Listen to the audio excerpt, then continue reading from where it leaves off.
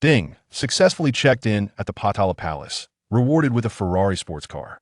Ding, successfully checked in at Namtso Lake, rewarded with a luxurious mansion valued at 1 billion. Ding, successfully checked in at Lijiang Ancient Town, rewarded with a private jet. As long as one travels the world, generous rewards will be bestowed. Unbeknownst to many, the world's richest person has quietly changed. Fang, I am laying my cards on the table. The new world's richest person is none other than me. Chapter 1. Activate the system. Rewards amounting to 1 million. Alas, I have been in Guangzhou for 2 months and have yet to secure a job. In a rental room costing 300 yuan per month, Fang lay dazed upon a hard and narrow wooden bed. During university, he believed that while a 6-figure annual salary might be a stretch, a monthly salary of 10,000 would certainly be within his grasp. Yet now, damn it, he cannot even find a relatively decent job. Currently, Fang has merely 100 yuan left in his pocket. Should he fail to find employment soon, he would be destined to sleep on the streets.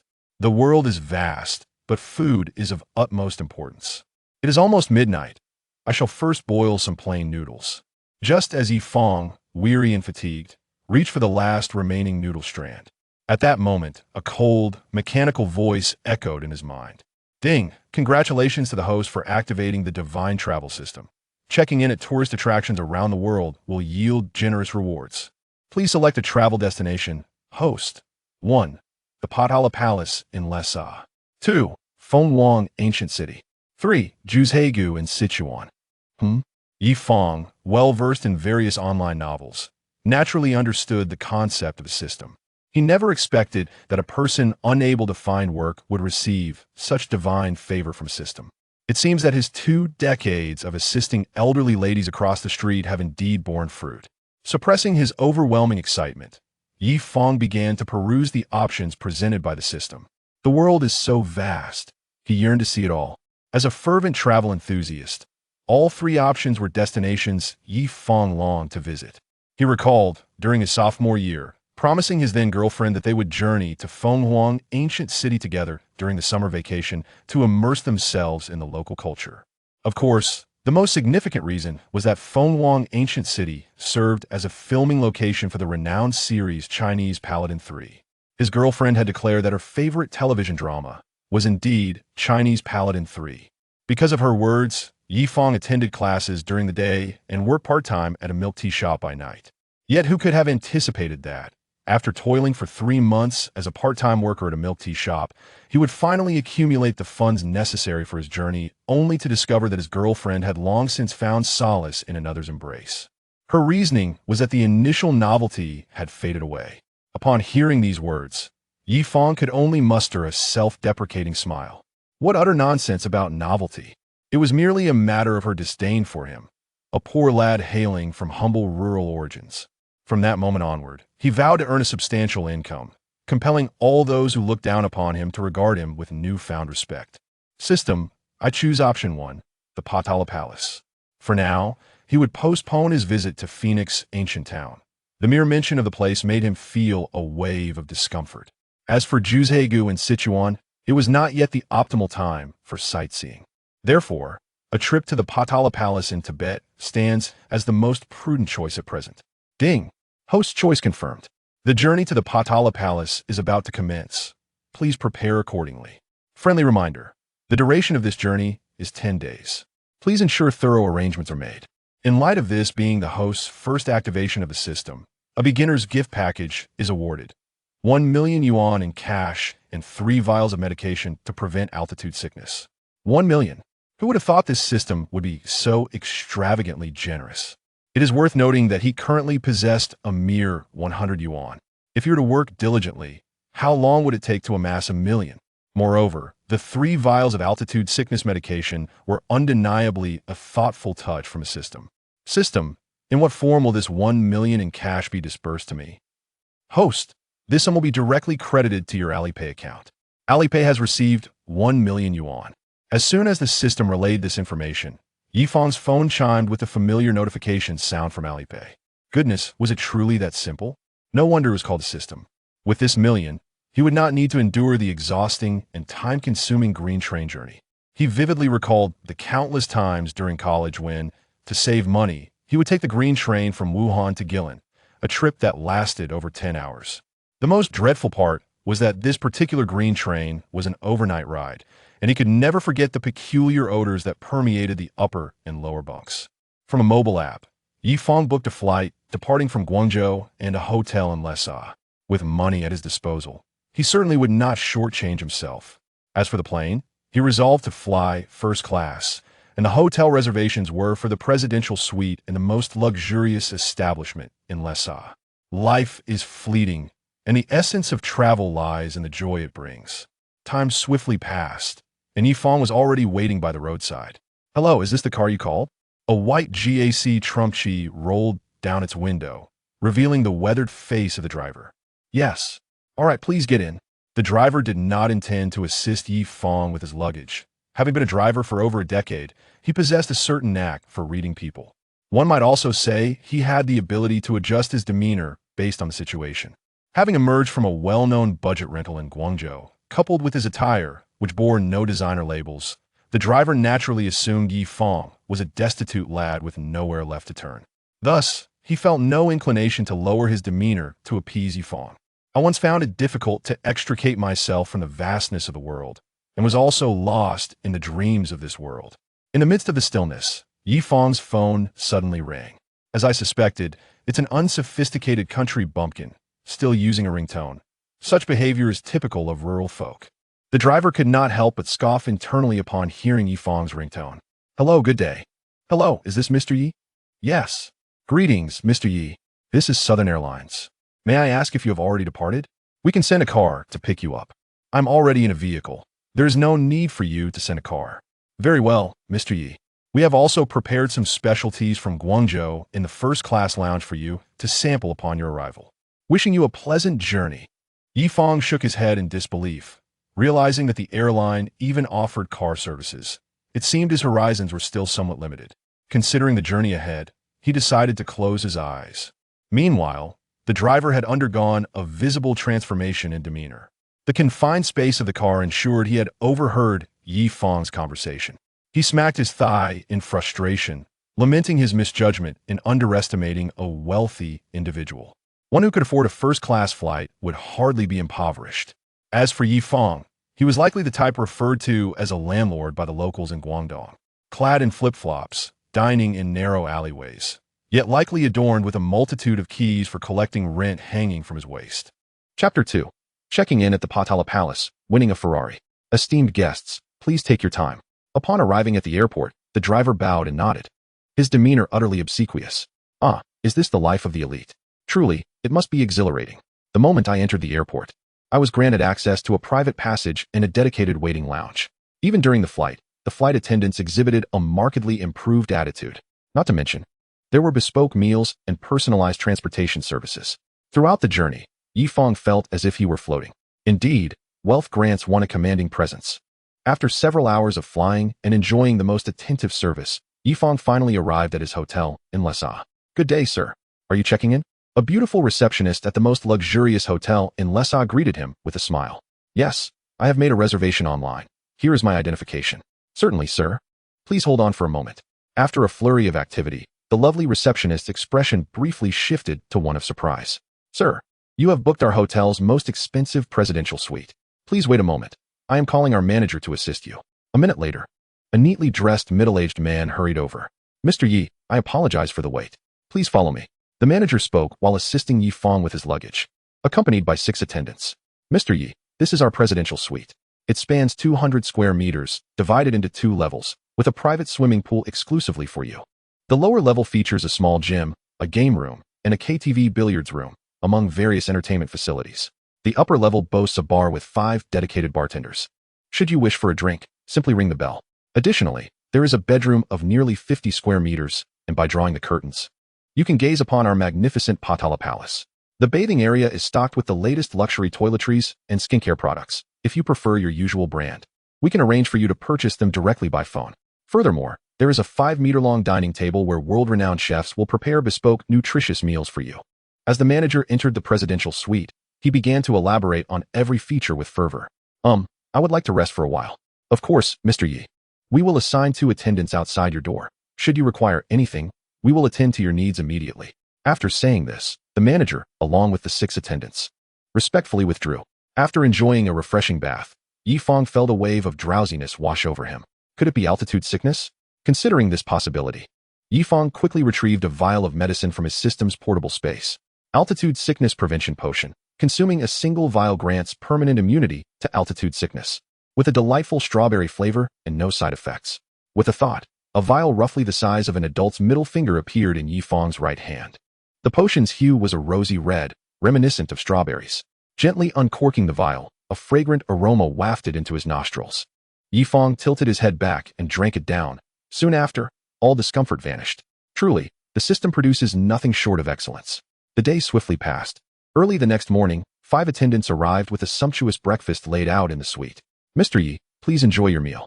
Once he had finished breakfast, Yifang set out on his journey to the Potala Palace. The hotel was only a few hundred meters away, so Yifang decided to walk. He casually purchased a prayer wheel and, following the owner's instructions, began to rotate it clockwise while praying for the health and success of his family and friends. In just a few hundred meters, Yifang savored the unique local customs of Lhasa. Every few steps, he encountered a butter tea shop, its delectable aroma wafting through the air. With each breath, he could detect the scent of dried beef. Monks clad in traditional Tibetan robes passed by every few minutes. All of this enchanted Yifang. It felt as if he had entered a pure land, with the sound of chanting elevating his spirit. Before long, he arrived at the Potala Palace. This palace, the highest in the world, emanated a unique sense of sanctity and grandeur. Its classic red and white hues were striking, adorned with countless gilded Buddha statues. As photography was prohibited during the visit, Yifang reluctantly put away his phone and embraced the mystery of the Potala Palace with all his heart. Ding! The host has arrived at the Potala Palace. "Would you like to check in?" "Check in," Yifang replied without hesitation, glancing at the prayer wheel in his hand. Ding! Check-in successful. Rewards are as follows. 1. 10 million in cash. 2. A Ferrari SF90. Upon hearing the reward details, even Yifang, accustomed to the system's lavish gifts, could not suppress his excitement.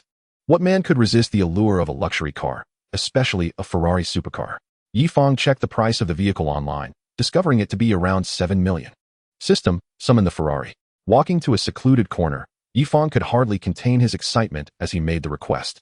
As soon as he uttered the words, a beam of divine light flashed, and a striking red supercar appeared before him. The Ferrari SF90, a hybrid with 1,000 horsepower, boasted a touch-sensitive steering wheel and a dashboard brimming with technological flair. Yifang opted for the vibrant red model, its color as bright as fire, promising to delight his parents as well. What astonished Yifang even more was that all the paperwork, including the invoice, had already been completed in his name. Had this step not been taken, others might have suspected the car was stolen. Host, when extracting rewards, neither people nor technological means can detect it. There is no need for you to go to an isolated location. Truly, the system is remarkably considerate. He merely needed to enjoy his travels and check in. The rest was not his concern. With this thought, Yifang climbed into the dazzling red Ferrari. Wow, that looks like a Ferrari. Indeed. I can't believe there's such a wealthy individual in Lhasa. After living here for over a decade, I've only seen 1 or 2. I just checked online. The price of this red supercar is around 7 million. 7 million. It would take us decades of hard work without eating or drinking to save that much. How enviable for those affluent magnates. If only I had been born lucky. Such things are not attainable if one is not born with them. Just enjoy your handheld pancakes and stop daydreaming. The Ferrari supercar, inherently luxurious, drew the attention of nearly everyone on the road, especially in its striking red hue. Passers-by speculated about which tycoon could afford such a vehicle priced at 7 million. "Mr. Yi, welcome back." "Yes, please help me park the car." Upon hearing this, the hotel manager looked up and, upon seeing the car, could not help but narrow his eyes in surprise, quickly recovering his composure. Those who can afford to reside in a presidential suite surely find it unremarkable to drive a Ferrari. Chapter 3. A Journey Through Barker Street with Beauty. Handing the car keys to the hotel manager, Yifang ascended in a private elevator to his presidential suite. "Mr. Yi, after your arduous journey, we have prepared for you our exclusive handcrafted chocolates, valued at 1,000 yuan each. Please, indulge at your leisure." Yifang responded nonchalantly. Once they departed, he shed his garments, intending to take a refreshing bath first. The dim, orange-hued lights adorned the understated yet opulent bathtub. The hotel manager remarked that the bathtub was meticulously crafted from a single slab of natural green Pakistani onyx, polished on both sides. Additionally, an array of Lamer skincare products was neatly arranged beside the sink. However, Yi Fang paid little attention to these cosmetic offerings. Sipping on exquisite champagne, he luxuriated in the moment, immersed in the soothing embrace of the whirlpool bath. Ding ding ding. After donning a snug bathrobe, he rang one of the bells. Good day, Mr. Yi. Please relax and recline on this bed. Two professional masseurs approached, providing the weary Yi Fang with a bespoke luxury spa treatment. Once the spa concluded, Yi Fang reclined alone on the plush sofa, gazing at the 6-meter-high living room with a hint of dreamy detachment. Ding ding ding. Good day, Mr. Yi. We are your personal mixologists. May I inquire what flavor of cocktail you would like? Please prepare your finest cocktail, he replied. Certainly, Mr. Yi. As Yi Fang savored the specially crafted cocktail, he faintly perceived a sound near him. Is something amiss? Apologies for disturbing your respite, Mr. Yi.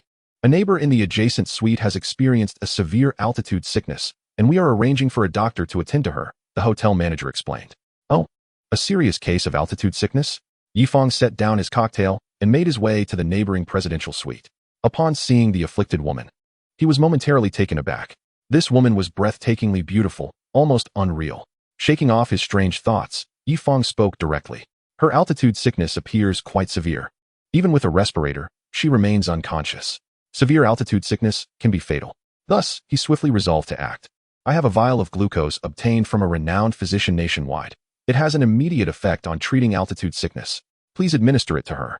Mr. Yi, this. Rest assured, you know Dr. Lin from Beijing First Hospital, don't you? This special glucose is sourced from him. Upon hearing Yi Fang's words, the hotel manager immediately resolved to give the medication to the stunning woman. Cough, cough. Not long after consuming the remedy, Nia Shirshir, who had been unconscious, opened her eyes. Miss Nia, how do you feel now? I feel perfectly fine now. Thank you for your care. The hotel manager could hardly believe his eyes. Could the glucose Mr. Yi provided truly be so effective? After much contemplation, he attributed it to Dr. Lin's exceptional medical skills. However, for Mr. Yi to have access to such a miraculous remedy, their relationship must be quite close.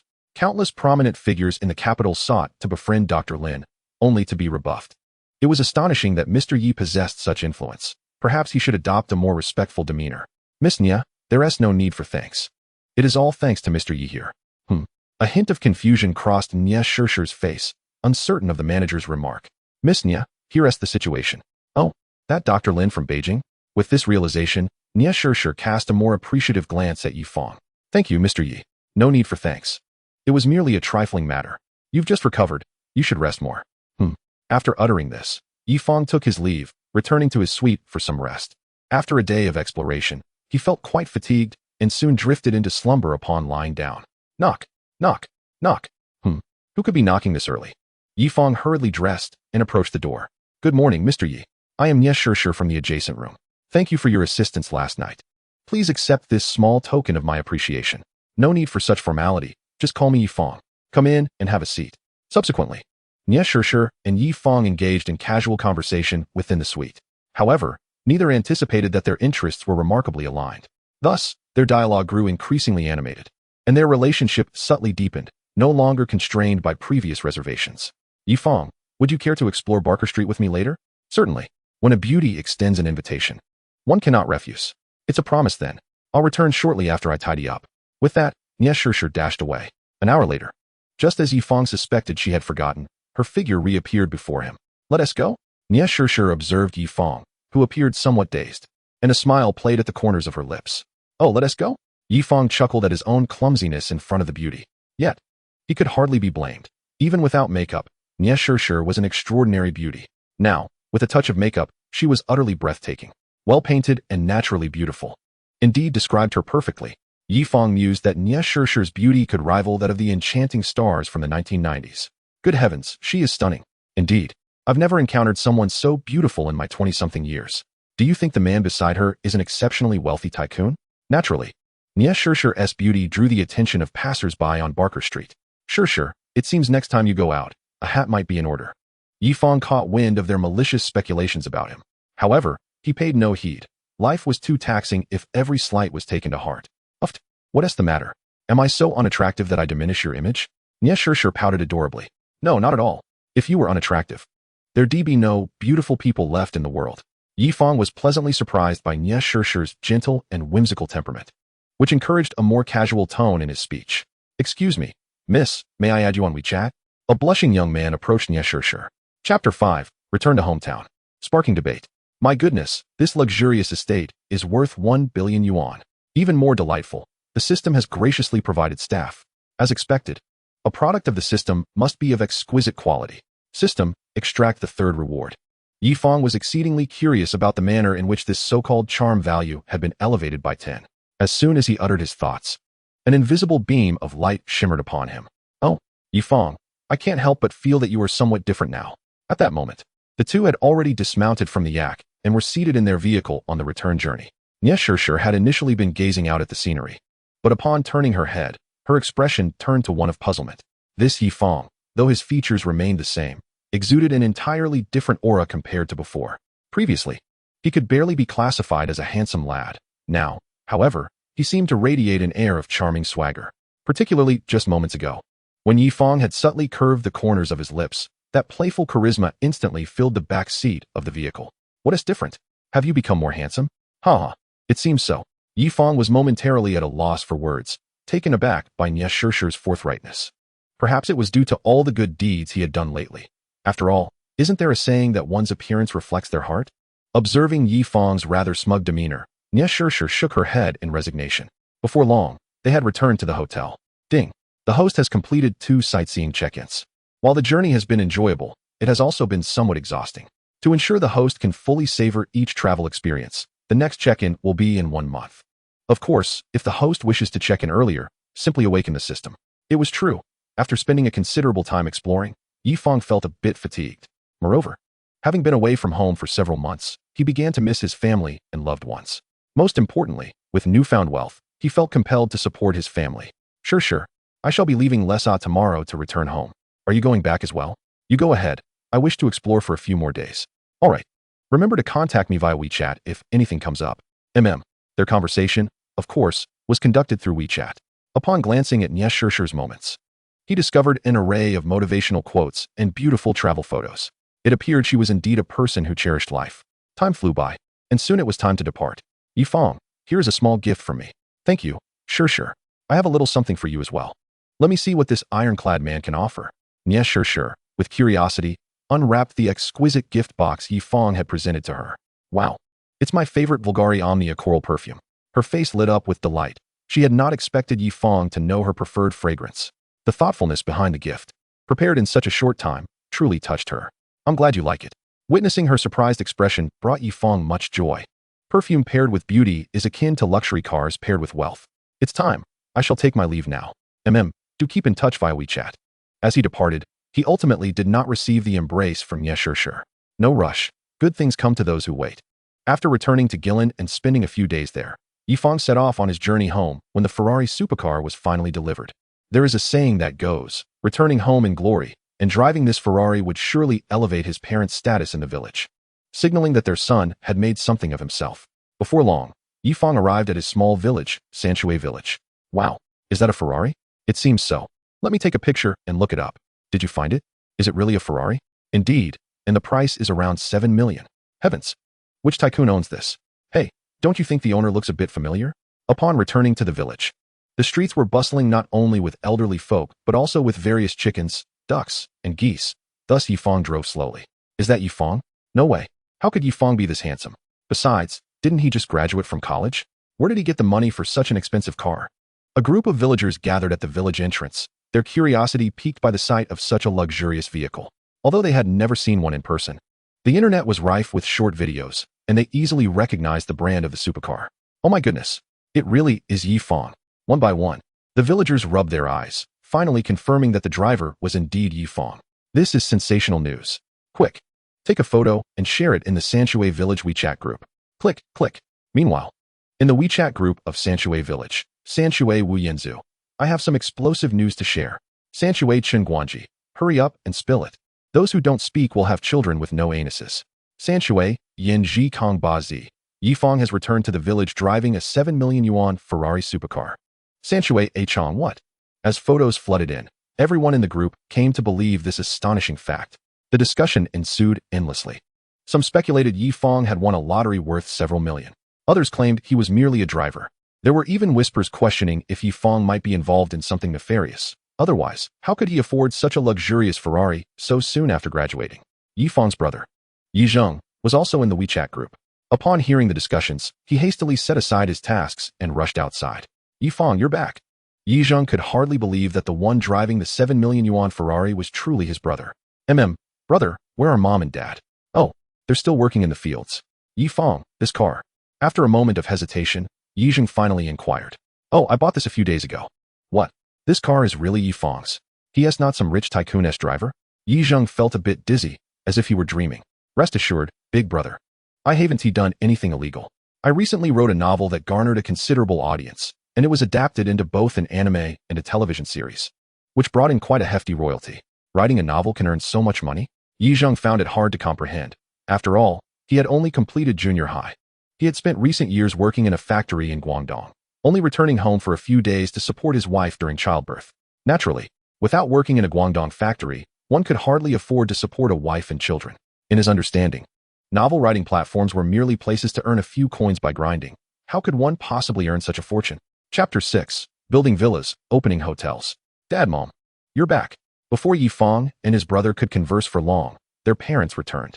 Both were in their 60s, and the white hair upon their heads was becoming increasingly conspicuous. Observing the wrinkles etched upon their faces, Fang felt a surge of sorrow. 60 years old, an age when people in the city are already retired, engaging in leisurely square dancing. Yet his parents still toiled each day in the fields. Logically, they should not have to work so hard. However, with Fang yet to establish a family or career, they were understandably worried. They wished to work harder to save up for Fang's bride price and to build a new house. Currently, their family of 7, including Lijiang's small family, was crammed into a 20-year-old brick house. Consider this. Without a new house, which young woman would dare to marry? Fang was acutely aware of this reality, which is why he exerted himself more than anyone else during his university years. Mom and Dad, now that I have attained prosperity, I will ensure that you never endure hardship again. I will provide you with a grand villa where you will no longer toil in the fields, but instead, live in peace during your golden years. The thought brought a bittersweet sting to Fang's eyes. Fang, why have you returned? This isn't a holiday, is it? Mom and Dad, I'm currently unemployed. What? Unemployed? Fang's parents quickly set aside their hoes and approached him, concern etched on their faces. What's wrong? Are you unable to find work? Do not worry, Mom and Dad. Though I am not employed at the moment, I have earned a considerable sum from my side business. I have returned to build a villa for our family. A villa? How much will that cost? Fang, tell me honestly, have you been involved in any illegal activities? We cannot accept any tainted money. Oh, come on, Mom and Dad. If I had engaged in any unlawful acts, would I dare return home so boldly? His parents found his reasoning somewhat persuasive. So, what kind of villa do you plan to construct? I think the one belonging to old Zhang next door is quite nice. I inquired, and they spent 300,000 on the shell. We could handle the finishing touches ourselves to save money. Fang's father, Tianbao, set aside his hoe and took out a white plastic bag, extracting a homemade cigarette. Meanwhile, his mother, Tao Xiufang, washed her hands and went to the kitchen to prepare a meal. Mom, take a break. Let Jinger handle dinner. How can you say that when your wife has just given birth? Tao Xiufang shot a disapproving glance at Lijiang and began to chastise him. Dad, there's no need for that. I plan to invest 10 million to complete the house and renovations in one go. What? Tianbao's hand shook slightly as he held the cigarette. 10 million? Are my ears deceiving me? 10 million? Fang, you must be jesting. Lijiang's tone rose, incredulity evident in his voice as he struggled to believe that his brother could amass such a fortune. Brother, just take a look at my Alipay account, Fang said, simultaneously pulling out his phone. With a skeptical expression, Lijiang approached and peered at Fang's phone. This. Dad, Fang truly has 10 million. The white plastic bag slipped from Tianbao's grasp, tumbling to the ground, while Tao Xiufang, cooking in the kitchen, trembled, causing vegetables to spill from her spatula. Wonderful. Our family's first university graduate. You've made it. Laughter and tears mingled in the eyes of Tao Xiufang and Tianbao as they finally grasped the fruits of their labor. Could it be that our family's fortunes have turned? Perhaps it is time to honor our ancestors properly. In the ensuing days, Fang remained at home, entrusting all matters related to the villa to his brother Lijiang. At the same time, at the village's CBD, which lay at the entrance of the village, a group of women gathered to gossip. Have you heard? The Yi family is building a villa. Oh, I've heard that for ages. What is so remarkable about it? The speaker was a neighbor of Fang's family, Old Zhang. Hey, Old Zhang, while you may be their neighbor, you cannot claim to be as well-informed as I am. Interjected Yi Chang's wife, who shared a great-grandparent with Yi Tianbao. What's the scoop? Is there something scandalous? Upon hearing Yi Chang's wife's words, the group was instantly intrigued. Promise you won't tell anyone else, she warned. Fear not. You know how tightly we keep secrets, they assured her. Well, the villa that Yi Tianbao is building will cost at least 10 million. Wow.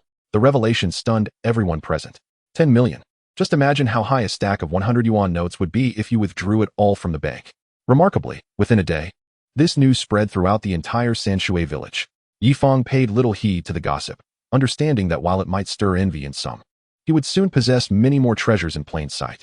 After all, it is said that one cannot remain a thief indefinitely, but one can certainly prepare to guard against theft. Brother, working on the assembly line in Guangdong is exhausting. Have you considered other avenues? Well, Yi Fang, of course. I've thought about it. I can't work the assembly line forever, but with only a middle school education, I struggle to find opportunities, Yijing admitted with a bitter expression. Haunted by the nights, he spent regretting not pursuing higher education like his brother. Just tell me what you want to do, and I can provide some startup capital. Yi Fang offered. Yijing's excitement was palpable. With a brother capable of producing 10 million for a villa, he knew money would not be an issue. I want to open a hotel in our town, which is a tourist destination. All right, will 5 million suffice? That will be more than enough. Yijing exclaimed. Unable to contain his joy. I only want to establish a modest hotel. Brother, feel free to pursue your dreams. Even if the 5 million were to go to waste, it wouldn't matter. Tears welled in Yijing's eyes as he realized how fortunate he was to have such a caring brother. In Sanshui village, many families had been torn apart over a mere few thousand yuan. Yet Yi Fang had offered him 5 million without hesitation, reassuring him that even if it failed, it was no great loss. Chapter 7. Moving into the manor, strengthening bonds. Mom, Dad, brother, sister-in-law, you need not see me off. Yi Fang had initially hoped for his parents to accompany him to the manor in Guangzhou, but they insisted on witnessing the construction of their villa. Reluctantly, Yi Fang set off for Guangzhou alone. After spending a few days at home, satisfying his homesickness, it was time to continue his journey. Be safe out there, Yi Fang's parents said, their eyes glistening with tears, but they knew he was no longer a child and had to forge his own path. Mr. Yi, welcome. I am the manager of Tai Manor. You can call me Xiao Zhou. As Yi Fang stepped out of the car, a man in his 30s approached. Impeccably dressed in a suit. Please drive slowly. I want to take in the beauty of the manor. Of course, Mr. Yi. Thus, as the car meandered through the estate, Yi Fang was afforded the opportunity to bask in the splendor that surrounded him. The manor was a veritable garden of blossoms, lush greenery, and elegant British-style architecture, all contributing to an air of sophistication. The grand entrance of the estate is supported by several towering white columns, and the 10-meter-wide gap accentuates the magnificence of the gate. Good day, Mr. Yi. Several servants diligently prune the expensive trees, while others attend to the meticulously maintained golf course. Upon encountering Yi Fang, they all momentarily set aside their tasks to greet him. In essence, everything within the estate radiates beauty and order. Yet, Yi Fang remains oblivious to the fervent discussions online regarding his recent residency at Tai Manor. As one of Guangzhou's most renowned luxurious estates, it has certainly garnered considerable attention in recent years. Previously, due to its exorbitant price, the manor lay vacant for several years without a proprietor. In today's digital age, countless individuals have come to know the opulence of this estate through drones and live broadcasts. However, as someone was wandering outside the manor today, they discovered that this lavish estate had finally acquired a resident. Instantly, this revelation ignited a flurry of speculation on local forums in Guangzhou. An array of people began to conjecture about the identity of the prominent figure capable of purchasing Tai Manor. Moreover, since the arrival of its new owner, the area has been declared a no-fly zone for drones. Discussions on the forum persisted for quite some time, without any insider revealing the truth. Consequently, the question of Tai Manor's ownership has remained a hot topic, resurfacing every few days for months to come. I once found it difficult to extricate myself from the vastness of the world, becoming enmeshed in its whimsical reveries. Just as Yi Fang contemplated a leisurely stroll through a private vineyard, his phone chimed with an incoming call. Sure, what's up? Is there something on your mind? What? Can't I just call you for no reason? Came the sweet voice of Nya Sure from the other end. Nothing serious, just teasing. Are you still in Tibet? Not anymore. I'm back in Guangzhou now. What a coincidence. I just returned to Guangzhou myself. If you're free, come over and visit. Yi Fang felt it was time for him, as a gentleman, to take the initiative. Sure. Where do you live?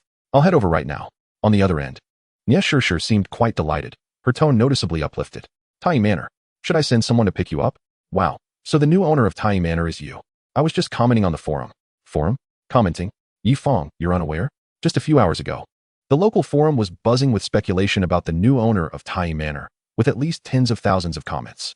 Yi Fang shook his head, astonished that he had inadvertently become a figure of intrigue in the online world.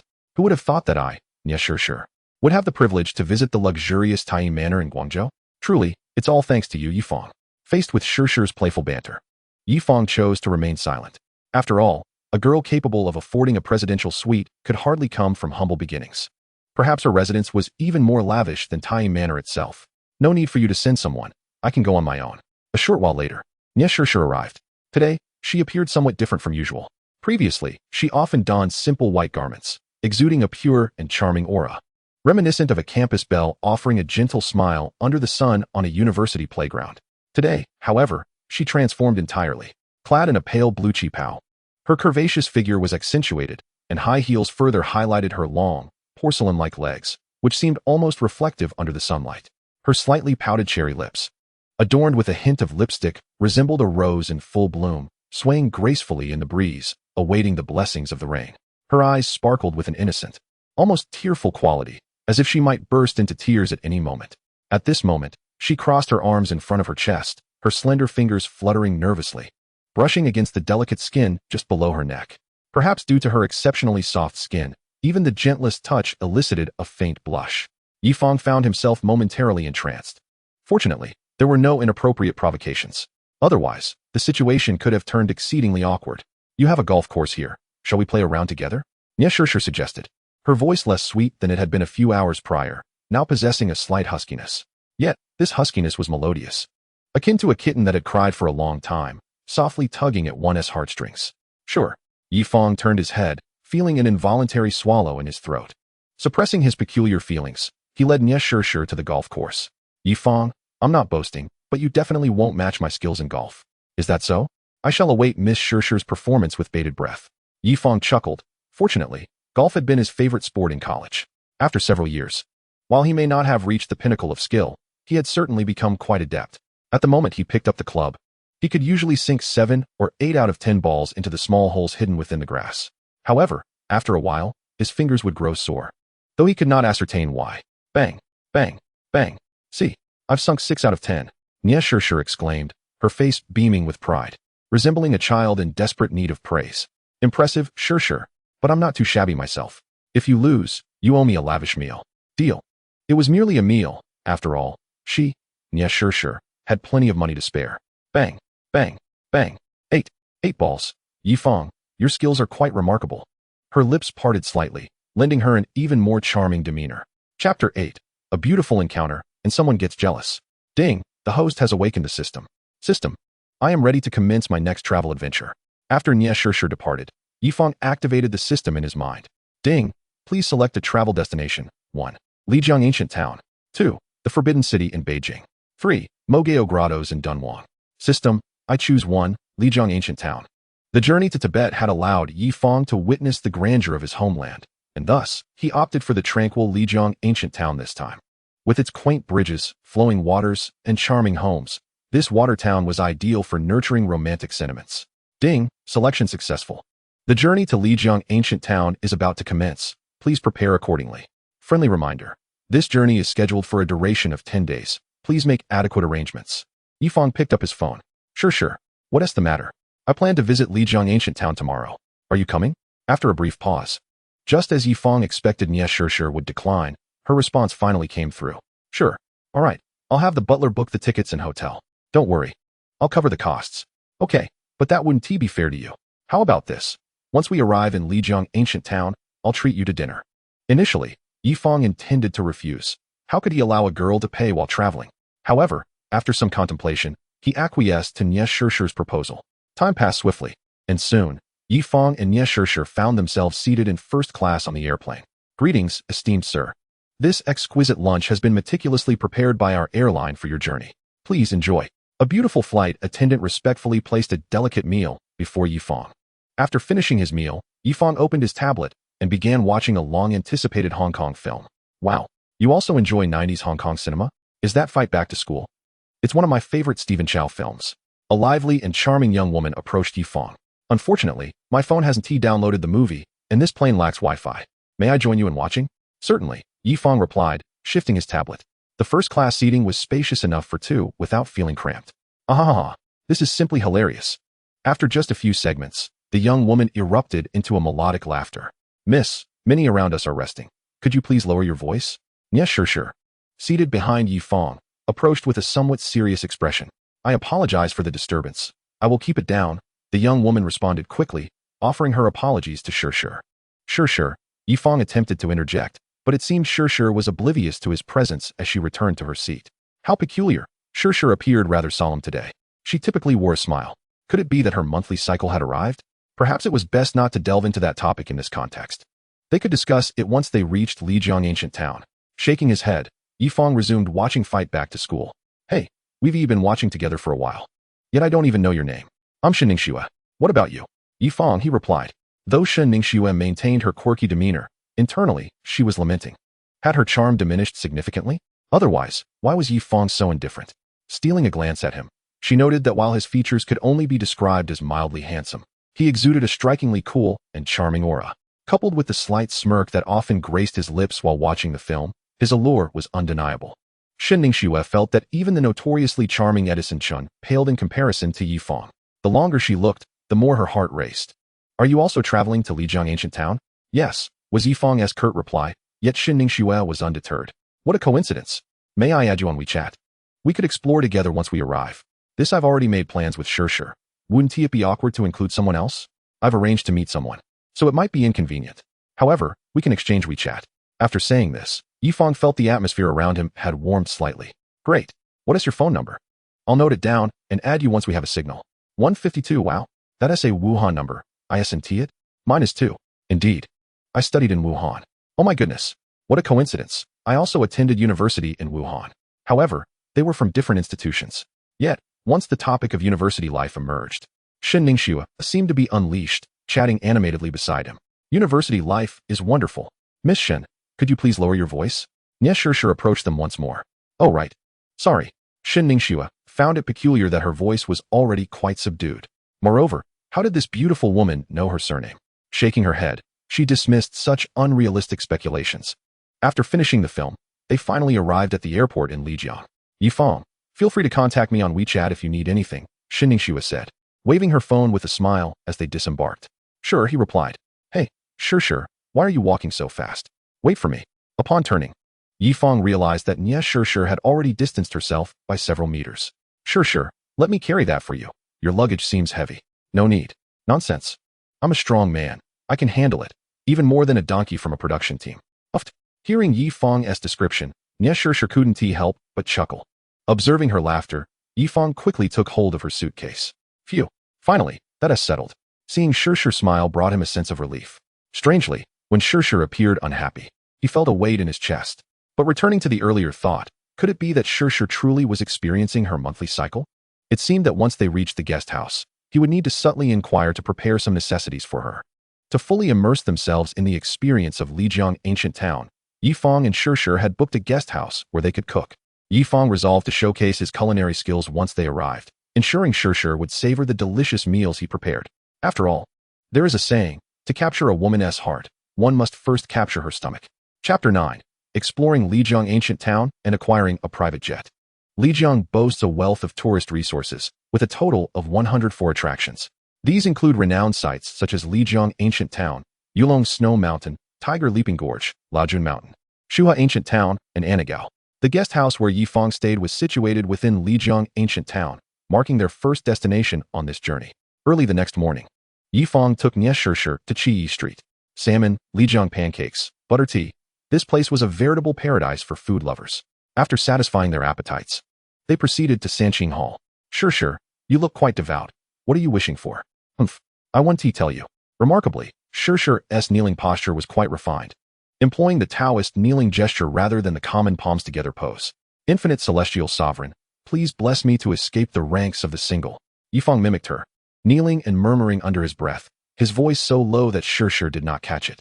Next, they visited the Mu family mansion, the filming location for the drama Mu Family Wind and Cloud. It appeared quite opulent, allowing them to vividly sense the lavish lifestyle of the past elite. With daylight still on their side, they chose to ascend Lion Mountain, the highest point in Lijiang Ancient Town. Although it was labeled as the highest point, it only took about 10 minutes to reach the summit. How beautiful! Sure exclaimed upon reaching the top of Lion Mountain. From this vantage point, they could overlook the entire panorama of Lijiang. and the gentle breeze heightened the beauty of the scenery. Perhaps feeling a bit warm, Shirshir removed her large hat. Instantly, her long hair cascaded down, with a few droplets of fragrant sweat appearing at her nose and the corners of her eyes. As the wind lightly tousled her thick locks, it revealed her exquisite and flawless visage. How lovely. Indeed, I've never seen such a beautiful girl in my life, a few girls nearby whispered, marveling at Shirshir's beauty. As for those boys, although they did not vocalize their thoughts, the occasional glances they cast towards Nya Shirshir spoke volumes. Some girls, noticing that their boyfriends were behaving peculiarly, became infuriated and tossed their hats aside, choosing to descend the mountain alone. It appeared that this beauty was no longer single, as there was a man by her side. From my extensive experience in the realm of romance, it was evident that the relationship between the two was undoubtedly complex. You, with your brash declarations, be cautious. If one were to heed your words, even a sow could climb a tree. Hey, do not dismiss my observations. Take a closer look and you may notice the subtle tilt of the beauty's head towards that man, a clear sign of reliance. Upon hearing the man's analysis, those around him began to see some merit in his claims. However, while he possessed a certain roguish charm, he still paled in comparison to the beauty. Perhaps he had stamina and confidence on his side. Look, he*s wearing gray pants. You can verify it for yourselves. The group instinctively turned their gaze forward. Ugh, you shameless lecher. Among their ranks were also women. Initially, they did not comprehend the significance of the gray pants, but once they glanced over, they were confronted with something glaringly obvious, yet utterly inappropriate. In the next instant, their cheeks flushed crimson, and they muttered indignantly about the man's audacity. Their voices were hushed, and given the throng of people surrounding them, Yi Fang and his companion remained blissfully unaware of their discussion. Of course, even if Yi Fang had known, he would merely have smiled knowingly. Little do they realize, my prowess is not merely a facade. As twilight descended, Yi Fang and his companion arrived at Dineflower Lane. This locale was particularly enchanting for an evening stroll, and even the air seemed to exude romance as they walked side by side. Ding! Congratulations to the host for successfully checking in at Lijiang Ancient Town. Rewards are as follows. 1. A private jet. 2. A Patek Philippe watch valued at 2 billion renminbi. 3. A cash deposit of 10 million. 4. World-class martial arts skills comparable to that of a military expert. Wow! Even though Yi Fang had grown accustomed to the system's extravagant rewards, he was momentarily taken aback. There is no need for such astonishment, host. These are merely appetizers. Should you expand your travels to foreign lands, the rewards will be even more bountiful. Goodness! This is merely an appetizer. The system is being rather ostentatious. Just imagine the grandeur of boarding my own private jet. From the system, he learned that this jet was not only equipped with a professional pilot, but also had access to numerous flight routes. As for the second reward, Yi Fang, having once been a penniless youth, was unfamiliar with the brand's prestige. However, the mere value of the watch was astonishing enough. 2 billion. Yi Fang took out his phone to search for information about this watch. The Patek Philippe brand featured the model the Grandmaster Chime, crafted as a 175th anniversary commemorative piece in 2014. This timepiece was the most complicated in Patek Philippe's history, boasting a double-sided dial with 20 functions. Most importantly, there were only 7 of these watches in existence worldwide. Even wealth could not secure one. Yi Fang was unsure how the system had procured it. Yet he recalled that he need not worry about rewards, so he refrained from further inquiries. With a mere thought, the luxurious watch adorned his wrist. However, would others mistake it for a counterfeit? How foolish of me to worry. As long as I know its authenticity, what does it matter if others remain oblivious? This way, I could avoid any unfortunate incidents of theft. But why fear robbery when I have that fourth reward? With another thought, Yi Fang summoned the fourth reward. In an instant, a vial of white liquid appeared in his hand. This potion was similar in size to the previous one that prevented altitude sickness, with only a slight difference in color. After swallowing it, he found the taste peculiar, imbued with a sense of vitality. Yi Fang furrowed his brow momentarily, but the next moment, exhilaration coursed through him. He felt powerful, strong enough to incapacitate 10 security guards single-handedly. Additionally, his agility had significantly increased, along with heightened hearing and vision that surpassed that of the average person. Yi Fang, dinner is ready, came Nya Shirshir's voice from outside. Oh right, I'm on my way. Yi Fang tidied himself up and made his way to the common area of the inn. That watch was rather conspicuous. It nearly blinded my titanium alloy eyes. Perhaps others would think I was merely a pretentious youth flaunting a fake. A little vanity is natural for the young, the innkeeper mused silently, though he chose not to voice his thoughts. Such unkind revelations were not his place to disclose. Chapter 10. Encountering a scoundrel at the bar. After a satisfying meal, Yi Fang and his companion ventured to a nearby music bar. The orange and purple lights created an artistic ambience, the shelves adorned with an array of colorful bottles, while the decor leaned towards a vintage aesthetic. The bar was divided into two levels. The first floor featured a small stream and bridge, while the second was open air. Lanterns were artfully hung along the green brick walls. By 9 o'clock, the resident singer had arrived. He was seated centrally on the first floor, surrounded by small pools of water. As the lights dimmed, the strains of Chengdu began to fill the air. His voice was truly captivating. Nieshishir couldn't help but express her admiration. I need to use the restroom. All right. Yifang discreetly approached the front desk to discuss matters with the owner. Once the resident singer finished his performance, Yifang took to the stage with a guitar in hand. Here's a song for you all, Southern Girl. The bar's lighting seemed to spotlight Yifang perfectly. It wasn't long before his deep, emotive voice resonated through the room. She does not require bulky winter garments to conceal her flowing beauty. Her essence lingers in the streets she frequents, leaving an aromatic shadow in the hearts of those who glance back, dissipating like a fleeting fragrance. Below, Nieshishir was momentarily entranced, captivated by Yifang's performance. Not to mention, his charming demeanor, accentuated by a slight smirk while singing, elevated him to another level of allure. He is so handsome. His singing is simply delightful. Yes. Just look at how he smiles. My goodness, I feel as though I could drown in his smile. The women in the bar began to gossip excitedly about Yifang on stage. Thank you, everyone. Yifang offered a slight bow before stepping down from the stage. Bravo. The patrons erupted into enthusiastic applause, including the previously anxious bar owner, who had worried Yifang might flop, but was pleasantly surprised by his talent. How was that? Not too shabby, right? Yifang returned to face Nieshishir, gliding through the light. It was acceptable, at least it was bearable. Nieshishir pouted slightly, her expression exuding a hint of pride. Just as Yifang was about to speak again, 3 imposing men approached them. They were exceedingly tall, though dark circles under their eyes and slightly discolored lips hinted at a life of indulgence. We are uncertain whether we have the honor of sharing a glass or two with such a beauty. The leader among the 3 presented himself with an expression he deemed exceptionally handsome and charming. However, disregarding their chapped lips, dark circles under their eyes, and the air of inadequacy surrounding them, one must admit that the trio's appearances were indeed rather striking. I apologize, but I do not drink, Nieshishir replied coldly, declining with a firm tone. That's quite all right. I too have little fondness for alcohol. Waiter, please bring us 2 glasses of lemonade, he continued. Nieshishir frowned slightly, but chose to remain silent. May I have the honor of allowing the beauty to try the lemonade I ordered?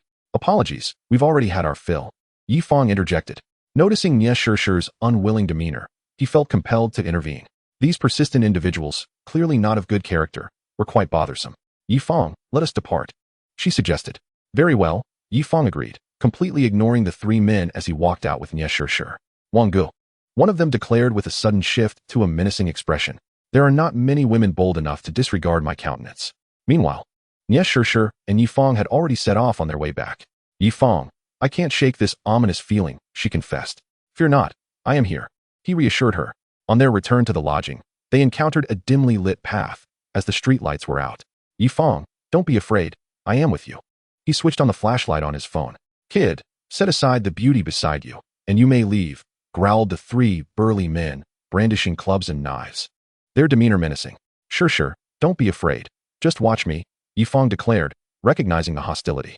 He wasted no time and struck first. How audacious of you to think you can take on 3. They charged, confident in their advantage. Despite their imposing stature and weaponry, Yifang appeared slender and untrained. They doubted this weakling could mount any significant resistance. Yet, to everyone's astonishment, with a swift kick, he incapacitated one of them. Following that, with a deft twist of his right fist, another brute fell to the ground. The leader of the trio stood frozen in shock. Yifang's speed was astonishing, almost a blur. Without allowing a moment for reaction, Yifang unleashed another kick, sending the last of the 3 sprawling several meters away, unable to rise again. What a spectacle! Yifang had expertly targeted their vulnerabilities. A blow like that would surely leave one bedridden for 3 days. Beside him, Nieshishir stood dumbfounded. Her cherry-red lips parted in disbelief. Yifang, are you even human? To take on 3 and remain so composed. Your stamina is remarkable. We must alert the authorities. This cannot go unpunished. About half an hour later, the police arrived at the scene. Were there not 3 miscreants? 4 officers approached, only to find Nieshishir and Yifang. There they are. Goodness, these are no predators, but rather mere punching bags, one officer remarked. They swiftly apprehended the 3 thugs and escorted them to the station, while Nieshishir and Yifang were required to accompany them to provide statements. Did you handle all 3 of them? One officer inquired. Indeed, Yi Fang replied. The officer regarded him with a curious gaze. These three brutes were muscular and armed. Yet the seemingly mild-mannered Yi Fang had subdued them. It seemed his identity was not ordinary. Perhaps he had military connections or was a skilled fighter. However, he did not dwell on it long. After completing the statements, the officers allowed Nie Shishir and Yi Fang to depart. Shishir, you weren't too frightened, were you? Yi Fang asked, concerned for the sheltered young lady. I was indeed frightened, but your presence brought me a sense of security, she admitted. Realizing her words had created an awkward, yet slightly intimate atmosphere between them. I'll go take a shower now. Upon reaching the lodging's entrance, Nie Shishir hurriedly dashed inside. Yi Fang merely shook his head, contemplating that perhaps their relationship had shifted in some way. Chapter 11. Ascending Jade Dragon Snow Mountain, winning 100 million in cash. Beep. System detection complete. The host is currently in Yunnan. Please select a sightseeing destination. 1. Jade Dragon Snow Mountain. 2. Dalitsongshan and Arai Lake. 3. Shangri-La. System. I choose 1. Jade Dragon Snow Mountain. As a true southern native, Yi Fang had a profound affection for snow. Despite having experienced it well during his previous trip to Tibet, he yearned for it once more. Perhaps this was an inherent longing for snowfall ingrained in the southern spirit. Another reason was that Jade Dragon Snow Mountain lay within Lijiang, not too far from their lodging. Beep. Selection successful. The journey to Jade Dragon Snow Mountain is about to commence. Please prepare accordingly. Reminder, the duration of this journey is set for 10 days. Please make ample arrangements. I once found myself ensnared by the vastness of the world, lost in its dreams. So close, and Shishir still needs to call via WeChat? Hello, Shishir. Yi Fang. I just saw a post on Xiaohongshu about Jade Dragon Snow Mountain, and it looks stunning. Shall we go tomorrow? Yi Fang was taken aback. What a coincidence. He had intended to call her as well, only to find she had reached out first. What do they say? A meeting of minds? Absolutely. I was just about to suggest the same. I will draft the itinerary. You can handle the tickets and transportation. Agreed. What is this? A perfect collaboration. Making the task enjoyable. Let us go. The vehicle they hired was recommended by the lodging owner, noted for their extensive experience. Based on information gathered online, Nie Shishir and Yi Fang chose the following itinerary. Lijiang Ancient Town, Jade Dragon Snow Mountain Scenic Area, the Glacier Park via the Jade Dragon Snow Mountain Cableway, lunch. Visiting Blue Moon Valley, Ganhaizi, and returning to Lijiang. After roughly an hour, they arrived at the Snow Kitchen restaurant at Jade Dragon Snow Mountain, conveniently near the entrance. Once they entered the scenic area, Nie Shishir and Yi Fang boarded the cable car to Glacier Park. Each car accommodated 8 passengers, and besides the 2 of them, 6 others, likely art students from a university, shared the ride. The cable car began its ascent, gradually rising from the lowest point. They were treated to a breathtaking view of Jade Dragon Snow Mountain. Vast expanses of white snow contrasted beautifully with vibrant green trees, creating a harmonious display of green and white as if the world were reduced to these 2 colors. Sure, let us take a picture. All right. They promptly removed their sunglasses and hats. Splash. The woman across the way is simply exquisite, radiating a luminous beauty. Indeed, especially when paired with the breathtaking backdrop of the snow-capped mountains. Upon my return, I shall surely capture this scene in a painting. The gentleman beside her is rather appealing as well.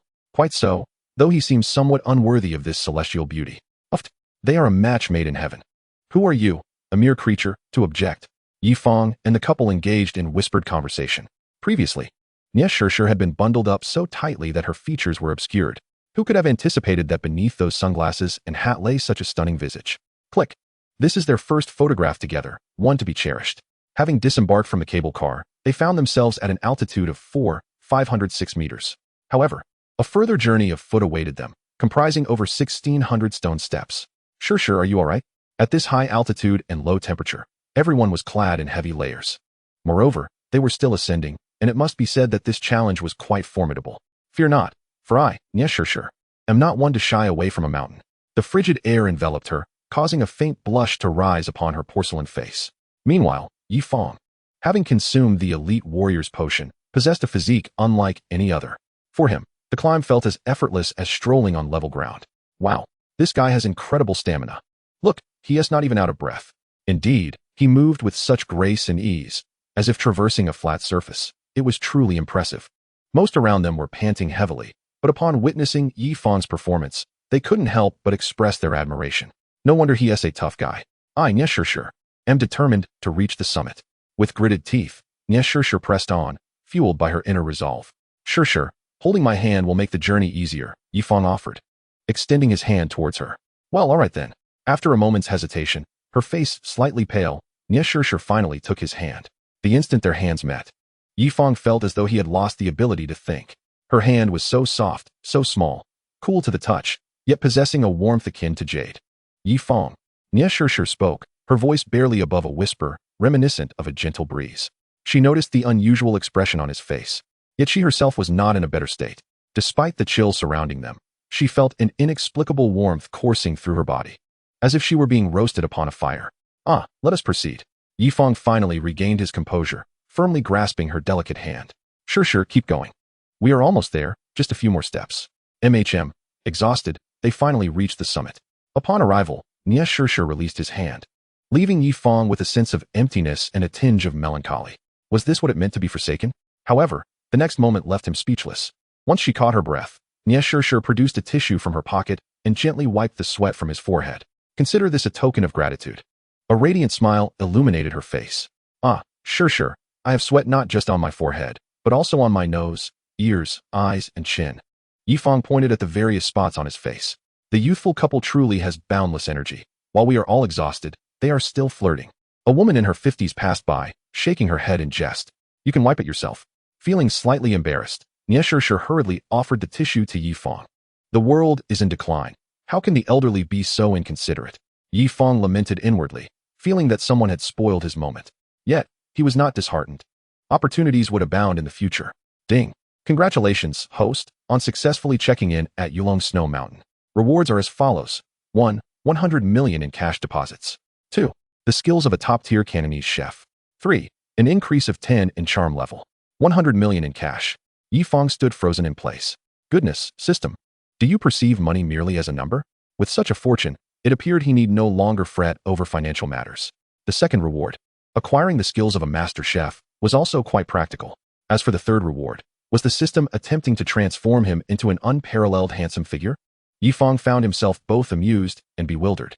Nevertheless, he could hardly resist. Who wouldn't appreciate being handsome? Yi Fang, hurry over here. There is a monument at an altitude of 680 meters. Let us take a picture to commemorate. All right. Subsequently, Nie Shishir requested a nearby stranger to capture their photo together. All right, you two can get a little closer, otherwise you'll be out of frame. Heeding the advice, Nie Shishir rested her hand on Yi Fang's shoulder, slightly rising on her toes due to their height difference. Click. All done. You two look wonderful together. Even with my mediocre photography skills, this came out beautifully. The passerby who took their picture couldn't help but exclaim, just as Nie Shishir was about to speak. A woman nearby, dressed rather scantily with heavy makeup, began live streaming on her phone. Welcome, dear viewers, to my live stream, brought together by fate. I am a newcomer, so please forgive any shortcomings. The streamer's voice had a somewhat affected lilt, reminiscent of an exaggerated Taiwanese accent. However, the audience seemed to enjoy this style. Today, we are at Yulong Snow Mountain, showcasing this breathtaking scenery. Suddenly, the streamer turned the camera toward Nie Shishir and Yi Fang. Though the lens lingered for only a few seconds, the entire live stream erupted in excitement. Good heavens, did I just see a fairy? Streamer, quickly turn the camera back. If you do, I'll send you a rocket. What? The man beside that woman is also quite handsome. Indeed, that charming fellow, oh my. I could drown in his smile. Seeing the enthusiastic responses in the live chat, the streamer couldn't resist redirecting the camera back to the couple. You two stunning individuals.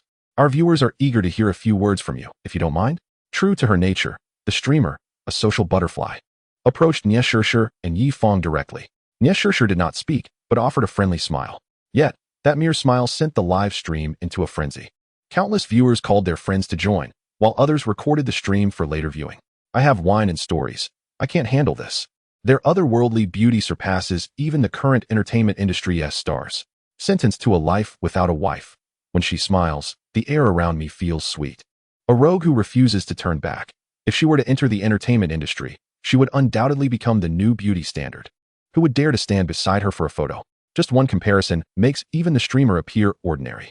Host, with an awkward yet polite smile, she greeted, "Hello, everyone." Amidst the endless barrage of comments, Yi Fang could only manage a fleeting salutation. He smiled faintly as the chat room erupted once more into a ceaseless stream of messages, adorned with dazzling fireworks and hearts. Kaiten, so handsome. I want to bear his children. Living vividly. I declare this young man has replaced Wu Yinzu in my heart. Deep-fried cutie. Sorry, we have something to attend to, so we'll take our leave. Nie Shishir signaled to Yi Fang with her eyes, prompting him to speak. Domestic little cutie, don't go. Fatherly affection on display. Oh my, don't leave, we haven't had enough yet. The chat room was once again inundated with messages. Yet Nie Shishir and her companion had already departed.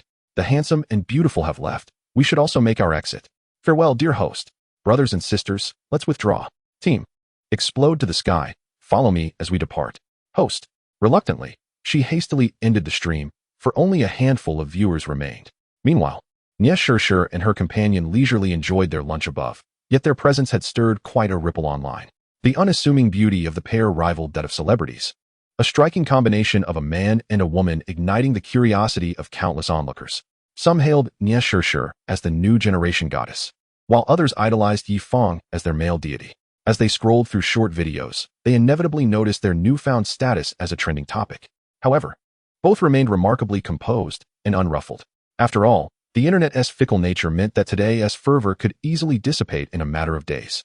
Once they had relished their meal, the duo boarded a cable car to explore the enchanting Blue Moon Valley. The copper sulfate from the Yulong Snow Mountain mingled with the alpine meltwater, transforming the valley into a striking blue.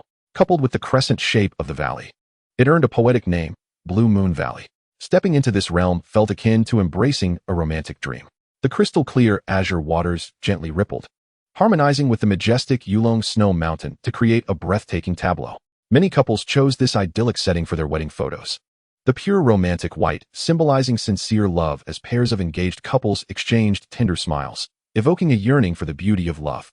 A gentle breeze wafted through. Warm sunlight bathed the grass, and this picturesque scene bore witness to their beautiful romance. Time flew by, and before 5 o'clock, Nie Shishir and her companion embarked on their journey back to the inn. Shishir, today I shall prepare a grand feast for you. In the inn's kitchen, Yi Fang busied himself with the ingredients, eager to showcase his culinary prowess. Wonderful. I shall await your grand meal, young Master Yi, Nie Shishir replied, arms crossed as she observed the focused Yi Fang. Surprisingly, he appeared quite adept in the kitchen. However, Nie Shishir tempered her expectations, reasoning that anyone residing at Tai Mountain Villa must hail from affluent backgrounds, likely unfamiliar with the nuances of cooking. After approximately 2 hours of culinary endeavor, a sumptuous array of Cantonese dishes adorned the table. Lobster in superior broth, braised pigeon, velvety shrimp balls, sweet and sour pork, and a pot of congee. Wow, Yi Fang. I must say, this Cantonese cuisine looks remarkably exquisite. Just the presentation alone is extraordinary. Of course, you ought to remember who I am. Hurry and taste it. Skeptical yet intrigued, Nie Shishir sampled each dish. Delicious. I dare say it surpasses the offerings at the Yuehai Grand Restaurant. Yuehai Grand Restaurant is the most renowned Cantonese restaurant in Guangzhou. Chapter 13. Shun Ningxue's Envy. The following day, Nie Shishir and her companion ventured to Shuha Ancient Town. Not far away, it offered serenity and tranquility, making it an ideal destination. Shuha Ancient Town, located in the northwest of Lijiang Ancient City, was once a vital post along the ancient Tea-Horse Road. Due to its relatively late development, it retained a quaint and rustic charm. Following the stream along Sifang Street upstream, crossing the Qinglong Bridge, one would encounter the Jiuding Longtan by the roadside. These rainbow trout are quite fascinating. Yi Fang felt a sense of familiarity with the voice, but couldn't quite place it. Yi Fang, these rainbow trout aren't particularly appealing. Let's visit the Tea-Horse Road Museum instead, Nie Shishir urged, not even glancing back. Yet fate had different plans. Shun Ningxue possessed keen hearing, and, despite the distance, she captured the key information. Yi Fang, what a coincidence. Do you remember me? It's Shun Ningxue from the plain, turning swiftly while feeding the rainbow trout. Shun Ningxue wore an expression of surprise. Ah, Miss Shun, of course, I remember you. Yi Fang found it quite serendipitous to encounter Shun Ningxue again amidst Lijiang's many attractions.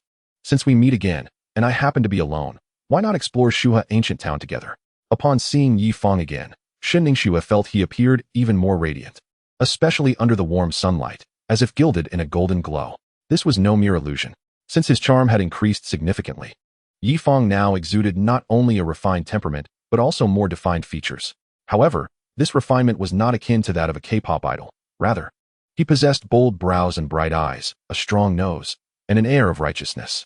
His handsome features combined with a charmingly roguish demeanor, a seemingly contradictory blend that harmoniously coalesced within him. To meet Yi Fang is to misjudge for a lifetime. To not meet him is to misjudge for a lifetime. Though Shun Ningxue appeared bold and cheerful, her heart raced, and images of Guoxiang meeting Yang Guo flooded her mind. Oh no! Could it be that I've developed feelings for him? The mere thought caused her cheeks to flush slightly. She was indeed a beauty herself, currently a sophomore, and naturally, there were no shortage of suitors at her university. Yet, she had never taken an interest in any of them. It was unexpected to find herself inexplicably drawn to Yi Fang after just a few encounters. Yi Fang was at a loss for words, glancing at Nie Shishir for assistance. Oh, so you are together, Shen Ningxue deduced, perceiving the unspoken bond between them, and her budding feelings withered like frost on an eggplant.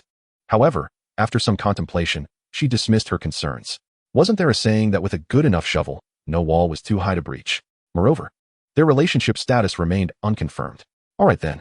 Shen Ningxue took the initiative to suggest an outing, and Yi Fang felt it inappropriate to decline, especially since Nie Shishir was merely crouched by the side, feeding the rainbow trout. Wonderful. I'm Shen Ningxue. May I know how to address this lovely lady? Nie Shishir, she replied, tossing the remaining bait into the pond before straightening up to smile at Shen Ningxue. How beautiful. Until that moment, Nie Shishir had been facing sideways, and Shen Ningxue had paid little heed. However, upon seeing her full face, she was momentarily stunned. Though Shen Ningxue considered herself a beauty, she felt overshadowed by Nie Shishir. What are you afraid of, Shen Ningxue? Your figure is far superior to hers. Shen Ningxue squinted slightly, silently encouraging herself. Truth be told, her inner thoughts held a semblance of validity. Nie Shishir's figure was undoubtedly alluring, yet Shen Ningxue's was even more striking. It could be said that from middle school to university, every time she went for a run, the boys in her class, and even those from other classes, would turn to gaze at her. Beyond her devilishly attractive physique, Shen Ningxue also took pride in her sensual lips. Her lips were neither the cherry-like pout revered by Eastern cultures nor the fuller lips sought after by Western standards. Instead, they perfectly blended the merits of both. Particularly today, with a soft pink gloss adorning them, her words seemed to beckon one to admire the luscious curve of her lips. Sure, you look stunning. One could not deny that Shen Ningxue had a flair for compliments. She was vivacious and exuded an aura of familiarity. You too, Nie Shishir laughed, bemused by her own inexplicable feelings. Come, let us explore the beautiful Shuha ancient town.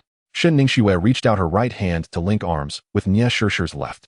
Nie Shishir did not resist and engaged in conversation with her. Meanwhile, Yi Fang stood behind them, utterly bewildered. He felt as though he had become an unnecessary third wheel. He shook his head, bewildered by the complexities of female friendship. After several hours of observation, Shen Ningxue finally deduced an exhilarating fact. Nie Shishir and Yi Fang had yet to establish a formal relationship and seemed to be in a flirtatious phase. What did this signify? It meant she still had a chance. Merely a flirtation at this stage, the future was unpredictable. And who could say what would unfold in the next moment? Perhaps, in time, Yi Fang would realize he preferred her type. Yi Fang, just wait. I, Shen Ningxue, will surely win you over. She motivated herself inwardly. After about an hour of strolling, the trio settled down in a restaurant. They sampled a variety of local delicacies, including chickpea jelly, rice sausages, and rainbow trout. The restaurant was already bustling with patrons, and with both Nie Shishir and Shen Ningxue being rare beauties, they naturally attracted considerable attention. Alas, here I am, traveling while you two are surrounded by beauty, and I am left with this unfortunate roommate, lamented one of the young men in the corner. Come on, having a roommate isn't that bad, his friend replied. What good fortune this guy has. Flanked by such exceptional beauties, I have yet to encounter anyone more stunning than them in Lijiang, another added, pondering what had drawn the girls to him. Perhaps some things become evident upon looking in the mirror.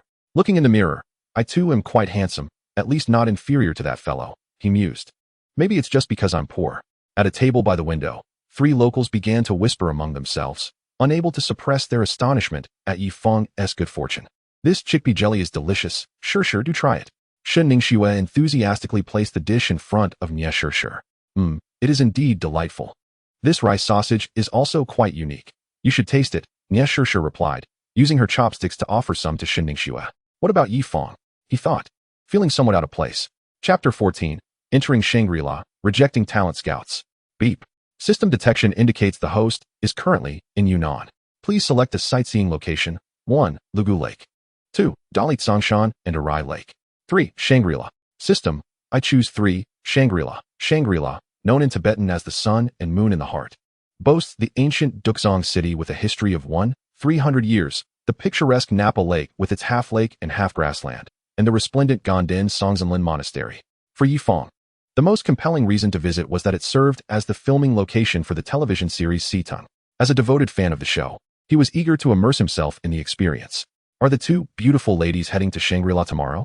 Yifang sent a message to a WeChat group named Heaven and Earth Society, which comprised only him, Nie Shishir, and Shinning Xue. Nie Shishir replied, Shangri-La sounds great. It's where Zhang Jie and Xia Na held their wedding. I've always wanted to go. Shinning Xue added, okay. All right, tomorrow at 9 a.m. Ning Xue will wait for us at the guest house, and Shishir and I will hire a car, Yifang instructed. Nie Shishir responded, I just checked, it's quite far. So we might need to stay overnight. Yifang noted, Shangri-La will likely be our final stop on this trip. I'll also check for flights. Ning Xue, do you want to return to Guangzhou with us? Sure, Shin Ning Xue affirmed. Thus, the trio finalized their plans in the WeChat group. Time flew by, and soon they were aboard a hired vehicle en route to Shangri-La.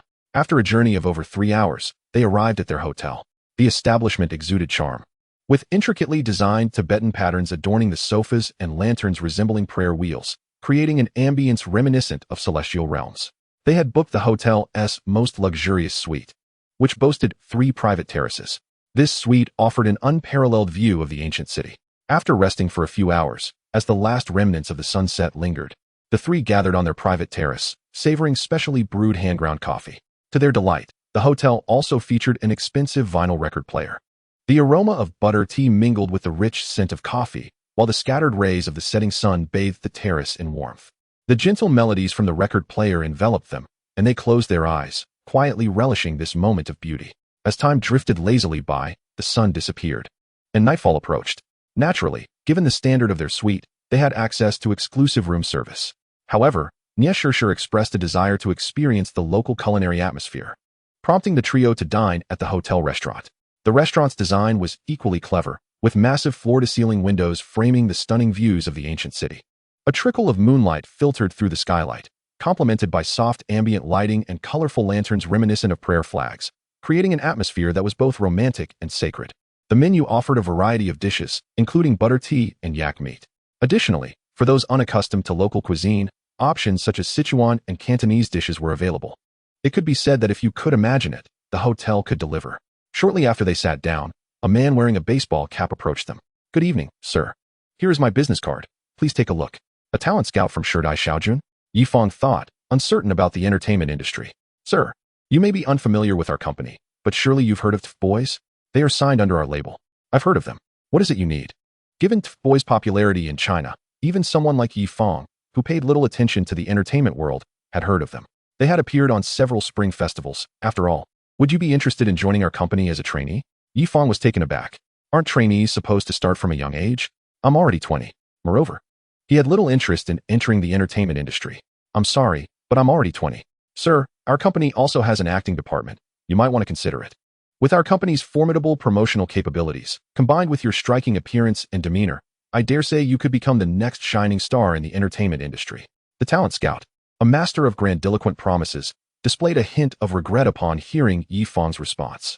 No matter, should you ever change your mind, feel free to reach out to me. Enjoy your meal. Yifang paid little mind to the exchange, focusing instead on savoring the yak meat at the table. Wow, what's wrong with the Era Shaojun company? Here we are, 2 stunning beauties sitting right next to Yifang, and he completely ignores us. Shin Ningxue teased with a playful smile. Ningxue, the Era Shaojun company only recruits males. Even if you wish to join, they wouldn't accept you.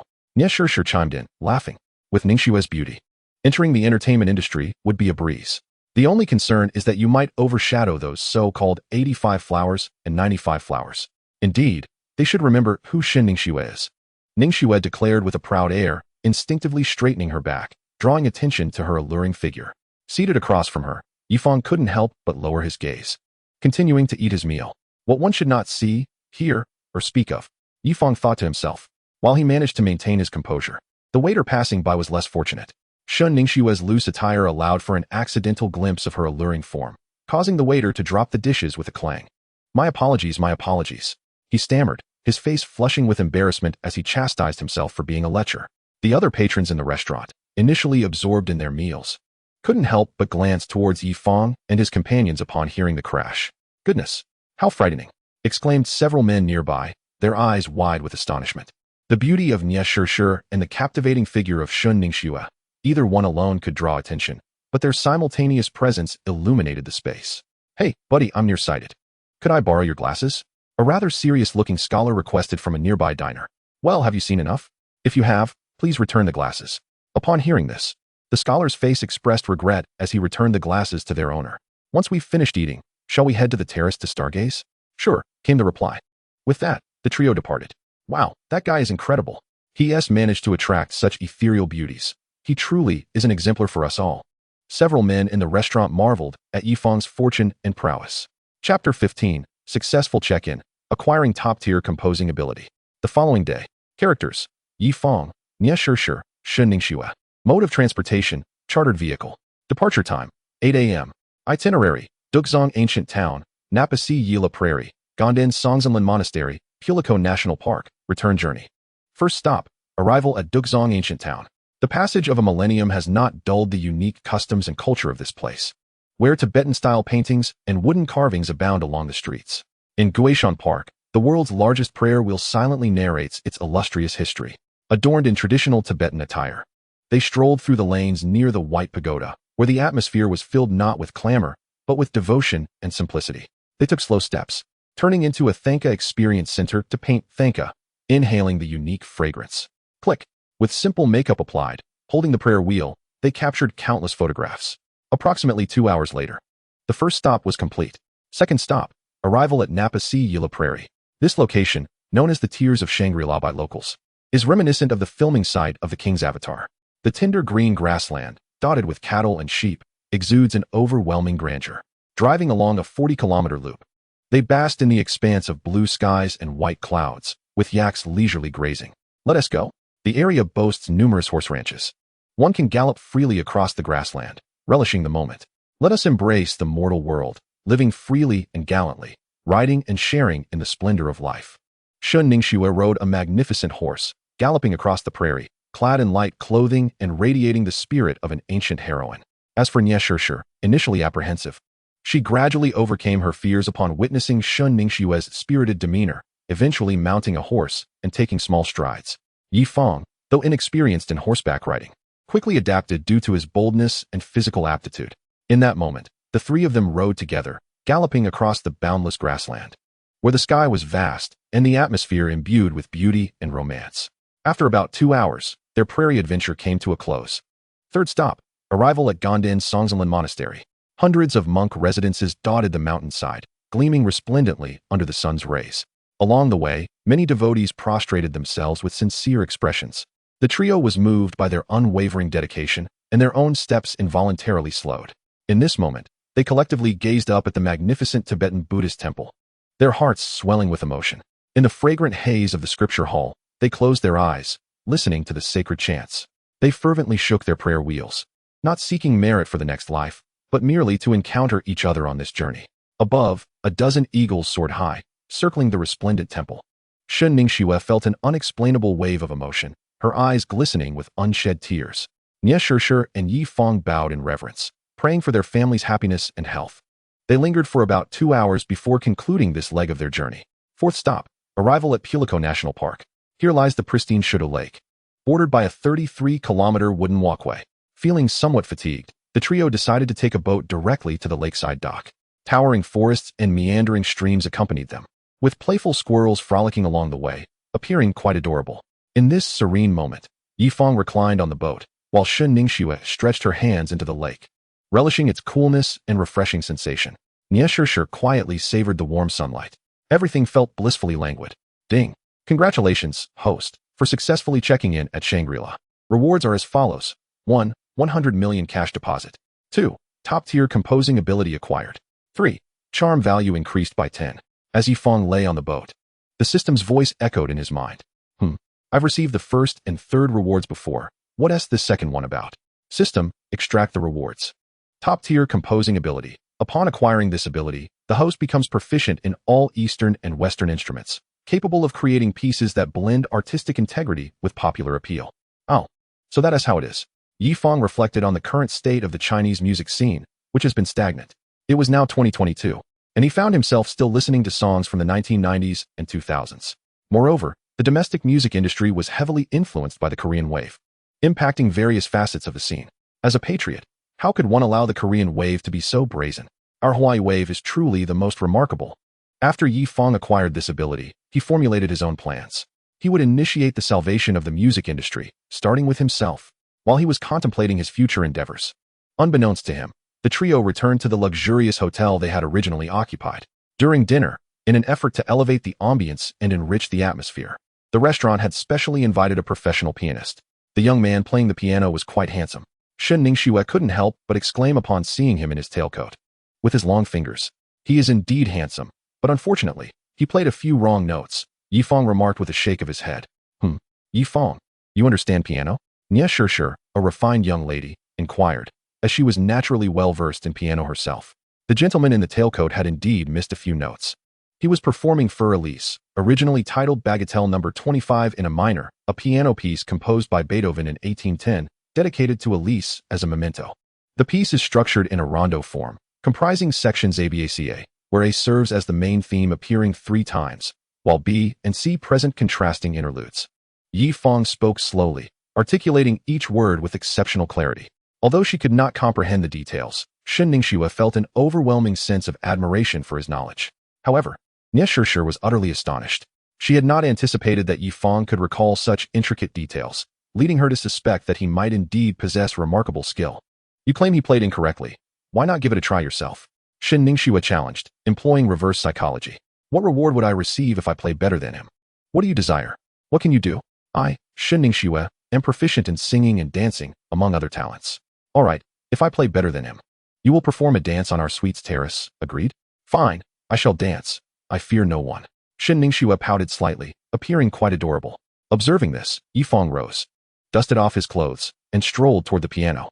Chapter 16. 3 masterpieces that shocked the music world. After a brief conversation with the gentleman in the tailcoat, he graciously made room for Yifang. What was happening? Were they switching performers? This young man played quite well, and his good looks combined with the melodious piano made even the meal taste better. Yet, if they were changing performers, why was this young man dressed so casually? Several patrons in the restaurant were engaged in lively discussions. Yifang sat upright, caressed the piano, and then his hands swiftly danced across the keys, producing a cascade of enchanting notes. His expression was one of deep focus, as if he had wholly immersed himself in the music. His long fingers transitioned effortlessly among the keys. Although he was not clad in a tailcoat, everyone in the restaurant felt that as he played. Even his hair exuded an air of elegance. This skill surpasses even that of my teacher. It is far more melodious and fluid, despite performing the same piece. The comparison rendered his earlier attempt utterly insignificant. How foolish of him to take pride in his performance. His teacher had been right. There are always greater talents beyond one's own. The gentleman in the tailcoat marveled. Yifang not only exhibited technical prowess, but also an abundance of emotion. He was not merely playing mechanically. He infused the piece with new life. The other patrons were equally mesmerized. Although they may not have been connoisseurs of piano, they could discern quality when they heard it. Given Yifang's current performance, he would certainly be more than qualified to grace the stage of the Venice Philharmonic. Furthermore, after several enhancements to his charisma through the system, Yifang now possessed a unique charm. Elegant, roguish, flamboyant, bold, and graceful. Each seemingly contradictory quality harmonized perfectly within him. Oh my, he is so handsome. Once he concluded the piece, Yifang bowed graciously to the audience. Bravo, bravo. The entire restaurant erupted in applause, with many patrons even rising to their feet. To Yifang's astonishment, a few girls, appearing to be around 17 or 18, presented him with bouquets of flowers, creating an atmosphere reminiscent of a fan meeting. No wonder he managed to win over 2 stunning beauties. He possessed such remarkable talents. As Nie Sure and Shen Ningxue observed, they were momentarily at a loss as to whom they should envy more. Ningxue, it seems you have lost this bet, Nie Sure chuckled. It appears we shall soon witness the exquisite dance of a great beauty. Dance. I shall dance. I fear no one, Shen Ningxue declared decisively, downing her milk in one go. Perhaps she drank too hastily, as some of the liquid spilled from her lips, trickling down her neck. The sight of the creamy milk flowing over her fair skin rendered her exceedingly alluring. Let us return and freshen up before we enjoy the beautiful moonlight on the terrace. After a delightful bath, the trio leisurely settled onto their private terrace. Coffee, moonlight, beautiful women, and melodious songs. Everything was simply splendid. Wow, Ningxue is incredibly professional. After finishing a cup of coffee, Shen Ningxue began showcasing her astonishing dance moves on the terrace, to the astonishment of Nie Sure and Yifang. Perhaps to suit the occasion, Shen Ningxue had chosen to perform the peacock dance from Yunnan. In the land of colorful clouds lies the direction of my heart. From the vintage record player, a beautiful melody emerged, and under the soft moonlight, Shun Ningxue in her light veil resembled a peacock dancing gracefully beneath the moon. Although her figure was curvaceous, her performance of the peacock dance was anything but clumsy. Rather, it exuded a sense of the nurturing beauty of the Earth Mother. The gossamer fabric floated lightly, and under the moonlight, Shun Ningxue's beauty was revealed in a stunning and ethereal manner. Truly, if I were a man, I would certainly pursue Ningxue, Nie Shishir remarked, captivated by Shun Ningxue's performance. Sister Shishir, it need not be a man. Two beautiful women together are equally delightful. Shun Ningxue quipped, her laughter ringing like silver bells as she concluded her dance. Nie Shishir smiled but offered no response, while Yifang remained engrossed in his composition. The enchanting night swiftly passed. The following morning, Yifang finally completed 3 pieces and created an anonymous account to upload them to the WQ Music platform. Done. After staying up all night, I shall indulge in a good sleep. After sending a message to their exclusive WeChat group, Yifang promptly succumbed to slumber. However, little did he know that within just a few hours, his 3 compositions would become a viral sensation online. My goodness. It is hard to fathom that these 3 pieces emerged from the same individual. Upon their release, they have undeniably revitalized the Chinese music scene this year. The 3 compositions created by Yifang initially gained traction solely on music platforms, but as more and more fans shared and liked them, their popularity skyrocketed within a single day. Countless content creators began to utilize these pieces as the background music for their videos. Although these compositions are entirely instrumental, this has not in any way hindered the public's adoration for them. The first piece, titled Gong, beautifully amalgamates over a dozen traditional Chinese instruments, resulting in a grandiose sound that vividly showcases the rich heritage of 5,000 years of Chinese civilization. Some listeners have remarked that upon hearing Gong, they felt as though they were donning a dragon robe, partaking in a coronation ceremony. Numerous enthusiasts of Hanfu culture donned their traditional attire and filmed themselves in front of various ancient structures, all while using Gong as the soundtrack. The second piece, named Yu Jian Fei Kong, features the flute as its primary motif, with a lively tempo and melodious tones. Listeners have expressed that this composition makes them feel as if they are soaring through the skies on a majestic sword. The creator of such ethereal music must surely have had a past life filled with mystical experiences. Many have been astounded by the profound imagery conveyed through this piece. As for the third composition, titled Light, it leans towards a Western style, incorporating a plethora of Western instruments, including piano and cello. It encapsulates the notion that even amidst boundless despair, dawn will inevitably break, ushering in hope. Countless individuals on the brink of surrendering their careers or lives found themselves moved to tears upon hearing this piece, rekindling their hope for life. Furthermore, over a dozen professional music critics hailed Yifang's trilogy as the best songs of the year. Yifang himself has been regarded as the celestial star bestowed upon the Chinese music scene, although they remain unaware of the identity of the mastermind behind these works. It does not diminish the admiration and affection people have for them. Chapter 17, Indulgence in Luxury. Upon awakening, Yifang discovered that the 3 compositions he casually created had unexpectedly turned into an online sensation. Fortunately, he had uploaded them under an anonymous account, sparing him from endless complications. Thus, his entire journey in Yunnan had come to an end, and Nie Shishir and her companions boarded their flight back to Guangzhou. Manager Zhou, I will arrive at Guangzhou Baiyun Airport around 11 o'clock. Could you please come to pick us up? Yes, Mr. Yi. After hanging up the phone, Yifang invited Nie Shishir and Ning Shui to enjoy a few days at Tai Mountain Villa. Shishir, Ning Shui, I've arranged for someone to meet us at the airport. Would you like to come over to my place first? Nie Shishir flicked her hair playfully. Sure, I'm in no rush. Ning Shui, admiring herself in the mirror, asked, Where do you live? I need to inform my parents ahead of time, otherwise they will worry. Nie Shishir responded, Yifang is a billionaire, so his residence is undoubtedly extravagant. Have you heard of Tai Mountain Villa? That's where he resides. Ning Shui paused, momentarily taken aback by the revelation. Wow. I didn't realize Yifang was so wealthy. We should not hold back. When we get to his place, let us make sure to indulge.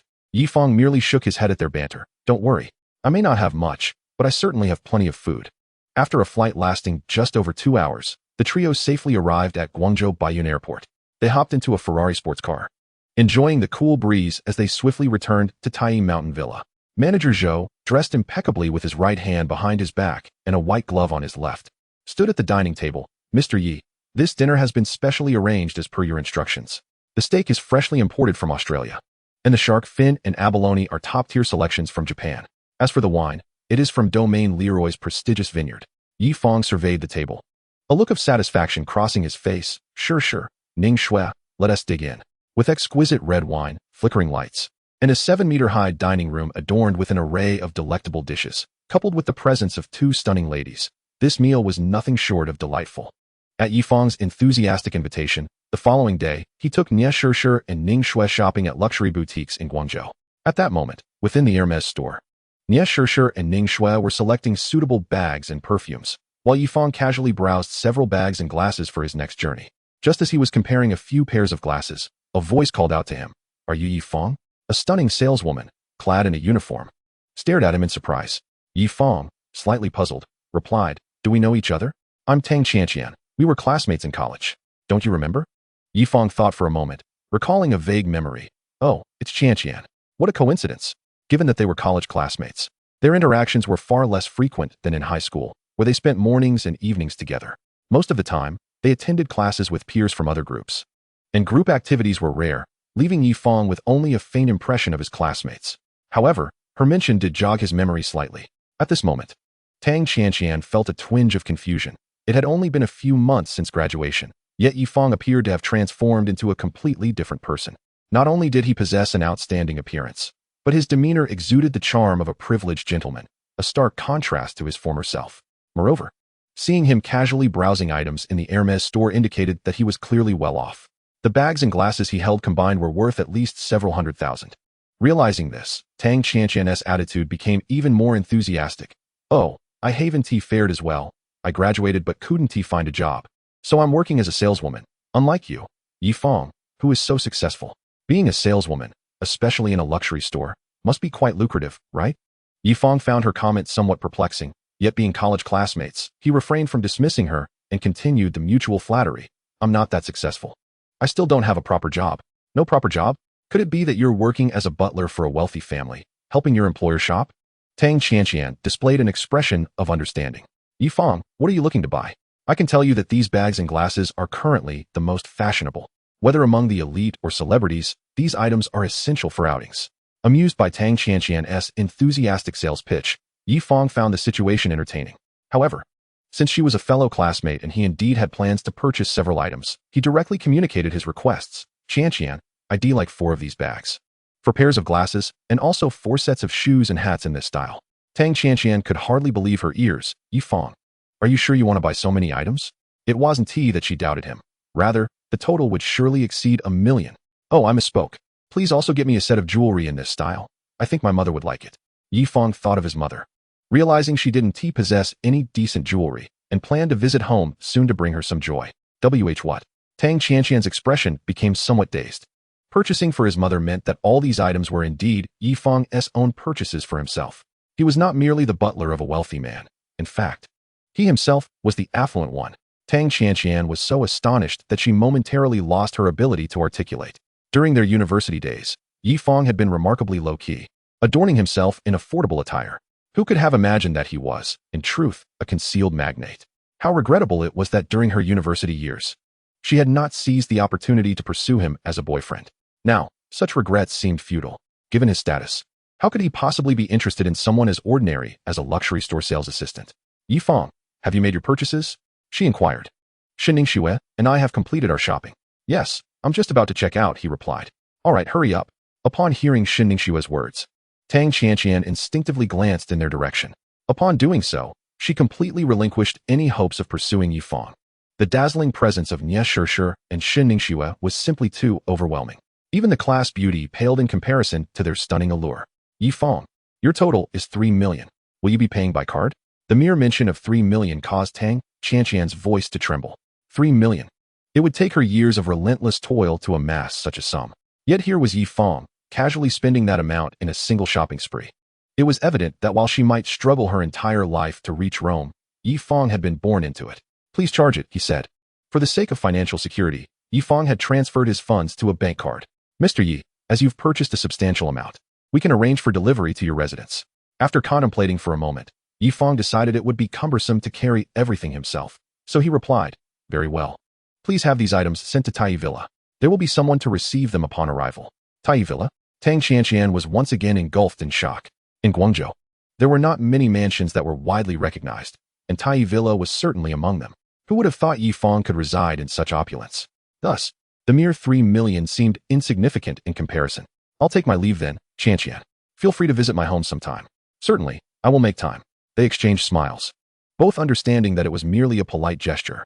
Having completed their shopping, the trio returned to Tai Villa. After indulging in a sumptuous meal, they settled into the private cinema to watch a film. Let's watch this, Shin Ningxue said, using the remote to select one of the hottest movies currently trending. The title seemed heartwarming, suggesting it would be a family-friendly comedy. The first half of the film was indeed quite amusing, leaving the three of them nearly doubled over with laughter.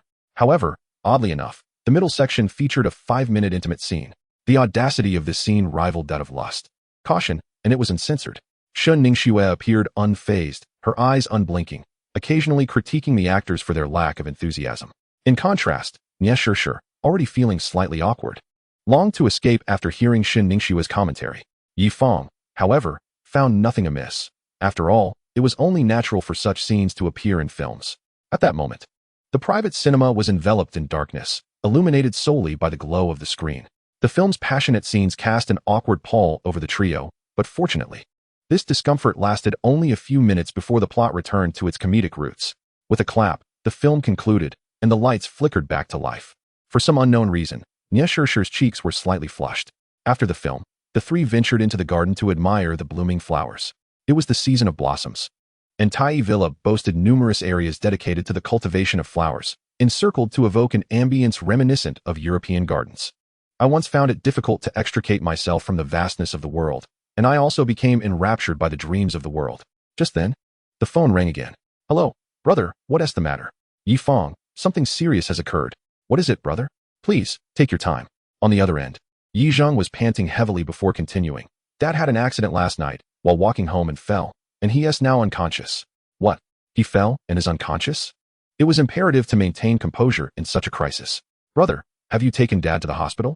I did, but the doctors here said their capabilities are limited. He needs to be transported to a larger hospital in Guangzhou for proper treatment. But the journey is long and bumpy, and we might miss the critical window for care. Upon hearing this, Yi Fang quickly reassured Yi Zheng, don't panic. Stay put. I'll arrange for a helicopter to bring you both to Guangzhou. A helicopter? Yi Zheng on the other end sounded bewildered. Yes, I recently purchased a private jet that is incredibly fast and spacious. I'm sure we'll make it in time. Though Yi Zheng felt skeptical, he trusted his brother and replied, all right, we'll wait for you. After hanging up, Yi Fang swiftly contacted the pilot, instructing him to head to Guilin at top speed. About half an hour later, the aircraft landed at a location previously coordinated with the hospital. Hurry up, coming. Yi Zheng suppressed his astonishment as he assisted the doctors in lifting their father onto the plane. The aircraft was allowed to land at a location arranged by Supervisor Zhou, who had liaised with the hospital. Normally, hospitals do not permit direct landings, but with wealth comes influence. Brother, I believe Dad will be fine. Yes. Approximately 2 hours later, the doctor from the emergency room finally appeared. Yi Zheng and Yi Fang rushed to the physician, inquiring, Doctor, what is the status? Is Dad all right? The doctor removed his mask and spoke slowly. Fortunately, you brought him in early. Had you waited another half hour, he would have likely become a vegetable. Thank you, doctor. Thank you. Yi Zheng finally exhaled, grateful beyond measure. Meanwhile, Yi Fang gestured to Supervisor Zhou to present a generous gift. Doctor, this is a token of appreciation from Mr. Yi. We hope you will accept it. No need. It's merely part of my duties, the doctor replied, exuding integrity. Let us go see Dad now. Right. Without delay, the two brothers hurried toward the ward. Dad, it's a relief you're okay. Looking at their father, Yi Tianbao, who was reclining in bed, they finally felt their anxiety lift. I'm perfectly fine. Bringing me here is just a waste of money. Hurry up and discharge me. I'm really not hurt. Yi Tianbao, being a farmer at heart, felt guilty about the expenses incurred by his sons. Dad, you needn't worry. Yi Fang has more than enough money. Do you know how he got you to Guangzhou? He used his private jet. Private jet? Yi Tianbao exclaimed. Goodness, how much would that cost? In comparison, the expenses for his hospital stay suddenly seemed trivial. Yi Fang, unable to resist, added, Dad, just focus on recovering here. You needn't fret about the finances. After uttering these words, Yi Fang turned to Yi Zheng and said, Our mother must be extremely worried. I will call her to assure her of our safety. And then I will ask Butler Zhou to bring her here. Well done. You are quite considerate, Yi Zheng replied. It wasn't long before Yi Fang's mother, Tao Xiufang, arrived at the scene. Although the couple often bickered, upon seeing Yi Tianbao awake, Tao Xiufang couldn't help but shed a few tears of relief. Thank goodness, everything is fine. In the following week, Yi Fang procured various precious supplements for Yi Tianbao, ensuring that he received only the most effective remedies. It was evident that Yi Tianbao had gained a few pounds. Throughout that week, Yi Fang, his brothers, and Tao Xiufang remained by Yi Tianbao's bedside, providing him with meticulous care. "Dad, I have 2 friends coming to visit you later. I just wanted to give you a heads up," Yi Fang said as he peeled an apple. It was not Yi Tianbao who responded, but Tao Xiufang. "What friends? Are they male or female?" "Female. Oh, how wonderful. My little brother is growing up and should start dating. But 2 at once. That's a bit overwhelming. Truly a chip off the old block, haha." Yi Tianbao's injuries had nearly healed, and Yi Zheng occasionally cracked jokes. "Brother, what are you talking about? They're just friends, so don't say anything that might frighten them." Just as they were speaking, the 2 girls arrived at the hospital entrance. "I'll go down to greet them," Yi Fang said, handing the peeled apple to Yi Tianbao before stepping out of the room. Chapter 19, a surprise for Mom and Dad. "Hello, Uncle and Aunt. We are Yi Fang's friends. We heard from him a few days ago that Uncle wasn't feeling well, so we decided to come visit." 2 sweet and melodious voices echoed in the room. "Uncle and Aunt, I'm Xin Ningxue, but you can just call me Ningxue." "Uncle and Aunt, I'm Ye Shishir. Please call me Shishir." Their stunning appearances instantly brightened the entire ward. The first to react was Yi Fang's mother, Tao Xiufang. "It's enough that you came. There's no need to bring anything." How formal. Xin Ningxue and Ye Shishir were both rare beauties. Their demeanor suggested they hailed from affluent families, cultured, well-mannered, and extraordinarily polite. The more she observed them, the more satisfied she became, mentally comparing them. After about 10 minutes, Xin Ningxue and Ye Shishir left. Before they departed, Tao Xiufang's affectionate demeanor made it seem as though they were her daughters-in-law. "Yi Fang, both Shishir and Ningxue are wonderful girls. You must seize this opportunity. Don't wait until they're with other men to regret it." "Mom, what are you talking about? They're just my friends." Seeing this, Tao Xiufang naturally began to lecture Yi Fang. After resting for another 3 days, Yi Tianbao was discharged from the hospital. To Yi Fang's amusement, upon returning to Tai Villa, his mother insisted on lighting a fire in a brazier, making Yi Tianbao leap over it to ward off bad luck. "Hello, Mr. Yi. Hello, Miss Tao." As they walked through the estate, dozens of servants paused their tasks to greet Yi Tianbao and Tao Xiufang, startling them as they waved in response. "Yi Fang, this place is even more beautiful than the palaces on television," Yi Zheng exclaimed, his eyes wide with amazement as he took in the sights of Tai Villa. Yi Tianbao and Tao Xiufang nodded repeatedly, astonished by Yi Fang's grand gestures, filled with pride. Their son had truly made something of himself, living in a villa more luxurious than a palace. Upon hearing their words, Yi Fang merely smiled. "Mom and Dad, why don't you take a shower first? Dinner will be ready once you're done." The dining table was adorned with exquisite ingredients, though Yi Tianbao and his companions were not well versed in such delicacies. They merely noted the unfamiliar yet beautifully arranged dishes. The night passed without incident, and the next day arrived in a hurry. Yi Tianbao and Tao Xiufang were unprepared for the enormous surprise Yi Fang had in store for them. The surprise consisted of decorating the entire villa festively and arranging for expensive suits and wedding gowns, declaring that they would be taking wedding photos to make up for lost time. Initially, Yi Tianbao and Tao Xiufang felt a bit shy and awkward, but after Yi Fang and Yi Zheng's persistent encouragement, they finally embraced the situation with open hearts. "Dad, you look so handsome today. Mom, you look so beautiful. What beauty and handsomeness. I'm just a 60-year-old man," Tao Xiufang retorted, though her smile betrayed her delight. "Yi Fang, this is so thoughtful of you. You fulfilled a romantic dream for us. Closer, closer, everyone." The photographer Yi Fang hired was a top-tier professional, having shot covers for numerous prestigious magazines. However, his fees were steep. For just a few hours, he charged a whopping 200,000. When they received the photos, Yi Tianbao and Tao Xiufang were overjoyed. The wedding photos not only captured the essence of their love, but also showcased their vibrant spirits. After the wedding photo shoot, it was time to enjoy themselves. They visited department stores, luxury boutiques, Zhuhai Changlong, Shenzhen Window of the World, and Shenzhen Bay. Over the next 2 weeks, Yi Fang guided the 3 of them through the renowned attractions of Guangdong. However, their favorite destination was the zoo. Having spent most of their lives working in the fields, they had never had the chance to appreciate such sights. Witnessing live giant pandas, tigers, lions, and elephants for the first time filled them with childlike joy. Laughter echoing through the zoo. The following day, at the airport of Tai Villa, Yi Fang asked, "Mom, Dad, brother, are you really going back?" "Yi Fang, we've experienced life in the city, but in comparison, what we truly miss is working in the fields during the day and chatting with Lao Li and Lao Zhang in the evenings." Seeing this, Yi Fang didn't press them to stay. Instead, he bought numerous gifts and transferred a significant amount of money into their bank accounts. Thus, Yi Tianbao and his companions boarded a private plane back to Shanshui village. Once Yi Fang saw the plane take off, he returned to the living room, savoring a specially crafted cocktail. Ding, the 1-month rest period has ended. Please select a travel destination. 1. Beijing Forbidden City. 2. Hangzhou Westlake. 3. Wuhan Yellow Crane Tower. System, I choose 1. Beijing Forbidden City. Beijing, the capital, holds a significant place in the hearts of all Chinese people. It can be said that nearly every Chinese person dreams of visiting Beijing to see the Forbidden City and the Great Wall. Yi Fang was no exception, so he chose the Forbidden City without hesitation. Ding, selection successful. You are about to embark on a journey to the Forbidden City. Please prepare accordingly. Reminder, this journey will last 10 days, so please make adequate arrangements. Xinning Xue had already started school and would likely have no time to go out. Nie Shishir seemed a bit busy lately as well, but going out alone felt a bit lonely. After much contemplation, Yi Fang finally came up with an excellent idea, to join a travel group. However, he couldn't help but chuckle when he realized that the majority of the group consisted of retired grandmothers and grandfathers. However, this is not surprising. It is not a holiday season, and aside from these retired gentlemen and ladies, which young person has the leisure to travel? Oh, our Sunset Tour group has even welcomed a dashing young man. Upon closer inspection, this lad is indeed quite handsome, stepping out of a Ferrari sports car. It took but a few strides for Yi Fang to encounter the large group of tourists. With his striking appearance and designer attire, he naturally became the subject of much discussion. However, the conversations among these elderly folks were all in standard Cantonese, a dialect that Yi Fang found somewhat difficult to comprehend. Wow, this young man is dressed in all designer labels, exclaimed one. The bags and glasses are the latest from Hermes. What Hermes? My gold bracelet is worth far more than that. As the only young person in this tour group, Yi Fang found himself, unsurprisingly, the focal point of everyone's chatter. Young man, are you still single? My daughter is in her final year of university and will graduate next year. She has quite a catch. Why not add her on WeChat?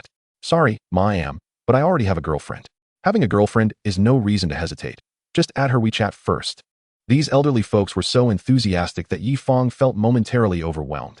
Chapter 20. Flirted by the flight attendant. Fortunately, it wasn't long before they boarded the airplane for this journey. Ladies and gentlemen, welcome aboard China United Airlines Flight KN 8868 from Guangzhou to Beijing. The flight distance is 2,021 kilometers, with an estimated airborne duration of 2 hours and 55 minutes. We will be cruising at an altitude of 7,000 meters and an average speed of 670 kilometers per hour. As soon as Yi Fang settled into his seat, he was greeted by the familiar announcement. To stay with the group, he also found himself in economy class. Young man, not only are you handsome, but you also have impressive stamina, unlike my child, who can't even lift a bucket of water. Noticing that some elderly travelers had brought quite a bit of luggage, Yi Fang promptly stepped in to assist them by placing their bags in the overhead compartments.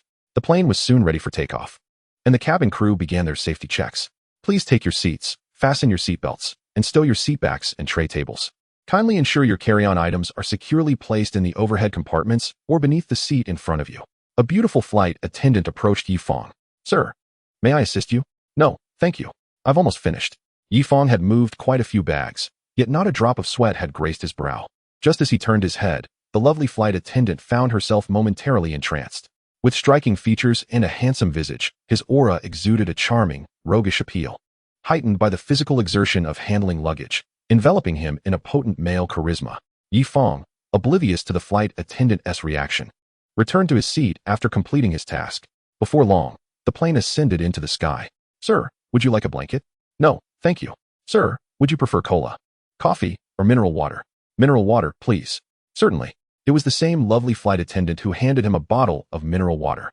Whether by intention or accident, her delicate hand brushed against his. But it was not merely a fleeting touch.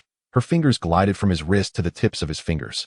Yi Fang, not one to jump to conclusions, assumed it was merely a mishap. However, a series of subsequent events led him to ponder if this flight attendant was, perhaps, flirting with him. Sir, here is your in-flight meal. Enjoy. Her hand brushed against his again. This time, Yi Fang turned to look at her. She responded with a smile, her eyes shimmering with an enigmatic glimmer. Thank you. Once more, he felt the softness of her hand, causing his heart to flutter. Clad in her uniform, the flight attendant possessed a tall, graceful figure, exuding a gentle beauty. Sir, the plane is experiencing some turbulence. Let me retract your tray table. Mere minutes later, the flight attendant approached Yi Fang once more. This time, she slightly bent down to collect the mineral water from the tray table, casually securing it before deftly folding the table back up. Whether by design or coincidence, her waist bent low, but her uniform concealed too much. Nevertheless, she emanated a subtle fragrance, and with Yifang so close, he could certainly smell it. As she straightened up, she inadvertently brushed against him again. This time, for reasons unknown, she seemed to wobble slightly, leaning half her body toward Yifang. Careful! Yifang reacted swiftly, catching the flight attendant just before she tumbled into his arms. Thank you, sir. Her face flushed slightly, embarrassed at having stumbled in front of such a handsome man. At that moment, Yifang too felt a fleeting sense of confusion, because while steadying the attractive flight attendant, his hands inadvertently grazed an area they ought not to have touched. Although it lasted but a second, he truly made contact. Could it be that this flight attendant was indeed trying to entice him? After a series of actions, Yifang couldn't help but begin to speculate. Watching the flight attendant's figure gradually recede, he shook his head, dismissing those peculiar thoughts. Perhaps it was due to drinking a bit too much water. Yifang decided to visit the restroom. Upon returning, he discovered a box of biscuits on his seat. Beneath the biscuits lay a note. Suppressing his curiosity, Yifang picked up the note, which read, "Sir, I am the flight attendant you just met. I wonder if we could be friends? If so, please add me on WeChat. My WeChat number is 134544499. Was this note left by the flight attendant? Yifang tucked the note away, squinting his eyes as he awaited the plane's arrival. Approximately half an hour later, the airplane reached its destination. Passengers, please disembark slowly. Thank you for flying with us, and we wish you a pleasant journey. Standing at the cabin door was none other than the flight attendant. Sir, take care, and welcome aboard. Wishing you a delightful trip. When she saw Yifang exit, her smile brightened, her eyes twinkling with an inexplicable significance. Sir, you dropped something. As she picked up what Yifang had dropped and handed it to him, her fingers subtly brushed against his palm. Thank you. Yifang maintained an impassive expression, seemingly oblivious to her hint. Guiwei Travel Agency, please gather here. A tour guide, appearing to be around 25, waved a red flag to assemble the group. Guiwei Travel Agency was the organization Yifang had signed up with for his trip to Beijing. I will be your guide for this Beijing journey, Lu Ying. You can call me Xiao Lu. Though youthful in appearance, the guide spoke with a commanding presence. First, let us do a roll call. After that, a vehicle will arrive to take us to our hotel. Zhou Xiaoqing, present. Li Qingwu, present. Yifang, present. Oh, who would have thought we have such a young, handsome guy in our tour group? Once the roll call was completed, totaling 15 participants, the guide cautioned. Please keep a close watch on those around you. Don't get lost. The bus has arrived. Everyone is boarding in an orderly fashion. The journey to the hotel will take approximately half an hour. Rest assured, our hotel provides breakfast, so there is no need for concern. Thus, everyone took their seats on the bus one by one. To enliven the atmosphere, I, Xiao Lu, shall embarrass myself by singing a song. Anyone who can sing along, feel free to join. The vast horizon is my love. Beneath the gentle green mountains, flowers bloom. Before long, the elderly passengers were joining in the chorus, and the ambience on the bus transformed into one of pure joy. Chapter 21. Visiting the Forbidden City and Gaining a Beijing Sihiyuan. Yifang's travel agency is the most expensive of its kind, thus alleviating any worries regarding accommodation and meals. However, the majority of the tour group consists of elderly individuals, leaving Yifang feeling somewhat disconnected from them. In group tours, the difference between signing up and not is negligible, but fortunately, this dynamic began to shift the following day. One of the ladies in the group had two twin daughters studying in Beijing, who had taken a few days off to accompany their mother on this trip. Both twins are strikingly beautiful. The elder sister, Su Lian, possesses a gentle and composed demeanor, while the younger sister, Su Ya, is lively and charming. At this moment, the entire tour group is gathered in the hotel restaurant for breakfast. Su Ya, holding a box of pure milk in her right hand and a taro bun in her left, is eagerly muttering, "Sister, didn't Mom say there would be a tall, rich, and handsome man in this tour? Why haven't we seen him yet?" The Su family is relatively well off, and naturally, the sisters are filled with anticipation for such a gentleman. Su Lian glanced at her sister and casually replied, "You'll see him soon enough. Why are you so eager? Are you impatient to find a boyfriend?" Both sisters are second-year students at a teacher's college in Beijing, and given their looks, they certainly have no shortage of admirers. However, their standards are quite high, causing them to dismiss every suitor, leaving them both still single. Hearing her sister's words, Suya intended to retort, but at that moment, her gaze was entirely captivated by a striking figure. The newcomer was Yifang, dressed in casual attire, yet today he had taken the time to style his hair. With his hair slicked back, his handsome features were fully revealed. His countenance exuded righteousness laced with a charming rebelliousness. Suya found herself stealing glances at him, sensing a hint of familiarity. After contemplating for a while, she finally recalled where she had seen Yifang. "Sister, That tall, rich, and handsome guy seems to be the internet sensation from a few months ago. Su Lian, upon hearing her sister's words, retrieved her phone to check a short video she had liked. It's him. Look, but he seems to have become even more handsome than a few months ago.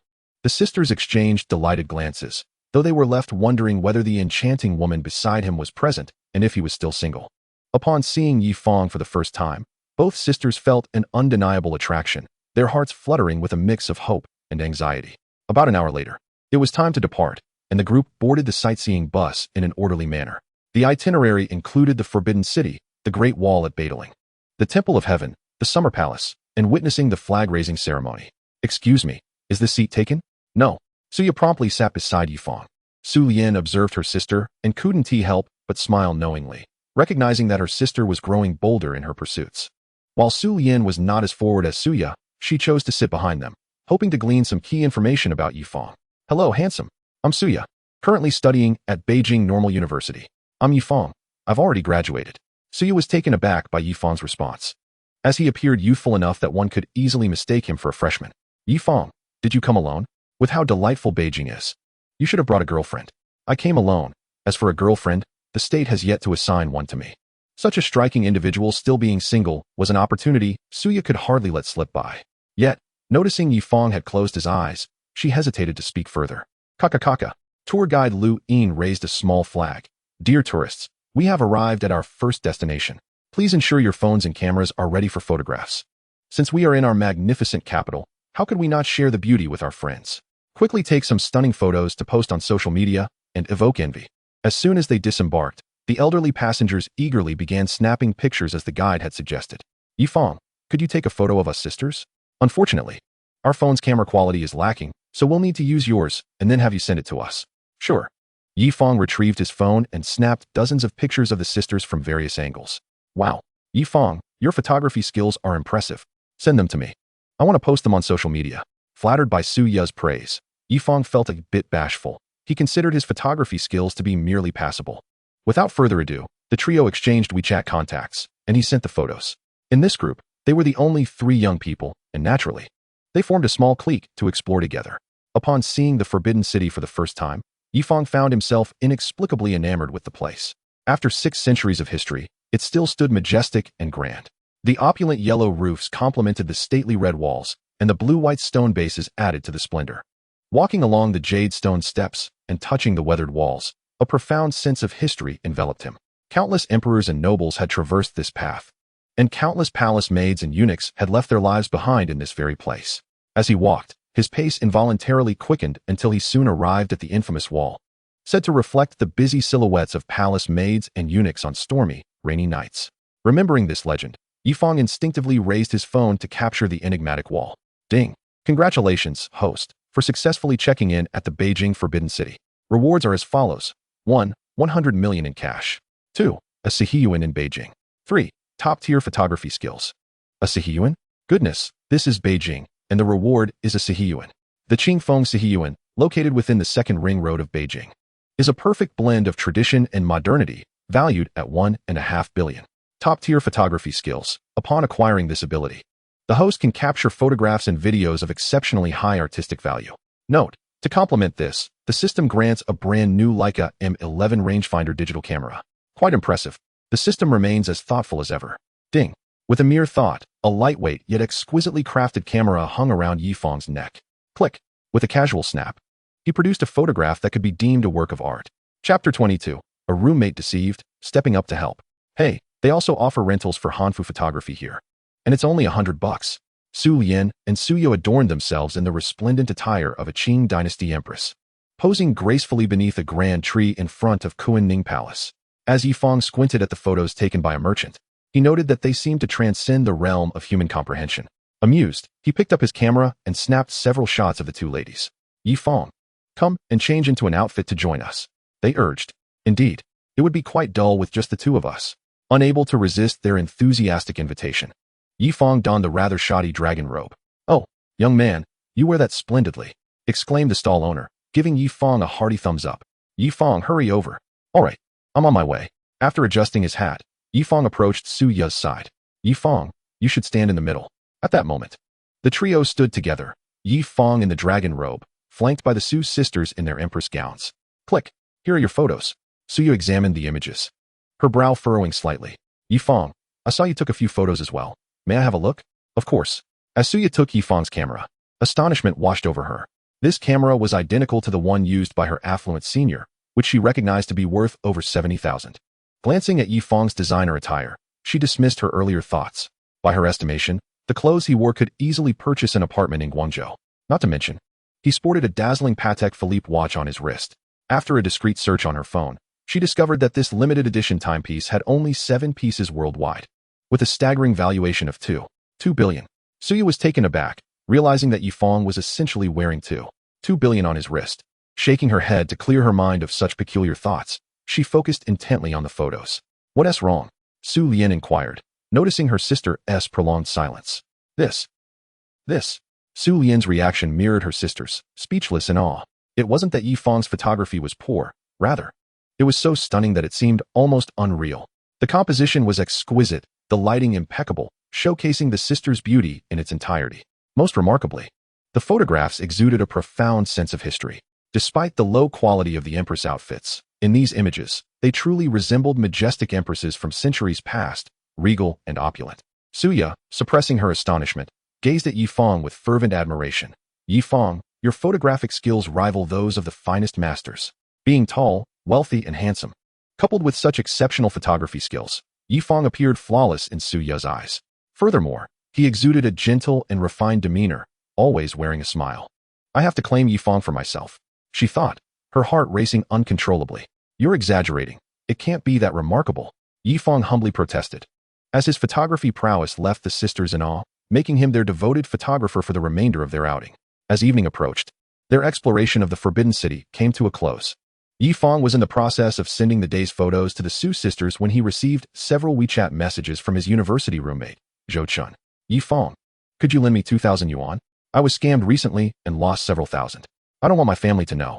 He then sent a voice message to confirm his identity. Without hesitation, Yifang transferred 10,000 yuan. Zhou Chun was kind-hearted and had always looked after Yifang as a younger brother during their university days. How could he stand idly by when his roommate was in need? Thanks, bro. Zhou Chun replied gratefully. Yifang, not responding verbally, initiated a WeChat call. Zhou Chun, are you in Beijing now? Yes. With the high rent in Beijing and your money lost, do you have a place to stay? I do, but it's quite far. Almost in Hebei. I'm in Beijing too, where are you? I'll come find you. No, just tell me. I'm at. Wait there. I'll arrive in about half an hour. After ending the call, Yifang hailed a Didi, arriving at Zhou Chen's place half an hour later. Yifang. It's been ages. Zhou Chen exclaimed as he embraced him warmly. Indeed, it has been a while. Following Zhou Chen inside, Yifang's brow furrowed slightly at the dismal living conditions. Zhou Chen, you're working at Chong Kong Company now, right? Yes. Yifang checked his phone's map, discovering that Chong Kong Company was just a few hundred meters from his own courtyard residence. I have an apartment nearby. You can move in with me. No rent. Just cover the utilities. Zhou Chen looked up at Yifang in astonishment. You have an apartment in Beijing? He exclaimed. Knowing that Chong Kong's address was within the second ring road of Beijing meant that Yifang owned property there. Wow, after all this time in the same dorm, I had no idea Yifang was wealthy. As he considered this, Zhou Chen scrutinized Yifang's attire. Wow, he's decked out in designer wear. The watch on Yifang's wrist seemed familiar. Ah, it's a Patek Philippe. Zhou Chen had encountered numerous affluent individuals in his time working in Beijing and had become familiar with luxury brands. He realized that Yifang's clothing and accessories were worth more than his salary over several years. Stop with the pleasantries. Hurry up and pack your things. I've called a Didi. Okay. Zhou Chen, seeing Yifang's serious demeanor, began gathering his belongings without further hesitation. Just take some clothes. I have everything else you'll need. Got it. About an hour later, the Didi driver arrived punctually. Hello. Are you the customer with the last 4 digits, 3,224? Yes. The driver, noticing Yifang's designer outfit, stepped out to assist them with their luggage. Moments later, they arrived at their destination, Qingfeng Courtyard. Sir, this is the place. Would you like assistance moving in? The driver was visibly astonished, aware of the courtyard's exorbitant value, which was no less than 1 billion yuan. Thank you. No need for thanks. The driver waved his hands dismissively, smiling as he retrieved the luggage from the trunk. Zhou Chen, let us go? Why are you still standing there? Oh, I'm coming. At this moment, Zhou Chen's heart was already in turmoil. Previously, he had assumed that the apartment Yifang mentioned was merely a modest unit, perhaps around 70 to 80 square meters in a regular neighborhood. After all, This was within the second ring of Beijing, a place where every inch of land is incredibly valuable. Who could have anticipated that Yi Fang was indeed referring to an entire residence, yet not just any residence, but a traditional Sihiyuan? My goodness, just how wealthy is Yi Fang? He distinctly remembered that during their university days, Yi Fang's attire and meals were exceedingly ordinary. Yet, just a few months after graduation, he had transformed into an extraordinary tycoon. How deeply Yi Fang had concealed his affluence. As Zhou Chen stepped into the Sihiyuan, one overwhelming sensation engulfed him: opulence and grandeur. The first sight that greeted him was an expansive courtyard, adorned with exquisitely shaped bamboo and other precious tree species. Under the trees sat ancient-looking tables and chairs, perfect for leisurely conversations over tea. Nearby, a finely crafted rockery and a small pond hosted a dozen golden koi swimming gracefully around the water lilies. The entire Sihiyuan was meticulously structured, boasting a unique design that harmoniously blended traditional and modern elements. Zhou Chen, there are quite a few rooms here. Feel free to choose whichever one you like. Yi Fang offered. Which room will you occupy? Zhou Chen inquired. As for me, I'm merely visiting Beijing for tourism. My usual residence is in Guangzhou, Yi Fang replied. Zhou Chen was taken aback. You, a millionaire, have such a grand Sihiyuan, yet choose not to reside in it? Is it merely for display? It was hard to fathom the extent of Yi Fang's wealth, leaving a Sihiyuan uninhabited. I'll take this room, Zhou Chen decided, opting for an eastern wing room, as it felt more appropriate than occupying the main quarters. I had once struggled in the vastness of the world, lost in dreams amidst it, Zhou Chen reflected. Hey, Suya, is there something you need? Yi Fang answered his phone. Yi Fang, where have you been? We looked for you in your room, but couldn't find you. Suya replied. I'm currently with my university roommate. Do you want to come over? Yi Fang asked. Sure, send me the location. And we'll take a Didi there, she responded. All right, the address is Qingfeng Sihiyuan. I'll send it to you shortly, Yi Fang confirmed. Is there a feast? My sister and I haven't had enough to eat, Suya inquired. Don't worry, there will be plenty. Just come over, Yi Fang assured her. Hee great. See you soon, bye. After hanging up, Yi Fang shook his head, realizing he would have to cook again. Zhou Chen, 2 friends will be arriving shortly. Please take a moment to rest while I purchase some ingredients online, Yi Fang instructed. Zhou Chen flashed a knowing smile. Wow, brother. You're quite the charmer, flirting with 2 at once. You're a role model. Yi Fang chuckled helplessly. They are merely friends. Why don't you take a shower while I go shopping? During the next hour, Yi Fang busily ordered a variety of ingredients through a shopping app before heading to the kitchen to prepare the meal. Knock, knock. They're here. Zhou Chen, please open the door, Yi Fang called. All right, Zhou Chen replied, checking himself in the mirror. After ensuring his hair was styled with mousse, he rushed to answer the door. You must be Zhou Chen, Yi Fang's roommate. I'm Suya, and this is my sister, Su Lian, she introduced. Hello, I'm Zhou Chen, Yi Fang's university roommate, he said, secretly marveling at the beauty of the twin sisters before him. Suya, Su Lian, welcome. I'm in the kitchen preparing dinner. Please help yourselves to some fruit in the living room, Yi Fang said. Wow, our young master Yi can cook too, the sisters exclaimed in surprise, not expecting such a wealthy gentleman to take to the kitchen himself. Anyone can cook, just wait for the grand feast, Yi Fang assured them. All right, we shall eagerly anticipate the banquet, they replied, initially wanting to assist but quickly retreated upon realizing they had no skills in the kitchen. Wow, it smells amazing. Yi Fang, you're impressive, the sisters exclaimed, taken aback by the array of Cantonese dishes adorning the dining table. Having grown up in Guangzhou, they had tasted numerous Cantonese dishes. Yet the culinary presentation before them left them astounded. Each dish was a perfect balance of color, aroma, and flavor, truly a testament to Yi Fang's culinary prowess. Hurry and eat. It'll lose its warmth, Yi Fang urged. At his prompting, the 3 quickly picked up their chopsticks, sampling each dish. Yi Fang, have you studied at New Oriental? This is unbelievably delicious, Suya exclaimed, while Zhou Chen nodded in agreement, praising Yi Fang's remarkable skills. Seeing their delighted reactions filled Yi Fang's heart with satisfaction. Receiving compliments for his cooking was a profoundly gratifying experience. Do you all drink? He asked. Yes, surprisingly. All 3 responded affirmatively. All right, I bought several bottles of red wine. You must finish them. Those who can't drink will have to stay the night, Yi Fang teased. Who is afraid? I, Suya, am known for being able to drink 1,000 cups without faltering. Zhou Chen poured the wine, his hand trembling slightly as he regarded the bottle, realizing it was worth several months of his salary. His heart ached at the thought of consuming such an expensive drink. Cheers, they exclaimed, raising their glasses in a joyful toast. The atmosphere was filled with laughter and merriment, and under the starlit sky, the moonlight cast a romantic glow over the courtyard. To Yi Fang's amusement, the self-proclaimed invincible drinker, Suya, turned rosy-faced after just 5 cups, her playful demeanor endearing. In contrast, her sister Su Lian remained composed, unfazed by the amount she drank. After dining and drinking to their fill, for the safety of the sisters, Yifang decided to share a ride back to the hotel with them. "Zhou-chun, tomorrow is the weekend. Why don't you join us for a trip to the Great Wall?" Suya suggested. "But my boss has asked me to work overtime," Zhou-chun replied. "What nonsense. Working overtime on the weekend? You should quit that job, and I'll help you find a new one," Yifang insisted. Zhou-chun couldn't help but chuckle at Yifang's earnestness. Having such a loyal friend in university was indeed a stroke of luck for him. Chapter 24. Climbing the Great Wall, Declining the Renowned Director. A day passed swiftly, and today's agenda was to hike the battling section of the Great Wall. Unexpectedly, Suya chose to sit next to Yifang again, and Zhou-chun surprised everyone by taking a day off to join them on their adventure. He had prepared extensively, bringing along numerous medical supplies, and sat beside Su Lian, deeply engrossed in conversation. After approximately an hour, they arrived at the foot of the Great Wall. The four young friends broke away from the main group, forming their own little team to ascend the wall. Upon reaching the base, Suya proposed taking a group photo. "Let us take a group photo," she suggested. Sure, everyone agreed, and they asked a passerby to capture their moment. Suya created a WeChat group named 4 Kids on a Vine and promptly shared the photo they had just taken. "Everyone, feel free to take the photo," she announced. "Can I post this on my moments?" Su Lian inquired. "Of course. It's already been beautified," Suya replied playfully. "I'm fine with it," Yifang added. "I have no objections either," Zhou-chun chimed in. Thus, Su Lian and Suya commenced their endeavors to curate their social media circle. Ultimately, however, only Suya made a post, while Su Lian, for reasons unbeknownst to her, refrained from sharing. Suya's caption read, "The sun shines brightly today.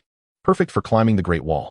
Accompanying her words were 3 photos of the two of them, 3 scenic shots, and 3 selfies of her own. Within a mere 5 minutes, a plethora of comments began to accumulate beneath her post. Roommate Zhou Kuei exclaimed, "Wow, the boy beside you is incredibly handsome. Is he your boyfriend?" Roommate Wang Xiaoqing chimed in. "You found love and didn't even tell your sisters. That's rather ungracious." Classmate Zhao Guang remarked, "The younger girl is truly beautiful." Classmate Zheng Zhou added, "Senior, you are stunning." Suya, upon reading these comments, found herself both amused and exasperated. Fortunately, none of their mutual friends could see the comments. Otherwise, it would surely be awkward if Yifang found out. She did indeed wish for Yifang to be her boyfriend, but whether he would reciprocate remained uncertain. As Yifang trekked along the Great Wall, he suddenly recalled that it had been quite some time since he last posted on social media. Thus, he paused for a moment to craft a post of his own. His caption read, "Having ascended the Great Wall, can I be considered a hero?" He included only 3 photos, a group shot of them all together. However, as soon as he posted, he was inundated with notifications from Ye Shishir and Shin Ningxue in their group chat. Shin Ningxue exclaimed, "Goodness, Shishir, can you believe Yifang went to climb the Great Wall without us? And he is flanked by 2 stunning beauties." Ye Shishir replied, "Indeed, they're even twins. What good fortune for him." Shin Ningxue added, "If you ask me, Yifang is quite the scoundrel, a heartbreaker, surrounded by beauties wherever he goes." Ye Shishir mused, "I wouldn't be surprised if there are several more beauties accompanying him." 30 minutes later, Yifang checked his phone and found an astonishing 99 notifications in the Tiandi Club WeChat group. Confounded, he clicked into the group chat. To his astonishment, the messages were all about how Yifang had sneaked off to play without inviting them, along with various jests about him being a heartthrob. Yifang couldn't help but smile. He recognized they were merely joking. After some contemplation, he decided it was prudent to clarify the situation lest his reputation be tarnished. Yifang typed, "Ladies, please don't misunderstand. They are merely acquaintances I met during my travels. I intended to invite you both, but Ningxue, you just started school. And sure, I noticed you've been quite busy lately, so I didn't want to intrude." Shin Ningxue teased, "Scoundrel, scoundrel." Ye Shishir agreed. "I concur." Yifang responded, "All right, this time it's my fault. I promise to invite you both next time I go out." With that, he tucked his phone back into his pocket. After approximately half an hour of climbing, they reached a particularly steep section. "Phew, this path is quite steep," exclaimed Zhou-chun, who was panting heavily. "Yifang, your stamina is remarkable. You don't even seem to be out of breath. Your face isn't even flushed." Seeing Yifang's ease, Zhou-chun and the others couldn't help but express their admiration. Yifang had consumed a special soldier's elixir, endowing him with extraordinary physical capabilities. This incline posed no challenge for him. "Can you all still manage? Do you need me to assist you?" he inquired. At this, Suya eagerly responded, "Yes, please." With that, she grasped Yifang's wrist, her cheeks tinged with a rosy hue, leaving one to ponder whether it was due to exhaustion or shyness. Yet, when Suya held his wrist, He did not feel the same fervor and nervousness he had experienced when he first held Nie Shirshir's delicate hand. Be careful. As they approached a particularly steep path, a man in his 50s nearby suddenly slipped, nearly tumbling over. Fortunately, Yifang reacted swiftly, catching the man just in time. Thank you, the man said. No need for thanks. Are you all right? Would you like me to assist you? Yifang offered. After a moment's thought, the man replied, sure. Thus, Yifang supported the man with his left hand while holding Suya with his right as they ascended the Great Wall together. My goodness, this young man has remarkable stamina, exclaimed one onlooker. Indeed, if you look closely, not only is he fit, but he is also exceptionally handsome. Another added, yes, he is dashing and charming. His looks could rival those of a star. Those climbing the Great Wall alongside them, panting and fatigued, couldn't he help but discuss Yifang's impressive demeanor. Finally, having navigated the steepest part of the climb, the man thanked Yifang. Thank you, young man. As the path ahead flattened, he released Yifang's grasp. Suya felt a pang of reluctance, but since the man had let go, she felt shy to continue holding on. No need for thanks. At this juncture, the man finally had a clear view of Yifang's physique and appearance. He couldn't help but scrutinize the young man before him, and after several minutes, he finally spoke. Young man, I am about to begin filming a movie and am in search of a leading actor. Would you be interested in joining the cast? Yifang, upon hearing this, looked up at the man, noting the artistic aura about him, despite his white hair. Suya began to survey the man as well, and after a moment, her face lit up with recognition. Ah, I remember now. You are director Zhang Sanmu. What? Yifang was taken aback. He had indeed heard of Zhang Sanmu, one of the most renowned directors in China. Who hadn't heard of him? Yifang, you must agree. If you do, you could become the future Cannes Film Festival winner, or even an Oscar winner. Suya exclaimed, her enthusiasm bordering on hyperbole, yet containing a kernel of truth. Virtually every film directed by Zhang Sanmu had garnered acclaim. In the entertainment industry, countless individuals sought connections just to land a minor role in his productions. For someone like Yifang, being offered a leading role was undoubtedly a meteoric opportunity. Yet, for Yifang, entering the entertainment industry seemed fraught with more disadvantages than advantages.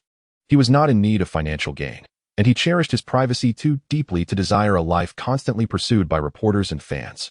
Thus, he decisively declined. I appreciate your kind offer, Director Zhang, but I currently have no intentions of entering the entertainment industry. Chapter 25. The journey concludes, and a sweet kiss is received.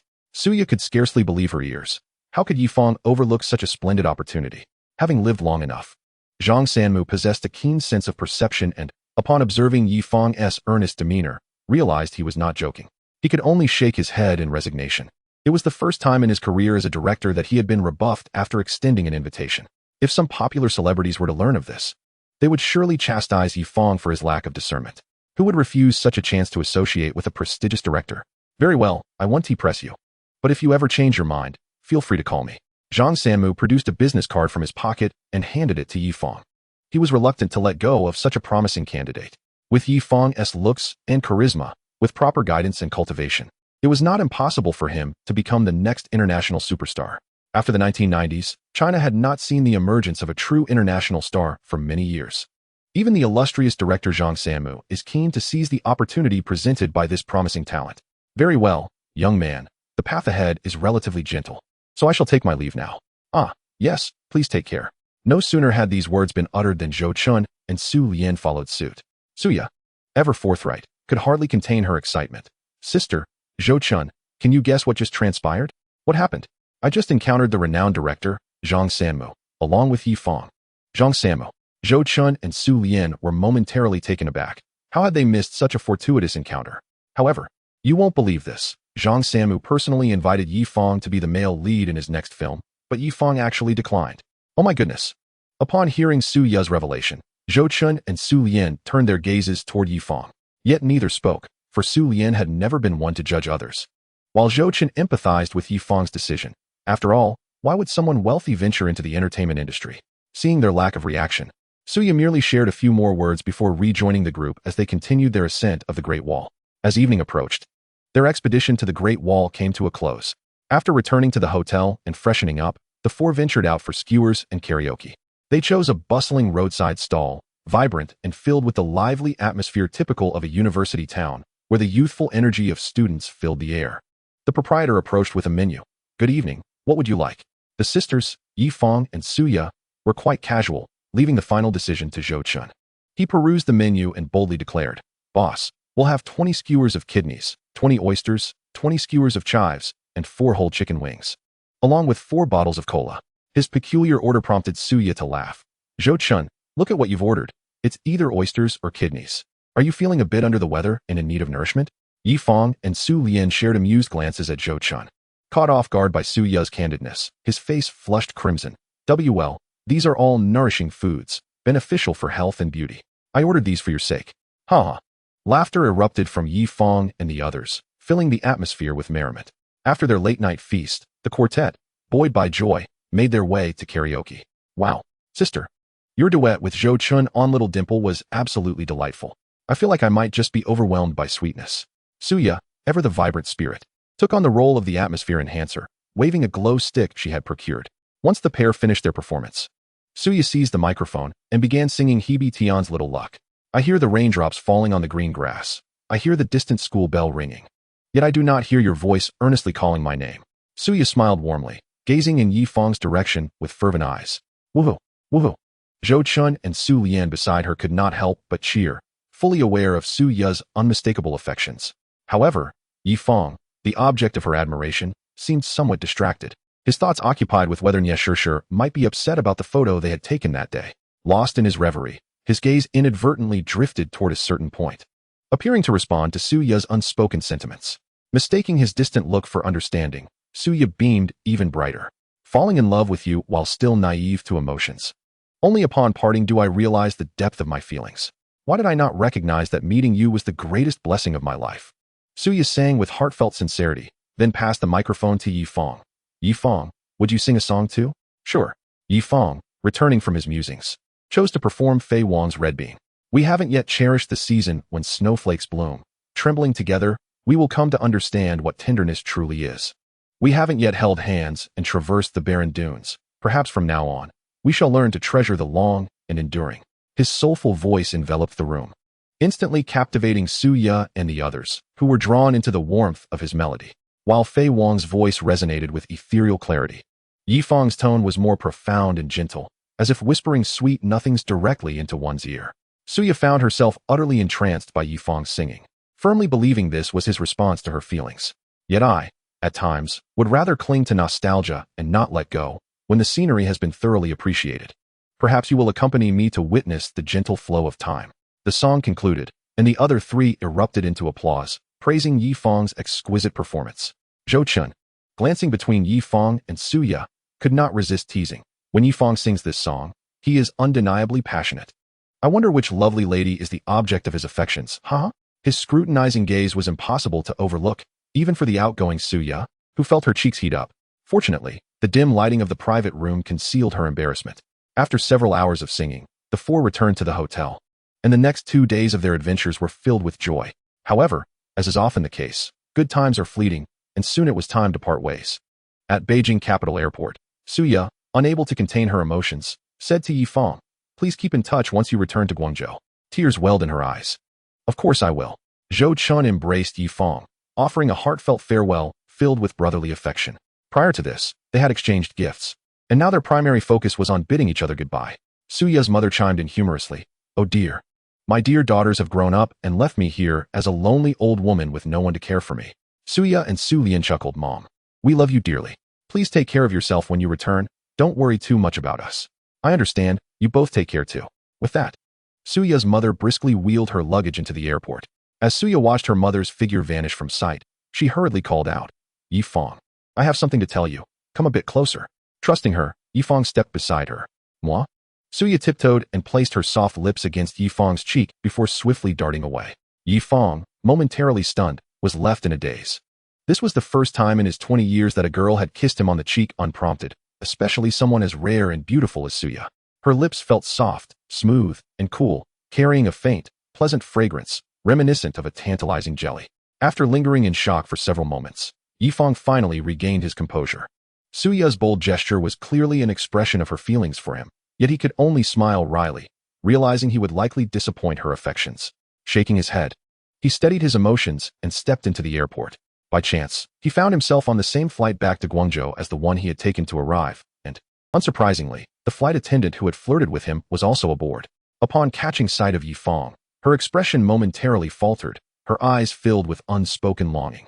They had promised to connect on WeChat, yet nearly a week had passed without a friend request from Yi Fang, despite having only encountered him once. She could not erase the visage of Yi Fang from her memory, nor the echoes of his every utterance. After several restless nights of tossing and turning, she finally stood before him again.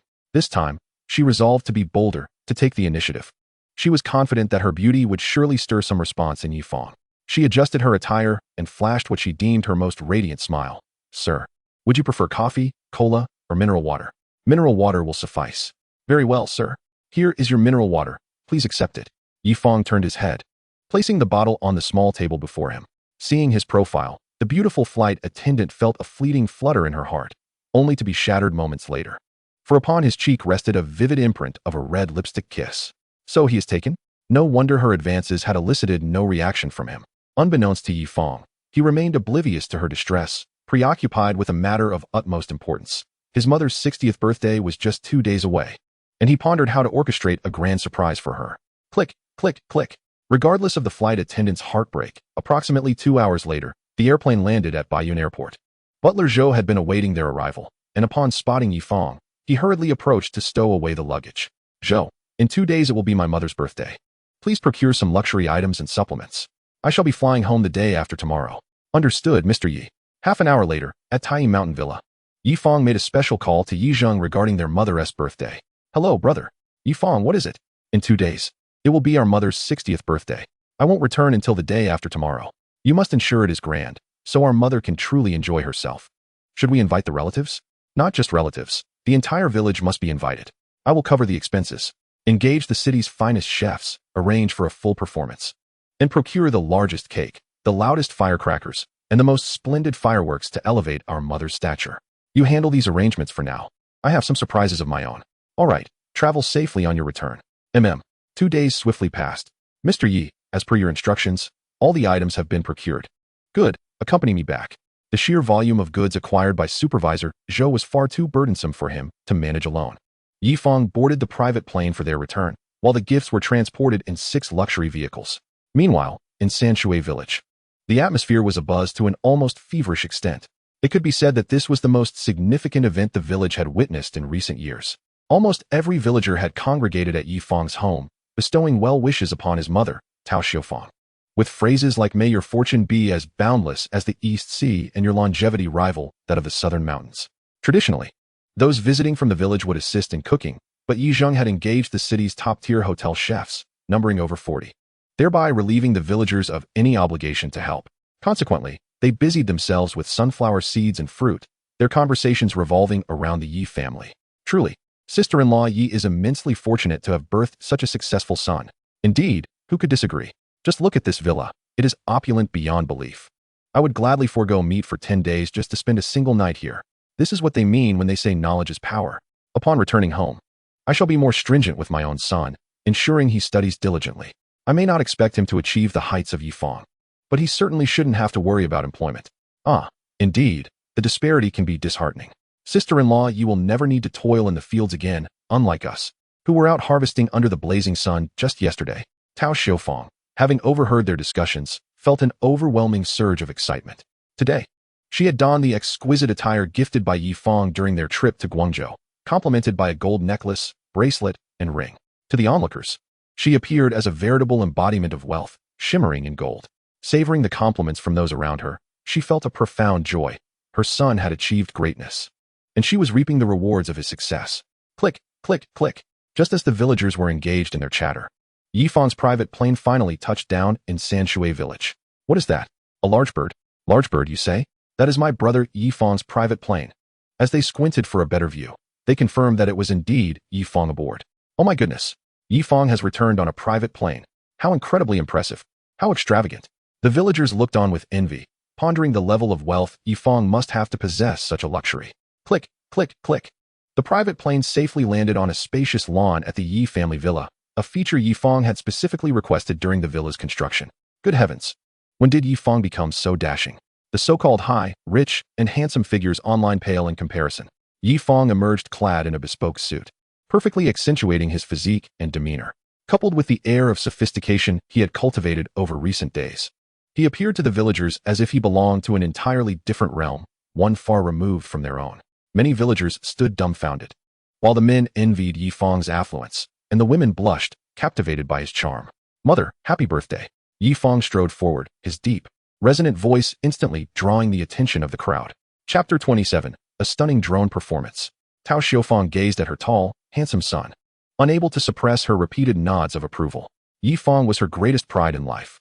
Overcome with emotion, she wiped the tears from her eyes, exclaiming, "It's so good to have you back. Mother, today marks your 60th birthday. I have brought you some gifts, hoping to bring you joy." No sooner had Yi Fang's words left his lips than 5 crimson luxury cars slowly came into view. These 5 cars, all from the Rolls-Royce brand, left the villagers speechless in awe. They parted to allow the luxury vehicle's passage. Moments later, the cars lined up neatly before Tao Xiaofang. Honk, honk. 5 simultaneous sounds resonated, followed by the cars illuminating in a dazzling display. In the next instant, the windows rolled down, and 5 impeccably dressed men emerged. Wishing Mrs. Tao fortune as vast as the East Sea and longevity as enduring as the southern mountains. They bowed, donning white gloves and holding vibrant balloons and flowers, extending their wishes to Tao Xiaofang. The sight left everyone in astonishment. Yi Fang's generosity was astonishing. Yet, what transpired next was even more astonishing. As the 5 men summoned a dozen villagers to unload gifts from the cars. Just how many gifts could there possibly be to require such a number? One by one, exquisitely wrapped boxes were removed, the process taking a full 10 minutes to complete. At this moment, the utility room in the Yi family villa was already overflowing with gifts sent by Yi Fang. Tao Xiaofang gazed at the endless array of presents, unable to suppress her laughter. "Yi Fang, you are truly thoughtful." "Mom, what are you saying?" "These are merely my duties," he replied. After a heartfelt conversation between mother and son, Yi Fang retreated to his room to take a bath. Meanwhile, Sanshui village found itself once again engulfed in astonishment due to Yi Fang's extravagant gestures. Most of the children had gathered around the 5 Rolls-Royces, their eyes brimming with envy. As mealtime approached, the chef's exuberant voice rang out, followed by 40 chefs presenting exquisite dishes one after another onto the dining table. All the villagers in attendance were fixated on the sumptuous spread before them. "This table must cost at least 100,000, exclaimed someone who had dined at this hotel before. "What? A single table costs that much? There are a full 100 tables here. That means just the food alone has cost 10 million. My goodness, this is 10 million. The thought sent shivers through many villagers' hands. Even if they toiled their entire lives without eating or drinking, they would never amass 10 million. And yet, Yi Fang had spent such a fortune merely on the banquet for a birthday celebration, not to mention the mountain of gifts. In that moment, every villager wished they could be seated at the head of the table. Such fortune is beyond envy. It is fate. Some villagers shook their heads, realizing that some things are unattainable by mere envy, and they should instead ponder which pesticide to apply tomorrow. After indulging in the lavish feast, the villagers remained in place, for there was a plethora of performances yet to come. Bang, bang, bang. Dazzling fireworks soared into the sky, bursting forth in breathtaking patterns. Bang, bang, bang. The brilliant fireworks nearly engulfed the entirety of Sanshui village. These fireworks are stunning. Even villagers from neighboring villages climbed to their rooftops to witness the grand spectacle. The fireworks continued for a full hour before culminating in a spectacular finale. The final firework shot up swiftly into the sky, exploding with an unparalleled brilliance. Most astonishingly, amidst the fireworks, large characters formed, lingering in the sky for several seconds before gradually dissipating. The words read, "Happy 60th birthday to Mom, Tao Xiaofang." My goodness. In that moment, the villagers from several surrounding areas understood what was transpiring. It turned out a wealthy individual was celebrating a birthday. Goodness. When did such a tycoon emerge in their midst? They would need to inquire further next time. But the surprises were not yet over. Yi Fang signaled to Supervisor Zhou, who promptly made a phone call. A few minutes later, the grandest surprise of the banquet unfolded.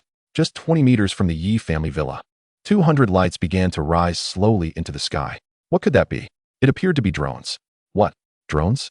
Who knows what extravagant display Yi Fang has concocted now? My heart can hardly take it. The villagers buzzed with excitement, having only seen such a scene on television.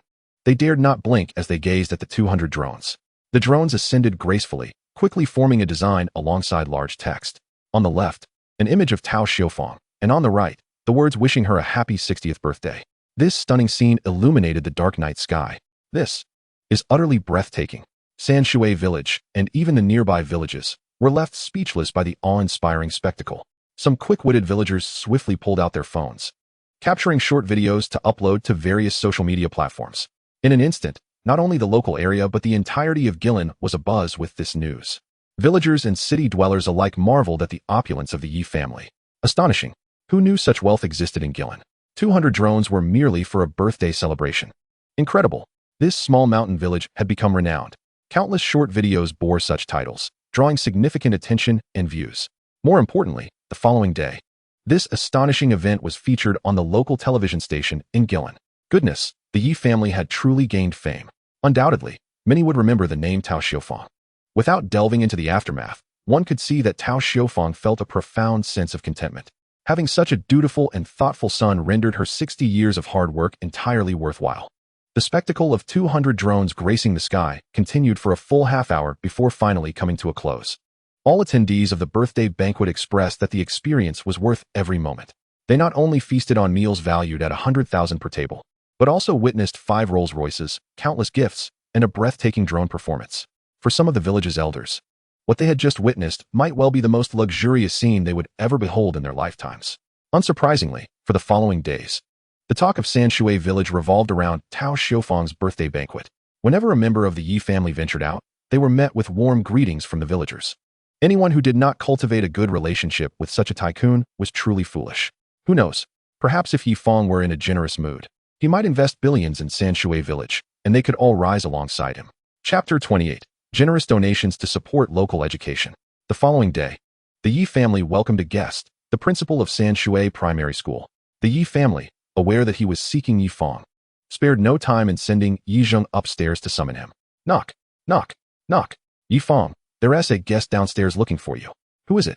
It's Principal Li from our village school. Oh, it's Principal Li. I wonder what brings him here.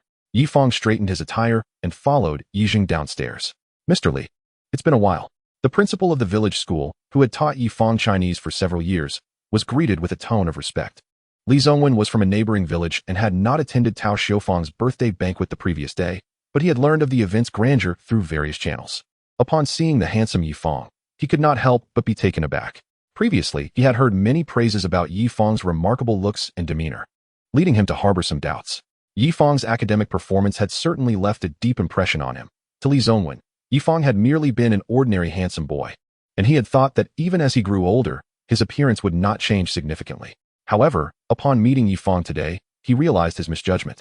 Indeed, some individuals could undergo such a remarkable transformation. At this moment, Yi Fang exuded an air of a refined gentleman, complemented by his striking features. He had encountered many individuals, yet he could not deny that, in terms of overall demeanor and appearance, Yi Fang was truly the finest he had ever seen. Suppressing his astonishment, he spoke directly. It's been a while, Yi Fang. Sensing that Li Zongwen had something important to discuss, Yi Fang suggested, the view is better on the second floor. Let us go up there. Sure. Li Zongwen was taken aback by Yi Fang's remarkable ability to read the room. Opting for directness over subtleties, he promptly inquired, Yi Fang, do you know how many teachers are left at our primary school in Sanshui village? There should be around 15, right? Shaking his head, Li Zongwen's expression was laden with bitterness. Including myself, there are only 6 left. Sanshui village is exceedingly impoverished. Teachers have been retiring one after another without any new ones arriving. Consequently, the primary school here is struggling to function. Among the 20 primary schools in the entire township, ours consistently ranks at the bottom during examinations. This is an unavoidable situation. With such a dearth of educators and various fundamental facilities lacking, how can the students excel? Yi Fang contemplated briefly and quickly grasped the reason for Li Zongwen's visit. However, he had already been inclined to support the educational development of his hometown. It was merely the overwhelming trifles of daily life that had momentarily obscured this intention. Thus, he refrained from further small talk and directly articulated his plan. Teacher Li, you need not worry. As a native of Sanshui village, it is my duty to contribute to the advancement of our village's education. Upon hearing Yi Fang's words, Li Zongwen's face lit up with joy, but what followed made him question his own senses.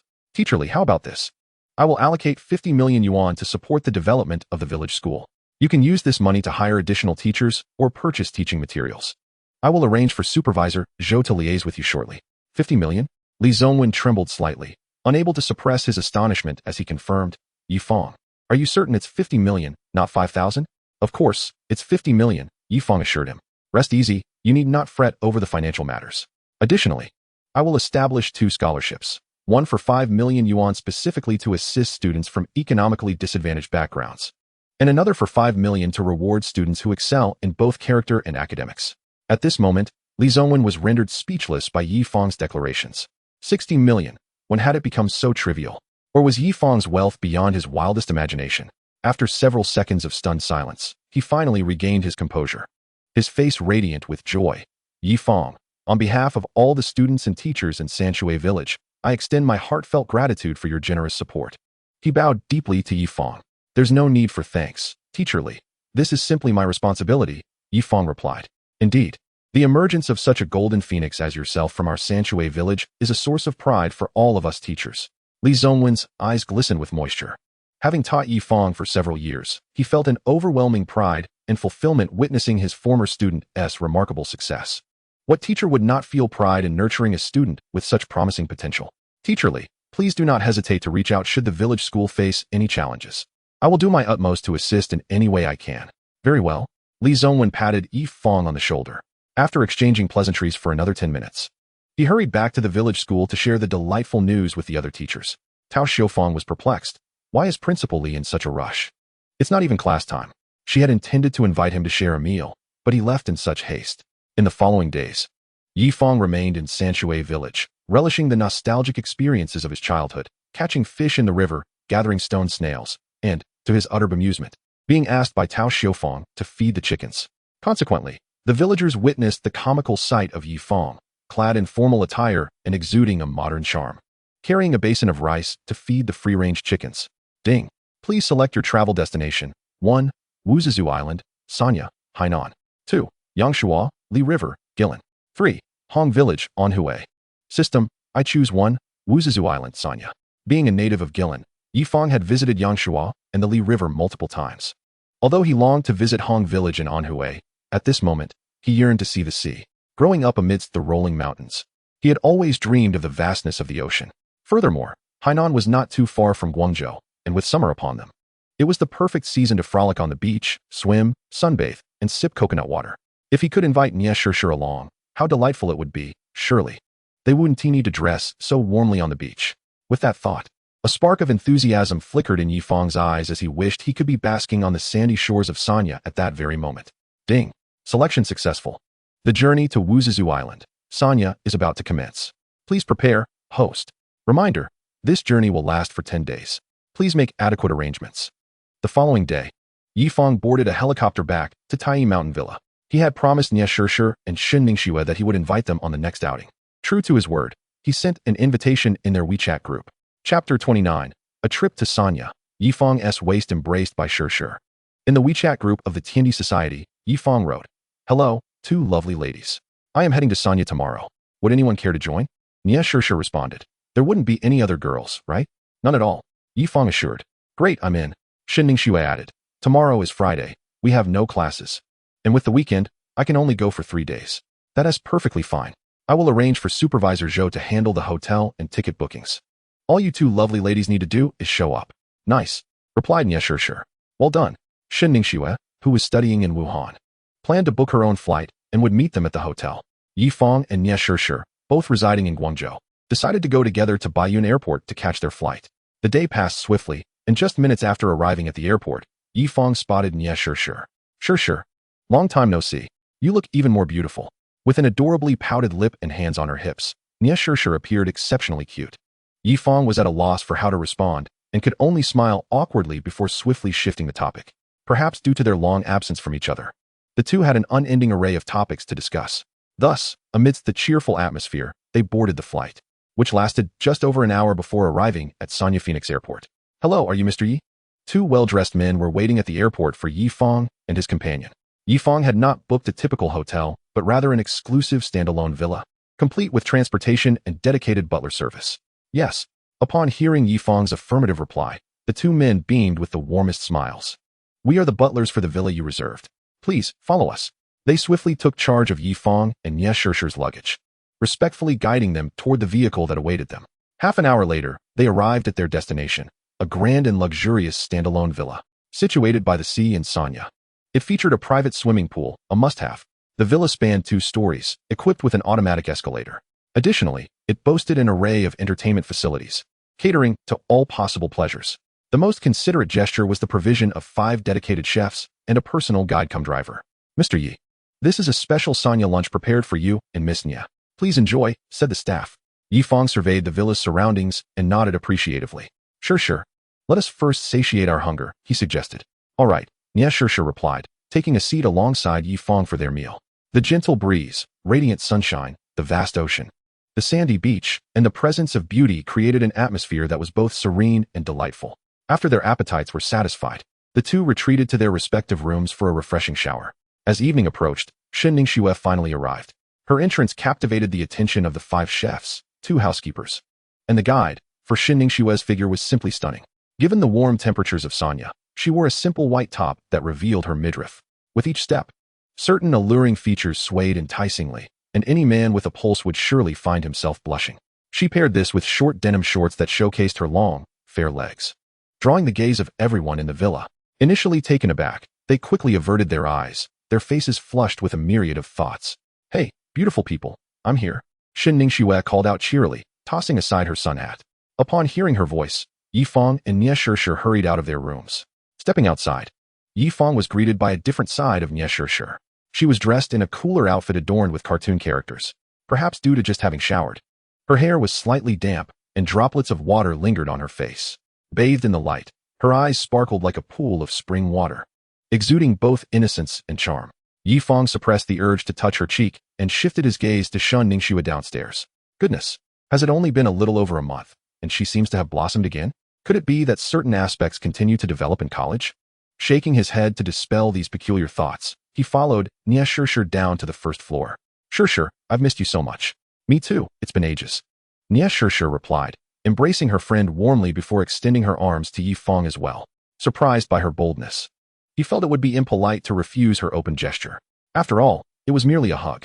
Suddenly, Yi Fang felt something soft gently brush against the side of his abdomen. He couldn't quite articulate the sensation, but fortunately, Shinning Xue released him after a polite embrace. As the moonlight cascaded down and the sound of waves lapping against the shore filled the air, the trio sat on the villa's terrace, sharing amusing anecdotes from recent times. The splendid day passed swiftly, and before they knew it, it was time to depart the next morning. Sanya, here we come. Woohoo. The 3 of them settled into a convertible, wind in their hair, as they sped towards their first destination, Wuzizu Island. The sun shone brightly, accompanied by a refreshing sea breeze, an ideal day for exploration. The endless ocean stretched before them, its azure hue seemingly unreal against the perfectly clear sky, beams of sunlight dancing upon the waves. Upon arriving at the scenic area of Wuzizu Island, they disembarked from the convertible and boarded a boat to the island. Once on the island, they rented 2 electric carts, one for Shinning Xue and the other for Yi Fang, with Nye Shih seated behind him since she didn't know how to drive. Woohoo! It's so beautiful, exclaimed Shinning Xue, her joy evident as she sped ahead, leaving the 2 behind. Sure, hold on tight, I'm going to speed up. Okay, Yi Fang replied as he twisted the throttle, causing the electric cart to accelerate rapidly. Yi Fang, you're going too fast. What did you say? I can't hear you. I said, you're driving too fast. Got it. After finally catching her words, Yi Fang eased off the throttle. Sure, the road ahead is a bit steep and narrow. For safety's sake, hold on tight. To Yi Fang's surprise, Nye Shih didn't grasp his shirt, but instead wrapped her arms around his waist.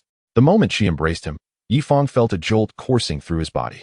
Fortunately, Nye Shih was seated behind him and did not notice his unusual reaction. Chapter 30, Luxurious Yacht and Night Swimming. Taking a deep breath, Yi Fang suppressed any errant thoughts. Riding the electric cart, with the sea breeze in their hair, they passed one picturesque spot after another, romantic ocean star. The breathtaking view of the sea and sky at Sunrise Rock, the enchanting Lover's Valley filled with birdsong and fragrant blooms, and of course, Lover's Island. Ideal for wading in the waves, where many newlyweds were capturing their wedding photos. The final stop on their island tour was the filming location of the movie Private Custom, an opportunity not to be missed for a photo. Sure, Yi Fang, you 2 are so slow. Hurry up, the island tour is over. We need to replenish our energy at the restaurant. Shinning Xue's hair danced in the sea breeze, her smile radiating even more brightly in the sunlight. I'm coming, Nye Shih exclaimed, skipping joyfully towards Shinning Xue. Suddenly, in her excitement, she accidentally twisted her ankle. Yi Fang rushed to her side. Sure, are you all right? I'm fine, she replied through gritted teeth. However, as she attempted to stand, she nearly toppled over again. Sure, Let me help you to the restaurant. I'll ask the staff if they have anything for sprains, Yifang offered. At that moment, Shen Ningxue joined them, expressing concern. Sure, your ankle looks a bit bruised. Glancing between her two friends and her injured foot, Sure relented. All right. The next moment, she placed her right hand on Yifang's shoulder, while Shen Ningxue supported her from the other side.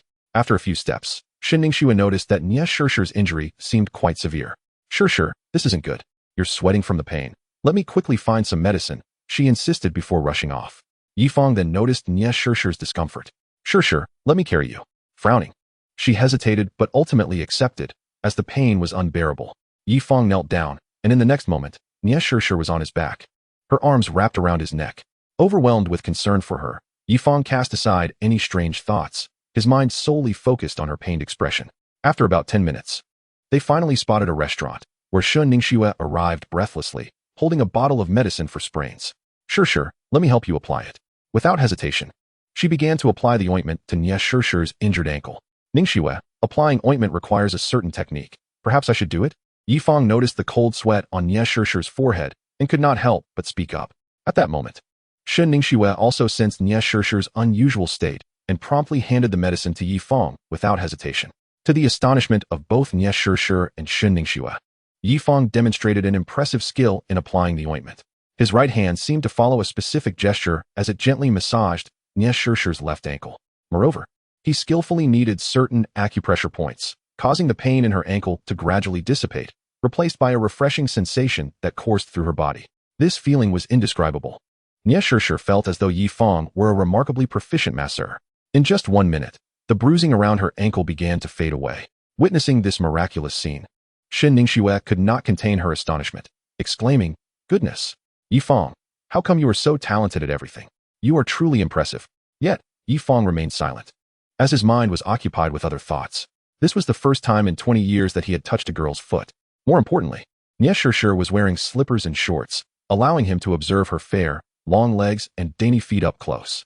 Although Yifang felt a twinge of reluctance to stop massaging her left foot, he knew that lingering too long would give him an unwarranted reputation. "Yifang, you are exceptionally professional," Shure exclaimed as she stood up and began to walk. Her complexion appeared significantly better. "Let's freshen up and grab a bite to replenish our energy." Thus, the three of them made their way to the nearby restaurant to indulge in Sonya's local delicacies: coconut chicken, baoluo noodles, gangmen noodles, fried chicken from the fishing village, coconut jelly, and, of course, a variety of refreshing desserts. The restaurant was crowded, and the striking appearances of Shure and her companions naturally drew attention, prompting several young admirers to approach them for conversation. However, the two women handled the attention with ease, decisively turning down their advances. As evening approached, the trio returned to Guanyin, the prime spot for witnessing the sunset.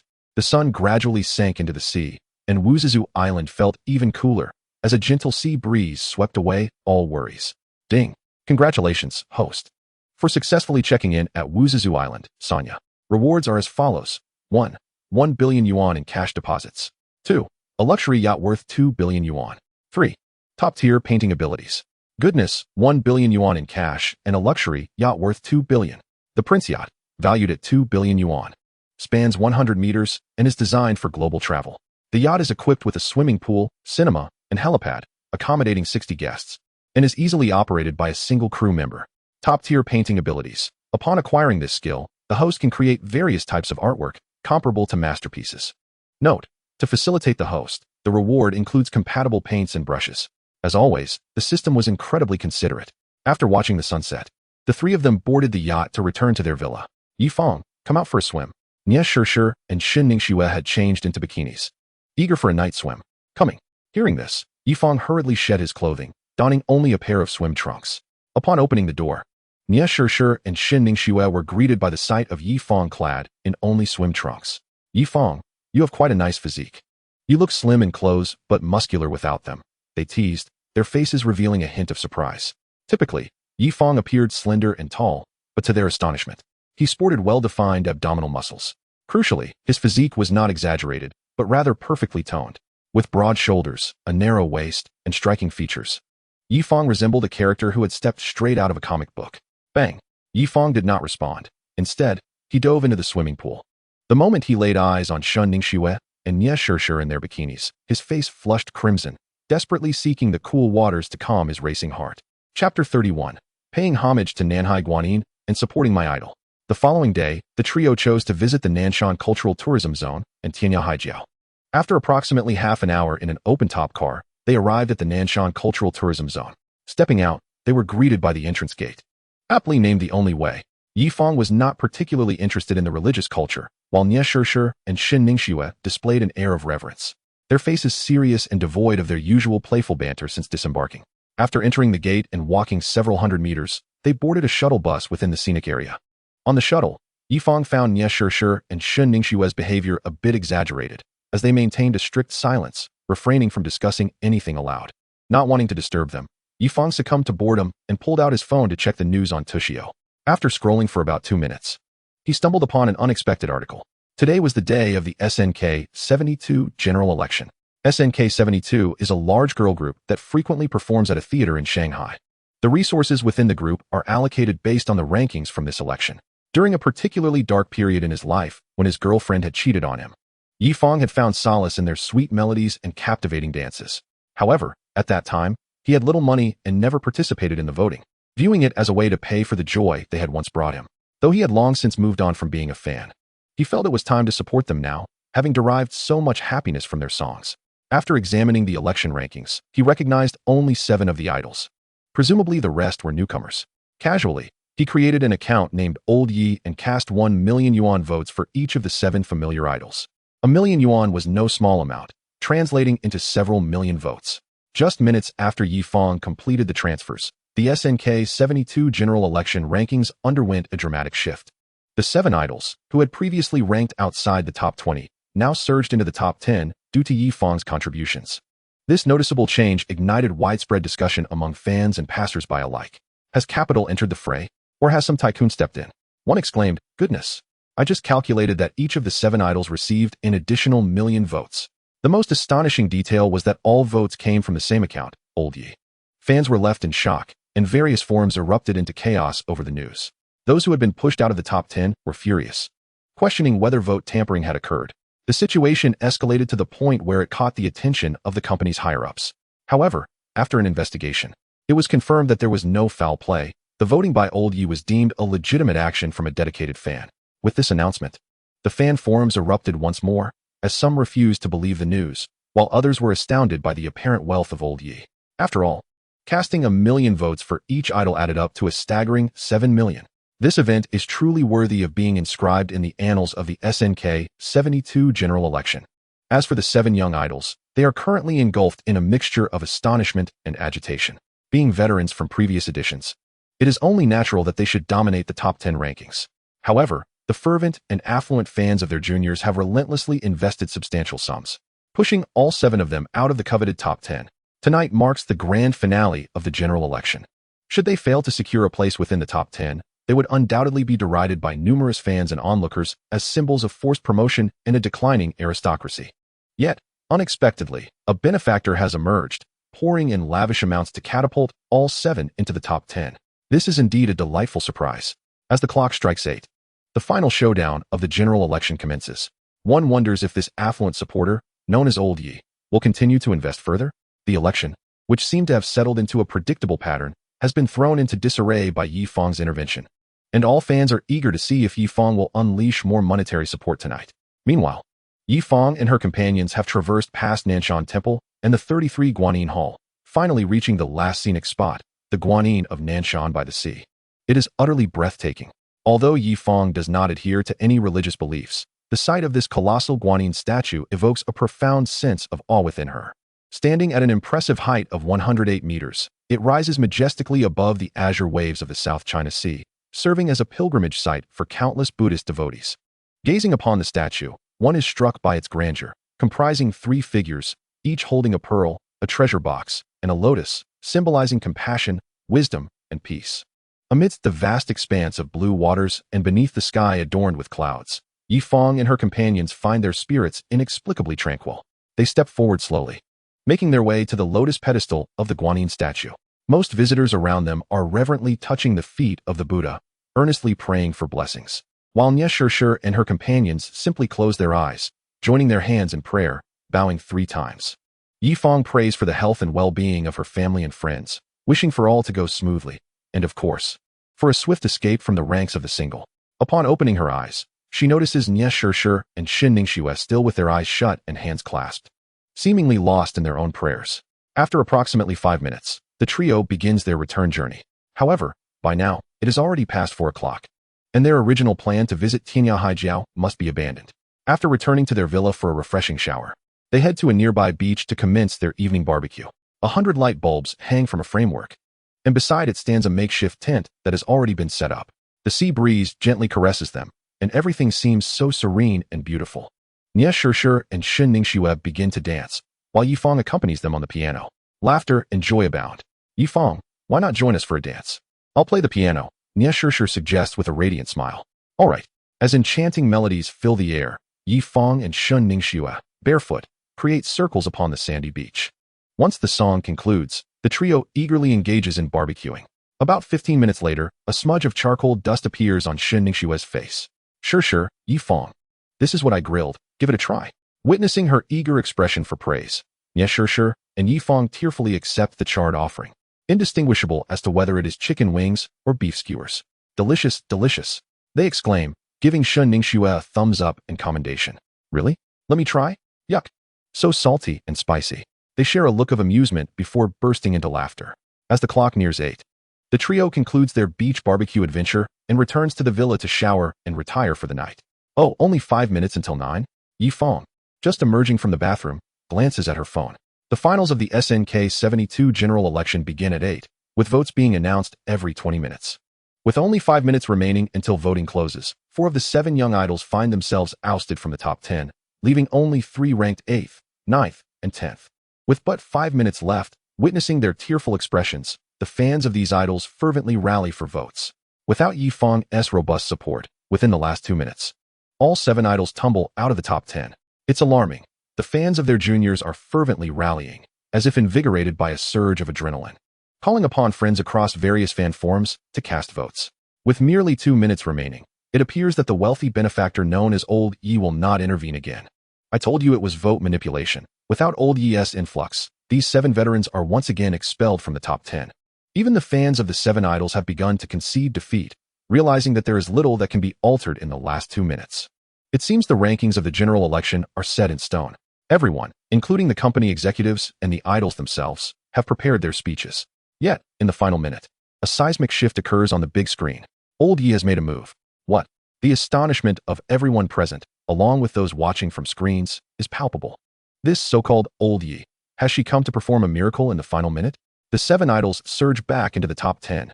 In the blink of an eye, the names of the 7 idols rapidly ascend in the rankings.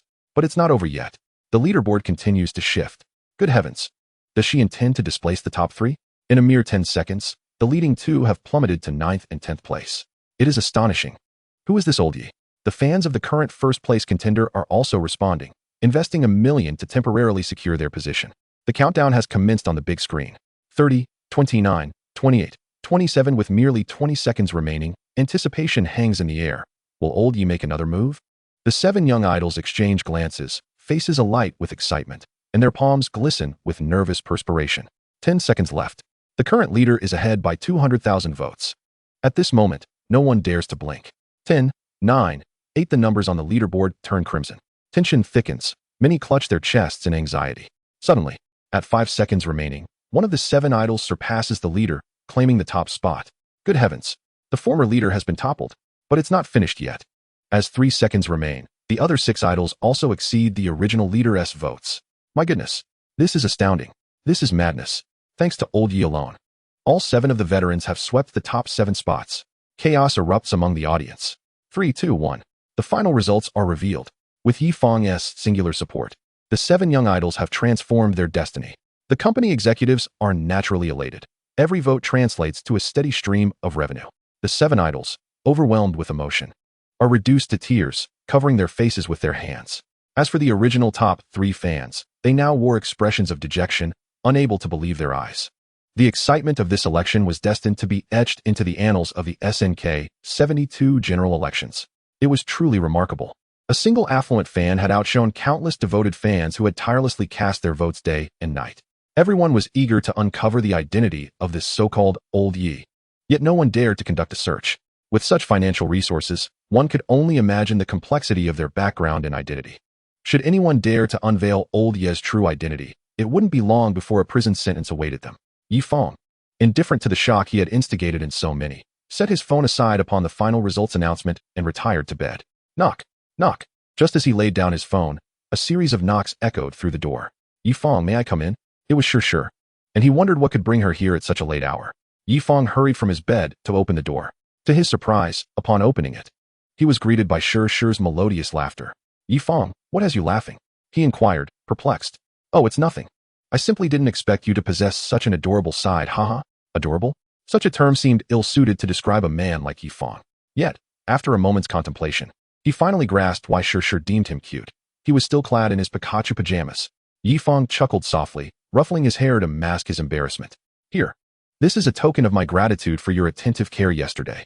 Sure extended a delicate gift box toward him. Sure, you are far too kind. It was only my duty.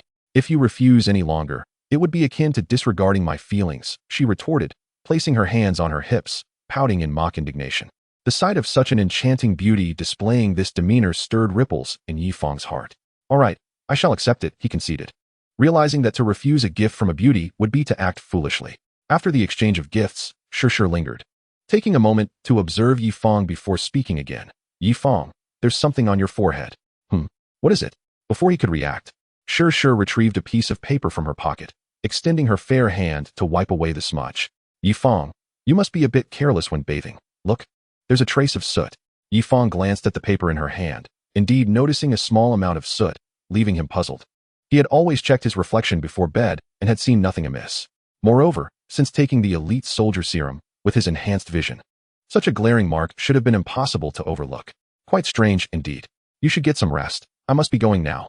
All right, Sure, good night. Good night. Did Sure just cast him a flirtatious glance?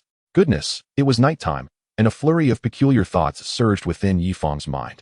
Chapter 33. Gazing at the ends of the earth, the art professor's astonishment. With anticipation, Yi Fang opened the gift Sure had brought. Upon seeing its contents, his eyes widened in disbelief. A Nintendo Switch OLED package. Though he could certainly afford such a gaming console, receiving it as a gift was an entirely different experience. Most importantly, it was a present from Sure, one of his favorite items. Sure, you are truly thoughtful. With a smile gracing his lips, Yi Fang drifted into a satisfied slumber. Ding! The system has detected that the host is now in Hainan. Please select a travel destination. 1. Tianya Haijiao and Sanya. 2. Lijiang Haikao Volcanic Group, World Geopark. 3. Sanya Atlantis Resort. System, I choose 1, Tianya Haijiao. Yi Fang and his companions had already intended to visit Tianya Haijiao. So with the system presenting this option, it was only natural to select it. Ding! Host selection successful. The journey to Tianya Haijiao in Hainan Sanya is about to commence. Please prepare accordingly. Kind reminder, the duration of this trip is set for 10 days. Please make ample arrangements. 10 days seemed excessive. Half a day would suffice. Tianya Haijiao was already included in the trio's itinerary, so there was no need to consult with Sure and the others. After breakfast, the three boarded a vehicle heading to Tianya Haijiao. Approximately half an hour later, they arrived at their destination. Tianya and Haijiao were essentially two towering rocks standing on the beach at the western end of Sanya Bay. To the average observer, they might simply appear as two stones devoid of allure. However, for Yi Fang and his companions, the intrinsic significance of these rocks held far greater importance. Much like the Great Wall, which to many might seem merely a collection of bricks, Tianya and Haijiao were steeped in poetry and stories, revered as symbols of love. Upon disembarking, the trio asked a passerby to take a group photo. Perhaps due to the site's lack of allure, there were not many visitors at Tianya Haijiao, mostly consisting of couples. Shun Ningxue, observing the couples holding hands, rested her chin on her hands, sighing, when will I find my true love? Sure, charmed by her cuteness, interlaced her fingers with hers, declaring, one need not rely solely on a prince. A princess will do just as well. Yi Fang, this familiar feeling has returned. Yes, with sister Sure around, who needed a scoundrel or a wretched man. As Shin Ningxue spoke, she playfully splashed water at Yi Fang, who felt undeservedly targeted. Ningxue, there are still good men in this world, like that handsome guy who is both far and near. Their laughter, reminiscent of silver bells, echoed as they enjoyed their banter. Just then, a young man resembling a student approached. Hello, Mississippi. I am a student from Hainan University of Arts. We are currently out sketching and wondered if you might spare 5 minutes to be our model. The student, with a youthful visage and a sincere expression, directed his request at Sure. However, it was Shun Ningxue who responded, "Hey, there are two beauties here.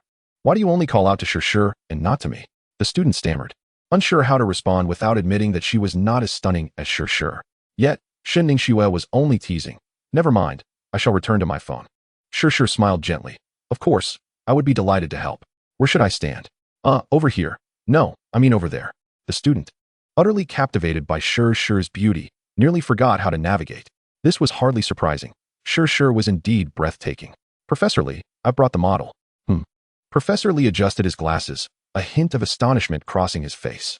Initially, from a distance, one could only perceive Sure as a rare beauty. However, upon closer inspection, she revealed herself to be a true celestial being among mortals.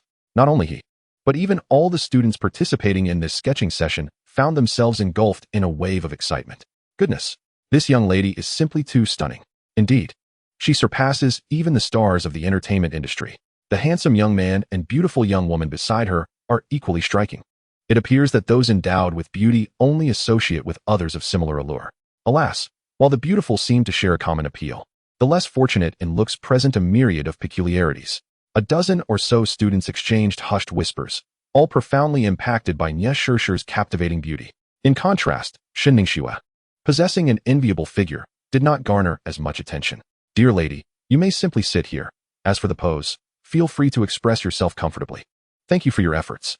No need for that." Following his instructions, Sure gracefully perched herself upon a stone.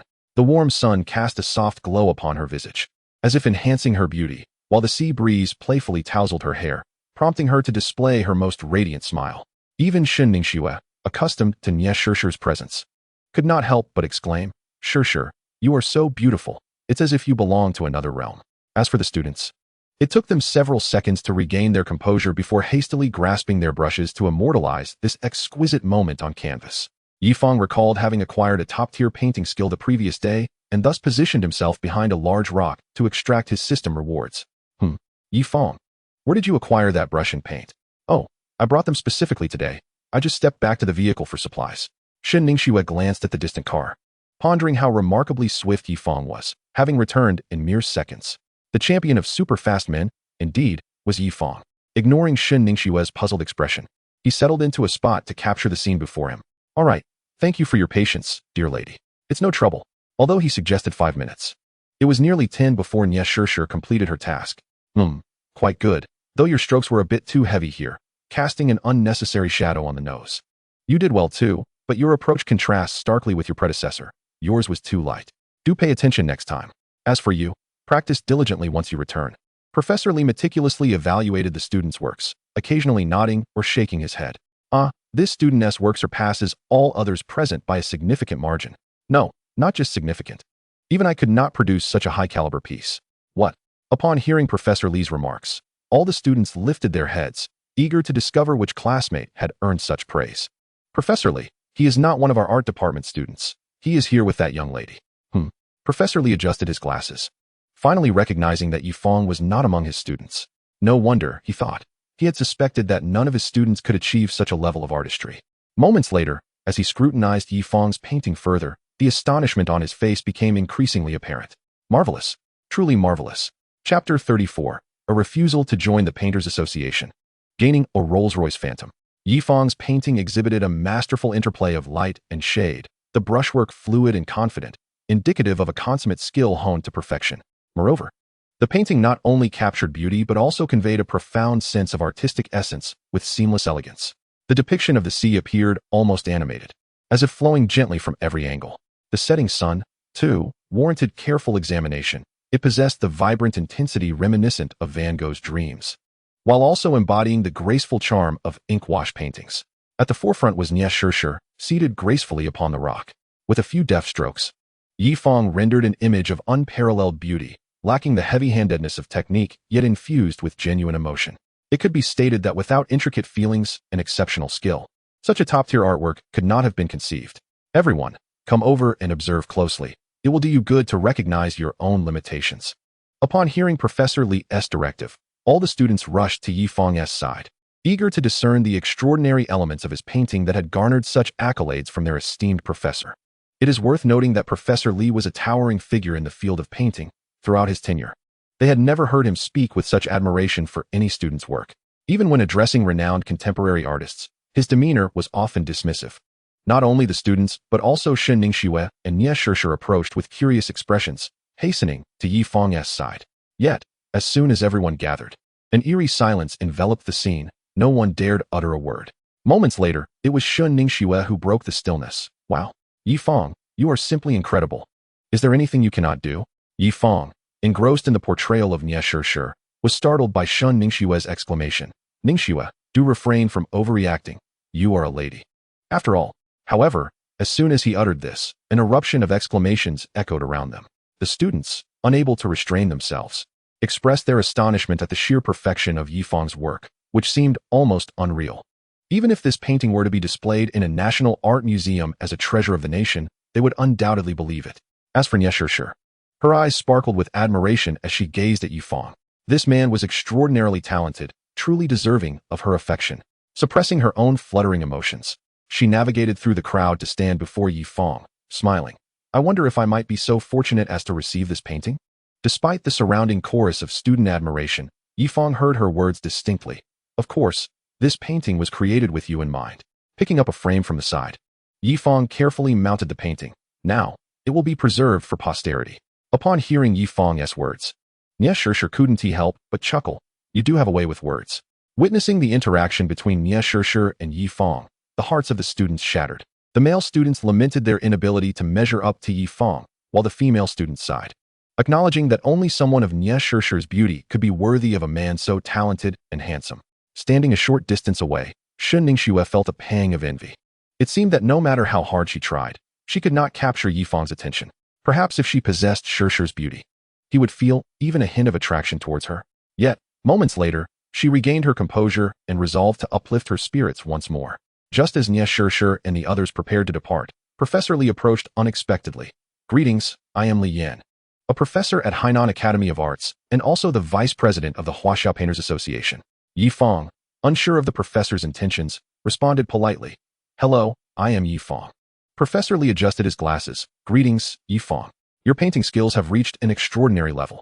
Our Huaxiao Painters Association is seeking a few talented individuals to join us. Would you be interested? What? The students, hearing Professor Li's words, were left in a state of shock. To receive an invitation from Professor Li himself was an immense honor. Most importantly, Yi Fang's age appears to be quite comparable to theirs. Anyone capable of joining the Huaxiao Artists Association is undoubtedly a top-tier painter, renowned nationwide and long established in their fame. Among the entire Huaxiao Artists Association, the youngest member is already in their 40s. If Yi Fang were to accept this opportunity, it would undoubtedly ignite a sensation throughout the art world. His name would become known to all overnight. Such an opportunity is exceedingly rare. The eyes of all the students brimmed with envy, wishing they could be in Yi Fang's shoes. However, Yi Fang showed no interest in the so-called Artists Association. Fame often brings with it a plethora of troubles alongside its conveniences.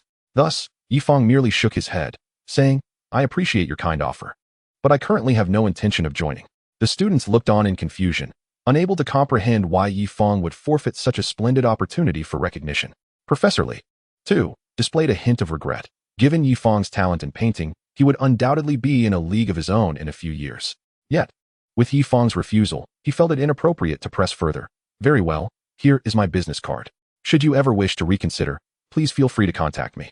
After accepting the card, Yi Fang exchanged a few farewell pleasantries before departing with Nie Shishir and Shen Ningxue back to the villa. What a pity. Watching Yi Fang's retreating figure, Professor Li shook his head, lamenting the association's missed opportunity for such a promising talent.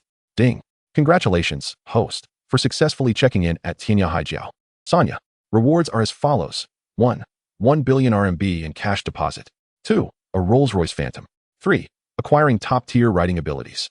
The Rolls-Royce Phantom is a customized model, limited to only 3 in the world, blending tradition with a sense of modernity, meticulously handcrafted, with a price tag of 7 billion renminbi.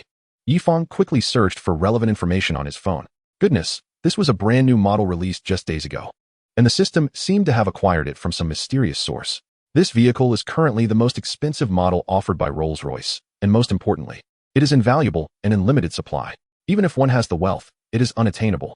Top-tier writing abilities allow the host to craft web novels that captivate the senses or produce literary works of exceptional artistic value. This ability is indeed promising. Fang had grown weary of authors who frequently abandoned their works. Most importantly, this was precisely the reason he had mentioned to his family. Now, he could finally justify it. Once he writes a few novels that sweep across the nation, he would show those who belittled him that this is the true essence of contemporary literature. Chapter 35. Shopping at the duty-free store and exchanging gifts. Today marks the third day and the final day of Shun Ningxua's stay in Sanya. She had booked an afternoon flight. So the trio decided to visit the duty-free store in the morning to purchase some items before exchanging gifts. Traditionally, as the only male, Fang should have taken the initiative to present gifts to the two lovely ladies. However, Nie Shishir and Shin Ningxua insisted on gender equality, declaring that if they were to receive gifts, it should be mutual. Thus, they collectively agreed to shop at the duty-free store and then exchange gifts. Each person would purchase 3 gifts, set their own price, and then randomly select 3 gifts from what the others had bought. According to Nie Shishir and Shin Ningxua, this was akin to opening mystery boxes. Therefore, during the shopping and checkout process, they must ensure that the others could not see their purchases and wrap the gifts securely. Good day, sir and madam. What can I assist you with today? Upon entering the duty-free store in their convertible, the 3 were greeted warmly. We'll browse on our own, they replied, parting ways in different directions, yet accompanied by a dedicated sales associate. Sir, is there anything you desire? Standing beside Fang was a beautiful young lady, approximately 20 years old, dressed in a uniform, her smile radiating as she inquired. Not only was Fang's demeanor and appearance striking, but his ensemble of designer brands also conveyed an air of affluence. Based on her experience, Fang was undoubtedly a significant customer, and if he spent generously, her commission would be substantial. With this thought, the sales associate's smile grew even brighter. I am looking for gifts for my parents and a female friend. Do you have any recommendations? Price is not a concern. I primarily wish for them to be satisfied. For your mother, I would recommend this: the white matte Himalayan crocodile leather Birkin bag, adorned with 30 diamonds. It is understated, yet signifies status, and it is quite reasonably priced at 1.7 million renminbi.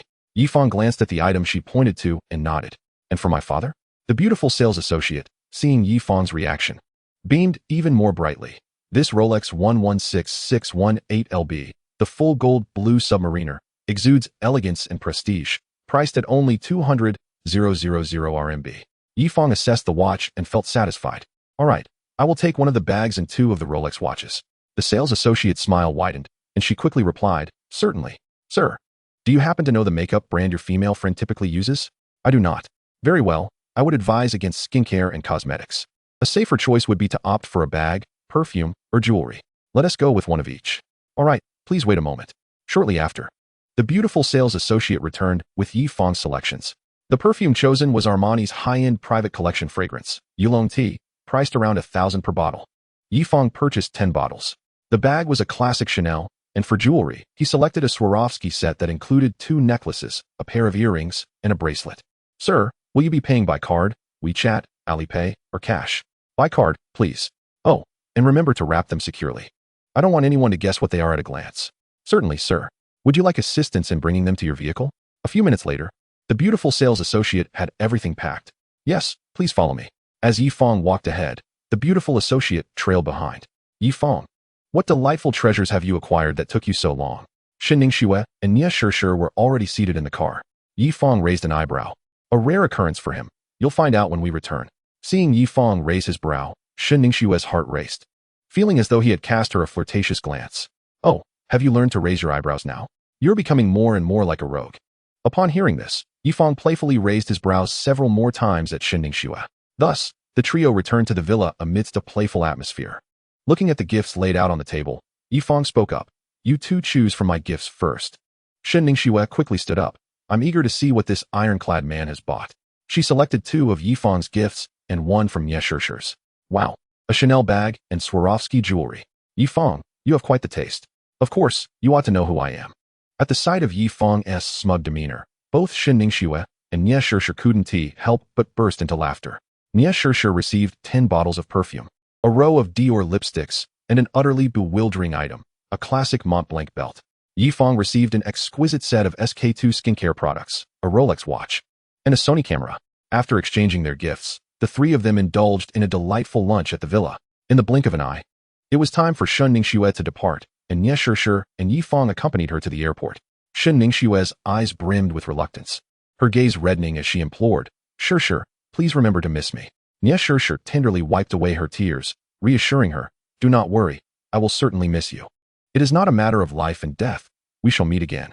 Yi Fang chimed in, unable to contain himself. Indeed, who knows? Our next adventure might just lead us to Wuhan. With her eyes glistening, Shen Ningxue asked, really? Absolutely, he affirmed. Let us make a pact. You must not break it, or you shall be deemed a little dog. Amused by her childishness, Yi Fang shook his head. All right, all right. He extended his hand, sealing the promise with a pinky swear. Moments later, the time for boarding arrived. Shen Ningxue embraced both Nie Shishir and Yi Fang before confidently striding into the airport without a backward glance. A melancholic atmosphere enveloped Nie Shishir and Yi Fang as they made their way back, each lost in their thoughts. Fortunately, they quickly adjusted, continuing their journey together. As the moonlight cast a gentle glow, the dining table adorned with candles and fresh flowers exuded romance. With only the two of them remaining, Yi Fang felt compelled to create a beautiful ambience, nurturing their relationship, eager to escape the ranks of the single. To his utmost surprise, Nie Shishir personally took to the kitchen, preparing a steak for him. Yi Fang, you've worked hard these past few days. This steak is specially made for you. Do try it. Delicious. Anything made by Shishir is delightful. Silly, you've just put it in your mouth. You haven't even started chewing yet. Dressed in an apron, Nie Shishir beamed at Yi Fang. He chuckled, captivated by her beauty, a wave of happiness washing over him. Chapter 36. Boarding the yacht, fingers intertwined. The following day, Nie Shishir and Yi Fang planned to embark on a yacht, eager to savor the grandeur and romance of the sea. After approximately half an hour, they arrived at a luxurious yacht club. The club offered various models of yachts, including sport leisure boats, monohulls, and catamarans. However, due to the peak tourist season, a long queue had formed at the yacht club. According to the staff's estimate, they would have to wait at least another hour. Under the blazing sun, though Nie Shishir was a pampered young lady, she exhibited no signs of complaint, maintaining a cheerful demeanor throughout. Yet, Yi Fang felt it unbearable to let her endure the scorching heat for over an hour, just as he contemplated retrieving the prince yacht as a reward from the system. A rather handsome man approached Nie Shishir. With a self-assured smile, he addressed her, beautiful lady, I have a few spots available on my private luxury yacht. Would you be interested in joining me? Upon hearing this, several nearby women cast envious glances, while they faced an hour of waiting under the sun. This man had the audacity to extend an invitation to a private luxury yacht. It was evident he was of affluent lineage. Truly, good looks seemed to be a currency of their own. However, Nie Shishir merely glanced at him before shaking her head. I appreciate your kindness, but no thank you. The man was undeterred, insisting, please, don't be so hasty in declining. My luxury yacht is stocked with fine wines and gourmet food, along with a dedicated photographer to capture stunning photos and videos. This time, it was Yi Fang who couldn't hold back a laugh. He followed the man's gesture, spotting a yacht approximately 10 meters long and 2 stories high. Is this what they call a luxury yacht? He mused internally. When had the standards for luxury yachts sunk so low? The man finally noticed Yi Fang standing beside Nie Shishir, initially assuming he was merely her servant. However, realizing the way Nie Shishir looked at Yi Fang, he quickly grasped that their relationship was far more significant. Yi Fang was dressed in casual attire, sporting affordable brands, prompting the man to deliver a condescending remark. A landlocked duck, unfamiliar with the opulence of luxury yachts, may find such ludicrous behavior understandable. Upon hearing this, Yi Fang remained unperturbed, while Nie Shishir frowned and retorted sharply, some individuals must have forgotten their glasses when stepping out, mistaking a dilapidated vessel for a cherished heirloom, blissfully unaware that they are merely a joke in others' eyes. Ha! Yi Fang couldn't suppress his laughter. Nie Shishir's cleverness was delightful. The man, taken aback by Nie Shishir's unexpected retort, felt his pride wounded. He huffed and left in humiliation. Yi Fang, feeling a sense of satisfaction from Nie Shishir's defense, suggested, Shishir, there are too many people here. Shall we find another place? The previously serious Nie Shishir turned to Yi Fang, her radiant smile returning. It is peak tourist season now. I fear everywhere will be crowded. In an impulsive moment, Yi Fang took hold of Nie Shishir's right hand, declaring, Shishir, rest assured, as long as you are with me, there will surely be a delightful surprise waiting outside. A blush crept onto Nie Shishir's cheeks, yet she did not pull away. Instead, she intertwined her fingers with his. Bang! Their fingers were interlocked. In that fleeting moment, Yi Fang felt a warmth surging from his feet to the crown of his head. Despite the summer heat, Nie Shishir's hand was cool to the touch, like jade. Beyond its coolness, her hand was incredibly soft. A gentle squeeze felt like holding a plush toy. This sensation was utterly enchanting. Yifang couldn't help but beam with joy. Thus, hand in hand, they dashed out of the yacht club against the gentle breeze. The man, witnessing the closeness between Ye Shishir and Yifang from a distance, wore a sullen expression, puzzled as to why he fell short compared to this seemingly impoverished fellow. Meanwhile, those still waiting at the club began to murmur among themselves. What a pair of celestial lovers. They truly embody beauty and charm. Indeed, you should have seen how stunning that lady was. When she smiled beside me, I was utterly mesmerized. And let's not overlook that handsome gentleman beside her. Unbeknownst to Ye Shishir and Yifang, they had become the talk of the crowd as they strolled along the beach. After a few minutes, they encountered a throng of people gathered around an enormous luxury yacht. Most were snapping photos, while others initiated live broadcasts. I have never seen such an extravagant yacht up close in my entire life. Right? I couldn't even dream of such a luxurious vessel. I just searched it online. This yacht is worth at least 2 billion. What?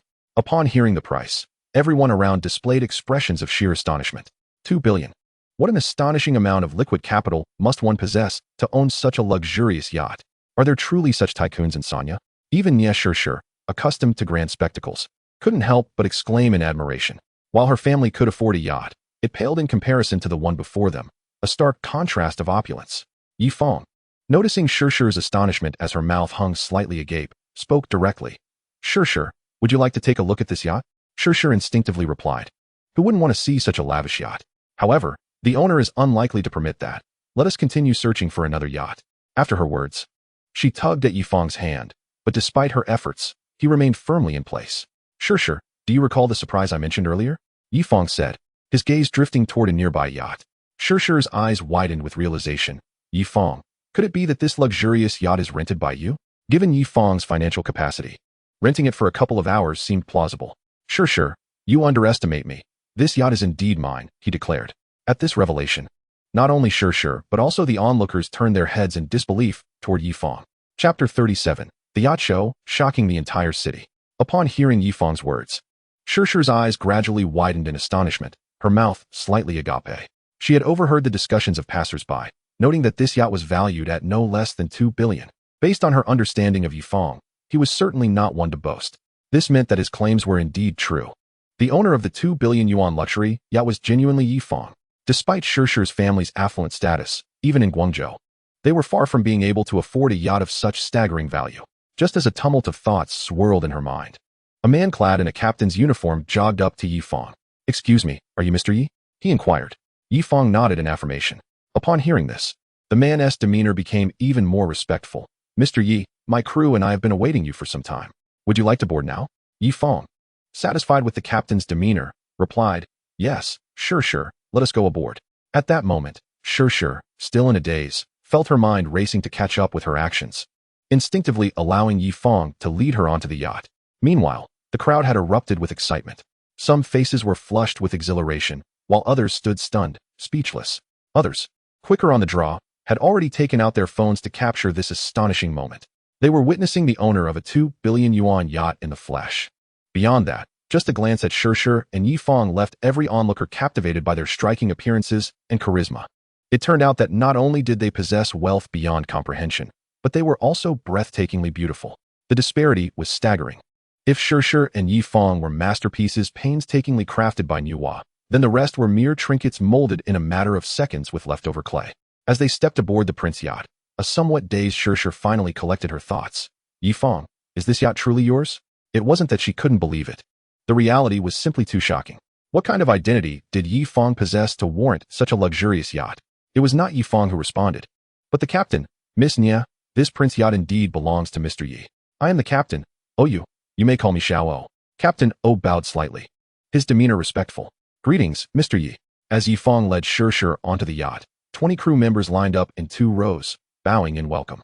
Yifang nodded slightly. You may all resume your duties. I will explore on my own. Understood, Mr. Yi. The Prince yacht was outfitted with a plethora of amenities, a large massage jacuzzi, a cinema, dual helicopter landing pads, a swimming pool with underwater lighting, a fitness center, and a spacious conference room, among others. The entire yacht could accommodate 140 crew members and 50 guests. Additionally, it featured a concert hall capable of hosting a 50-member orchestra. The yacht was constructed to the highest specifications, justifying its staggering price of 2 billion yuan. At that moment, the Prince yacht glided gracefully across the waters of Sanya. Inside the concert hall, A 50-member orchestra played enchanting melodies, while Shirshir and Yi Fang sat nearby, champagne in hand, their laughter ringing through the air. Now, Shirshir was adorned in transparent, shimmering high heels and a low-cut white evening gown. Her hair, no longer straight and subdued, was slightly curled, and a beauty mark graced her cheek. Her lips were lightly coated with a soft pink gloss. Around her alabaster neck hung a radiant pearl necklace, rendering her appearance both pure and noble. A few minutes later, perhaps due to the effects of the wine, Shirshir's cheeks flushed, her eyes glazed, exuding a blend of innocence and subtle allure. After 3 glasses, the orchestra concluded their performance. Shirshir rose, playfully parting her lips. Yi Fang, you play the piano, and I shall dance. It was the first time Yi Fang had witnessed such a charming and alluring Shirshir. All right. The lights dimmed dreamily, the moonlight cascading gently, creating a perfectly enchanting atmosphere. Yi Fang sat upright, playing A Girl's Prayer, a piece composed by the Polish pianist Badajuska when she was just 18. Though simple in structure, it was joyful and light, perfectly conveying the heart of a girl in that moment. As the ethereal melody filled the air, the entire yacht was enveloped in a warm, romantic ambience. Shirshir, shedding her high heels, danced barefoot under the moonlight. In that moment, she resembled a fairy beneath the moon, or perhaps the most enchanting rose on earth. Pure, cool, mature, and sensual, every seemingly contradictory beauty was flawlessly intertwined within Shirshir. Even the orchestra and crew, long since retired, were awestruck by the spectacle. Miss Shirshir, you are exquisite. I have never seen a woman so beautiful in my life. I now truly understand the saying, a beauty is worth dying for. Even in death one remains alluring. And as for Mr. Yi, his piano skills surpass those of many professionals. I wonder where he learned such mastery. They are truly a match made in heaven. Witnessing the breathtakingly romantic atmosphere, the captain retreated to the control room. Suddenly, the lights of the yacht illuminated the vast sea in a dazzling display. How beautiful! This is the most stunning sight I have ever beheld. Men and women strolling along the beach halted in their tracks, gazing at the brilliantly lit Prince yacht, captivated by its vibrant allure. Among them were numerous couples, yearning for the day when they too could possess such a luxurious yacht. Yet, an even more breathtaking spectacle awaited just moments later. The lights on the yacht danced in harmony with the melodious strains of a piano, creating a captivating interplay. Then, astonishingly, fountains erupted above the swimming pool of the Prince yacht. The trifecta of fountains, music, and lights coalesced to craft a scene of stunning beauty that left onlookers spellbound. Quick, capture this moment. Hurry. If we miss it, I'll hold you accountable. On the beach, many photographers swiftly deployed their most expensive drones. Missing this scene might mean a long wait for the next opportunity. The photographers wore expressions of sheer delight. Click, click. In mere minutes, dozens of drones had immortalized this awe-inspiring moment, accompanied by the trendiest tune, Light, recently composed by Yi Fang. Thanks to the formidable reach of the internet, this spectacle rapidly spread throughout Sanya. In that instant, the entire city quaked with excitement. Chapter 38. Yi Fang has become a target for a faux socialite. Nie Shirshir and Yi Fang remained blissfully unaware that they had once again become the focus of online attention. They were still immersed in the romantic ambience. Unbeknownst to them, the clock had struck 10 in the evening. Seeing the late hour, they decided to spend the night aboard the yacht. The next day arrived in the blink of an eye, marking the day of their departure. Standing on the deck of the yacht, Nie Shirshir furrowed her brow slightly. Yi Fang, due to weather conditions, our flight has been cancelled. Moreover, tickets for the next 2 days are already sold out. Without tickets, how would they return? Observing Nie Shirshir's adorable expression, Yi Fang couldn't help but shake his head. Shirshir, have you forgotten where we are right now? However, it might take too long to sail back, so I'll just summon a helicopter. Upon hearing Yi Fang's words, Nie Shirshir patted her head. Oh right. I might have had too much to drink yesterday, and my mind feels a bit fuzzy. At that moment, she appeared adorably dazed. Captain O, please fetch our belongings from the villa. Yes, Mr. Yi.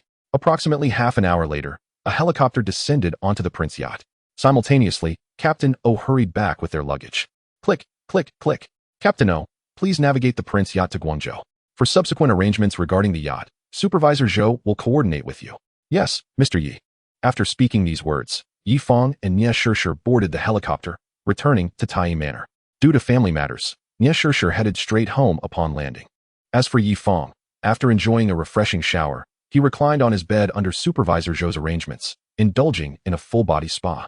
The massage was administered by a young woman of about 20, whose appearance was quite charming. However, Yi Fang always felt a strange familiarity in her features. Mr. Yi, is this pressure acceptable? Yi Fang, eyes closed, replied absent-mindedly, yes. Since entering Tai Manor, the young woman had been awestruck by the opulence surrounding her. Coupled with Yi Fang's striking good looks, she found herself harboring inappropriate thoughts. Yet, being a professional masseuse, she refrained from overtly engaging in scandalous behavior. Instead, she aimed to cultivate a fondness in Yi Fang through the intimacy of touch. Naturally, the ideal scenario would involve an enchanting night together.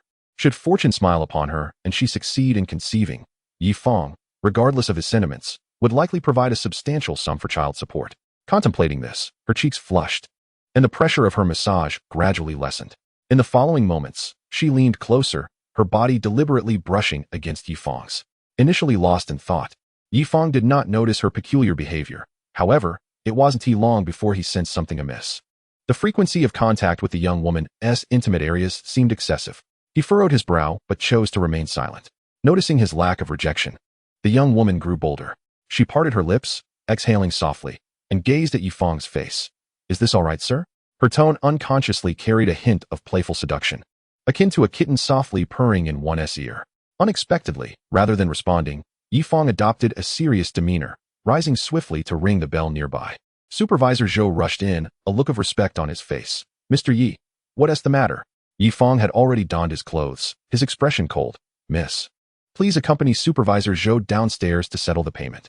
Supervisor Zhou, sensing Yi Fang's serious countenance, felt a wave of anxiety wash over him. Unsure of what had transpired. "Yes, Mr. Yi. Miss, let us go."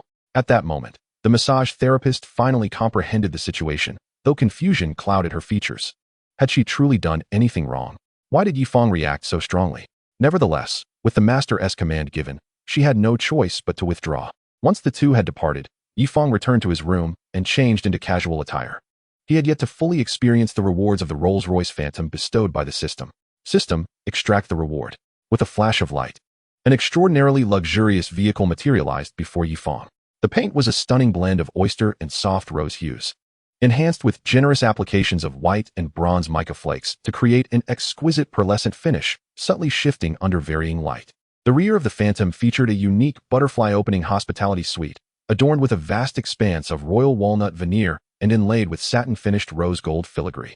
The celebratory goddess emblem was crafted in rose gold, making it particularly eye-catching. Overall, both the exterior and interior of this vehicle achieved an unparalleled level of perfection. Most importantly, only 3 units of this model existed globally, custom-made and unattainable, even for the wealthy. Yi Fang nodded in satisfaction before directly taking a seat inside. The design of this Rolls-Royce Phantom was undeniably attention-grabbing. Cruising the streets of Guangzhou, many pedestrians paused in admiration, casting envious glances. "What model is that car? It's so cool." "Fool, didn't you see the emblem? Such a famous Rolls-Royce, and you don't recognize it? Dirt dog, don't say you know me. You know it. Then tell me, how much does that car cost?" A passerby, mocked by his companions, took out his phone to take a picture and search for the price, only to be left speechless by the staggering revelation. There are only 3 in the world, and it costs at least 1.7 billion renminbi, priceless. Yi Fang was well aware of how much attention driving this car would attract, but why not enjoy it? With a calm expression, he parked beside a cafe. "Hello. I would like an iced Americano." "Certainly, sir, please hold on." Beep, beep. Yi Fang locked the car and settled onto a wooden chair in the cafe while, not far away, 2 remarkably beautiful women whispered to one another. "As we, 2 young women, have expended such considerable sums to adorn ourselves, might we truly secure the favor of affluent gentlemen?" Binglan, one of them, inquired with impatience. "Why the haste? Cast your gaze aside. It is those who possess both wealth and charm that represent our true aspirations." The woman named Binglan, utilizing the reflection in the mirror, scrutinized a certain Yi Fang from a distance. "He is indeed handsome, but his attire pales in comparison to ours. Mere aesthetics hold little value without monetary means." Wenru shook her head. "Foolish girl, do you not see that luxurious Rolls-Royce beside us? That is the chariot of the gentleman." "What?" Binglan nearly gasped in astonishment. The ability to afford a Rolls-Royce undoubtedly signals substantial wealth. With this realization, both Wenru and Binglan's eyes ignited with fervor, and they promptly retrieved their makeup kits for a final touch-up. Once they were assured that they were at their most alluring, they exchanged knowing glances, rose to their feet, and approached Yi Fang. Chapter 39. The Affection of a Real Estate Tycoon. Wenru and Binglan swayed their alluring figures as they approached Yi Fang. "Excuse me, handsome. Is this seat taken?" Yi Fang lifted his gaze. "No." The 2 ladies seized the opportunity to sit down, their glances intentionally and inadvertently appraising him. The more they observed, the more pronounced their excitement became. "Madams, your iced Americanos," the waiter announced as he placed the drinks before them. They exchanged glances, each understanding the unspoken intent. In the next moment, they feigned an attempt to take a selfie. "Oh no, I hope I didn't disturb you," they exclaimed as, while capturing the moment, an elbow accidentally nudged a cup, sending its contents cascading onto Yi Fang's trousers. Yi Fang frowned slightly but responded with courtesy, "It's quite all right." Wenru feigned a flustered demeanor, swiftly retrieving several napkins from the table and, before Yi Fang could react, began to dab at his trousers. "My apologies, handsome, we truly did not mean to." Wenru crouched slightly, her hands delicately wiping the coffee from his pants. The weather in Guangzhou was still quite warm, and her attire was revealing enough that, with a slight bow of her head, a considerable portion of her figure came into view. Initially, Yi Fang felt indifferent. But as Wenru's hands inched closer to his inner thigh, he began to grasp their ulterior motive. Despite donning affordable brands, the attention they sought was unmistakable. He pondered how displeased Nya Shishir would be should she witness this scene. With this thought, Yi Fang stood abruptly. "Ladies, please conduct yourselves with decorum. Waiter, I shall forego my coffee. However, I have already settled the bill." Upon finishing his statement, Yi Fang decisively retrieved his keys and stepped into his car. Disregarding the reactions of the two women behind him, it seemed he would need to employ bodyguards henceforth. Otherwise, he would continually attract women seeking to ascend the social ladder. Seated within the opulent confines of his Rolls-Royce Phantom, Yi Fang shook his head, acknowledging the drawbacks of being excessively handsome. "Brother, is that a Rolls-Royce Phantom?" Upon arriving at the entrance of Tai Villa, a voice called out. Recognizing the speaker as somewhat familiar, Yi Fang halted his vehicle. Indeed, the man, upon receiving Yi Fang's affirmation, appeared even more exhilarated. "May I take it for a spin?" Yi Fang pondered the rudeness of the request, but soon realized why the face seemed familiar. Huang Wenqing, the head of Xinghe Real Estate Holdings. With a net worth in the billions, he was renowned as an expert in luxury residences. More connections pave the way, he mused. And since it is merely a test drive, what harm could it do? Very well. A flicker of surprise crossed Huang Wenqing's face at Yi Fang's prompt and generous acceptance. He knew that this Rolls-Royce Phantom was valued at no less than 1.7 billion renminbi, and only 3 had been produced globally, making it a rarity in the market. Despite his immense wealth, Huang Wenqing's greatest passion remained automobiles. Eager to experience the latest model from Rolls-Royce, he had exhausted every means to claim ownership of this prized vehicle. Yet, to possess it, one must not only possess wealth, but also the endorsement of the Rolls-Royce owner. After days of contemplation, he had relinquished hopes of acquiring the Phantom. Thus, encountering its owner today was a stroke of serendipity. Even more astonishing was Yi Fang's readiness to share without hesitation. His face flushed with excitement. Huang Wenqing expressed his gratitude. "Thank you, brother." Yi Fang took the initiative to occupy the passenger seat, allowing Huang Wenqing to enter. As he settled into the car he had long admired, Huang Wenqing felt liberated. Transforming from a stern figure in the presence of subordinates and family to a child reveling in his most cherished toy. After approximately half an hour, he returned the car to the entrance of Tai Villa, gripping the steering wheel with reluctance. "Brother, would you consider selling this magnificent vehicle?" Huang Wenqing understood he was overstepping. Yet he could not let go. His affection for cars was profound, and after the exhilarating test drive, he yearned to experience that thrill again. Yi Fang shook his head without hesitation. "I could offer double the original price." To Huang Wenqing's surprise, Yi Fang still declined. "Nonsense. This is not merely a matter of finances.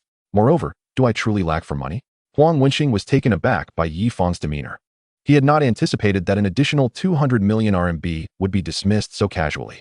Yet, moments later, realization dawned upon him. It was likely that someone who could drive a Rolls-Royce Phantom was even wealthier than he. "After such an enjoyable drive, I have yet to introduce myself. I am Huang Wenqing, residing in Tianqing Villa. Here is my business card." Tianqing Villa, located in close proximity to Tai Villa, explained his presence in the area. They were effectively neighbors. Yi Fang accepted the card. "I am Yi Fang, living next door in Tai Villa." Huang Wenqing's expression reflected surprise. The names of their residences might sound similar, yet the disparity between them was significant. His Tianqing Villa was valued at no more than 1 billion RMB, while Tai Villa was appraised at twice that amount. Despite being the renowned leader of Xinghe Real Estate Holdings, with a net worth in the billions, residing in Tianqing Villa was the utmost limit of his financial capacity. The realization that Yi Fang, who appeared somewhat obscure, could inhabit such a luxurious estate left Huang Wenqing curious about his background. With this thought, a hint of respect crept into Huang Wenqing's demeanor. "Yi Fang, it is growing late. I shall take my leave. If you find the time, do visit my home." "Certainly." As the gates of Tai Villa opened, Yi Fang parked his vehicle and proceeded to take a refreshing shower. As Yi Fang donned a voluminous bathrobe and sat at the dining table, Savoring the French foie gras prepared by a private chef, Supervisor Zhou approached him with utmost respect. Mr. Yi, this gift has been sent over by the people from the neighboring Tianqing Villa, specifically to express their gratitude towards you. I never expected Huang Wenxing to be so considerate. Yi Fang mused as he examined the gift, realizing its considerable value, which indeed reflected thoughtful intent. Chapter 40. The release of a novel shakes the online literature sphere. The following morning, Supervisor Zhou led 5 servants to redecorate the dining table. Now, all the tableware at Tai Villa was exquisite porcelain, adorned with 24K gold, worth over 1,000,000 yuan. They handled the utensils with extreme caution, fearful that a moment's negligence could result in a shattering mishap. In such a case, even selling themselves would not suffice to cover the costs. The table was lavishly adorned with fresh flowers, all procured that very day. Mr. Yi, today's breakfast has been specially crafted for you by the head chef of the Yuehai Grand Hotel. Please enjoy. The Yuehai Grand Hotel is renowned as the most prestigious and expensive Cantonese restaurant in Guangzhou. Yi Fang emerged from his room, dressed in relatively modest attire, a Burberry ensemble costing merely 7,000 yuan. I once found it difficult to extricate myself from the vastness of the world, also lost in the reveries of worldly dreams. As he relished his breakfast, a call from Yi Zheng interrupted him. Hello, brother, what is it? Yi Fang. The ancestral hall of the Yi family is on the verge of collapse. Everyone in our village with the surname Yi has decided to undertake its reconstruction. According to our discussion, each household is required to contribute at least 1,000 yuan. Since I have my own family now, our household is split into 2. Rebuilding the ancestral hall is a significant matter. Our parents asked me to inform you to consider making a donation. The reconstruction of the ancestral hall. As a person from the 2 Guang regions, such ancestral traditions hold considerable significance. In their village, surnamed Yi individuals comprised 2/3 of the population. Thus a Yi ancestral hall was constructed at the foot of the mountain at the village's end. Naturally, the most crucial aspect is that once completed, a stone tablet will be erected inside the hall, inscribed with the donation amounts from each family. How much will the reconstruction cost in total? Yi Fang inquired. Including the ancestral statues, the total expenditure will amount to 3,000,000 yuan. 3,000,000? It did not seem exorbitant, so Yi Fang decisively stated, I shall contribute 1,000,000. Assisting in the reconstruction of the ancestral hall was certainly a worthy endeavor. All right. After hanging up, Yi Fang promptly transferred 1,000,000 yuan to Yi Zheng's account. For the next 10 days, Yi Fang immersed himself in writing his novel. At last, he completed it. Gazing at his 20,000-word manuscript, he felt a profound sense of satisfaction. This was his debut work, truly deserving of careful attention. A few days prior, he had established an author account on the most trafficked online novel platform, Tomato Novel Network. He first uploaded 20,000 words and applied for a contract. To his surprise, within merely 5 minutes, his novel passed the contract review. Truly, the efficiency of Tomato Novel Network is commendable. Yi Fang took 2 minutes to finalize the contract procedures. Following that, he spent another 10 minutes uploading the entirety of his 200,000 words before collapsing onto his bed to sleep. After all, during those 10 days, he had been tirelessly typing from dawn till dusk, exhausting considerable mental energy. Just as he drifted into slumber, the entire online literature community was engulfed in a seismic upheaval due to his novel. In just a few hours, his book soared to the top of the new releases ranking. Title: The Unparalleled Divine Doctor of the City. Genre: Urban, wealthy protagonist, divine doctor. Rating: 95. Reviews: 10,000 and counting, at a rate of 1,000 per hour. Requests for updates: 100,000. Readers: 500,000. The online literature realm was swept into an endless frenzy over his novel. The flood of reader comments was overwhelming. The first brigade of the Exploding Sky Gang. This is the best novel I've encountered on Tomato Novel Network. The second brigade of the Exploding Sky Gang. Once the divine doctor appears, who can rival him? Just 20,000 words, and he can achieve godhood. The third brigade of the Exploding Sky Gang. Compared to this book, others are mere drivel. I've read it multiple times and am still engrossed. I simply cannot stop. The fourth brigade of the Exploding Sky Gang. Strongly recommended. Why doesn't Tomato Novel Network have a 10-star option? It was utterly insane. Countless readers willingly served as free promoters, spreading the word about this book far and wide. In an instant, the popularity of Yi Fang's work soared to unprecedented heights. Even authors from various novel websites began to analyze the writing techniques employed in this book. As a result, in the months that followed, at least 10,000 imitation works emerged. This novel, The Unparalleled Divine Doctor of the City, pioneered a new genre and set the trend for the new generation. As the author, Yi Fang was lauded as the new pinnacle of literary greatness by both readers and fellow writers alike. The title of Pinnacle represents the zenith of online literature. Over the decades of its development, only a select few have ascended to this status. Even the illustrious duo Do and the four young masters of the Tang family have not achieved the title of Pinnacle, remaining beneath it. Yet for reasons unknown, the website has never disclosed Yi Fang's true identity. This only enhances the mystique of the title. After all, a touch of mystery adds to the allure of a deity. As evening approached, Yi Fang finally roused from his deep slumber. Upon opening his author assistant, he was instantly taken aback by the overwhelming number of notifications. He had anticipated that his novel would be well received, but he could hardly fathom its popularity reaching such dizzying heights. Just 20,000 words. And he was hailed as a divine figure. Once the initial excitement waned, Yi Fang regained his composure. Regardless, he resolved to write at least 4,000 words each day, ensuring he did not disappoint the expectations of his readers. However, to his bemusement, the editors of Tomato Novel Network came daily to urge him for updates. It was a predicament. Now, the unparalleled divine doctor of the city had become the flagship work of Tomato Novel Network. To Yi Fang's astonishment, the owner of Tomato Novel Network personally called him, requesting that he increase his daily output. Yi Fang could only chuckle at the absurdity of it all. Who would have thought that a single book could stir the higher echelons of Tomato Novel Network? Yet, Yi Fang did not acquiesce. He steadfastly maintained his routine of updating 2 chapters daily. After all, aside from writing novels, he had other pursuits to attend to, traveling, and spending time with his future girlfriend. As Yi Fang contemplated, the long-awaited voice of the system echoed in his mind once more. Ding! The 1-month rest period has concluded, and the God-level travel system has been reactivated. Please select your travel destination. 1. Juzhegu, Sichuan. 2. Mogao Caves, Dunhuang, Gansu. 3. Hozil, Qinghai. System. I choose 2. The Mogao Caves in Dunhuang, Gansu. Although the seasonal beauty of Juzhegu is stunning, autumn offers the most breathtaking views, and since it is only June, it is not the ideal time to visit. Hozil, a mysterious and desolate area, is both paradise and hell, which is somewhat unsuitable for Yi Fang at present. Comparatively, the Mogao Caves in Dunhuang, Gansu, emerge as the optimal choice. Ding! Selection successful.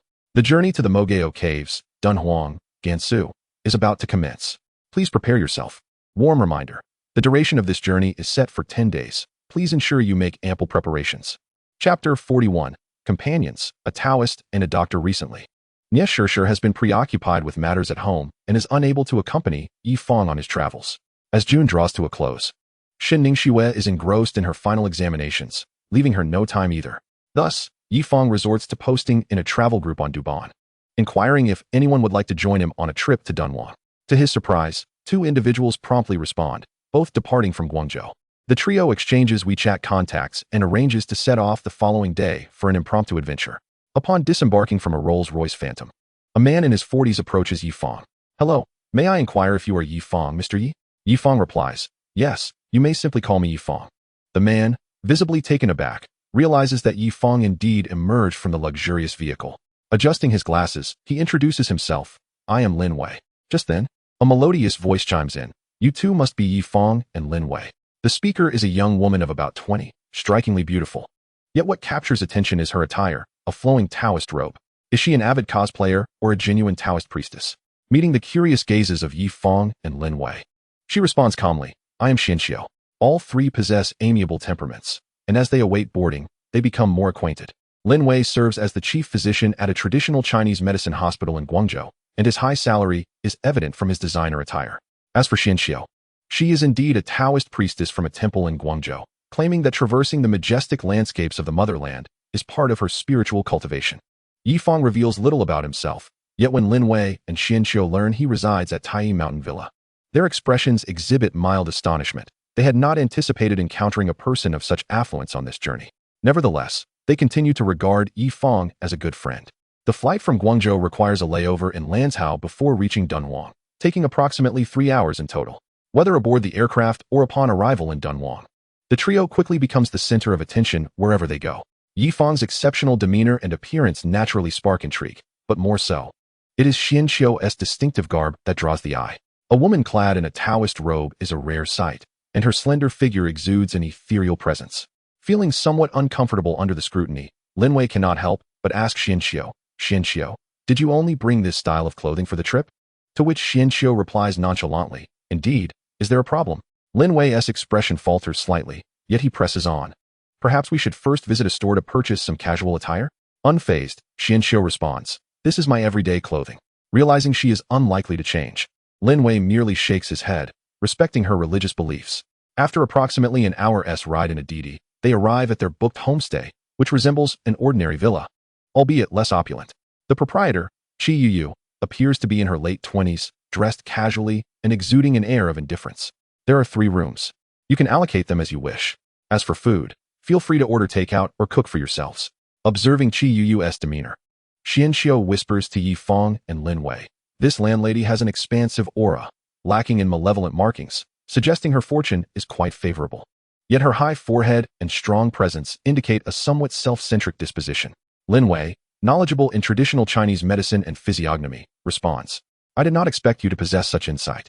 At just 20, Xianxiu beams at the compliment, stating, "Of course, one must consider who I am. I graduated first in my class from the Taoist Academy. Not only am I adept in physiognomy, but I am also well-versed in Ziwei Do Shu and the 8 characters." As a representative of the new generation, Yi Fang feels somewhat overwhelmed by these esoteric subjects. He waves his hand dismissively. "Then tell us what our dinner will be tonight." Xianxiu twirls her finger and declares, "Tonight's dinner is precisely that, tonight's dinner." Laughter ensues, as Yi Fang and Lin Wei find her statement amusing, while she adopts an air of profound mystery, suggesting, "Let us dine at Haidaleo." Being of the Jingyi sect, she is permitted to consume meat and even marry. Out of politeness, the trio invites Chi Yu to join them, but she declines, stating she has already eaten. Consequently, they call for a Didi to Haidaleo.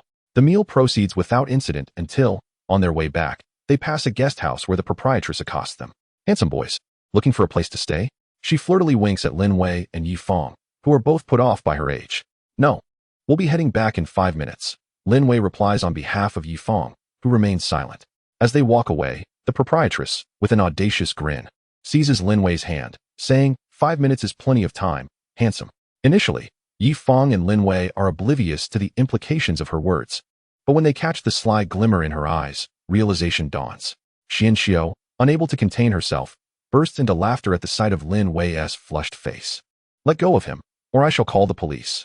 Lin Wei finally protests, as the proprietress, though slightly displeased, releases her grip, remarking, "5 minutes is just 5 minutes. What is there to be shy about?" With a flick of her fan, she saunters back inside, eliciting laughter from Yi Fang as well. Surprisingly, even at 40, Lin Wei blushes at such an encounter. Unable to endure the scrutiny from his companions any longer, he stammers, I am still single." Yi Fang casts a peculiar glance his way, but refrains from commenting, while Xianxiu bluntly expresses her thoughts. "Lin Wei, you don't happen to like boys, do you? Don't worry, it's a progressive era, we won't judge you." Chapter 42, Touring the Mogao Caves, Gaining the Legacy of a Divine Doctor. While exploring Dunhuang, there are 4 distinct routes, each capable of filling an entire day. Yi Fang and his companions choose to embark on just 2 of these paths. The Dunhuang main route includes the Mogao Caves, Mingsha Mountain and Crescent Moon Spring, Dunhuang Museum, Lane Temple, and the Western Jin Dynasty Mural Tomb. The Dunhuang Western route encompasses the Western Thousand Buddha Caves, Yongwan, Yumengwen, Han Great Wall, Haitsong City, and Yadan Geopark. Today marks the inaugural day of our excursion. With the trio embarking on the Dunhuang main route, they hired a vehicle, and before long, they arrived at the illustrious Mogao Caves. The first step involved visiting the Digital Exhibition Center to collect tickets and view the film's Millennium Mogao and Dreamlike Buddha Palace. Subsequently, they boarded the Scenic Area S shuttle bus to the caves, commencing their genuine artistic journey. In order to preserve the ancient murals, photography with mobile phones or cameras is strictly prohibited during the visit. Upon entering, Yi Fang and his companions were left utterly awestruck. First, the external grandeur struck them, a magnificent 9-story pagoda embedded within the cliffside, presenting an astonishing sight. Upon entering the interior, their hearts brimmed with wonder. This site, shaped by 10 dynasties over a millennium, culminated in a miraculous structure that stands resilient in the desert. With 735 caves, 450,000 square meters of murals, and 415 clay sculptures, it is the largest and most richly detailed repository of Buddhist art in existence. The ethereal flying deities, the enigmatic 9-colored deer, and the solemnity of the Buddha's visage, Mogao Caves' allure transcends time and space, and after millennia, it continues to shimmer with brilliance. However, the somber reality struck all present, as the guide relayed that due to various uncontrollable factors, the Mogao Caves may revert to dust in the coming 50 to 100 years, returning to the vast desert. Upon hearing the guide's words, everyone fell into a contemplative silence, rendered speechless. It is difficult to fathom that such an awe-inspiring landscape will gradually vanish from the annals of history. The exquisite murals and statues lingered in their minds. But after approximately an hour, the visit came to an end. Ding! The host has arrived at the Mogao Caves in Dunhuang, Gansu. Would you like to check in? Check in. Yifang gazed at the Mogao Caves behind him, lost in thought. Ding! Check-in successful. Rewards are as follows. 1. 1 billion yuan in cash deposits. 2. The lost medical heritage of ancient China. 3. 10 luxury RVs, each valued at 40 million yuan. Traveling with traditional Chinese medicine has unexpectedly granted me a legacy of medical knowledge. I wonder if the next check-in will yield a fortune-telling inheritance. Yifang focused his mind and began to examine the details of the rewards. Medical heritage. Upon acquiring this legacy, your skills in diagnosis and treatment will reach an unparalleled level. The host's medical expertise will be comparable to the finest traditional Chinese physicians. Top-tier RVs. The model is Performance S, produced by the prestigious German RV manufacturer Supreme Mogul, totaling 10 vehicles, each valued at 40 million yuan. Yifang searched for specific details about this model online. The exterior is robust, and the overall design is strikingly grand and handsome, ensuring a 100 rate of attention on the road. It also features a mini garage concealed within the body, capable of accommodating lower-profile supercars. Beyond its appearance, the interior is opulently adorned, akin to a presidential suite. The living area is extraordinarily spacious, with a lavish 2-meter-long chandelier overhead, providing excellent lighting. The vehicle boasts smart controls that can expand the interior space with a single touch. Moreover, it is equipped with a comprehensive kitchen, a wet and dry separated washroom, individually designed toilet, sink, and shower, and a television that can automatically rise and fall, alongside a 2-meter-wide bed. Overall, both its exterior and interior achieve an exquisite level of perfection. Yifang nodded in satisfaction upon viewing the images. It seems that the next journey could involve this RV. Constantly flying may be comfortable, but it lacks a sense of adventure. System, extract the second medical heritage reward. No sooner had Yifang spoken than a wealth of knowledge regarding traditional Chinese medicine flooded his mind. However, possessing knowledge is insufficient. Practical application is essential. Yifang, let us go, Xianxiu urged as she noticed him lost in thought. Oh, I'm coming. After concluding their exploration of the Mogao Caves, the next destination was the Singing Sand Mountain and Crescent Spring.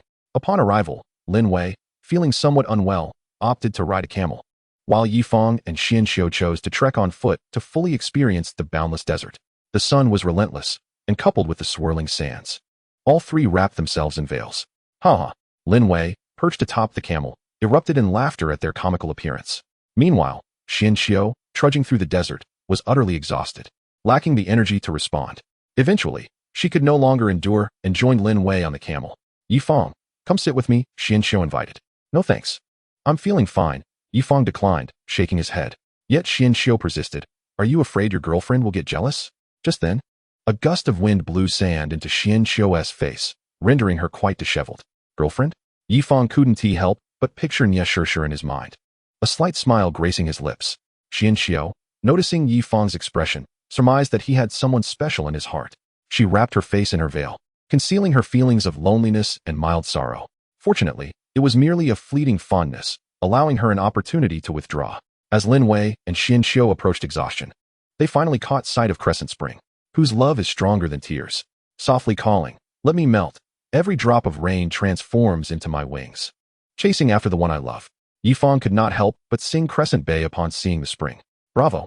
Lin Wei and Xianxiu dismounted from the camel, applauding and cheering for Yifang. Unlike the original's tender and melodic rendition, Yifang's voice resonated with a deeper, more profound tone, adding a touch of historical gravitas. What a beautiful voice! Not only does he sing well, but he is also quite handsome. Upon speaking, Yifang removed his veil, revealing a strikingly impactful visage. Surrounding young women began to chatter excitedly about his looks. Among them, a particularly bold girl approached Yifang, asking, "Excuse me, could I take a picture with you?" "Of course. I want one too." Seeing Yifang's amiable demeanor, several more girls approached him. In an instant, the scene resembled a fan meet and greet. Chapter 43, Riding ATV and Gracing the Magazine Cover. Upon reaching the summit of Singing Sand Mountain, they could behold Crescent Spring below. Before descending for a closer inspection, the trio decided to partake in some recreational activities.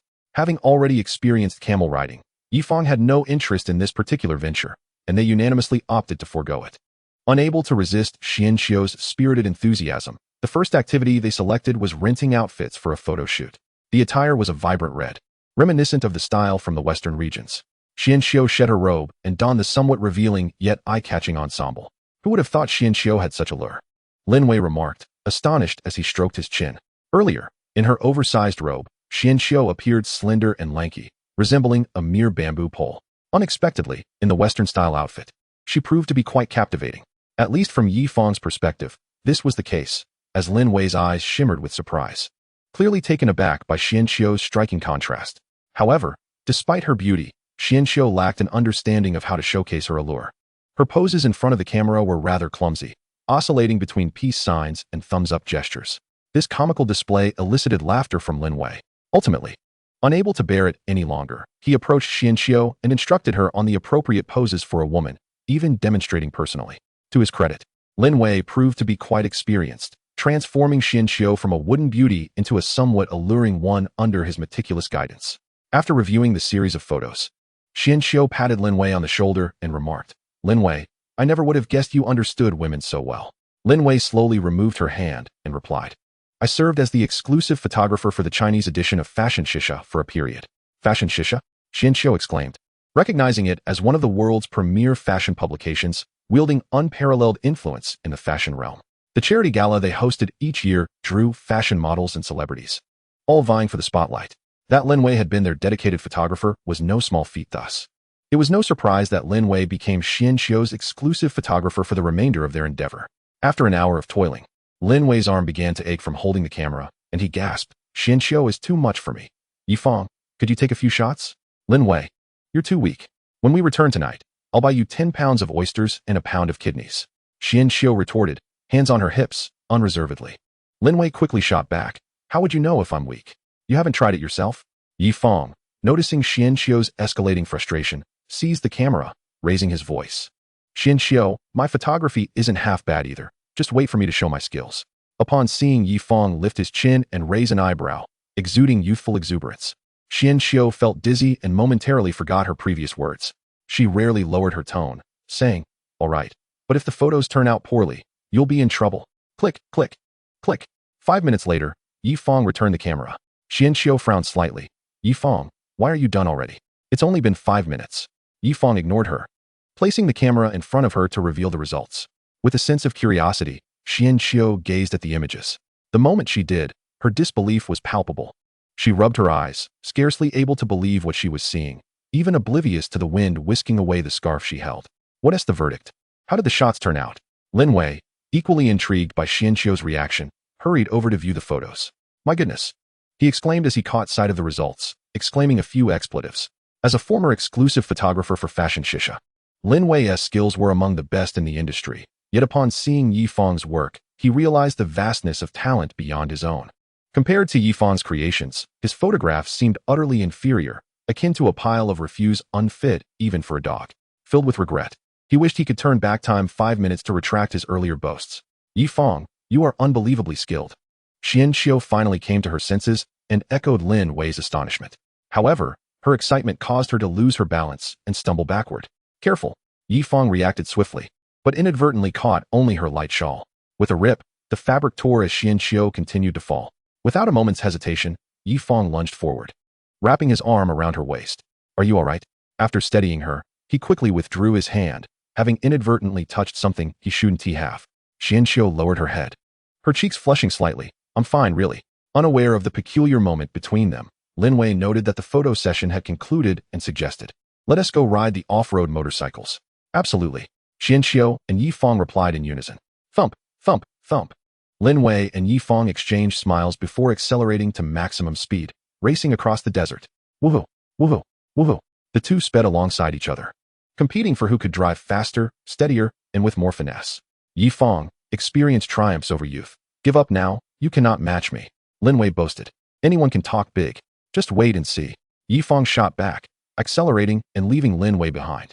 Good lad, Lin Wei responded, determined not to lose, as a man's competitive spirit forbade it. Click, click, click. Unbeknownst to them, a professional photographer captured Yi Fang's spirited driving. At that moment, he radiated an infectious vigor. Lin Wei, I won. Looks like you're the one lacking stamina, huh? Upon returning to the finish line, Yi Fang laughed heartily. After returning the rented off-road motorcycle, he turned to embark on the next adventure. At that moment, a long-haired man holding a camera, exuding an artistic aura, approached him, saying, "Good day, sir. I am a photographer for Fashion Shisha. Your driving style was simply remarkable, compelling me to capture the moment. I intend to select one of these shots for the cover of our next issue. Would you be willing to participate? Rest assured, we will compensate you." Another opportunity with Fashion Shisha? Yi Fang did not immediately agree but opted to evaluate the photos first. The photographer's skill surpassed Lin Wei's by several levels. Upon seeing the impressive images, Yi Fang responded, "Sure." In Chapter 44, as the sun set over Mingsha Mountain, they contemplated the next activities involving gliders and helicopters. However, hunger struck, prompting the trio to decide on a return to the city for lunch before returning to witness the sunset. They sampled various local delicacies: donkey meat noodles, lamb pancakes, oil-soaked ear cakes, sauced donkey meat, Silk Road camel hooves, mutton soup, stuffed skins, and jianshui noodles. Each dish was exquisitely flavorful, rich with the essence of the Northwest. Throughout the meal, a noticeable shift occurred. Xianxiu seemed transformed, lacking her previous vivacity and occasionally breaking into silly laughter. Noticing her unusual demeanor, Lin Wei could not resist teasing, "Xianxiu, have you been possessed by a demon? You're acting like a different person." "Oh, please. You are the one possessed," Xianxiu retorted, reverting to her former self. By the time they finished lunch, it was already 2 in the afternoon. They resolved to visit the remaining attractions and return to Mingsha Mountain by 8 or 9 o'clock to view the sunset. The Dunhuang Museum, Lane Temple, and the Western Ji mural tombs were the last 3 on their itinerary. However, having already witnessed the grandeur of the Mogao Caves, the trio found these sights less awe-inspiring. Merely passing through and concluding their sightseeing by 6 o'clock. At dinner time, the trio opted for the renowned Dunhuang roasted whole lamb. This exquisite dish, characterized by its meticulous selection of ingredients and intricate grilling techniques, is a culinary gem that embodies the unique flavors of Dunhuang. Please, enjoy your meal. In the restaurant, the chef presented the perfectly roasted lamb. Upon witnessing the visually stunning and aromatic dish, the 3 could hardly suppress their salivation.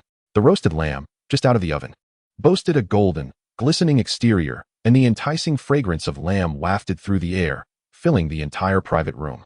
Lin Wei had already grasped his chopsticks, eager to savor the meat, when Xianxiu decisively pulled out her phone to capture a grand group photo. Click, click, click. Let the feast begin. The trio immediately immersed themselves in their meal. This is truly delectable. Come, let us have some beer to cleanse the palate. They simultaneously raised their glasses, standing up. Cheers, cheers, cheers. Their jubilant voices resonated throughout the venue. Each indulged in approximately 3 bottles of beer and 2 glasses of stronger liquor. Yi Fang and Lin Wei exhibited no signs of inebriation, their minds as clear as ever.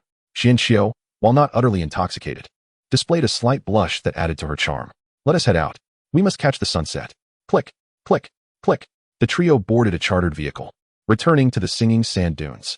It was the perfect moment to witness the sunset.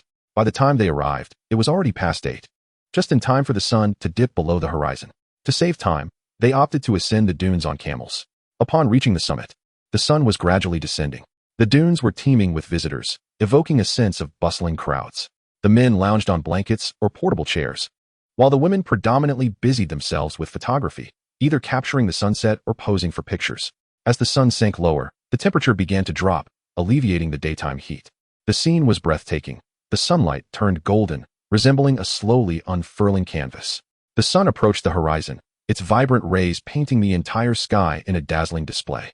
It resembled a magnificent crimson phoenix soaring through the air or a spilled treasure of radiant gold, so beautiful it seemed unreal.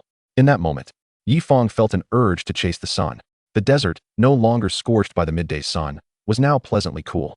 Nevertheless, the trio laid down a blanket for cleanliness before settling down. Yi Fang gazed intently at the mesmerizing view, recalling the image of Nie Shishir dancing barefoot under the moonlight. Gradually, he sensed a head leaning against his shoulder. Xianxiu, Xianxiu, Xianxiu. Despite calling her name several times, there was no response. Perhaps she was tipsy. Yi Fang shook his head, not overly concerned. Xianxiu's face had already been flushed in the vehicle, and her speech had been somewhat halting. It was understandable that after watching the sunset for so long, she might succumb to intoxication. Yi Fang remained still, maintaining his position until the last moment of the sunset. However, unbeknownst to him, the corners of Xianxiu's lips curled into a slight smile. She was far from truly drunk in this romantic moment. She simply wished to take advantage of Yi Fang's gallantry. To her surprise, Yi Fang, indeed a gentleman, assumed she was genuinely intoxicated and did not move to distance himself. Once the sunset concluded, Yi Fang found himself in a dilemma, turning to Lin Wei. Xianxiu is drunk. How do we get her back to the car? We must ensure her safety back to the inn. Just as Lin Wei was about to respond, Yi Fang's phone rang. Lin Wei, come here quickly. It's a call from my future girlfriend. Hearing this, Lin Wei hurried over. However, just as he reached to assist Xianxiu, she shook her head, feigning a sleepy demeanor. Rubbing her eyes, which glistened with the remnants of sleep, she asked, "What time is it?" Recognizing her refreshed state, Lin Wei replied, "We just finished watching the sunset and are about to head back. Can you walk? Or do you need my help?" Xianxiu stood up, stretching lazily, and said, "I'm fine. Let us wait for Yi Fang to finish his call before we head back." Approximately 5 minutes later, Yi Fang hung up and returned to the group. Neither had explicitly defined their relationship yet, so they merely exchanged pleasantries. Ultimately, the primary communication remained between Yi Fang and Nie Shishir via WeChat, as she had called primarily to listen to Yi Fang's voice for a bit longer. Approaching the two, Yi Fang noticed Xianxiu's presence and was somewhat surprised. "Xianxiu, are you feeling better now? If so, we should return to the inn to rest." Xianxiu did not meet his gaze directly, but instead took a step forward, stating, "Let us go. I'm feeling much better now." Ultimately, it was a misguided affection. Fortunately, she had not fallen too deeply, allowing her to retreat. Walking ahead, Xianxiu's smile reemerged, restoring her lively and cheerful demeanor. The trio returned to the inn around 11 o'clock that night. Upon their return, their spirits were surprisingly high. They then engaged in a universally enjoyable game, mahjong. This particular inn was private, so they needn't worry about disturbing anyone else. Most importantly, the proprietress, Qi Yuyu, was still awake. Although she typically exhibited a reserved demeanor, she had a fondness for mahjong. Without hesitation, she accepted their invitation to join the game. Thus, the four played until 3 in the morning, refusing to stop. As for the results, Yi Fang emerged victorious more often than not, while the proprietress frequently found herself on the losing end, embodying the adage that the inexperienced often gamble big. Chapter 45. A Journey to the Yumen Pass, encountering an eccentric couple. Time flew by, and soon it was the day of their next excursion. At 8 in the morning in the inn's living room, Xianxiu dragged her weary body in, her eyes slightly puffy. The next moment, upon witnessing the scene before her, her eyes widened involuntarily. Yi Fang had already prepared breakfast. Wearing a cheerful smile as he greeted her, "Good morning. I woke up a bit early today and took a trip to the supermarket to gather some items. Preparing a simple breakfast for you all." Xianxiu glanced at Yi Fang, then at the table laden with at least a dozen exquisite Cantonese dishes, and could no longer contain her astonishment. "Wow, Yi Fang, are you even human? You went to bed at 3 in the morning and managed to whip up this lavish breakfast by 8? Impressive." Her exclamation startled Lin Wei, who was just emerging from his room. He quickly covered his ears, exclaiming, "Xianxiu, it's early in the morning. Are you trying to scare everyone?" However, once he stepped into the living room and beheld the beautifully arranged breakfast, his reaction surpassed even Xianxiu's. "Yi Fang, this is incredible. You only slept for a few hours and yet managed to prepare a breakfast that looks more exquisite than those from renowned Cantonese restaurants in Guangzhou. It's a feast for the senses. Wow, Yi Fang, how do you excel at everything?" As Xianxiu and Lin Wei settled down to enjoy the Cantonese dim sum, they both gave enthusiastic thumbs-ups, showering Yi Fang with compliments. "Take your time eating," Yi Fang chuckled, reveling in the delightful sensation of being praised once more. After finishing their breakfast, the trio embarked on a new day of exploration. Today's itinerary encompassed the western route of Dunhuang, the West Thousand Buddha Caves, Yangguan, Yumingguan, the Han Great Wall, Hutsong City, and the Yadan Geological Park. After some deliberation, they decided to forego the West Thousand Buddha Caves and Yangguan. Yumingguan, the Han Great Wall, and Hutsong City offered a combined ticket, and they would pass by these attractions on their way to the Yadan Devil City. Click, click, click. Yumingguan is situated on the Gobi Desert, 80 kilometers northwest of Dunhuang City, and they arrived at their destination in no time. The vast expanse of the Gobi Desert appeared somewhat desolate and mysterious.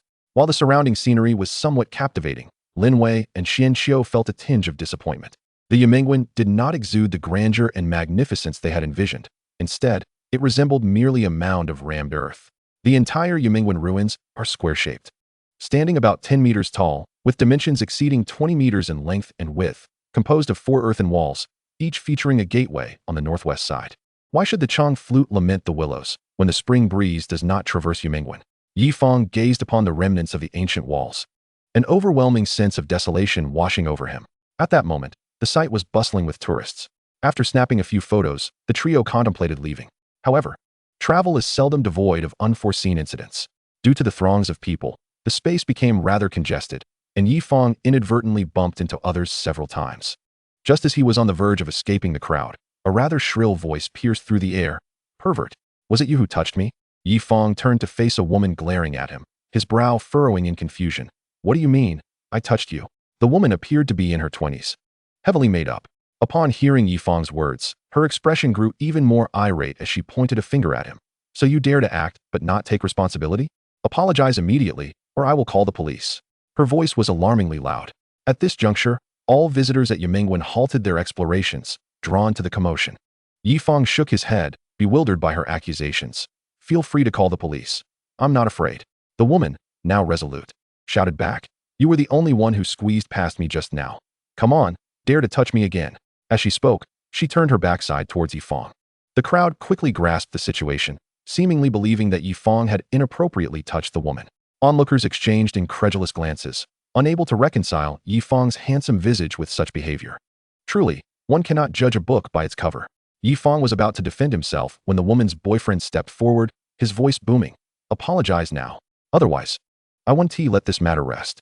This Wang Gu appeared ruggedly built, towering at around 1.9 meters, likely hailing from the northwest. His expression was stern as he looked down at Yi Fang. Xian Xiao, witnessing their unreasonable demeanor, felt her anger rise. She stepped in front of the man and shouted, "Have you no shame? Where is your proof that Yi Fang did anything? Moreover, with a girlfriend like hers, I wouldn't even look twice if she were offered to me for free." Naturally, Xian Xiao trusted Yi Fang's character. He wouldn't even glance at someone as unappealing as the woman before them. The woman's face flushed with rage as she turned to her boyfriend. Feigning distress, "Wang Gu, I've been wronged. I feel terrible right now." She pretended to be on the verge of tears. Wang Ji's heart softened at her words, and he quickly reassured her, "Jiao Jiao, don't worry, I will make sure you get justice." With that, he raised his chin, adopting a fierce demeanor. To be fair, the scar on his face did lend him an intimidating appearance. Xian Xiao had never encountered someone so ferocious and instinctively recoiled a few steps back as he approached. "Apologize." Wang Gu raised his right foot and brought it down with force. Dust swirled around him, amplifying his imposing presence. Yi Fang, typically of a calm disposition, felt a surge of anger at the baseless accusations. He wiped the smile from his face, unperturbed, and stepped towards Wang Gu. Standing protectively in front of Xian Xiao, "I told you it wasn't me. What will you do about it?" The onlookers began murmuring amongst themselves. "This guy looks so handsome. He doesn't seem like the type to do something so vulgar." Sometimes, it's the attractive ones who seek thrills. Be careful. You might get sued for defamation.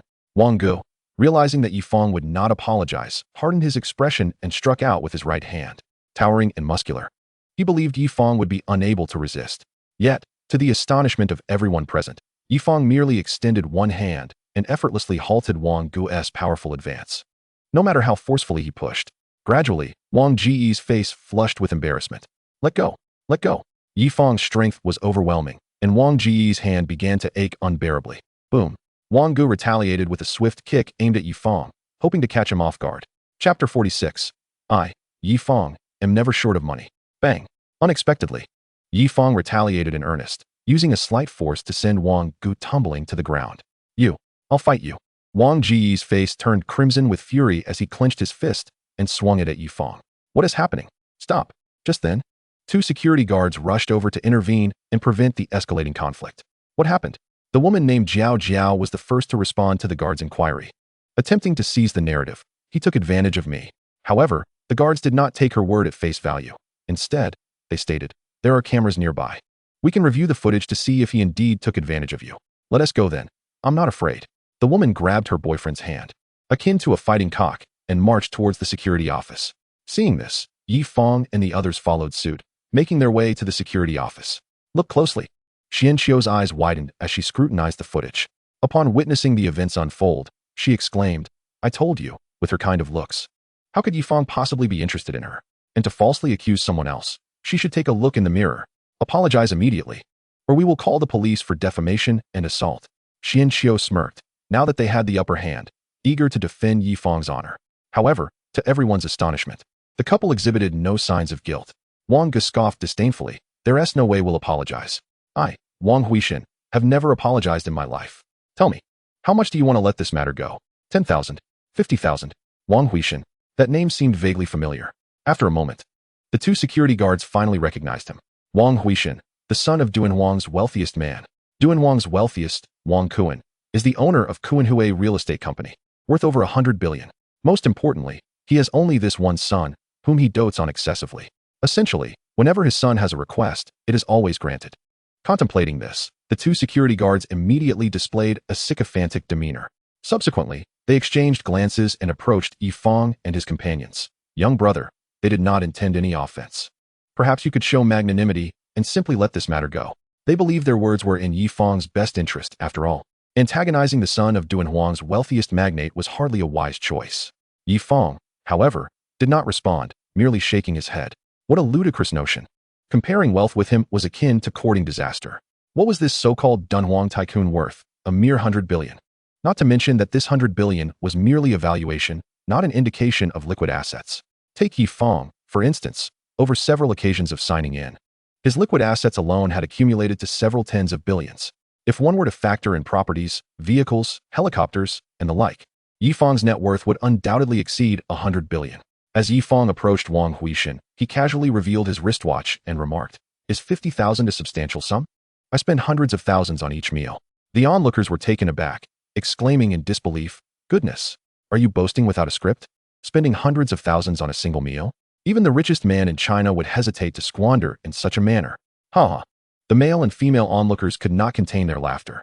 "This is the first time I've encountered someone who can boast so extravagantly," they jeered, making exaggerated gestures to mock Yi Fang. However, Lin Wei and Xian Qiu did not share in their skepticism. After all, he resided in the opulent Tai Villa, a property valued at no less than 2 billion RMB. At that moment, Wang Huishan and his girlfriend ceased their mockery. Just as he contemplated further derision, a fleeting glance at Yi Fang's watch caught his eye. The Patek Philippe brand, model the Grandmaster Chime, was a commemorative piece crafted in 2014 for the brand's 175th anniversary. This exquisite timepiece was valued at 2 billion RMB. Most astonishingly, there were only 7 of these watches in existence worldwide. Even with wealth, one could not acquire it. Wang Huishan, a watch aficionado, was well aware of this renowned piece. A watch worth 2 billion was beyond his means, and even if he possessed the funds, it would still be unattainable due to its limited availability. The owner of such a watch would undoubtedly rank among the wealthiest in the world, far surpassing the so-called Dunhuang tycoon. Yet, in the next moment, a flicker of doubt crossed his mind. Perhaps it was a counterfeit? Thus, he decided to probe further. "What is your name?" Unbeknownst to him, a hint of respect had crept into his tone. The response came not from Yi Fang, but from Xian Qiu. "Are you hard of hearing? I've mentioned Yi Fang so many times, yet you seem oblivious." Yi Fang. Wang Huishan disregarded Xian Qiu's words and promptly pulled out his smartphone to search. Upon discovering that the watch belonged to Yi Fang, his eyes widened, and his hand trembled slightly. It turned out Yi Fang was not exaggerating. His wealth truly allowed for such extravagant dining expenditures. Goodness! Putting away his phone, Wang Huishan donned his most amicable expression and addressed Yi Fang. "This matter was indeed our error. We humbly request your forgiveness." His sycophantic demeanor astonished those around him, who looked on in disbelief.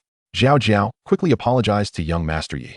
The female companion, not lacking in wits, recognized Wang Huishan's demeanor and understood that Yi Fang was indeed an extraordinary individual. No, not just extraordinary. He was someone beyond the reach of even the Dunhuang tycoon family. Instantly, her demeanor shifted, and she lowered her gaze, saying, "Young Master Yi, it was our mistake. We beseech your forgiveness." At this juncture, even the two security guards' expressions changed. Was Yi Fang truly that formidable? Even the son of Duan Huang's wealthiest could not help but yield. Goodness! Considering this, the two guards began to perspire. After all, they had just sided with Wang Huishan. They were merely lowly security personnel, incapable of contending with someone wielding such influence. Yi Fang was not one to hold grudges unnecessarily. Seeing Wang Huishan and his companion acknowledge their mistake, he did not wish to escalate matters further. "Very well, since you both have admitted your fault, let it be." Wang Huishan's face lit up with surprise at these words. "Thank you for your magnanimity, young Master Yi. Since you visited Dunhuang as a local, it is only right that we extend our hospitality. Whenever you are free, please feel welcome to visit our Wang family." Wang Huishan's expression bore a hint of flattery. Given Yi Fang's background and wealth, cultivating a friendship with him could yield boundless benefits for his family's business. Chapter 47. Touring Yachting, Acquiring a Noble School. Yi Fang did not expect Wang Huishan to change his attitude so swiftly. It appeared he was quite astute. Nevertheless, Yi Fang was not one to pursue grievances. As the saying goes, more friends mean more paths, And why should one become enemies with potential allies?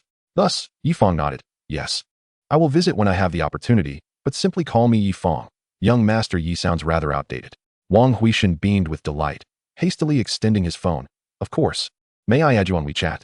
Being newly acquainted, he felt a bit reserved. The two conversed further, arranging a time to meet at the Wang residence. Wang Huishan, having business to attend to, departed first. Mr. Yi, should you have any inquiries during your stay in Dunhuang, do not hesitate to ask us.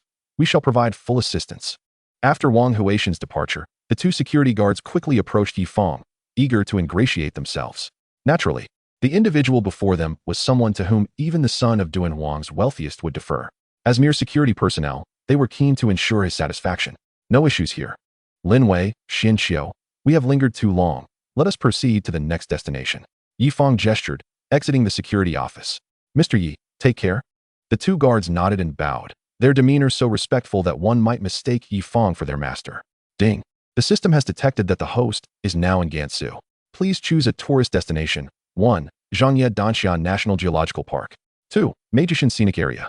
3. Yadan Geopark. System, I choose 3. Yadan Geopark. Yifang responded without hesitation. They were currently en route to Yadan Geopark, and it seemed the system was eager to bestow rewards upon him. Yifang found it amusing. This system was truly extravagant. Nevertheless, he appreciated it. Yadan Geopark is located approximately 180 kilometers northwest of Dunhuang City. However, since this segment of the tour was ultimately directed to this location, it wasn't too long before Yifang and his companions arrived at their destination. The Dunhuang Yadan Geopark, also known as the Devil's City of Dunhuang, is characterized by its vast expanse of unique Yadan landforms. Here, one can find not a single blade of grass or tree, but rather a series of statues sculpted by the relentless forces of nature. These natural wonders stand in varied forms, arranged harmoniously across the desolate Gobi Desert. When the fierce winds howl through this barren landscape, eerie sounds resonate, akin to the roars of demons, hence its moniker as the Devil's City. It is ineffable to describe the breathtaking scenery here. It embodies both desolation and an indescribable grandeur, especially upon the vast expanse of the Gobi. As the evening sun casts its golden rays, a fantastical vista unfolds that is rarely witnessed elsewhere. Yifang, captivated by this stunning spectacle, found himself so engrossed that he forgot to take photographs, lost in admiration instead. The scenic area is divided into two regions, the North Line and the South Line. Seated on the shuttle between these two sectors, Yifang and his companions quietly listened to the guide's narration. This is our first attraction, the Golden Lion welcoming guests. Take a moment to feel its presence. Can you hear the mighty lion roaring in your ear?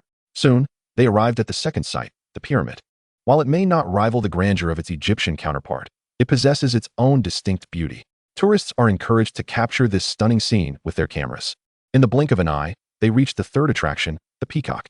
In Chinese culture, peacocks symbolize good fortune, and this weathered stone sculpture resembles a peacock, promising luck to all who behold it. At the guide's words, smiles spread across the faces of everyone on the sightseeing bus as they pulled out their phones.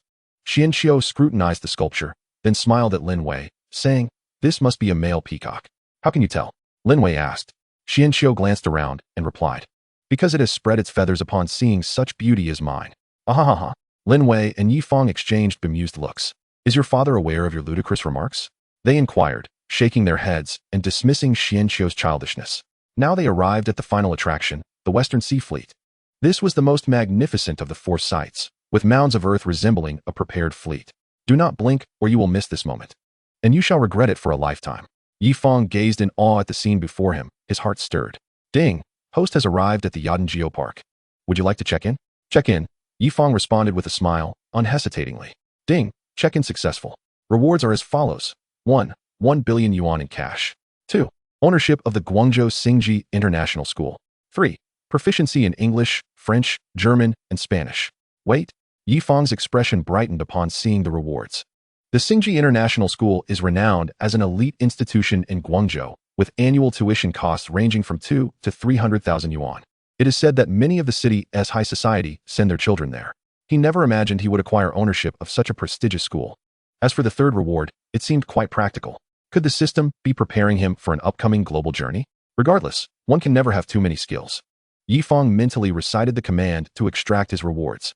In the next moment, he felt transformed into a linguistic virtuoso, his command of English, French, German, and Spanish comparable to that of a native speaker. As they continued their tour, the sun gradually sank below the horizon, and the group gathered to watch the sunset. The golden rays illuminated the extraordinary Yadin landscape, creating a mesmerizing interplay of light and shadow. The beauty of the scene was so profound that it felt as if they had stepped into a dream. After a day of exploration, they returned, taking in the starry sky and shooting stars in the desolate region. The three friends retrieved their prepared telescopes, quietly enjoying this rare sight. The tranquil night sky was awash with stars, occasionally punctuated by the streak of a meteor. "Look, a shooting star. Quick, make a wish," Xianxiu exclaimed, closing her eyes to conjure her desire. Lin Wei, observing her, felt a tinge of amusement and teased, "Xianxiu, your wish surely isn't to find an ideal partner soon, is it?" "Ahaha." To his surprise, Xianxiu openly admitted, "Yes. What is wrong with that?" Perhaps it was the enchanting moonlight that emboldened Lin Wei, as he boldly remarked, "That wish is easily fulfilled. After all, there are two remarkable individuals right here." "Oh wait, but Yi Fang has a girlfriend," he added, trailing off.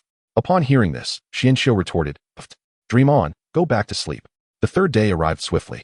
The previous days of exploration had left the trio somewhat fatigued, and having already visited the main attractions of Dunhuang, they decided to wander through the city's streets and alleys in search of unique local delicacies. They also intended to purchase some specialties to bring back for family and friends. Early in the morning, they chose a bustling roadside restaurant, indulging in haji, a local dish made from lamb soup, various meat slices, meatballs, and vermicelli, a culinary delight unique to the Northwest. Slurping it down, they felt as though they were feasting at a grand banquet. The local fruits were plentiful, and the trio sampled an array: Liguang apricots, Ming mountain dates, Dunhuang grapes, Dunhuang melons, Liguang peaches, and dried fruits from Dunhuang. Due to the significant temperature differences between day and night, prolonged sunlight exposure, and the unique sandy soil, the fruits of Dunhuang are exceptionally sweet and juicy. After their fruity feast, they entered a specialty shop.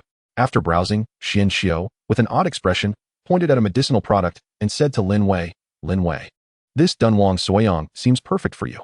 Yi Fang, standing beside her, turned to examine the information about Dunhuang soyang. Bursting into laughter, he shook his head. Xianxiu always spoke so bluntly. Let me see.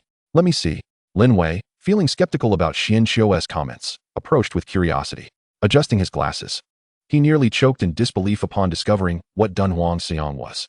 Soyang, a rare medicinal herb unique to Dunhuang, is also known as the elixir of immortality, often referred to as desert ginseng. The Compendium of Materia Medica states, soyang is warm in nature, nourishes the kidneys, enhances essence and vitality, invigorates yang, moistens dryness, and treats weakness. Seeing Lin Wei's reaction, Xianxiu could hardly contain her laughter. Around 6 in the evening, the three concluded their shopping and returned to their accommodation. Just moments after their return, a blue BMW 5M pulled up outside the inn. The owner, Chi Yuyu, looked surprised. It seemed the car had come to find someone at their inn, though she didn't recognize such a wealthy individual. Beep beep. Wang Huishan, dressed in formal attire, stepped out of the BMW. "Hello, is this the inn?" he asked, attempting to project an air of sophistication as he slowly removed his sunglasses and addressed Chi Yuyu. She found his pretentious demeanor unappealing and replied coolly, "Is there something you need? Though, you do seem somewhat familiar. Is there someone named Yi Fang here? I am looking for him." Observing his handsome demeanor, Chi Yuyu surmised that he was certainly not a rogue. Thus, she opened the door, allowing him to enter. "Yi Fang, someone is looking for you." Hearing the landlady's voice while showering, Yi Fang immediately recognized that it was Wang Huishan arriving. As he rinsed off the suds, he replied, "Huishan has arrived. I am still in the shower. Please wait for me in the living room. I will be down shortly." Approximately 10 minutes later, Yi Fang descended into the living room. The moment he appeared, everyone present fell into a state of stunned silence. Xianxiu and Chi Yuyu gazed at him unwaveringly, their eyes not blinking. "What's wrong? Is there something amiss with my appearance?" Yi Fang tilted his head slightly, perplexed by their expressions. Xianxiu was the first to regain her composure, exclaiming, "Yi Fang, you look rather dashing in formal attire." Lin Wei chimed in, "Indeed, you almost rival my own handsomeness." Xianxiu rolled her eyes at Lin Wei's comment. For the past few days, Yi Fang had donned casual attire, and while he was indeed handsome, it paled in comparison to his current appearance. Today, in preparation for the banquet, he had specifically chosen a bespoke suit. His hair, no longer hanging limply, was styled upwards in a slicked-back look. This ensemble perfectly accentuated his physique, complemented by his strikingly handsome features and a charmingly roguish aura. At that moment, everyone in the living room deemed Yi Fang to be the most handsome man they had ever encountered. Yet, Yi Fang paid them no mind and addressed Wang Huishan. "Let us go?" Wang Huishan nodded eagerly, leading the way to the car, and opening the door for Yi Fang. Huishan, this car costs over $1 million. It hardly befits your status. Upon hearing Yi Fang's comment, Wang Huishan was tempted to retort. Over $1 million wasn't a small sum. This was the first time someone had remarked on his car being inexpensive. Nevertheless, he thought better of it and responded with a smile. Yi Fang. Over $1 million is hardly cheap. Not everyone is as affluent as you. After only a few hours together, Wang Huishan had already discerned that Yi Fang was a remarkably amiable and easygoing individual. As a result, his initial shyness had dissipated. After about half an hour, the BMW glided into a verdant, upscale community. After a few more minutes of slow driving, they arrived at a modestly luxurious standalone villa. Yi Fang. Our family primarily resides in Shanghai. This is merely a vacation retreat for us. No wonder. However, it is understandable. Wealthy individuals tend to reside in major cities. While the natural scenery here is delightful, the cultural environment cannot compare to Shanghai. Thus, there are only 4 servants here. As they stepped out of the car, a man in his 40s approached with a smile, appearing nothing like a billionaire. Rather, he resembled an affable uncle one might encounter in the neighborhood. Yi Fang. This is my father. Hello, I am Yi Fang. This was Yi Fang's first visit to a wealthy household, and lacking experience. He came across as somewhat aloof, yet innocently straightforward in Wang Kuen's eyes, unlike those seasoned socialites who adeptly navigated various situations. However, this was understandable. Yi Fang had yet to enter the workforce and had not experienced the harsh realities of society, so his lack of experience was forgivable. After some mutual compliments, the 3 proceeded to the villa's living room to commence the evening's dinner. Although the villa was infrequently occupied, it was fully equipped with all necessary amenities. The decor, possibly reflecting Wang Kuen's tastes, featured a European style that might seem somewhat outdated to younger generations. The floors were adorned with exquisite carpets from Dunhuang, and the dining table was set with luminous cups from the same region. Beside the living room, a few musicians played melodies unique to Dunhuang, while the table was adorned with an abundance of fresh flowers. Overall, Wang Kuen and his son had meticulously prepared for this meeting. Yi Fang. You hail from the Tuguang regions? Wang Kuen, having traveled extensively, discerned some information from Yi Fang's standard Mandarin. Yes, my family is from Guilin in Guangxi.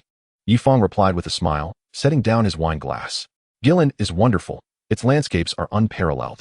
I visited a few times in my youth and still remember the breathtaking scenery. During the meal, Wang Huishan spoke little, allowing his father and Yi Fang to engage in mutual flattery. After a lengthy discussion, Wang Kuen was exceedingly pleased with Yi Fang's demeanor. Not only did his outstanding appearance and charm impress, but his eloquence also indicated he was not merely a frivolous rich heir. Around 11 o'clock, it was time for Yi Fang to take his leave. To his amusement, Wang Kuen and his son bestowed upon him an abundance of Dunhuang specialties, enough to fill Wang Huishan's BMW to the brim. Yi Fang, do visit Shanghai whenever you have the chance. Certainly, and whenever you come to Guangzhou, I will be sure to extend a warm welcome. Yi Fang and Wang Kuen exchanged a hearty handshake. However, Yi Fang furrowed his brow, holding Wang Kuen's hand firmly for nearly a minute without releasing it. Yi Fang. Yi Fang. Wang Huishan inquired, puzzled by Yi Fang's reluctance to let go. And nothing. Yi Fang finally snapped back to reality, offering a sheepish smile. After releasing Wang Kuen's hand, he followed Wang Huishan into the BMW. As they drove along, Yi Fang, after much internal deliberation, could no longer contain himself and said to Wang Huishan, Huishan, when you have the opportunity, you might want to suggest your father undergo a health check at the hospital. Wang Huishan raised an eyebrow in confusion, uncertain why Yi Fang would make such a suggestion. Why do you say that? I am studying traditional Chinese medicine, Yi Fang explained. When I shook your father's hand just now, I sensed something was amiss. But perhaps my skills are still lacking, and I misjudged. Upon hearing this, Wang Huishan's grip on the steering wheel faltered. You can discern someone's health just from a handshake? Surely, hospital testing equipment is more accurate and swift than that. Wang Huishan shook his head, offering a perfunctory response. Yi Fang, seeing this, shook his head in turn.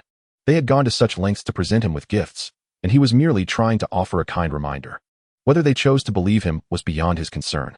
Soon, they returned to the inn. Yi Fang, do keep in touch once you are back in Guangzhou. Absolutely. Just drive safely. In the blink of an eye, the BMW vanished from sight. Upon returning to the villa, Wang Huishan found Wang Kuen still awake. Dad, why are you still up so late? Wang Kuen set down the book he had been holding, turning to his son. Huishan, what do you think of Yi Fang?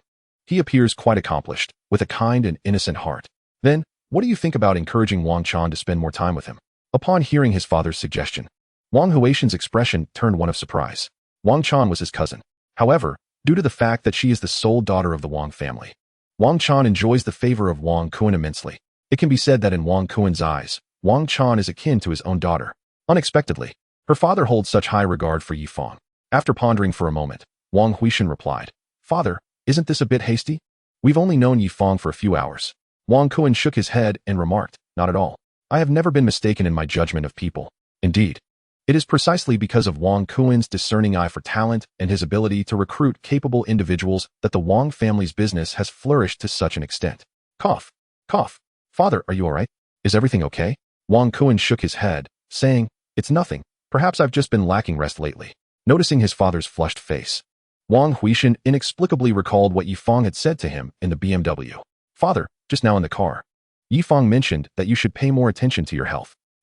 Wang Huishan's expression suddenly turned stern. "Dr. Zhou." As soon as he finished speaking, a man who appeared to be around 50 years old entered. "Could you please examine me and determine if there is indeed something wrong with my health?" Wang Kuen's demeanor was serious. He had visited the hospital multiple times, yet no issues had been diagnosed. Nevertheless, he always felt an unsettling sensation within him, a feeling that seemed to portend something ominous. Upon hearing Wang Huishan's words, Dr. Zhou promptly extended his right hand to check Wang Kuen's pulse. He then meticulously examined Wang Kuen's tongue and chest. A few minutes later, he shook his head and said, "There is no problem at all." "No problem?" Upon hearing Dr. Zhou's words, Wang Kuen furrowed his brow. Dr. Zhou is a highly renowned traditional Chinese medicine practitioner nationwide. If even he says there is no issue, why did Yi Fang make such a remark? "Father, you needn't worry too much. Yi Fang said he studies traditional medicine. He might have misjudged. Besides, you two merely shook hands. How could he be so insightful?" Wang Kuen found Wang Huishan's reasoning somewhat convincing. Yet he could not shake off the feeling that Yi Fang was not the type to make grandiose claims. Though they had only interacted for a few hours, Wang Kuen believed that Yi Fang's statements were undoubtedly rooted in some truth. However, neither the top hospitals nor the finest traditional Chinese medicine practitioners could uncover any health issues he might have. Could it be that Yi Fang was merely spouting nonsense?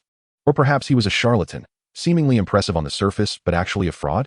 Chapter 50. The journey ends. Thousands apply for security positions. On the fourth day, the time had come to conclude their journey. The three of them boarded the flight back to Guangzhou with a sense of reluctance. Approximately 3 hours later, they arrived at Baiyun Airport. "Mr. Yi, allow me to assist you." Supervisor Zhou had been waiting at Baiyun Airport. Upon seeing Yi Fang laden with numerous items, he approached respectfully to help carry his luggage. "Lin Wei, Xianqiu, would you two like to visit Tai Villa?" Lin Wei and Xianqiu were well aware that Yi Fang's invitation was merely a polite gesture. Moreover, they both had matters to attend to, thus politely declined. Click, click, click. Sitting in the back seat of the Rolls-Royce Phantom, Yi Fang inquired, "Supervisor Zhou, has anything unusual occurred at the villa recently?" Supervisor Zhou tightened his grip on the steering wheel and replied, "Mr. Yi, everything is operating as usual at the villa. However, due to its vast area, we may need to hire a few more security guards for safety reasons." "Hire a few more security guards?" Yi Fang responded, "Please post the recruitment information online tomorrow. Aim to hire about 10, and you can decide on the specifics. Furthermore, there are ample accommodations at the villa. You all should reside there in the future for convenience." Hearing Yi Fang's words, Supervisor Zhou's expression lit up with excitement.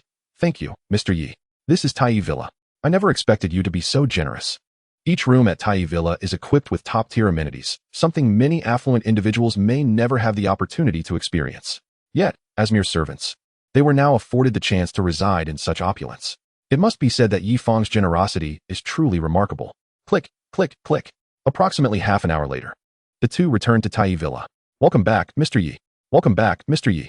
Wherever the Rolls-Royce Phantom traveled, the staff set aside their tasks to greet Yi Fang. He merely nodded in acknowledgement. Nonetheless, the staff were exceedingly content with their current employment.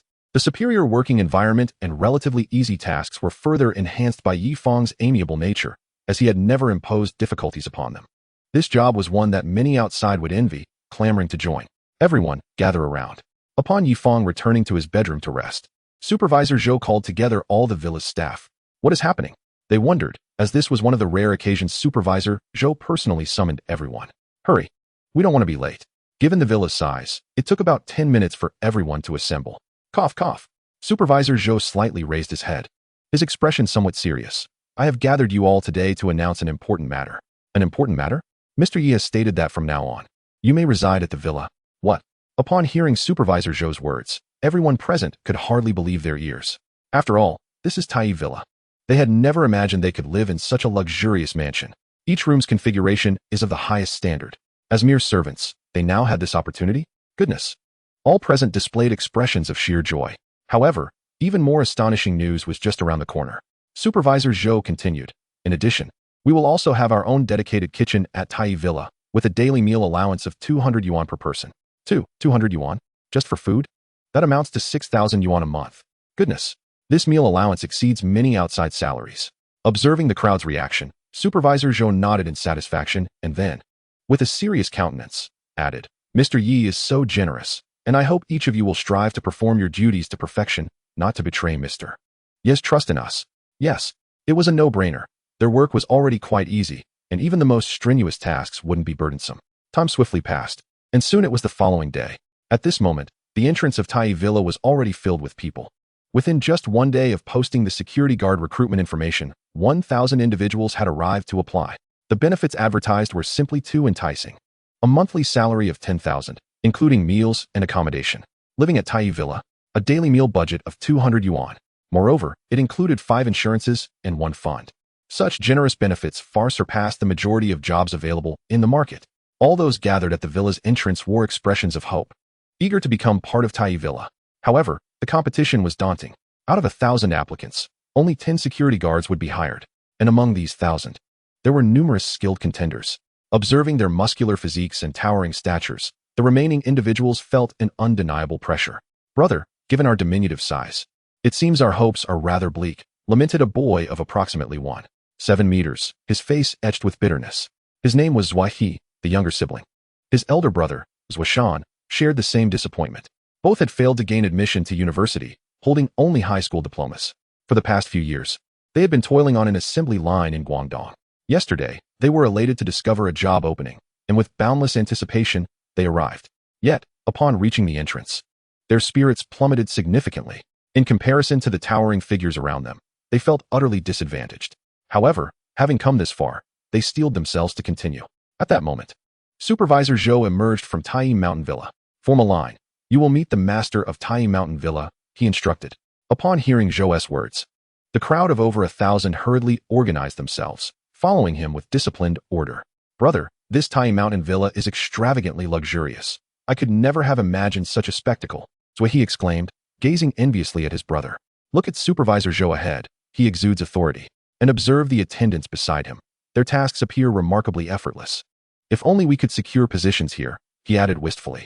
Zhuashan, equally anxious, clenched his fists while gazing at the dreamlike grandeur of the villa, pondering why he was so impoverished and lacking in capability.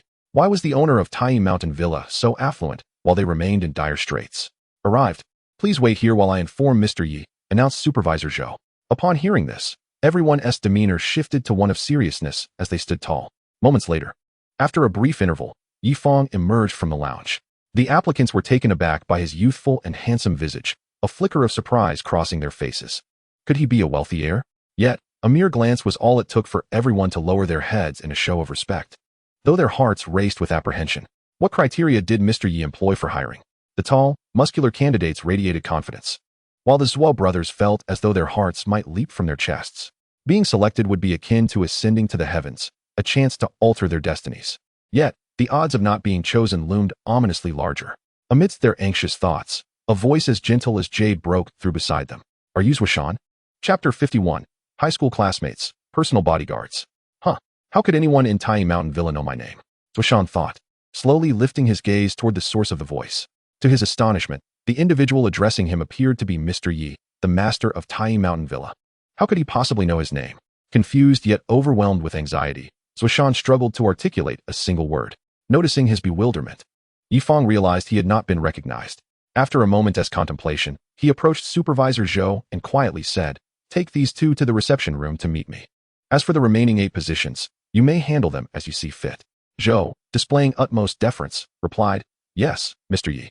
Once Yi Fang departed, Zhou resumed his authoritative demeanor, addressing the assembly of 1,000. You, and you, remain. The rest may enjoy lunch at the villa before departing. The unselected individuals wore expressions of desolation, while the chosen 10 radiated elation, clearly having been selected. However, some cast puzzled glances toward the Zhuo brothers. Why were these 2, seemingly connected, also vying for a spot? Though Mr. Yi had only appeared for a few minutes, It was within that brief span that only the Zhuo brothers garnered his special attention. Not only were they perplexed, but even Zhuoshan and Zhua He found themselves bewildered. What did Mr. Yi's earlier remarks signify? Given their slight frames, the likelihood of selection seemed exceedingly slim. After all, the remaining 8 candidates were all over 1.8 meters tall and muscular, while the brothers resembled 2 slender chickens. Shaking their heads, they decided not to dwell further on the matter. Whatever the case, we shall soon find out. This booklet outlines your job responsibilities. You must study it thoroughly. Additionally, someone will guide you in familiarizing yourselves with Tai Mountain Villa. Accommodations will also be arranged for you. Now, Zhuoshan and Zhua He, follow me, Supervisor Zhou instructed. The crowd regarded the brothers with knowing looks, while the Zhui siblings followed Zhou with a sense of trepidation. Mr. Yi, the individuals have been brought, Zhou announced. Hum, came Yifang's acknowledgement as Zhou respectfully withdrew. In the expansive reception room, only Yifang and the 2 brothers remained. Upon entering, Zhuoshan and Zhua He were awestruck by the opulence surrounding them, reminiscent of a palace seen on television.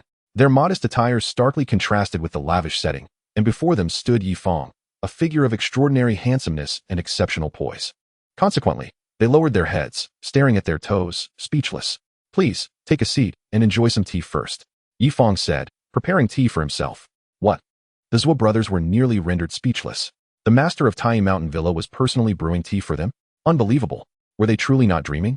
Mr. Yi, allow me. Zhuoshan stammered, hands trembling as he approached, mimicking the behavior of attendants on television. But Yifang gently declined. Sit. I can manage this. Reluctantly, the brothers took their seats before Yifang. The man before them would be their future employer. As they settled in, they marveled at the astonishing comfort of the sofa.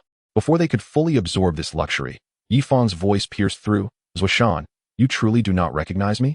Huh. At Yifang's words, Zhuoshan quickly raised his head. Did he know such a wealthy individual? After pondering briefly, he shook his head. Mr. Yi, I apologize. I do not recall ever encountering someone of your stature. In Zhuoshan's mind, he had never mingled with the likes of such affluent individuals.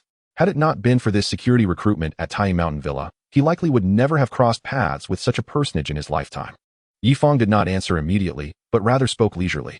I also hail from Guilin, and my surname is Yi. What? The affluent figure before him was also from Guilin? And he shared the surname Yi?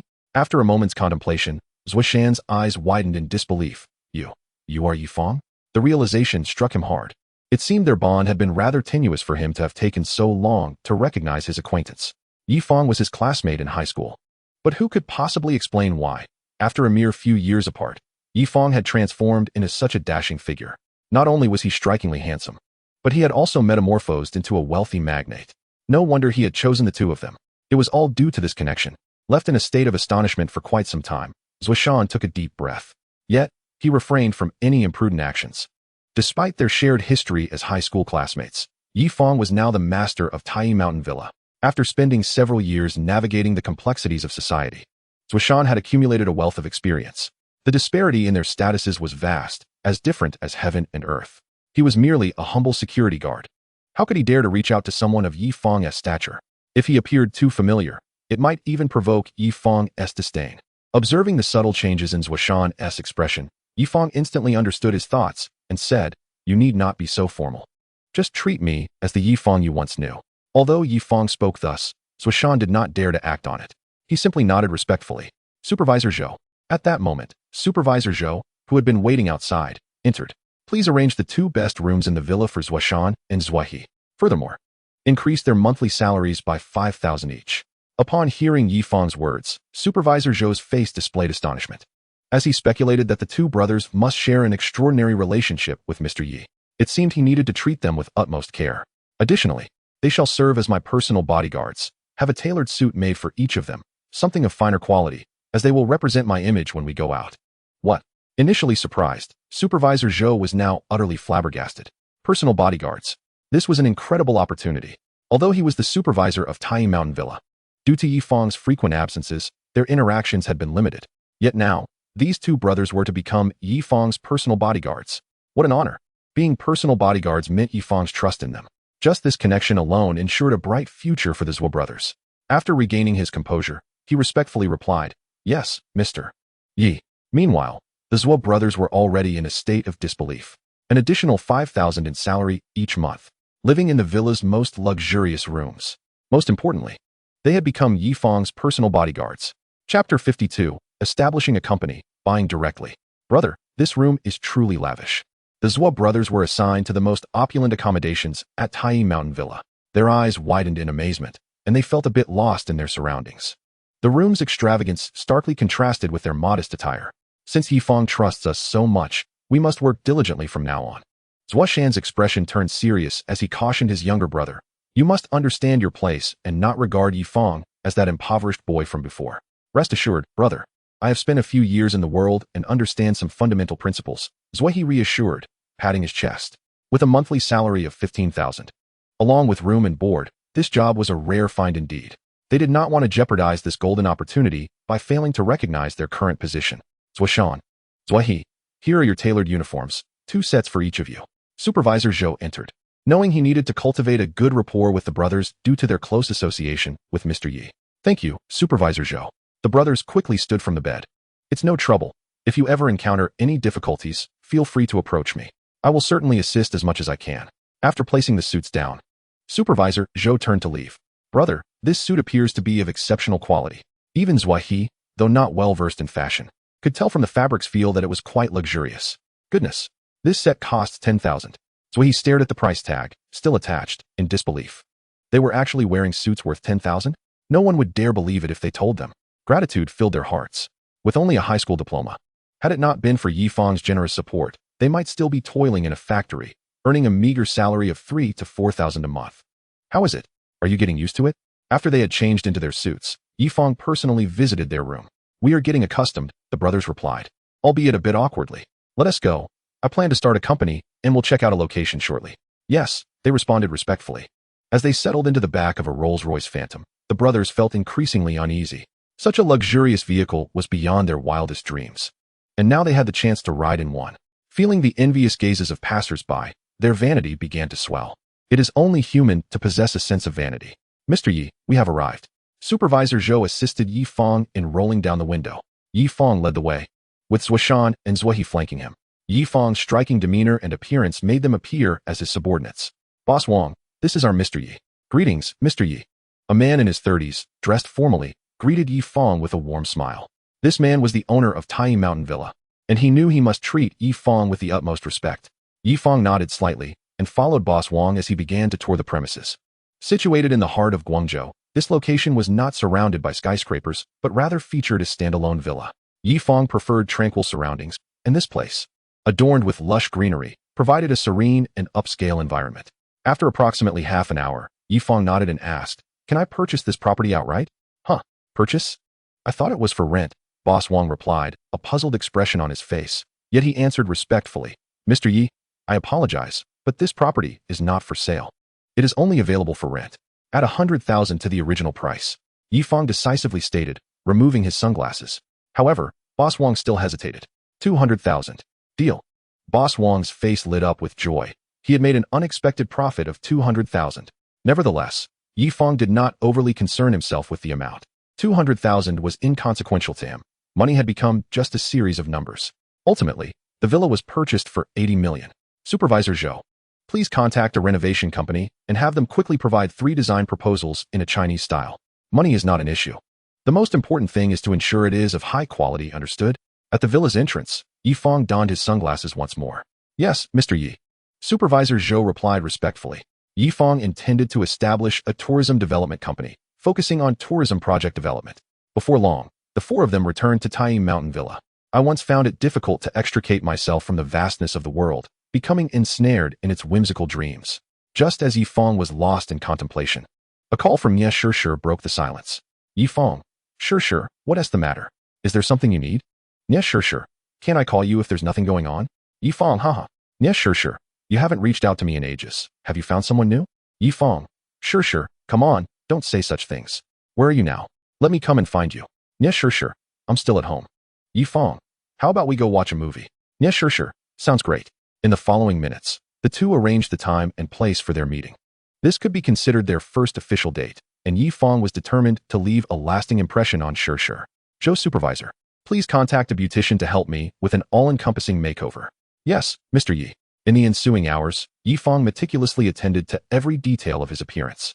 He underwent a refined beauty regimen, styling his hair with precision and spraying on a hint of expensive perfume. Now, Yi Fang exuded an irresistible charm, leaving his companions, Zhuashan and Zhuahe, feeling like mere country bumpkins in comparison. You two should also go out, but feel free to explore the nearby shops. Contact me when I need you. Understood, Mr. Yi. The two brothers addressed Yi Fang with the same respect as the other attendants. Approximately half an hour later, they arrived at the designated rendezvous. Sure, it's been a long time. Indeed, it has. Those simple words conveyed a deep sense of longing. Suddenly, Yi Fang presented a bouquet of roses from behind him. Beautiful flowers for a beautiful lady. Sure. Would you do me the honor of accepting this bouquet? Gazing into Yi Fang's sincere eyes, Nie Sure felt a wave of emotion wash over her. I would, with a blush gracing her cheeks. She extended her delicate hand to accept the flowers. Meanwhile, Zhuashan and Zhuahe, still in the car, were utterly astonished. This was their first encounter with such a stunning woman. Only someone as exquisite as her could truly match Yi Fang. Chapter 53. Intimate Encounters. The company on the right track. Nie Sure blissfully placed the roses in her car, and the two naturally intertwined their fingers as they strolled into the cinema. In the dimly lit theater, Yi Fang admired the profile of Nie Sure, a subtle smile gracing his lips. How frightening! Nie Sure gasped, realizing that Yi Fang had purchased tickets for a horror film. With half-closed eyes, she found herself leaning unconsciously into Yi Fang's embrace. Don't be afraid. I'm here. Yi Fang flashed a triumphant grin. As the lights flickered ominously, the film reached its most terrifying scene. So scary. Nie Sure burrowed deeper into Yi Fang's arms, her soft form brushing against him repeatedly, igniting a rush of adrenaline within him. Don't be afraid. One of Yi Fang's hands tightly clasped Nie Sure's gentle hand while the other shielded her eyes. Is it over? Has that scene passed? Nie Sure's voice trembled. Having never before encountered such a frightening film, she felt vulnerable, her body almost entirely leaning against Yi Fang's. Yi Fang felt a surge of warmth coursing through him. Sure, you smell so delightful. Her hair brushed against his face, further intensifying his struggle to maintain composure. It's over. Yi Fang collected himself, slightly regretting how brief the horror film had been. As the credits rolled, Nie Sure quickly distanced herself from him. About half an hour later, they exited the cinema. Yi Fang, you actually bought tickets for a horror movie? Your intentions are questionable. Upon leaving the theater, Nie Sure pouted, hands on her hips, adopting a mock accusatory stance. Yi Fang scratched his head, offering an awkward smile. He then reached for Nie Sure's hand, saying, Sure, I was wrong. Please forgive me. A chuckle escaped Nie Sure at the sight of Yi Fang's feigned innocence. She had never truly been angry. Her earlier words were merely playful banter between young lovers. For the remainder of the evening, they strolled along the riverbank, enjoying the breeze and discussing the events of recent days. By around 11 o'clock, it was time for Nie Sure to leave. Yi Fang had intended to suggest that she stay the night, but reconsidered, feeling it was too soon. Thus, they shared a warm embrace before setting off on their respective journeys home. Mr. Yi, here are 3 design proposals from the renovation company for your review. Zhou's supervisor presented a thick stack of papers to Yi Fang the following morning. Let us go with this one. Please expedite the process. Also, hire a few employees as soon as possible. You can determine the number and salaries. I trust your judgment. Yi Fang rubbed his temples, regaining his focus after a cup of milk. Yes, Mr. Yi. Grateful for Yi Fang's unwavering trust, Zhou's supervisor set to work. The renovations required minimal alterations, primarily enhancing the decor with a touch of antiquity. After approximately 5 days, the project was completed and a sign was designed reading, Fangqing Travel Company, Limited. At this moment, the villa's entrance saw only a handful of applicants. Despite Zhou's supervisor offering generous salaries and benefits on the recruitment site, many were skeptical due to the company's recent inception. After all, numerous job postings online were rife with deceit. The prospect of such lavish benefits from a newly established company seemed too good to be true. Consequently, out of the 10 positions available, only about 20 candidates showed up. Is this a company or a villa? Shouldn't it be located in a skyscraper? It looks more like a private workshop. Are we being lured here for something sinister? The applicants whispered among themselves, a hint of apprehension creeping in. However, with the sun shining brightly, they soon regained their composure. Before long, Zhou's supervisor appeared before the crowd, assuring them, in time, you will realize that deciding to apply here today will be the wisest choice of your lives. The crowd murmured in disbelief. Wow, we haven't even been hired yet, and he's already painting grand visions. Zhou's supervisor, undeterred by their reactions, proceeded with the selection process, ultimately narrowing it down to 11 candidates. One design position remained, and there was a tough decision to be made between 2 individuals. Zhou's supervisor reviewed their profiles once more, and upon noticing the impressive credentials of one female candidate, he made his choice without hesitation. I refuse to accept this. My qualifications are similar to hers. Why was I not selected? The rejected male candidate boldly confronted Zhou's supervisor. Oh, if your qualifications are comparable, then why should I choose you? At Zhou's supervisor's question, the young man's face flushed crimson. He initially intended to utter something rather unsavory, suggesting that the other party was merely enamored by the woman's beauty. However, after a moment's reflection, he chose to stifle his awkwardness and swiftly departed. So, do you all doubt the benefits our company provides? Upon hearing Supervisor Zhou's words, the 10 individuals present bowed their heads in silence, not uttering a single word. In a nascent company, a monthly salary of 10,000, coupled with substantial year-end bonuses and incentives, seemed somewhat implausible. The most concerning aspect was that the majority of them were fresh graduates with little to no work experience. They couldn't fathom why Supervisor Zhou had selected them. I shall utter but one phrase, and you shall believe, he declared. Huh. The crowd lifted their heads in unison, eager to hear what Supervisor Zhou would reveal next. I am not the owner of the company. I am merely a responsible figure. However, I shall divulge a significant piece of information. Our owner is the master of Tai Villa. What? The revelation that their employer was the master of Tai Villa was met with astonishment. Clearly, concerns regarding salaries and financial operations were now unfounded.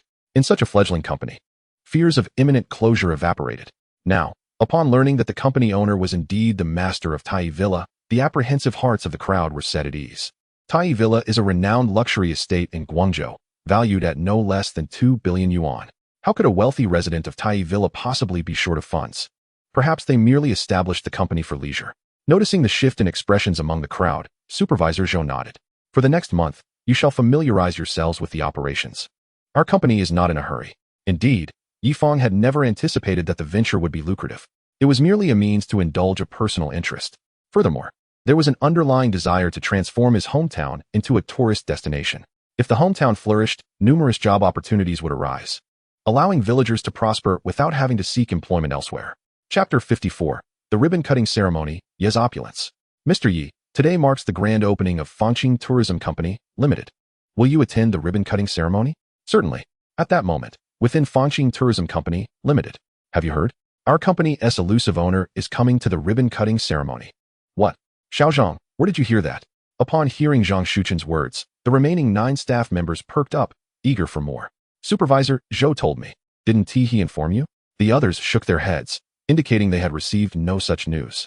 Zhang Shuchen wore a puzzled expression, having assumed Supervisor Zhou had shared this tidbit with everyone. Was it possible that he had only confided in her?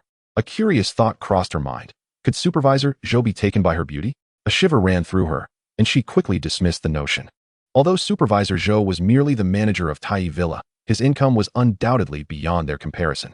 In the eyes of the average person, Supervisor Zhou could well be considered the archetype of a wealthy and handsome gentleman. Ding ding ding. It was Supervisor Zhou calling. Hello, Supervisor, is there something you need? Shuchen, please prepare along with the others. We shall arrive at the company in approximately 10 minutes. Understood, Supervisor. Once the call ended, her colleagues hurried to her side, their faces brimming with anticipation. Ahem. Supervisor mentioned that the owner, Mr. Yi, will be arriving shortly, so let us get ready. What? The crowd dispersed in a flurry, hastily tidying their desks. The women rushed to the restroom to touch up their makeup, keen to make a good impression on the mysterious boss. Knock knock knock. Mr. Yi has arrived. Welcome, Mr. Yi. Welcome. All the staff formed 2 lines at the entrance, greeting him in unison. The door of a Rolls-Royce Phantom swung open, and Yi Fang emerged. He strode ahead, with the brothers Zuoshan and Zhua He respectfully trailing behind. Thank you for your hard work, he murmured, prompting the crowd to look up. Wow, he is so handsome. The boss looks no older than 20. Not only the women, but even the men were taken aback. Their own boss was indeed the epitome of a wealthy and handsome figure. Let the performance commence. Supervisor Zhou, noticing Yi Fang's gaze, decisively spoke. Boom boom clang. Suddenly, about 6 lion dancers began their performance at the company entrance, creating a vibrant scene. The men watched with keen interest while the women stole glances at Yi Fang. Several of them blushed furiously. Let the ribbon cutting begin. Supervisor Zhou respectfully handed a pair of golden scissors to Yi Fang. Snip. The red ribbon parted, signifying the official commencement of Fangqing Tourism Company, Limited. Zuoshan, seeing Yi Fang nod, promptly retrieved an envelope from his coat and presented it to the lion dance troupe. This is an extra bonus for you. Receiving the hefty envelope from Zuoshan, the leader of the lion dance team was overjoyed. This envelope likely contains several thousand yuan. Thank you, boss. Wishing you prosperous business and abundant wealth. The performers bowed in gratitude to Yi Fang. Do not envy. Each of you shall receive one as well. 1,000 yuan as a startup bonus, along with a delightful gift. As Yifang's words concluded, Zuoshan and Zuahi distributed an envelope to each employee, including Supervisor Zhou. They then brought out exquisite little gift boxes from the car. The 10 staff members stood in stunned silence. They had barely worked for 10 days and were now receiving 1,000 yuan as a bonus without any effort. Was there truly such a benevolent boss in the world? Could it be that Yifang had more money than he knew what to do with? Thank you, Mr. Yi. The staff, visibly excited, accepted the envelopes and gifts with beaming smiles. Rest assured, as long as you work diligently, your rewards will be plentiful. We promise, Mr. Yi. We will dedicate ourselves to the company's growth. Several employees chimed in unison, creating an atmosphere of exuberance. A grand opening ceremony could not be so simple. Supervisor Zhou, please book a private room at the Yuehai restaurant. Let us celebrate. Yes, Mr. Yi. The Yuehai restaurant? That was the most renowned and expensive Cantonese restaurant in all of Guangzhou. Some of them had never been there, and now they had the chance to experience it. It seemed their boss he truly had more money than he knew what to do with. 10 minutes later. Don't you have a car? Yifang queried, observing Zhang Shuchen standing by. No, I'll just call a ride. The others had already filled the vehicle, leaving her with no room to squeeze in. No need to call a ride. You can take my Rolls Royce. What? Upon hearing Yifang's words, the other women cast envious glances. They lamented not having made it into the car. Riding alongside the boss was an excellent opportunity for connection. They missed each other just like that. Mr. Yi. He is undoubtedly a quintessential high-class gentleman. Is this truly acceptable? Zhang Shuchen spoke with a hint of nervousness. It was entirely understandable. Given Yifang's striking demeanor and appearance, not to mention his position as their superior, what is there to deliberate over? Please, take a seat. Yifang gestured with his eyes, and Zuoshan promptly opened the car door for her. Thank you, Mr. Yi.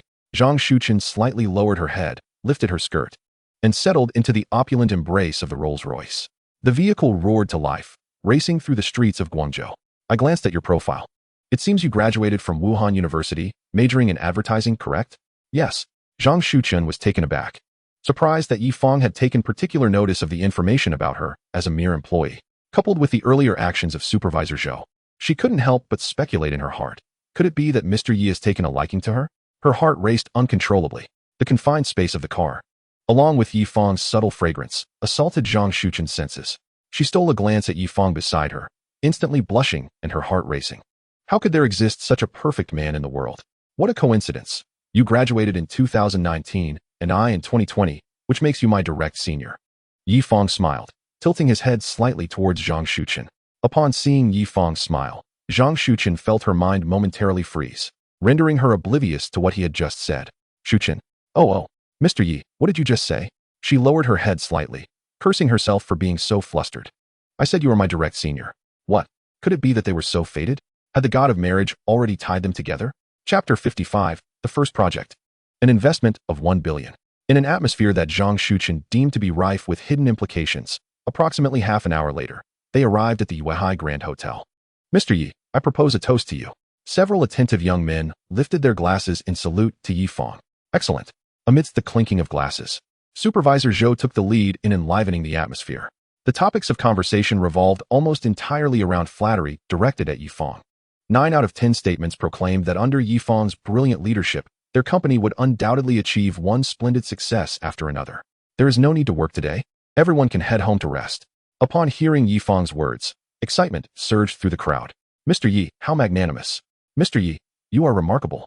While other companies often choose weekends for team-building activities, their company not only dined at the finest establishment, but also scheduled it on a weekday. Moreover, they were rewarded with an unexpected half-day off. Everyone, please return home safely. Those who have been drinking should arrange for designated drivers. Anyone caught driving under the influence will not be welcome back tomorrow. Ha. As Yifang's reminder echoed, the crowd responded, assuring one another that they would not drive while intoxicated. Shuchen, where do you live? I. Yifang observed the drunken Zhang Shuchen, shaking her head slightly.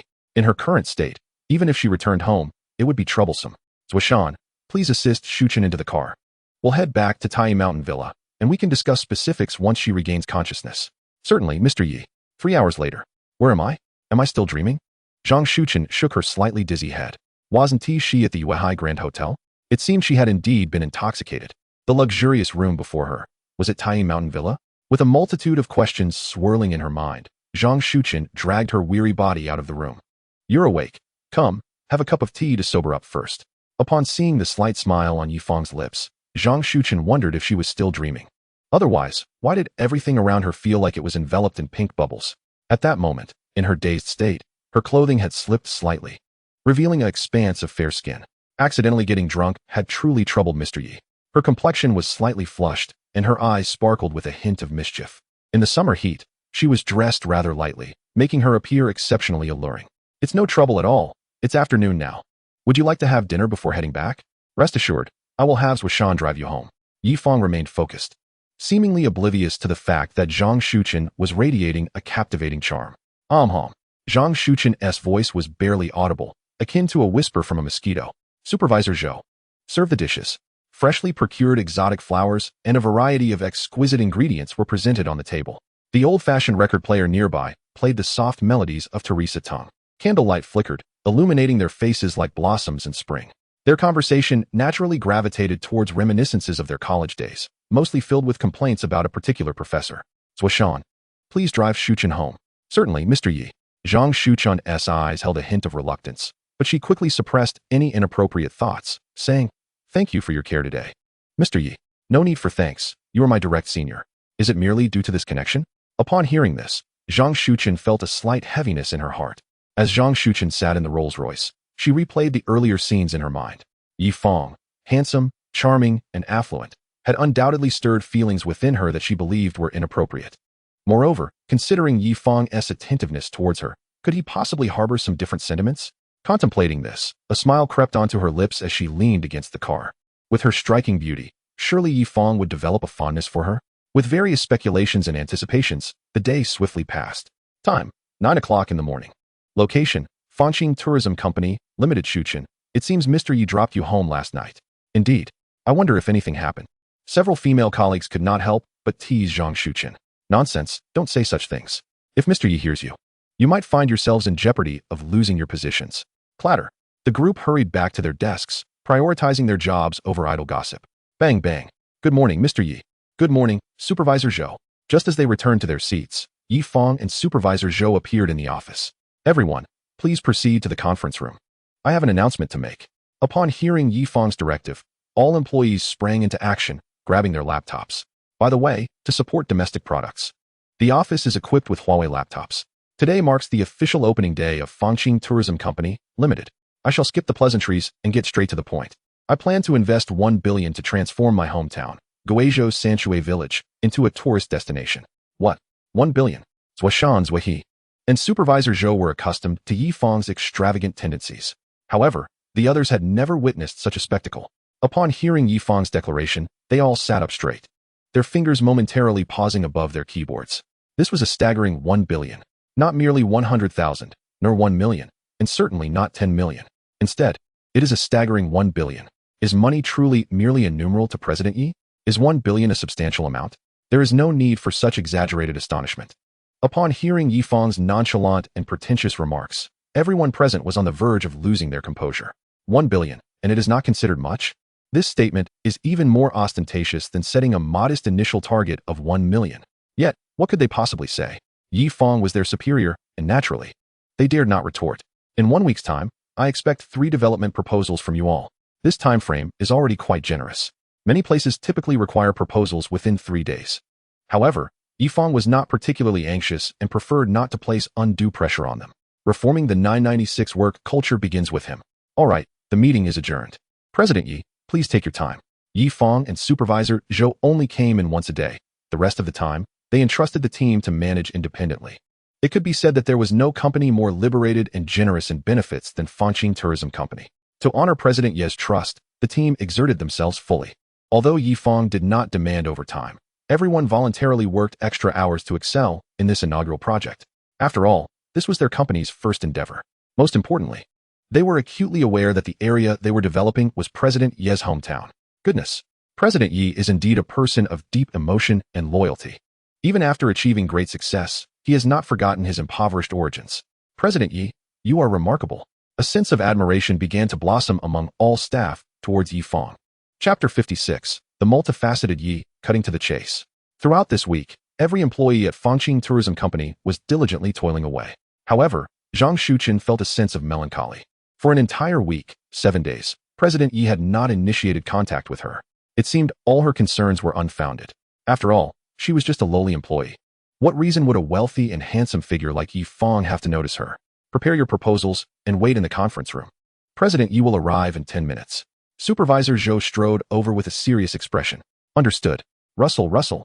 The 10 employees hurriedly gathered their belongings at an unprecedented speed. Shuchen, take it easy. There's no need to be overly anxious. This time, Zhang Shuchen was appointed as the spokesperson to present the project proposal. She nodded in response, but couldn't shake the feeling of needing to visit the restroom. Goodness, this was the presentation for their company's first project. And such an important responsibility had been entrusted to her. Breathe easy, Zhang Shuchen, you can do this. Click, click, click. 10 minutes later, Zuoshan opened the door of the Rolls-Royce Phantom. Yi Fang stepped out with long strides. Today, he was not in formal attire, but rather dressed in more casual clothing. Though termed casual, the price was anything but inexpensive. Excluding the Patek Philippe watch worth 2 billion renminbi in his hand. This ensemble could easily purchase a house in the outskirts of Guangzhou. Good morning, President Yi. The 10 employees stood in unison to warmly welcome Yi Fang's arrival. Please sit. Yi Fang removed his sunglasses, and Zuoshan promptly extended his hand to respectfully accept them. At this moment, a pot of tea had already been brewed on Yi Fang's desk. This tea was sourced from the ancient tea trees of Kunlun Mountain in Yunnan, with prices reaching up to 40,000 RMB per kilogram. Just a sip costs several thousand RMB. It must be said that the lifestyle of the affluent is remarkably unpretentious. Let us commence. As Yi Fang's words rang out, everyone present felt an overwhelming sense of tension. President Yi, our team has designed a total of 3 development proposals for Sanshui Village as per your request. Printed documents are also available for your thorough review. All right, I will address them one by one. Let us begin with the first proposal. Initially, Zhang Shuchen felt a bit apprehensive, but upon catching Yi Fang's encouraging gaze, her confidence surged. She spoke with measured clarity for approximately an hour, during which several other employees also provided explanations. President Yi, this encompasses all the details of the 3 proposals our team has developed. At this moment, everyone was on edge, awaiting President Yi's feedback. Zuoshan, refill my tea, please. Yes, Mr. Yi. Zuoshan appeared somewhat embarrassed, having failed to notice that Yi Fang's teacup was already empty. Observing Yi Fang leisurely sipping his tea, all employees were nearly driven to distraction. What was happening? Is it good or bad? Could you please say something, sir? They gazed at Yi Fang with eager eyes, hoping for a few words from him. Yi Fang slowly set down his teacup and remarked, overall, these 3 proposals are quite commendable. Quite commendable? All the employees were taken aback with delight. Was this an affirmation from President Yi? However, Yi Fang's gaze swept the room, and all employees lowered their heads, unable to meet his eyes. Clearing his throat, Yi Fang continued, however, the proposals suffer from excessive homogenization. There is not a single innovative element. Guilin is inherently a place of scenic beauty, boasting numerous ancient towns and cities. While your proposals are indeed closely aligned with the current tourism conditions in Guilin, they lack core competitiveness and fail to stand out. If pursued in this manner, it would not be long before Sanshui Village devolves into just another ordinary tourist attraction. Upon hearing Yi Fang's words, all employees felt a jolt of realization. Indeed, they had only considered suitability without contemplating originality. President Yi is truly insightful and astute. Yi Fang took another sip of tea and stated, you need to revise it as follows. The discussion continued for a full hour, leaving all employees in a state of astonishment. Every suggestion from Yi Fang was incisive and highly actionable. Moreover, in just 1 hour, he transformed their initial proposal into something entirely revitalized. The plan amended by Yi Fang could be regarded as the most exquisite option currently available. In stark contrast, their initial proposal, crafted after a week of intense brainstorming and overtime, seemed utterly inadequate. President Yi, you are incredible. Everyone looked at Yi Fang with expressions of pure admiration. Before them stood their company's president. Not only was he handsome and wealthy, but he was also immensely capable. They believed that under his leadership, Fangxing Tourism Company would surely ascend to new heights, achieving remarkable success. Yi Fang had long since grown accustomed to such adoration, merely responding with indifference. Revise according to my suggestions. I want to see a fresh proposal by tomorrow. Additionally, the day after tomorrow, we will visit Guilin for an on-site inspection and adjust the proposal according to the actual situation. Also, ensure effective communication with the local leadership to avoid any unforeseen circumstances. Unforeseen circumstances were certainly unlikely. After all, which leader would decline a project worth 10 billion, particularly a tourism initiative? Let us conclude today's meeting here. You have all been working overtime for a week. I appreciate your hard work. Zuoshan, Please provide each of them with a package of Kunla Mountain tea. Certainly, Mr. Yi. Yi Fang's words were delivered with casual nonchalance, yet the expressions of the 10 staff members radiated sheer delight. Although the package of Kunla Mountain tea was modest in size, its value was at least worth 1,000 yuan. They had never indulged in such exquisite tea before. Thanks to the generosity of General Manager Yi, they were fortunate enough to receive this honor. In their hearts, they all silently commended Yi Fang. Magnificent, truly magnificent, exceedingly magnificent. They had never encountered such a remarkable boss. To refer to Yi Fang merely as a boss would be an understatement. A philanthropist would be a more fitting description. As the CEO, he had never raised his voice in reprimand, offering both moral and verbal encouragement. Moreover, he had provided them with numerous material rewards. They now truly understood the weight of what Supervisor Zhou had said when they first interviewed. Working at Fangqing Tourism Company, Limited, was indeed the wisest decision of their lives. I shall take my leave now. Safe travels, Mr. Yi. After receiving the sunglasses from Zhuoshan, Yi Fang stepped forward. Oh, by the way, feel free to order whatever you desire for afternoon tea today. The company will cover the expenses. Huzzah! Mr. Yi is remarkable. All the employees exclaimed in unison. Such a boss is indeed a rare find. Chapter 57. Returning to one's hometown. The village chief personally welcomes at the airport. Mr. Yi, here is the revised proposal for your review.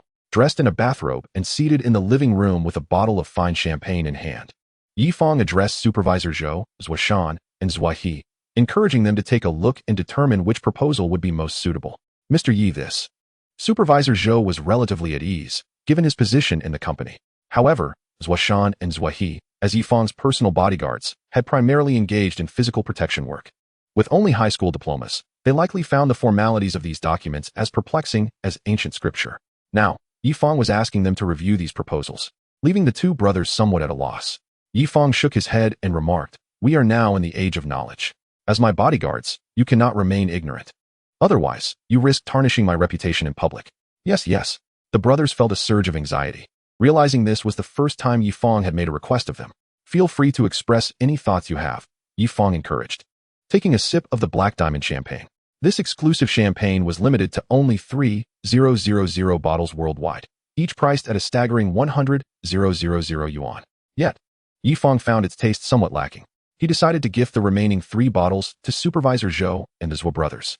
Be bold, share your ideas openly. Zhuoshan, calming his nerves, said, Mr. Yi, all 3 proposals are commendable, particularly the first. However, I personally feel it leans too heavily towards an urban ambience, lacking a touch of rural charm. Excellent. Yi Fang applauded enthusiastically, finding Zhuoshan's suggestion quite agreeable. Supervisor Zhou added, Mr. Yi, while the proposal is indeed impressive, how do we plan to attract tourists? As the saying goes, even the finest wine fears a deep alley. Some marketing efforts will be essential.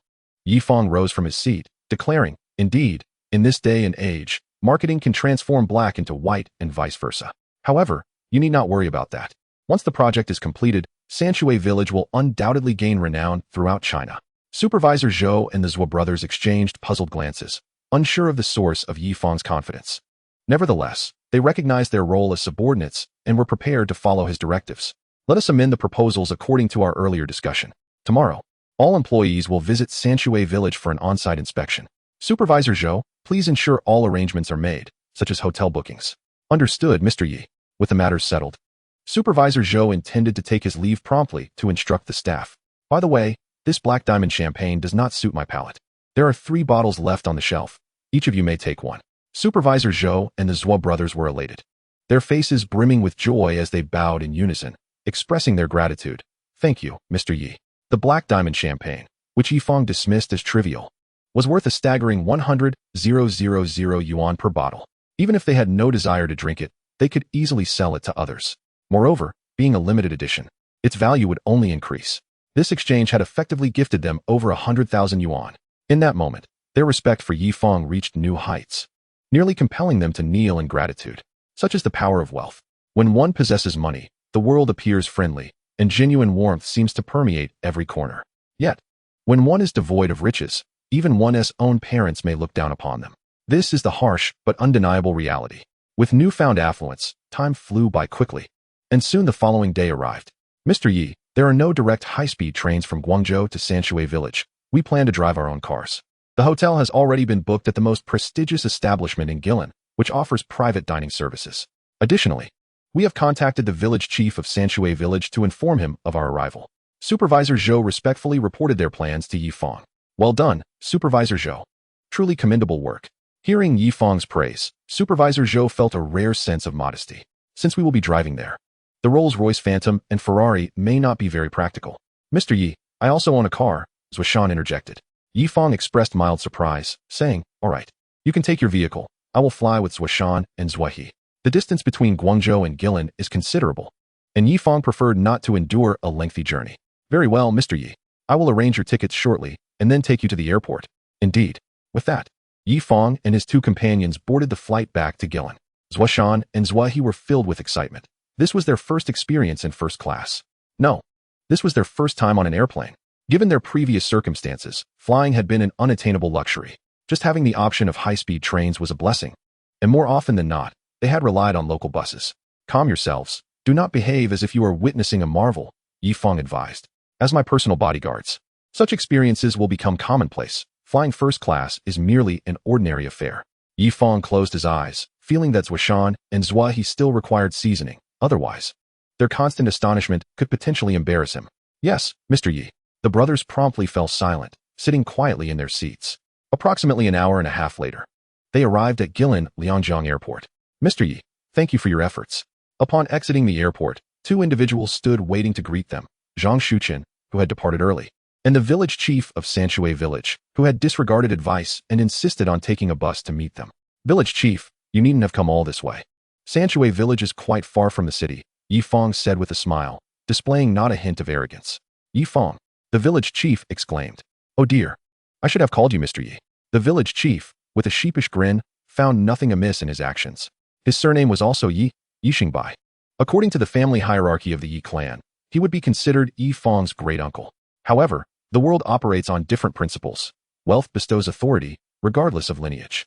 Moreover, he was well aware that Yi Fang would usher in a grand tourism project. This represented a golden opportunity for the flourishing of Sanshui village, and thus, his respect towards Yi Fang could hardly be deemed excessive. Titles such as uncle or great-uncle were mere conventions reserved for the less fortunate. The village head politely insisted, please, just call me Yi Fang. I am but a junior. Your formality is unwarranted. Yi Fang held a deep respect for the village head, acknowledging his unwavering dedication to the development of Sanshui village. Even at the age of 50, he still tirelessly traversed distances, taking hours on a bus solely to meet him at the airport.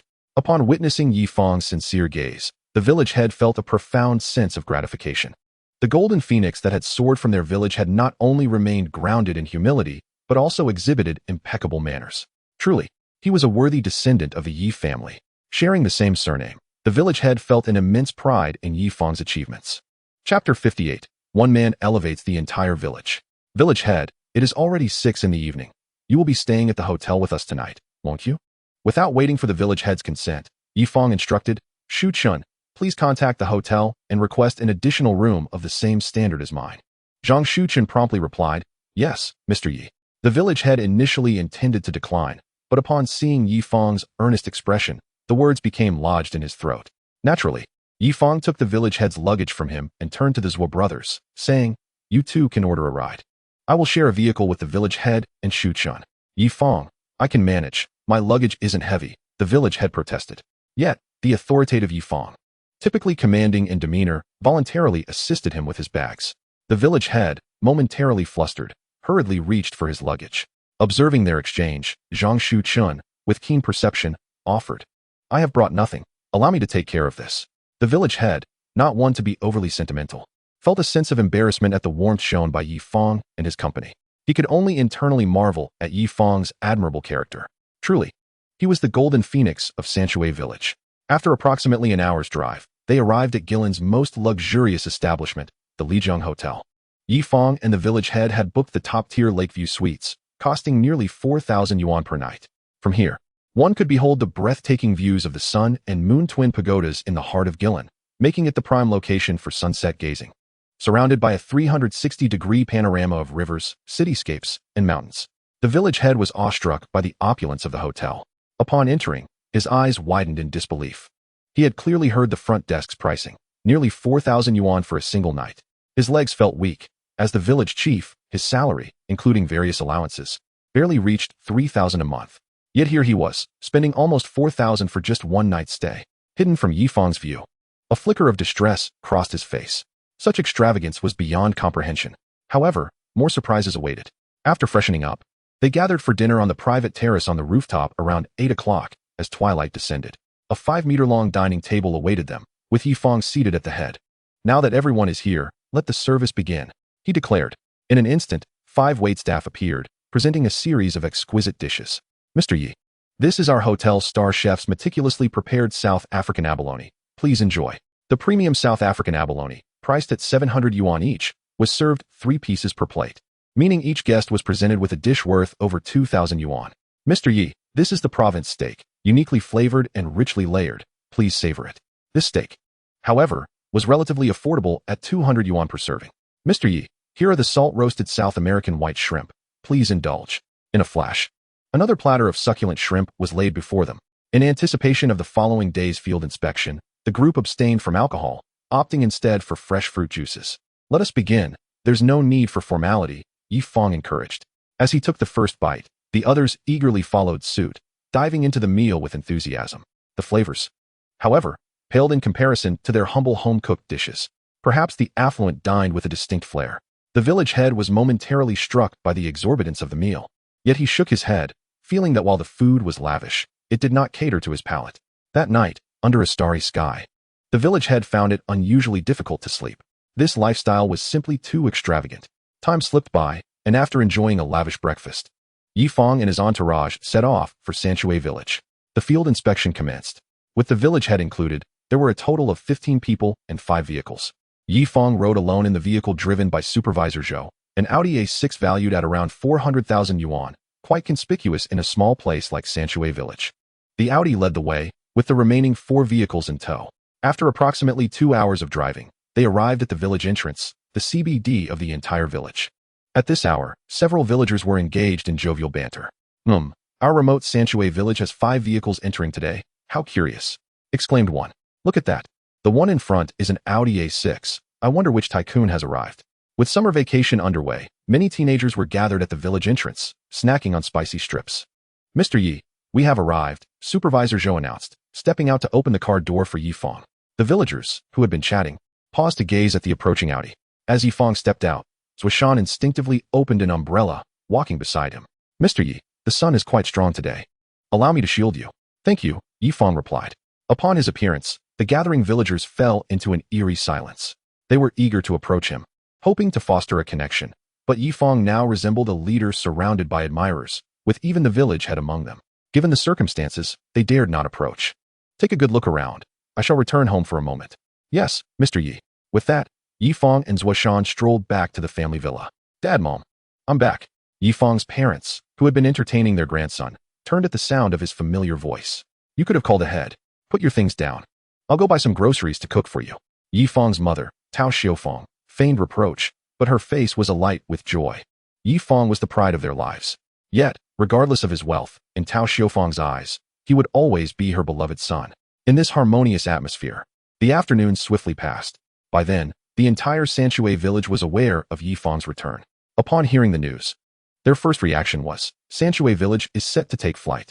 The esteemed entrepreneur Yifang, who had emerged from their village, was poised to invest 10 billion yuan to develop Sanshui village, transforming their hometown into a tourist destination. Astonishingly, the villagers initially found it hard to believe. But after receiving confirmation from the village head, their hopes soared. The entire Sanshui village was engulfed in a fervor of excitement. 1 billion yuan. Goodness gracious. As long as Sanshui village transforms into a tourist destination, there will be myriad avenues for prosperity. If all goes well, they might even evade the drudgery of working in factories in Guangdong. For then, right at their doorstep, they could earn even more. Is this not the very essence of the saying, one person ascends to greatness, while the rest thrive? My word.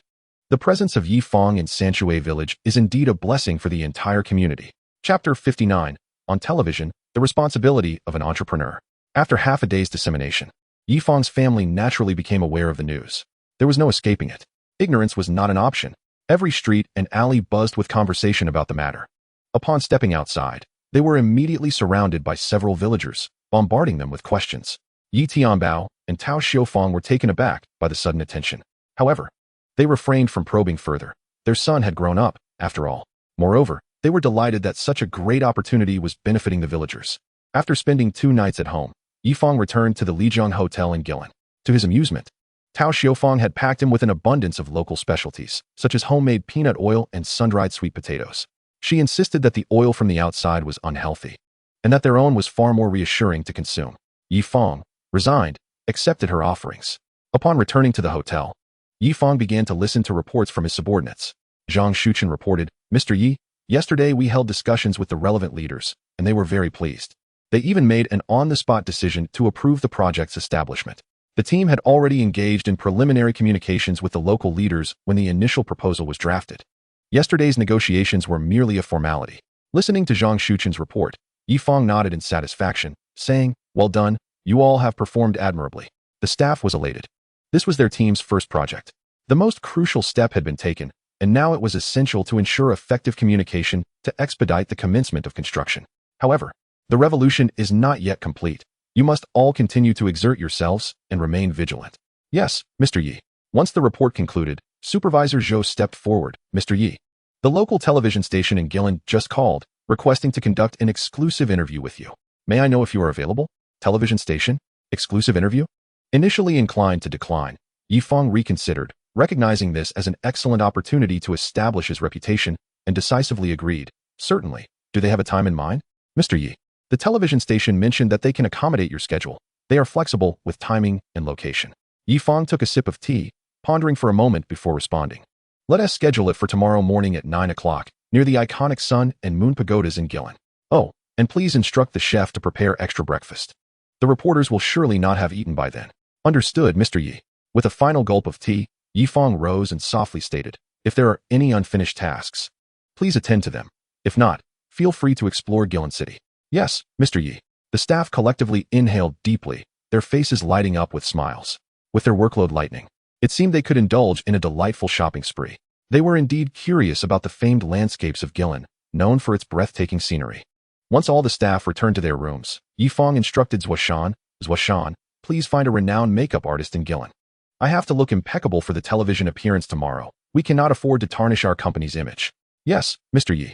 Time slipped by unnoticed, and soon it was the following morning. By 8:30, the anticipation was palpable. "Please bear with us. Our Mr. Yi will be down shortly."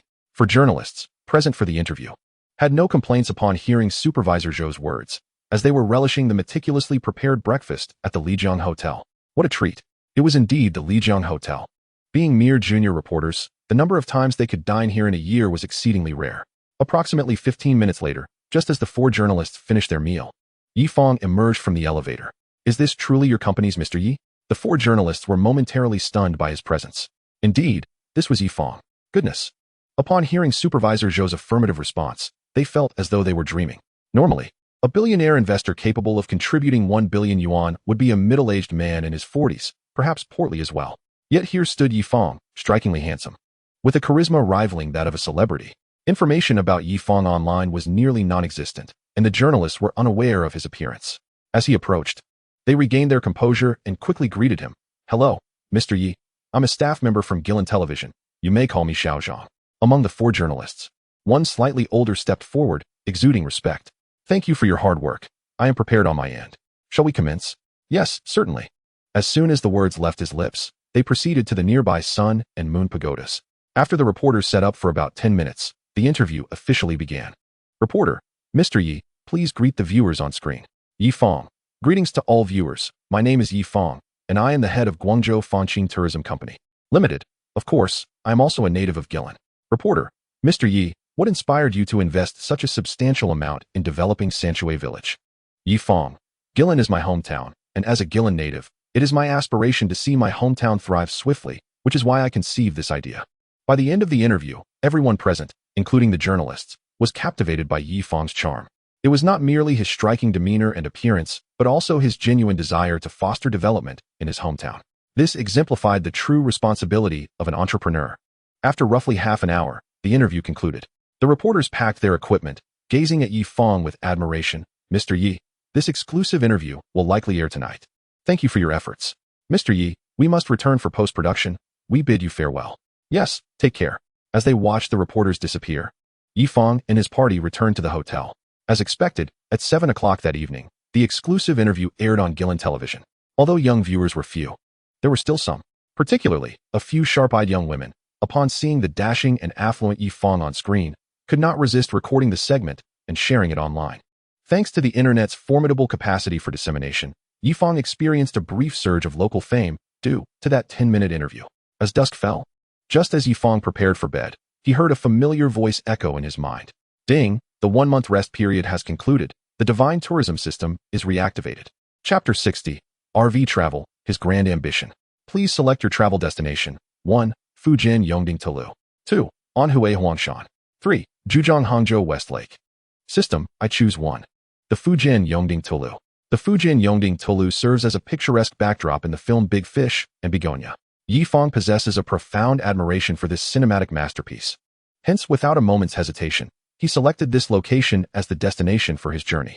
Of course, paramount to this choice is the representation of Hakka culture embodied by the Fujian Yongding Tolu.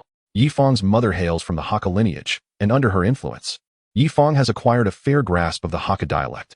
Ding, the host's choice has been successfully made. The journey to Fujian Yongding Tolu is about to commence. Please prepare yourself, host. Kind reminder, the duration of this journey is set for 10 days.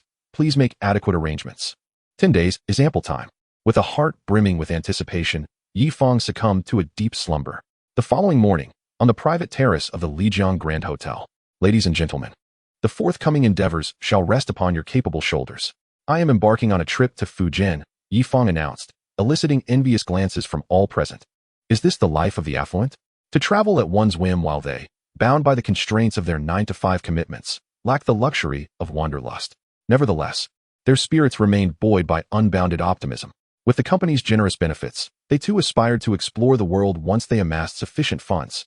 Rest assured, once this project reaches completion, the company shall organize a collective trip. The expenses will be borne by the company, and the destination shall be determined by you. Hooray! President Yi, you are magnificent. The employees erupted with excitement, their faces alight with joy. Yi Fang offered a faint smile, addressing Supervisor Zhou beside him. Supervisor Zhou, you shall remain at the company to oversee operations. Should any matters arise, feel free to contact me by phone. Understood, Supervisor Zhou replied respectfully, setting down his milk. At this moment, the brothers Zuoshan and Zhua He turned to Yi Fang, their eyes filled with yearning, yet they refrained from speaking. As the esteemed boss, Yi Fang had yet to make arrangements. They dared not interject. Zuoshan, Zhua He, as my personal bodyguards, you shall accompany me. Moreover, this trip will be undertaken in a motorhome, and I would find it quite challenging to navigate alone without your presence. Ha ha. Yi Fang's jest ignited laughter among all. A man must never admit to his limitations. However, where did President Yi procure such a motorhome? Even Supervisor Zhou wore a puzzled expression. Ultimately, they could only attribute it to a world of wealth that eluded their understanding. Amidst a harmonious atmosphere, the delightful breakfast soon concluded. Around 2 in the afternoon, all employees gathered at the hotel entrance to bid farewell to their beloved President Yi. Upon stepping outside, they beheld an extraordinarily luxurious motorhome. This was the reward Yi Fang had received from his previous visit to the Mogao Caves, now finally ready for utilization. Before anyone else had awoken, Yi Fang had already claimed the system's reward.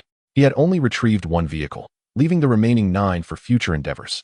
What astonished Yi Fang was the motorhome's comprehensive array of amenities, including various medical supplies and even traditional Chinese medicine. Furthermore, this motorhome boasted a garage. With eager anticipation, Yi Fang pressed the garage button. Click, click, click. The garage door slowly opened to reveal a Porsche. Goodness, the system is both extravagant and considerate. At the hotel entrance, numerous intrigued employees gathered around the motorhome, inspecting it closely. President Yi, your motorhome is truly impressive. Among the crowd was an employee well-versed in motorhomes, his expression one of envy as he gazed at the magnificent vehicle. This particular motorhome, the Performance S, was manufactured by the esteemed German luxury RV company Faulkner Mobil, with each unit valued at 40 million RMB. Upon hearing his words, the employees experienced a brief moment of astonishment. However, it lasted only a fleeting instant. After all, who was their President Yi? A billionaire capable of casually producing 10 billion. A mere 40 million was likely as inconsequential to him as 400 RMB was to them. After seeing the brothers Zuoshan and Zhua He load their luggage onto the vehicle, Yi Fang spoke up. I shall take my leave now, while you work diligently. Remember to also take care of yourselves and balance work with rest. President Yi, have a safe journey. Indeed. With that, Yi Fang and the two brothers ascended the motorhome under the watchful gaze of their colleagues. Click, click, click. The motorhome journey, the expedition to Fujin Yongding Tulu, officially commenced. Honk, honk. A mechanical voice resonated as a television that could automatically rise and fall gradually emerged. The driver was Zhuahe, while Zhuashan kept Yi Fang company. At that moment, Zhuashan was utterly astonished by the motorhome's configuration. Although he had never experienced such luxury firsthand, he had seen enough to know that the motorhomes featured in short videos were typically cramped and lacking in amenities. But this vehicle, this was no mere motorhome. It could easily be mistaken for a small luxury villa. Initially, he had anticipated that this journey would be somewhat arduous. However, it appeared that the upcoming days would be filled with indulgence. Ugh, what sort of drama is this? The quality is abysmal. It seemed to have visible signs of digital editing, lacking authentic location shooting. It was likely filmed against a green screen in a studio. Yi Fang shook his head. The ease with which wealth was amassed in the entertainment industry was astounding. Claims of earning 2.08 million in a single day were likely the norm for those flashy stars. Perhaps I should revert to classic films instead. Yi Fang felt a twinge of disappointment. Ultimately returning to a beloved film by Stephen Chow, A Chinese Odyssey, Part 2, Cinderella. Once, a sincere love lay before me, yet I failed to cherish it. Accompanied by the familiar voice of Stephen Chow, time slipped by quietly. Departing from Guilin to Fujin Yongding Tulu, Yi Fang and his companions chose the southern route, the Baomao Expressway, the Shankuan Expressway, and the Chongshin Expressway, passing through Guangdong along the way. The journey was uneventful. And around 8 in the evening, the motorhome halted at a camping site for motorhomes in Shaoguan. This camping site was conveniently located near a scenic area, equipped with various facilities to replenish the motorhome's necessities. By this time, several motorhomes were already parked there, along with their owners, numbering only a handful, perhaps a dozen. As Yi Fang's motorhome entered the site, onlookers couldn't help but pause their activities to gaze at it. What a colossal motorhome. Indeed, it's nothing like ours, which is so cramped. Not only was it spacious, but its exterior also exuded luxury, suggesting that its interior amenities were equally impressive. Clearly, another wealthy individual had arrived. There was no point in comparison. Chapter 61. Encountering the Filthy Rich, a Rainy Night of Terror. Superficial. You only focused on the size of the motorhome. Open your eyes and observe the brand. If you are unsure, take a photo for identification. The brand of the motorhome? Upon hearing this, those nearby began to scrutinize the motorhome's branding. Heavens, what happened? Some individuals unfamiliar with motorhomes, hearing their companions' exclamations, could not resist asking. The vehicle in question is a Performance S model, crafted by the prestigious German luxury RV manufacturer, Faulkner Mobile, with each unit valued at a staggering 40 million yuan. 40 million yuan? Which affluent individual has descended from the heavens to experience life among us? Typically, RV enthusiasts are known for their frugal travels. Some even find themselves destitute in their pursuit of owning an RV. Yet here they stand, confronted by a vehicle worth 40 million. They must now widen their eyes and scrutinize the owner of this opulent RV to ascertain their identity. Amidst the gaze of the crowd, the duo of Zhuashan and Zhuahe were the first to disembark. While heaven may open a door, it simultaneously closes a window. This wealthy individual isn't exactly striking. Setting aside appearance, their demeanor resembles that of a hair salon attendant. Both Zhuashan and Zhuahe are of modest height and possess a rather dark complexion. Seeing this, the crowd could not help but feel a twinge of disappointment. They had anticipated the owner to be a tall, handsome, and wealthy figure. With this realization, they found some solace. What does it matter if one is rich, when one's visage is so unremarkable? As the crowd shifted their focus, Zhuashan's voice resonated once more. Mr. Yi, we have arrived at the RV base. Please take care. Yi Fang stepped down from the RV.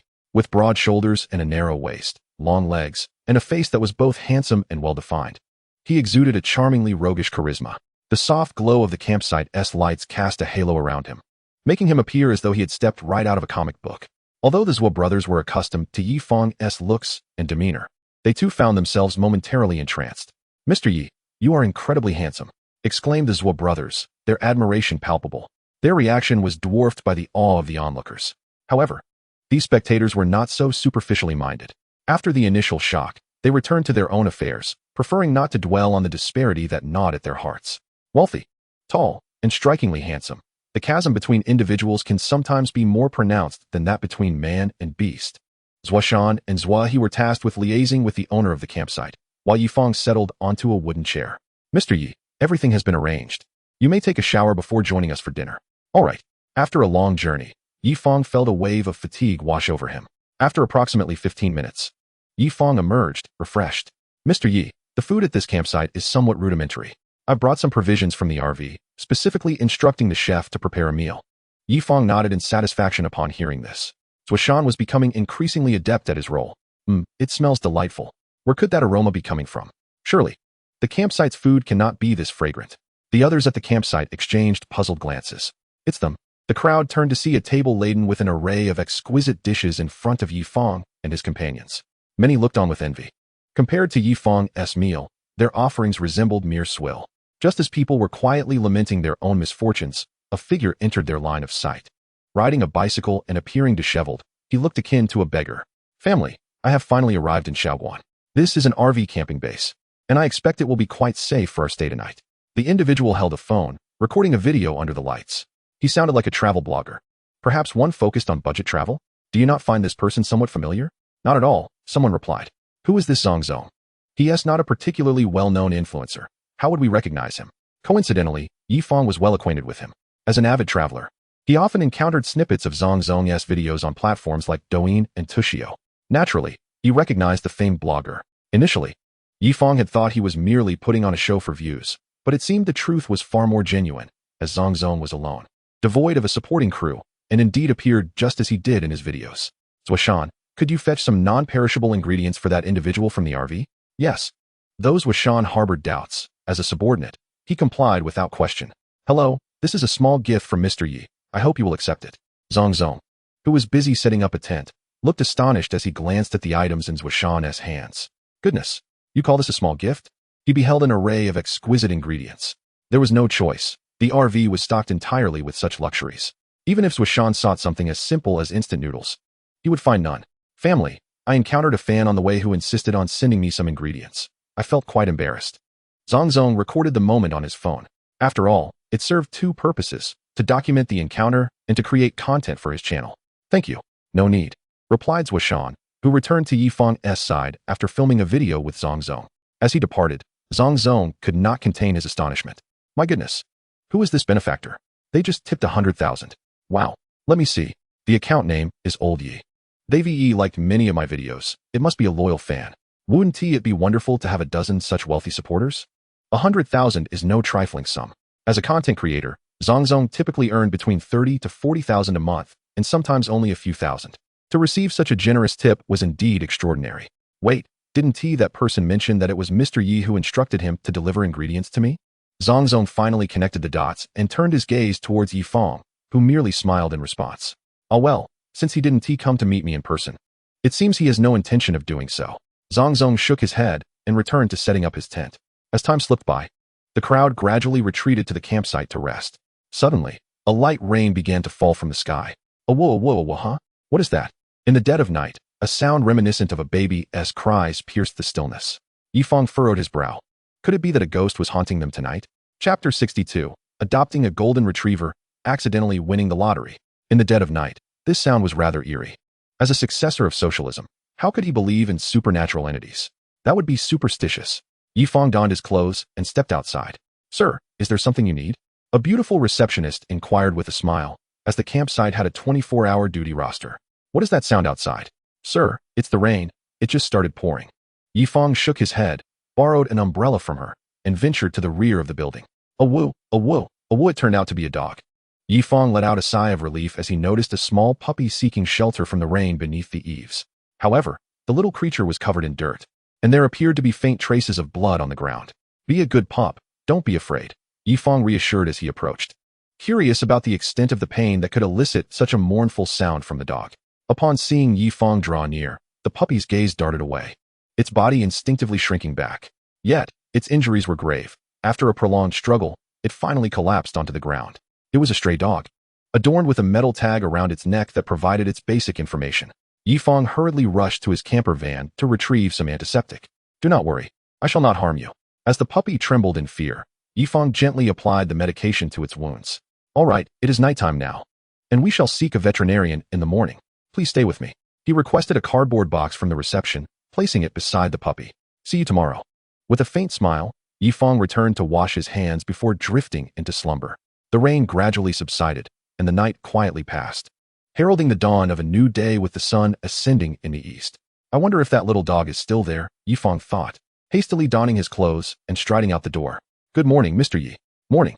Observing Yifang's anxious demeanor, Zhuoshan could not resist accompanying him. Thank goodness. It's still here. Zhuoshan, could you check if there are any nearby veterinary clinics? Yifang inquired while producing a set of keys. The garage of the camper van slowly opened, revealing a Porsche within. What? There's even another car inside. Zhuoshan exclaimed, yet quickly followed Yifang's instructions. Retrieving his phone. Mr. Yi, about 20 kilometers from here lies a small county named Wengyuan, which has a modest veterinary clinic. Good, you drive, and we shall head there shortly. Understood, Mr. Yi. Yifang gently placed the injured puppy into the box. The little dog seemed to sense Yifang's kindness and did not resist. A few minutes later, a sleek black Porsche glided into the small county of Wengyuan. Wow, it's a Porsche. Indeed, such luxury cars are rarely seen in Wengyuan. The license plate is from Guangzhou. I wonder which wealthy individual is visiting family? I just used an image recognition app to check. This model costs over $1 million. Over $1 million. Oh, how I long for the day when I can strike it rich overnight and ride in such a luxury car. Haha. I'm waiting for you to get rich and support me. Yifang's Porsche was indeed quite striking, drawing the attention and envy of many as it traversed the streets of Wengyuan. Moments later, the car halted in front of a small veterinary clinic.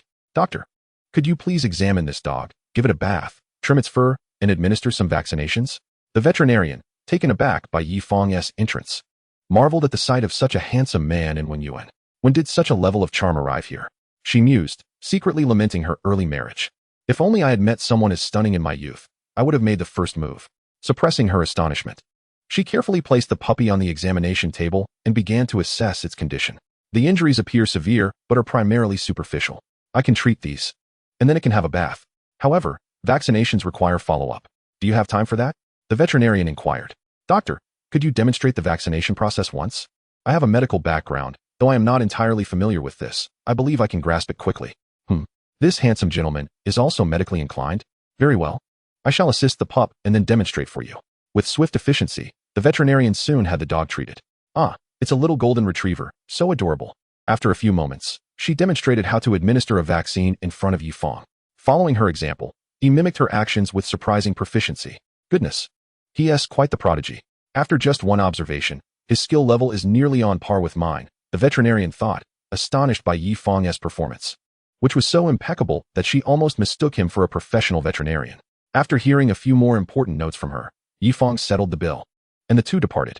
Alas, why did I marry so early? The veterinarian lamented inwardly as she watched Yifang enter the Porsche, regretting her hasty decision. The car eased out of the county, but soon encountered a significant traffic jam. Amidst the commotion, the sound of fireworks erupted, creating a festive atmosphere. Mr. Yi, shall I step out to inquire what is happening? Yes, please. 5 minutes later, Zhuoshan returned to Yifang's side, respectfully reporting, Mr. Yi, Wengyuan is renowned for its Sanhua plums. They are currently hosting an inaugural ceremony for the Sanhua Plum Festival. Oh, a festival? Given the traffic, let us join the festivities. Zhuoshan, let us go take a look. Please park the car. Once Zhuoshan parked, the two entered the venue. At the entrance, a graceful young woman stopped them. Gentlemen, you must register to enter. Don't worry, it's free. After registering, you will receive a number tag for a chance to win a grand prize. A grand prize? How substantial could it be? Yifang smiled and instructed Zhuoshan to complete the registration. The Sanhua Plum Festival was indeed vibrant and lively, showcasing Hakka mountain songs, crane and clam dances, lion dances, and various performances in succession. Wonderful, Yifang exclaimed, clapping enthusiastically. After about half an hour, the event reached its final segment, the lottery. Finally, the most exhilarating moment has arrived. Who will claim today as grandest prize? The host invited a county leader to draw a number from the box before them. As the announcer spoke, the crowd held their breath, craning their necks in anticipation of being chosen. The leader slowly reached into the box. Number 1001. Heavens! Number 1001 has won the grand prize. Let us congratulate this fortunate audience member. Please come to the stage to claim your prize and take a photo. After a few minutes of silence, no one stepped forward, creating an awkward atmosphere. Is there truly a number 1001? Or do they not wish to come up? I believe I am number 1001, Yifang said, bewildered, as he picked up the number tag in his hand, which indeed read 1001. What is happening? I merely came to enjoy the festivities. And yet I have won the grand prize. Chapter 63, Helping the Frenchman, Arrival at the Destination. May I invite the lucky audience member with number 1001 to come to the stage? As the leader's expression grew increasingly strained, The host began to panic, urging once more. Right here. Yi Fang's deep and melodious voice pierced the night like a shooting star, shattering the awkward atmosphere that enveloped the gathering. In that moment, both the dignitaries on stage and the audience below turned their gaze towards the source of the sound. Is there such a dashing young man in Wenyuan? Everyone looked on in astonishment as Yi Fang gracefully ascended the stage. With his remarkable poise, striking features, and distinguished aura, he truly stood out. This audience member is incredibly fortunate to have won the grand prize of our Sanhua Li Festival. You must not be a local from Wenyuan. The host remarked, a broad smile adorning his face as he addressed Yi Fang. I hail from Guangxi and happened to pass through here, joining the festivities on a whim. I suppose my good deeds have finally paid off, Yi Fang replied with a smile. Joining the festivities on a whim? What extraordinary luck. The audience was filled with envy, gazing at Yi Fang, who had serendipitously claimed the much-anticipated grand prize. This surely signifies a special connection between you and Wenyuan. Come, let our fortunate guest stand in the center of the stage for a photo with our esteemed leaders. Click, click, click. Photographers in the crowd eagerly raised their cameras, the flashes illuminating the scene incessantly. We hope to see you again at next year's Sanhua Li Festival. One can only hope. Yi Fang replied with a smile before gracefully descending from the stage. The event's grand prize was a cash award of 10,000 yuan. While this sum was trivial for Yi Fang, the sheer delight of winning unexpectedly brought him joy. May we take a photo with you? Just as Yi Fang was about to leave, 3 fair-skinned young women approached him. Of course. Click, click, click. Yet their satisfaction was short-lived as one of them boldly asked, Could I add you on WeChat? As she spoke, a blush crept across their cheeks. I'm afraid I don't use WeChat. Yi Fang shook his head, and then stepped into his Porsche, embarking on the journey back to the RV camping base. What a shame to miss out on such a handsome and wealthy man. The 3 girls watched in regret as Yi Fang drove away in his luxury car. Who doesn't use WeChat? What a ridiculous excuse, they murmured. Before long, Yi Fang and his companion returned to the RV camping base. Luckily, the little golden retriever had behaved well during the trip and had not caused a ruckus. Beep. Upon arrival, Yi Fang pressed a button and the Porsche was neatly stowed away in the RV's garage. Those around were left in awe. Is this even possible? It's as if a calf is ringing the doorbell. Simply remarkable. Zuashan, we can continue our journey after lunch, Yi Fang recalled, suddenly realizing he had yet to have breakfast. His stomach grumbled with hunger. Not wanting to wait too long, they decided to order a few dishes at the camping base's front desk. Upon entering, they encountered a tall, blond young man, approximately 6'3", who was struggling to communicate with the receptionist using a translation app. It seemed the app was inadequate, or perhaps the receptionist's accent was too thick, resulting in a comical miscommunication. Noticing the growing frustration, Yi Fang handed his golden retriever to Zuashan and approached the young man with a warm smile. What? The man looked both shocked and overjoyed. He had not expected to find someone fluent in French in such a remote place. A Frenchman, he had traveled extensively across China, relying on his translation app, but had not anticipated the receptionist's heavy accent. Just as his anxiety peaked, he heard his native tongue spoken behind him. The two quickly engaged in fluent conversation, leaving the receptionist and Zuashan bewildered. Mr. Yi, you speak French? They were astonished by his eloquence. What an extraordinary individual. After 5 minutes of dialogue, Yi Fang turned to the receptionist and relayed. He says he needs a room but lacks sufficient funds. He inquires if you could offer a 20% discount. Oh, and he also asked if hot pot is available? Hot pot. This foreigner is truly adapting to the local customs. The receptionist did not immediately agree but made a call to inquire. About a minute later, she responded, yes, but unfortunately, we do not have hot pot. Upon hearing this, Yi Fang translated the information back to the young man, who appeared thrilled and promptly asked if he could add Yi Fang on WeChat. Traveling can be quite challenging. It's always beneficial to have connections. Yi Fang did not decline, inviting him to join for lunch, but the young man refused, stating he wouldn't eat without hot pot. Yi Fang thought, how picky can one be without money? Not wishing to dwell on it, Yi Fang and his companions ordered their meals and began their lunch. Approximately half an hour later, they boarded the RV, continuing their journey to the Tulu of Yongding in Fujian. Au revoir, the Frenchman called out as he specifically came to see them off. Au revoir. Yi Fang smiled in return, striding confidently into the RV. Another handsome man has left us, the receptionist sighed, shaking her head in disappointment. Click, click, click. The weather today was splendid. The RV glided along the road, perfectly framed by the blue sky and white clouds, the picturesque countryside creating a flowing tapestry. Amidst the summer cicadas chirping and the fragrance of fresh grass, the sun began to set, ushering in the night. At 8 o'clock in the evening, Yi Fang and his companions finally arrived in the area of the Tulu, Yongding district in Longyan City, Fujian. They parked the RV and checked into a local guest house. Fortunately, the guest house had a luxurious dog kennel available, alleviating any concerns for the little golden retriever. After enjoying a refreshing shower and a simple dinner, the trio, feeling slightly fatigued yet filled with anticipation for the next day, retired to bed. Chapter 64. Successfully checked in, winning a hotel worth 100 billion. Mr. Yi. This is a specially crafted breakfast by Yongding's most renowned chef, just for you. Beef balls, taro buns, rice cakes, and glutinous rice cakes. These are all must-try delicacies of Yongding. Early the next morning, as Yifang stepped out of his room, he was greeted by Zuoshan's respectful voice. Such a lavish spread? Yifang turned to see the dining table in the living room laden with food. In that instant, he found himself both amused and bewildered. He had only requested Zuoshan to prepare a simple breakfast. Let us eat together, he offered. Once Yifang began to dig in, Zuoshan and his brother he dared to sit down, quietly enjoying their breakfast. Delicious. These Hakka dishes are incredibly authentic. Zuoshan, you've outdone yourself. Yifang praised, causing Zuoshan to beam with pride, thrilled to receive Mr. Ye's approval. As for Zuohe, he remained indifferent, often playing the role of a mere assistant. Mr. Yi, I have meticulously prepared an itinerary and arranged for a local professional guide. All you need to do is enjoy yourself. Upon hearing this, Yifang's expression turned to one of surprise. Zuoshan, that's quite impressive. Well then, let us proceed. As soon as he finished speaking, Yifang entered the Porsche. The journey was filled with the sweet melodies of birds and fragrant blossoms. And with a deep breath of the fresh air, he felt invigorated. After approximately half an hour, they arrived at their destination. Sir, would you like a guide? You must be visiting for the first time, right? I am a local and know this place very well. As they stepped out of the car, 5 or 6 local villagers rushed toward Yifang, holding signs and gazing at him with obsequious expressions. The demeanor of the individuals before them was strikingly distinguished. Clearly recognizing Yifang as the leader among the trio, they had seen clearly that Yifang's party arrived in a Porsche, and such affluent patrons were not ones they could afford to overlook. Apologies, but we already have a guide, Zuoshan interjected, stepping forward to shield Yifang from the villagers. Hi, are you Zuoshan? At that moment, a graceful young woman clad in a split cheongsam waved at Zuoshan. Indeed, you must be the guide Zhang Yu. Yes, the weather is quite warm, so I have brought 3 hats. Zhang Yu, renowned online for her 5-star reviews, not only provided the hats, but also adeptly placed them upon the heads of the trio.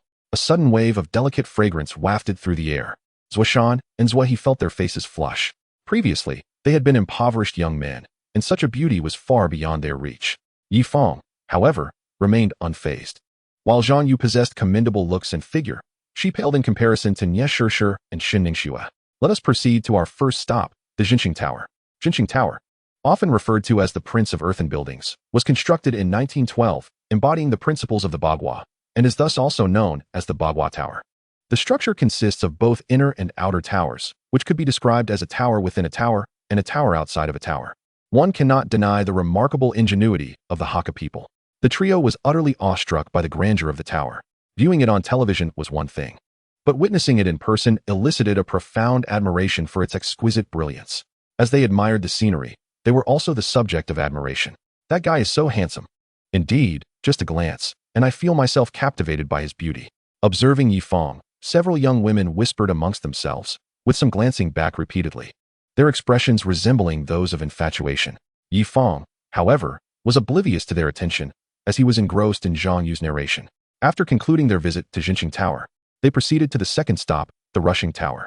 Yifang immediately recognized it as the residence of Chun from the animated film Big Fish Begonia. You think you are the recipient of someone's love? It is the love of a celestial being. The film's lines echoed in his mind. Rushing Tower, the smallest among the earthen buildings, is also referred to as the Pocket Tower. Walking step by step within this structure, one could almost hear the warm and welcoming voices of the Hakka people from over a century ago. The opulence of Fuyu Tower offered a glimpse into the splendor of that time. It was hard to imagine the bustling scene within this earthen tower, where hundreds of people once resided. Such a scene resembled the idyllic paradise described in Tao Yuanming's writings. After 3 years of meticulous craftsmanship, this earthen tower was completed, and one could faintly sense the industrious spirits of the artisans when touching its surface. Bang, bang, bang. The rhythmic sounds of striking seemed to transcend time and echo within Yifang's heart. Mr. Yi, are you all right? Zhang Yu inquired as she noticed him standing still. It's nothing. Let us continue, he replied, though Zhang Yu remained puzzled. The strikingly handsome man had naturally captured her attention. Shaking her head to dispel her strange thoughts, she resumed her introduction of Fuyu Tower. Gentlemen, within Fuyu Tower. There is an inn where we can sample some fine tea and listen to more stories about the earthen buildings. The trio followed Zhang Yu's lead into a serene and elegant inn. Xiaolu, please bring us 4 cups of tea and ensure we have the best seats. Certainly. One moment, Sister Zhang. The 4 of them settled at a window-side table, allowing them to view most of the earthen buildings.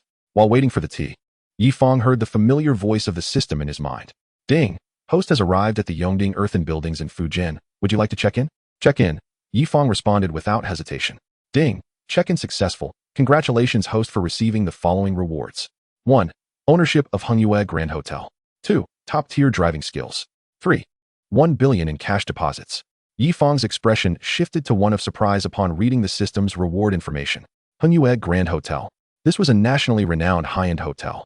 Hengyue Grand Hotel, valued at 10 billion, primarily focuses on high-end services, with locations throughout the country, except for Tibet, Xinjiang, Qinghai, and Inner Mongolia. 10 billion. What was more, aside from a few provinces, the hotel was virtually ubiquitous across the nation. The second reward was equally intriguing.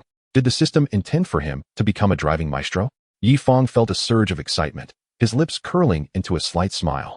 Across from him, Zhang Yu caught a glimpse of Yi Fang's smile and momentarily lost her composure. Was this man's beauty even real? His features were undeniably handsome, yet when he smiled, there was a charming playfulness about him. Thump, thump, thump. She could feel her heart racing. Were she not a widow? Encountering such a handsome man would have prompted her to take initiative. But she shook her head. As a widow, she presumed many would find her situation off-putting. Chapter 65, Water Drift and Night Barbecue. The inn's television was airing a promotional video about the earthen buildings. As they enjoyed the gentle breeze and sipped tea, reminiscing about the history of the earthen buildings, the atmosphere was delightfully serene. Waitstaff, please bring us a few of your specialty dishes. Certainly. By now it was noon, and all four were feeling a bit peckish. Enjoy your meal, handsome and beautiful guests. Approximately half an hour later, the server brought out platter after platter of specialty delicacies. Not bad. The dishes resembled those from breakfast.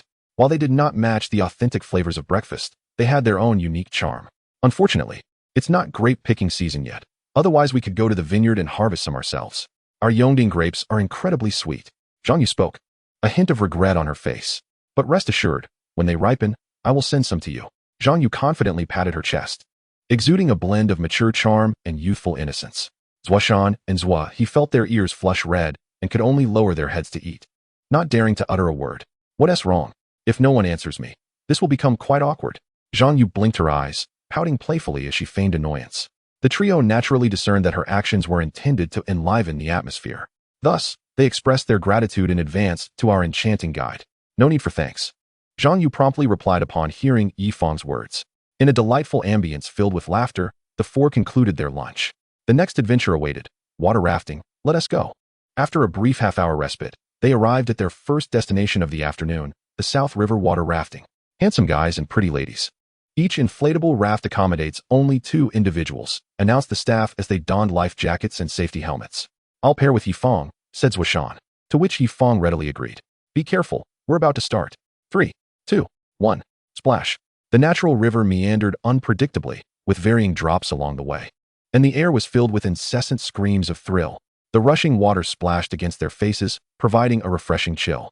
Yi Fang, possessing considerable strength, maintained a steady balance, whereas Zhang Yu swayed precariously from side to side, at times drawing close to Yi Fang, only to swiftly drift away again. Back and forth. Her movements left Yi Fang feeling somewhat abashed. Additionally, the swift current accentuated Zhang Yu's alluring figure, even in her life jacket, her damp hair occasionally flicking across Yi Fang's face. Woohoo! This is amazing! Zhang Yu exclaimed joyfully, her exuberance reminiscent of a child. The river's varying dynamics oscillated between furious torrents and gentle flows, making the experience akin to a roller coaster ride. After approximately half an hour, they finally concluded their thrilling water adventure. The quartet removed their life jackets and proceeded to the changing room to don the clothes they had prepared in advance. 10 minutes later, Zhang Yu emerged, and upon catching sight of her striking figure, Zuashan and Zua, he felt a tightening in their throats and instinctively looked away. Zhang Yu, your beauty and physique are truly unparalleled. I wonder which fortunate man will have the privilege of marrying you, teased one of the water rafting staff. Clearly familiar with Zhang Yu. Not at all. You surpass me. Li Qing, Zhang Yu responded with a flirtatious glance towards Li Qing. Li Qing remained unresponsive. While Zuashan and Zua, he felt their minds whirl in confusion. After a brief wait, Yi Fang finally stepped out, clad in casual, sun-kissed attire, exuding youthful charm. Hey, Zhang Yu, I think this handsome guy is quite appealing, and look, he's dressed in designer wear. You might want to consider him. Lijiang whispered conspiratorially to Zhang Yu. Don't say such things. He is far too exceptional to even glance my way. Besides, I'm a widow, sigh. Zhang Yu admitted, not denying her feelings for Yi Fang. Widow or not, don't underestimate yourself. There might be men who appreciate that. Lijiang quipped with a playful smile, teasing Zhang Yu once more. Oh dear, you're going to embarrass me. Zhang Yu blushed slightly, lost in her thoughts. Moments later, she approached Yi Fang and the others, saying, It's nearly 5 o'clock, let us check in at the inn. They offer a self-service dinner in a spacious courtyard. And after we freshen up, we can enjoy a barbecue. Sounds good. Let us go. Yi Fang and the others responded eagerly. It had been some time since they had indulged in a barbecue, so they were quite looking forward to the evening's activities. Goodbye. Lijiang waved, casting a mischievous glance towards Zhang Yu. What is up with your friend? Yi Fang inquired, noticing Lijiang's playful demeanor. Nothing. Perhaps she is just too hungry. Zhang Yu thought, feeling a twinge of nervousness from their earlier conversation, prompting her to stride ahead, distancing herself from Yi Fang. After a short walk, they arrived at a quaint inn, converted from a traditional earthen building, exuding an antique charm. Oldly, please prepare 4 rooms. Zhang Yu said at the front desk to check in. 4 rooms? Do you really need that many? Oldly's gaze darted between Zhang Yu and Yi Fang, making her feel somewhat uneasy. Oh come on, if you're making money, why not? Enough with the questions, she replied.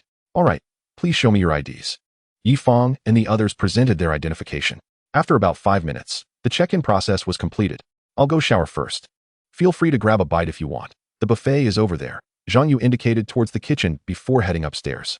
Coincidentally, none of the 4 felt particularly hungry and decided to save their appetites for the barbecue at 8.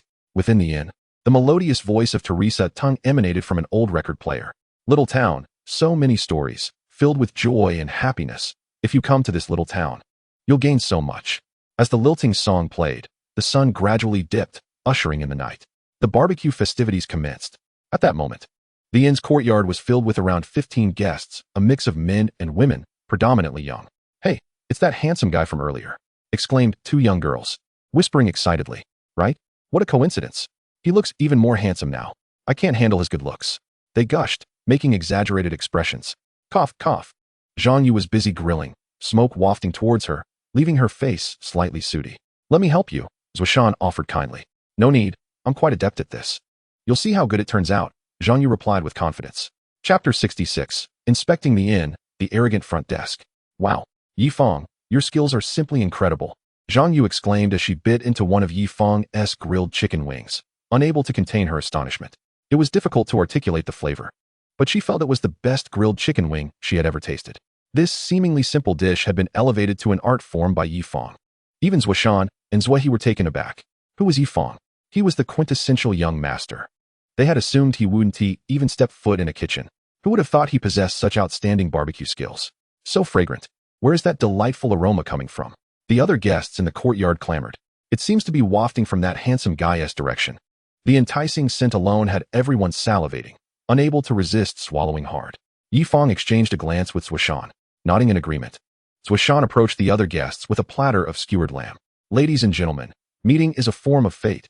These were grilled by our boss, and we hope you'll do us the honor of sampling them. Great. Boss, you're generous. The crowd responded eagerly, accepting the skewers without hesitation. Wow. I've been in the barbecue business for over a decade, from upscale restaurants to street stalls, but I've never tasted anything as exquisite as these lamb skewers. One man exclaimed, awestruck. Cough. Come on, that's a bit exaggerated. Though that may be an exaggeration, everyone had to admit that Yi Fang's lamb skewers were indeed delicious, as the moon shone brightly in the starry sky. At this moment, within the courtyard of the guest house, some individuals busied themselves with barbecuing, while others seized the microphone to serenade the gathering. As the atmosphere reached a crescendo, I felt compelled to join in the revelry. I dedicated a self-composed song titled As You Wish to everyone present.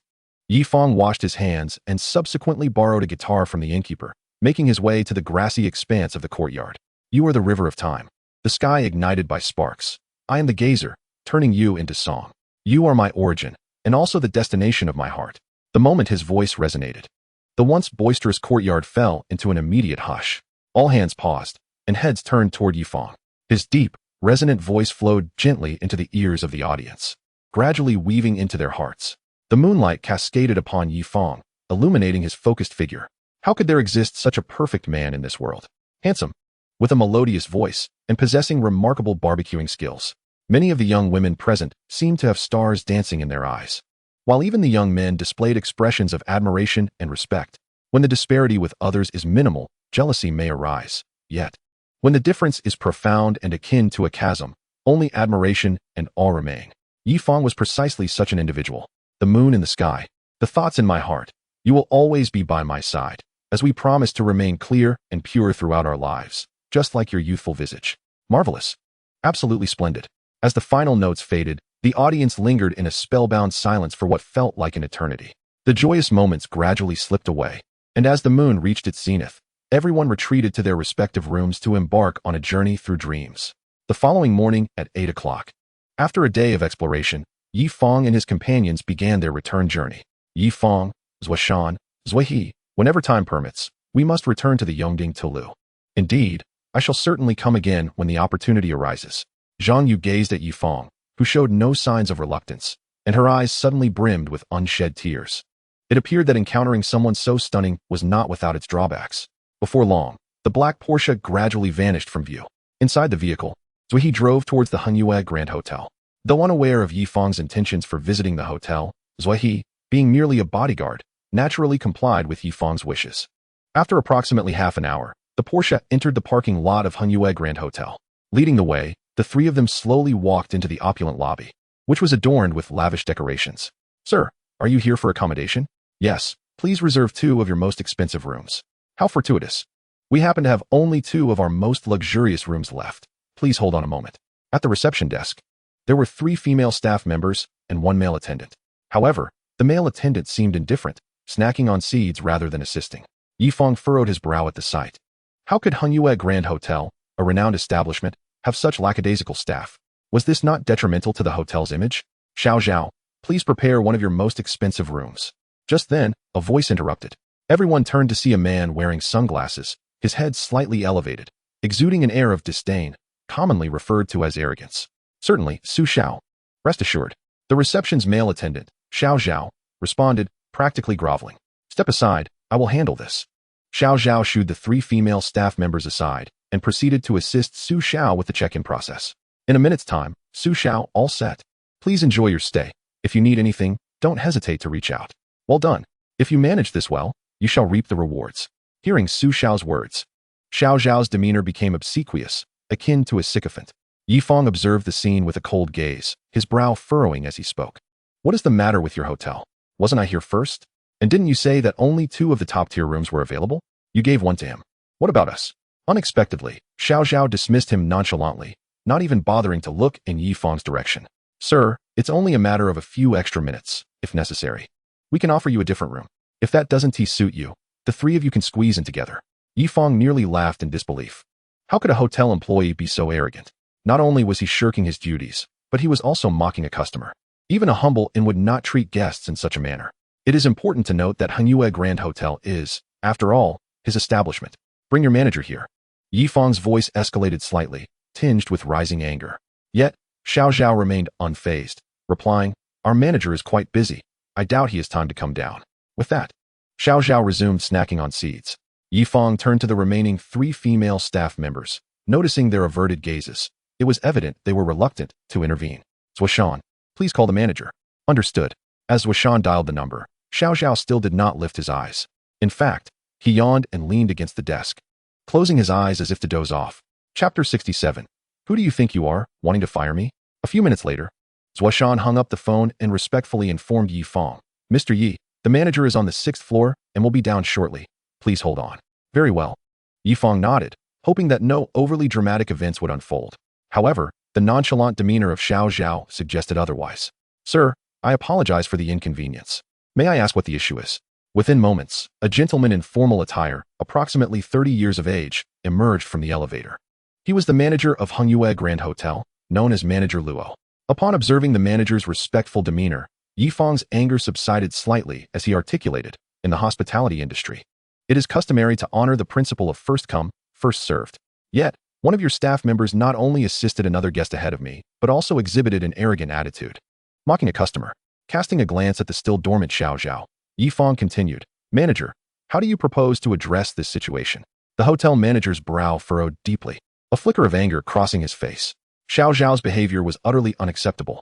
Although his laziness could be overlooked, his audacity to ridicule a customer was intolerable. If news of this incident spread, it would undoubtedly tarnish the reputation of Hongyue Grand Hotel. Rest assured, esteemed guest, I will ensure you receive a satisfactory resolution. Xiao Zhao. The hotel manager turned, adopting a serious demeanor as he reprimanded, quickly apologized to this guest. Manager, I did nothing wrong. Why should I apologize? Xiao Zhao stretched languidly, his gaze wandering elsewhere, seemingly unconcerned with the manager's words. All right, this might be a one-time occurrence, but if you continue this behavior, I suggest you find another job. Head straight to the finance department to settle your accounts. Our hotel is small and cannot accommodate someone like you. The hotel manager was now visibly enraged. A mere front desk attendant, failing to acknowledge his mistakes, was acting with a blatant disregard for authority. It appears that he is not particularly satisfied with this job either. If that is the case, why continue to remain here and engage in mutual harm? It is merely a front desk position. Who truly covets it? Were it not for my uncle insisting that I stay here for 3 months, I would have packed my belongings and departed immediately. Xiao Zhao stood up, fixing his gaze on the hotel manager with an air of audacity. I do not care who your uncle is. You have 10 minutes to settle the account with the finance department. Is that what you said? A smirk played at the corners of Xiao Zhao's mouth. Why is Xiao Zhao behaving so unusually? After calming himself, the hotel manager felt a hint of confusion. His demeanor was exceedingly peculiar, entirely unlike that of an ordinary front desk staff member, almost as if he possessed a formidable background. Uncle? Does his surname happen to be Zhao? In an instant, a name flashed in the hotel manager's mind. Zhao Mingyang, the chief representative of Hongyue Grand Hotel in Fujian Province. Is your uncle named Zhao Mingyang? I didn't expect you to have some knowledge. You actually recognize my uncle. What? The hotel manager's expression turned conflicted as he realized that this young man's uncle was indeed Zhao Mingyang. He is the chief representative of Hongyue Grand Hotel throughout Fujian Province. Such a position is certainly considered high-ranking within the entire group. How could he, a mere city-level hotel manager, afford to offend him? Contemplating this, Manager Luo found himself in a predicament. Clearly, Xiao Zhao had come to their hotel for training under Zhao Mingyang's directive. If he were to dismiss him now, it would undoubtedly incur Zhao Mingyang's ire. At this moment, he found himself trapped, unable to advance or retreat, leading to an awkward silence. Manager Luo, is there anything else? Xiao Zhao stretched lazily, a hint of mockery present in his smile, seemingly deriding the manager before him. A mere junior manager wishing for an apology from him? How naive. Once his internship concluded, he would certainly speak highly of his experience to his uncle. Having stated this, he disregarded the reactions of those behind him, packed his belongings, and strode out of the hotel with confidence. Esteemed guest, Manager Luo's expression was conflicted, unsure of how to report to Yi Fang. He had previously boasted, yet now, witnessing Xiao Zhao's departure, he felt powerless to speak. What could he do? He had dependents and a significant mortgage to repay. If he were to lose his job over this incident, he would find no solace for his sorrow. Jobs like this were hard to come by, given Zhao Mingyang's influence. Should he truly offend his nephew, his career in the hotel industry might very well be over. What happened? Was the matter resolved? Yi Fang had naturally observed the earlier scene but feigned ignorance, eager to see how Manager Luo would explain the situation. Esteemed guest, I sincerely apologize. This entire affair is the hotel's fault. How about this? We will provide you with a room of a lower standard at a 50% discount. Would that be acceptable to you? 50%? Yi Fang's expression was one of surprise. The top-tier rooms at Hongyue Grand Hotel cost over 8,000 yuan per night. A 50% discount amounts to a saving of over 4,000 yuan. Unexpectedly, the manager is rather adept at handling matters. However, Yi Fang did not respond directly. Instead, he shifted the conversation, asking, is Zhao Mingyang a senior figure in your hotel group? Well, Manager Luo's expression was somewhat pained, but after a moment's thought, he replied, yes, he is the head of our Hongyue Grand Hotel Group in Fujian Province. No wonder Xiao Zhao exhibits such bravado. It turns out he has such a background. Nonetheless, what does it matter who the so-called head is? Can he possibly be more significant than Yi Fang? After all, he is the owner of the entire Hongyue Grand Hotel Group. Whether you are the head of Fujian Province or South China, getting him to leave is merely a matter of a single phone call. Give me his number. I will contact him personally. Upon hearing Yi Fang's words, Manager Luo was taken aback. Could this esteemed guest be intending to call Zhao Mingyang directly? But what good would that do? Xiao Zhao is, after all, his own nephew. Manager Luo knew that Zhao Mingyang was someone who favored his family over reason. Given his status and background, what could Yi Fang possibly do? It would merely be a waste of time. Sir, this. Rest assured, do you think I would dare to call him without some connections? Connections? What connections could possibly be greater than that of the head of Fujian province? Could it be the head of the entire South China region?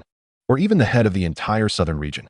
Indeed, the man before him, Yi Fang, possessed the appearance and demeanor of a quintessential second-generation wealthy individual. Perhaps his background is even more formidable than Xiao Zhao's. With this realization, Manager Luo's face brightened, and even his breathing became slightly hurried. All right, sir, here is his number. Manager Luo opened the corporate WeChat and retrieved Zhao Mingyang's contact information. Beep, beep, beep. Zhao Mingyang, hello, who is this? What is the matter? Yi Fang, where are you right now? Zhao Mingyang, is this a scam call? Yi Fang, my name is Yi Fang. Zhao Mingyang, I don't care if you are Yi Fang or Yi Yuan, just get to the point. Yi Fang, I advise you to appear at the Hongyue Grand Hotel in Longyan, Fujian, within 5 hours. Otherwise, I cannot guarantee the consequences. Zhao Mingyang, are you insane? The scammers these days are getting so pathetic. Get lost. Beep, beep, beep. After saying this, Zhao Mingyang hung up the phone without hesitation. Sir, how did it go? Manager Luo was taken aback upon hearing Yi Fang's threatening words. Could it be that Yi Fang's background is even more terrifying than he had imagined? With this thought, his expression gradually shifted to one of delight and became increasingly respectful. Rest assured, Zhao Mingyang will appear before me within 5 hours. For now, please arrange a room for the three of us. Seeing Yi Fang's confident demeanor, Manager Luo could not help but be influenced by it, saying, certainly, sir, please follow me. With that, Manager Luo approached the front desk and personally assisted Yi Fang and his companions with the check-in process. Sir, allow me to carry your luggage. Yi Fang nodded slightly, accepting Manager Luo's flattery with ease. Meanwhile, the three female staff members wore expressions of regret, lamenting the opportunity they had missed to impress someone of significance within the group's upper echelons. In other words, they had squandered a chance that could have propelled them to great heights. Without delving into the regrets of those three, Yi Fang and his companions followed Manager Luo's lead to their room. 5 minutes later, the door slowly opened, revealing a lavish room akin to a palace. The interior was adorned with top-tier luxury. While it was termed a room, the area spanned a generous 200 square meters, equipped with every imaginable entertainment facility. Mr. Yi, I must attend to other matters. Should you require anything else, feel free to call me directly. All right. Manager Luo gradually exited, closing the door behind him. Once Yi Fang was alone in the room, he silently murmured in his mind, System, extract the rewards from Hongyue Grand Hotel. Ding. Reward extraction successful. Meanwhile, at the headquarters of Hongyue Group, a significant event was unfolding within the boardroom. A middle-aged man, seated at the head of the table, slowly began to speak. Ladies and gentlemen, a momentous occasion has transpired at Hongyue Group. A momentous occasion? Surely, it must be something extraordinary for our esteemed vice president, Mr. Li, to deem it so. Instantly, all present straightened their postures, ears perked, eager to absorb every word. After a brief pause, Mr. Li pronounced with deliberate clarity, Hongyue Group has acquired a new owner. What? Such a monumental event, and yet they had received not a whisper of it beforehand? The room was engulfed in disbelief. The gravity of Mr. Li's words left them stunned. However, given that it was Mr. Li, the vice president, who had spoken, could there be any doubt? Mr. Li, do we have any information about the new owner? All eyes were fixed on him in anticipation. Mr. Li surveyed the room before responding. I have already disseminated the details about the new owner in our WeChat group. He may very well be discreetly visiting a hotel in a certain region right now. Ensure this information is communicated effectively, and remember, we must not leave a poor impression on our new owner. At this, a subtle smile spread across the faces of all present. Who amongst them would dare to provoke the new owner? Nevertheless, they promptly uploaded the relevant information about Yi Fang to the group chat, albeit only the basics. Meanwhile, in a vacation villa in Xiamen, Zhao Mingyang received a notification from the group chat. Curious, he pulled out his phone and opened the WeChat group. What? Hongyue Group has a new owner? The news was utterly shocking. As he lounged by the pool, soaking up the sun, Zhao Mingyang could not help but narrow his eyes in disbelief. This revelation struck him like a bolt from the blue. As a senior executive, he had received no prior hint of such a significant development. This was undeniably alarming. Everyone, here is the information about the new owner. He is likely incognito right now. Please ensure that your staff remains on their best behavior and does not leave a negative impression. Another message pinged in the WeChat group. Got it. Understood. The responses flooded in, leading to a barrage of messages. Who would be foolish enough to provoke the new owner? Zhao Mingyang shook his head, a faint smile playing on his lips. He opened a document containing the new owner's details. As he did, he saw the basic information. Name, Yi Fang. Phone number, 152. There were a few more lines, but but upon seeing the first two, Zhao Mingyang felt as though lightning had struck him. The new owner is named Yi Fang? No. Surely this cannot be true. The world is filled with namesakes. I refuse to believe it. Though he tried to reassure himself, his trembling hands betrayed his anxiety. Indeed, there was a phone number listed. It cannot be him. After a few minutes of stunned silence, he swiftly pulled out his phone to check his call history. There it was, a call made to the number 152, lasting 2 minutes, placed just an hour prior. Zhao Mingyang toggled between the document and his call log. As time slipped away, his hands began to shake more violently, and beads of cold sweat formed on his brow. He is truly the new owner. A wave of weakness washed over him, nearly causing him to collapse. But fear not, perhaps this is a fortuitous turn of events? It is no wonder that he has risen to such a high position within the company. Within mere minutes, he managed to regain some composure. Right. An hour has already passed. There are still 4 hours to go. Xiaozhong, hurry. Drive me to the Hengyue Hotel in Longyan. Zhao Mingyang shouted as he rushed to change his clothes. The distance from Xiamen to Longyan is over 160 kilometers, excluding the time spent on trivial matters. 4 hours should suffice. Understood. Xiaozhong hurried to the garage to fetch the car. This was the first time he had seen Zhao Mingyang so anxious. Clearly, something monumental was afoot. Faster, faster. Zhao Mingyang donned his attire at breakneck speed before promptly hopping into the car bound for the Hengyue Hotel in Longyan. The vehicle sped along the road, nearly matching the wind's velocity. Chapter 69. Do you have any opinions? With just an hour remaining, Xiaozhong, step on it. Zhao Mingyang had arrived in Longyan City, yet anxiety still etched his face as he feared arriving late. However, fate had other plans. As the car's navigation system announced, traffic ahead, expected travel time, 1 hour. What? Zhao Mingyang's heart sank at those words. Truly, it seems that the more one fears something, the more likely it is to come to pass. Xiaozhong, how far is it to the Hengyue Hotel? Mr. Yi, there are 3 kilometers to go. 3 kilometers? That should be adequate time. Xiaozhong, keep driving, I will get out here. Ignoring any protests from those behind him, Zhao Mingyang exited the vehicle. With urgency, he dashed forward, abandoning his usual composure and poise. At the Hengyue Hotel, nearly 5 hours had elapsed, and Zhao Mingyang had yet to arrive. Could it be that Mr. Yi was merely boasting? Manager Luo glanced at his watch, his brow furrowing slightly. Just then, a familiar figure came into view. It was none other than Zhao Mingyang. After more than 30 minutes of sprinting, he appeared quite disheveled. His meticulously styled hair was now tousled, and his suit was drenched in perspiration. Mr. Zhao? Manager Luo's eyes widened in disbelief. Zhao Mingyang had indeed arrived within the 5-hour time frame, as Mr. Yi had claimed. Goodness, what kind of person is Mr. Yi within Hengyue Group? The Hengyue Hotel in Fujian Province was under Zhao Mingyang's purview. Due to his overwhelming anxiety, he had not yet had the chance to relay Mr. Yi's true identity to the group. Thus, Manager Luo was still unaware that Yi Fang was the new owner of Hengyue Group. Rohao, where is Mr. Yi? Zhao Mingyang, his face flushed and breathless, quickly inquired of Manager Luo. Mr. Yi? Even Mr. Zhao refers to him as Mr. Yi. The mention of this title caused Manager Luo's eyes to widen, yet he quickly replied, Mr. Yi is in room 601 on the 6th floor. With a burst of energy, Zhao Mingyang sprinted toward the elevator. However, the elevator was currently at the top floor and would take an estimated 5 minutes to descend. Realizing this, Zhao Mingyang resolutely opted for the stairs, with Manager Luo faithfully trailing behind him. 3 minutes later, he reached the door and knocked. Mr. Yi, it is Zhao Mingyang. Come in. Zhao Mingyang adjusted his appearance before slowly opening the door. At that moment, his heart raced, nearly leaping from his chest. Have a seat. Zhao Mingyang saw a figure standing by the expansive floor-to-ceiling window. In the next instant, Yi Fang turned to face him. The new boss seems rather youthful, does he not? Could it be that he is merely a figurehead, with his father wielding the true power behind the scenes? It is no wonder Zhao Mingyang harbors such suspicions. After all, how could a young man who appears to be barely 20 possess the capabilities to lead a conglomerate valued in the billions? Such a feat seems utterly implausible unless he boasts an extraordinary lineage. Manager Luo, please elucidate the circumstances for him. Manager Luo? Oh. The profoundly shocked Manager Luo was finally roused by Yi Fang's words and hastily recounted the situation concerning Xiao Zhao. Mr. Zhao, the matter is as follows. Upon hearing his nephew's name, a cold sweat began to bead on Zhao Mingyang's brow. An unsettling, yet strikingly close to the truth conjecture slowly materialized in his mind. By the time Manager Luo finished speaking, Zhao's complexion had turned ashen, and his hands trembled slightly, fortunately concealed by his suit, sparing him from revealing his distressing state.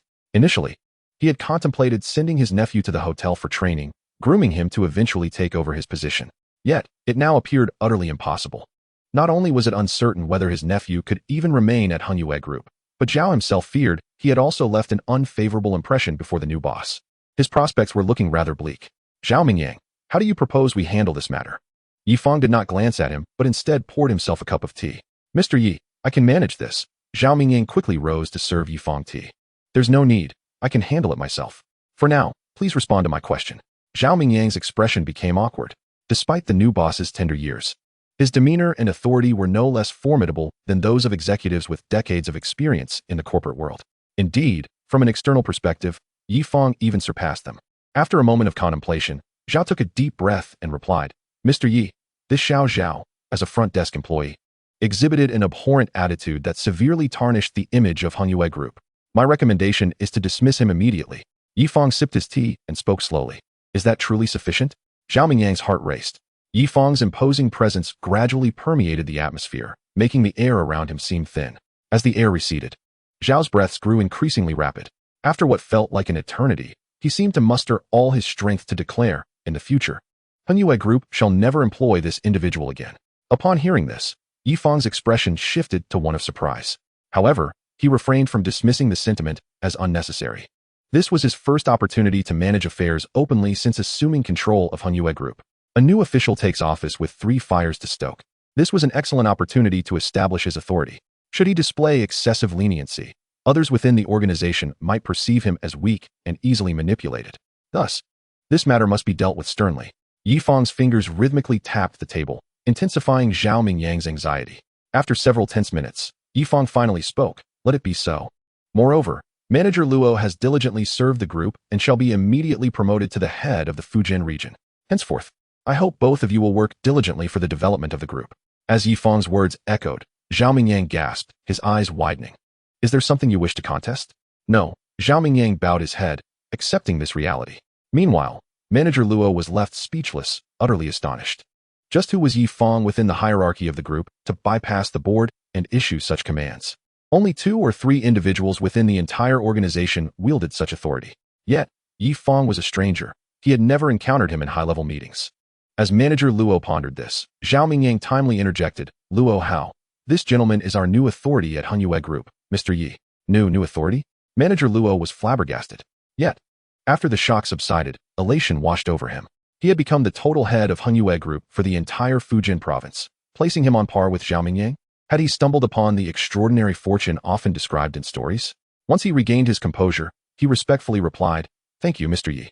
I shall work diligently and will not betray your trust." "Let us hope so," Yi Fang nodded.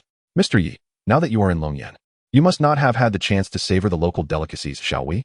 "That's unnecessary." Yi Fang decisively interrupted Zhao Mingyang, not wishing to squander time on such trifles. As the group leader, he would likely face a torrent of toasts and flattery at banquets, which he found tiresome. He would much prefer to embark on a journey. Coincidentally, perhaps it was Yi Fang's thoughts that awakened the system. At that moment, a familiar voice echoed in his mind. "Beep. The system has detected that the host is currently engaged in an RV journey. Please select a travel destination. 1. Galanjiu Island, Xiamen, Fujian. 2. Wudong Mountain, Shiyan, Hubei. 3. The Terracotta Army, Xi'an, Shaanxi." The travel destinations are not restricted to the Fujian province this time? System, I choose option 3, the Terracotta Army in Xi'an, Shaanxi. Galanjiu Island was not too far from Longyan, easily manageable within a day. The second option, Wudong Mountain in Shiyan, was a sacred site of Taoism. Yi Fang, having little interest in religious matters, promptly dismissed it. The third option, the Terracotta Army in Xi'an, was renowned as one of the 8 wonders of the world. Yi Fang held a deep admiration for such sites. Thus he chose the third option without hesitation. Beep, selection successful. The journey to the Terracotta Army in Xi'an, Shaanxi, will soon commence. Please prepare accordingly. Kind reminder, the duration of this trip is 10 days. Please make adequate arrangements. 10 days was ample time, and he could still fit in a visit to Galanjiu Island along the way. "Mr. Yi?" After 3 minutes of silence, Zhao Mingyang and Manager Luo observed Yi Fang's unchanging expression and could not help but inquire. Had Zhao's earlier suggestion inadvertently offended him? Zhao Mingyang felt a swirl of anxiety, believing that Yi Fang's thoughts were too profound for him to decipher. He appeared to be a recent graduate, yet exuded an authority that was inscrutable. This Mr. Yi was rather intimidating. "It's nothing. You may proceed with your work." "Understood."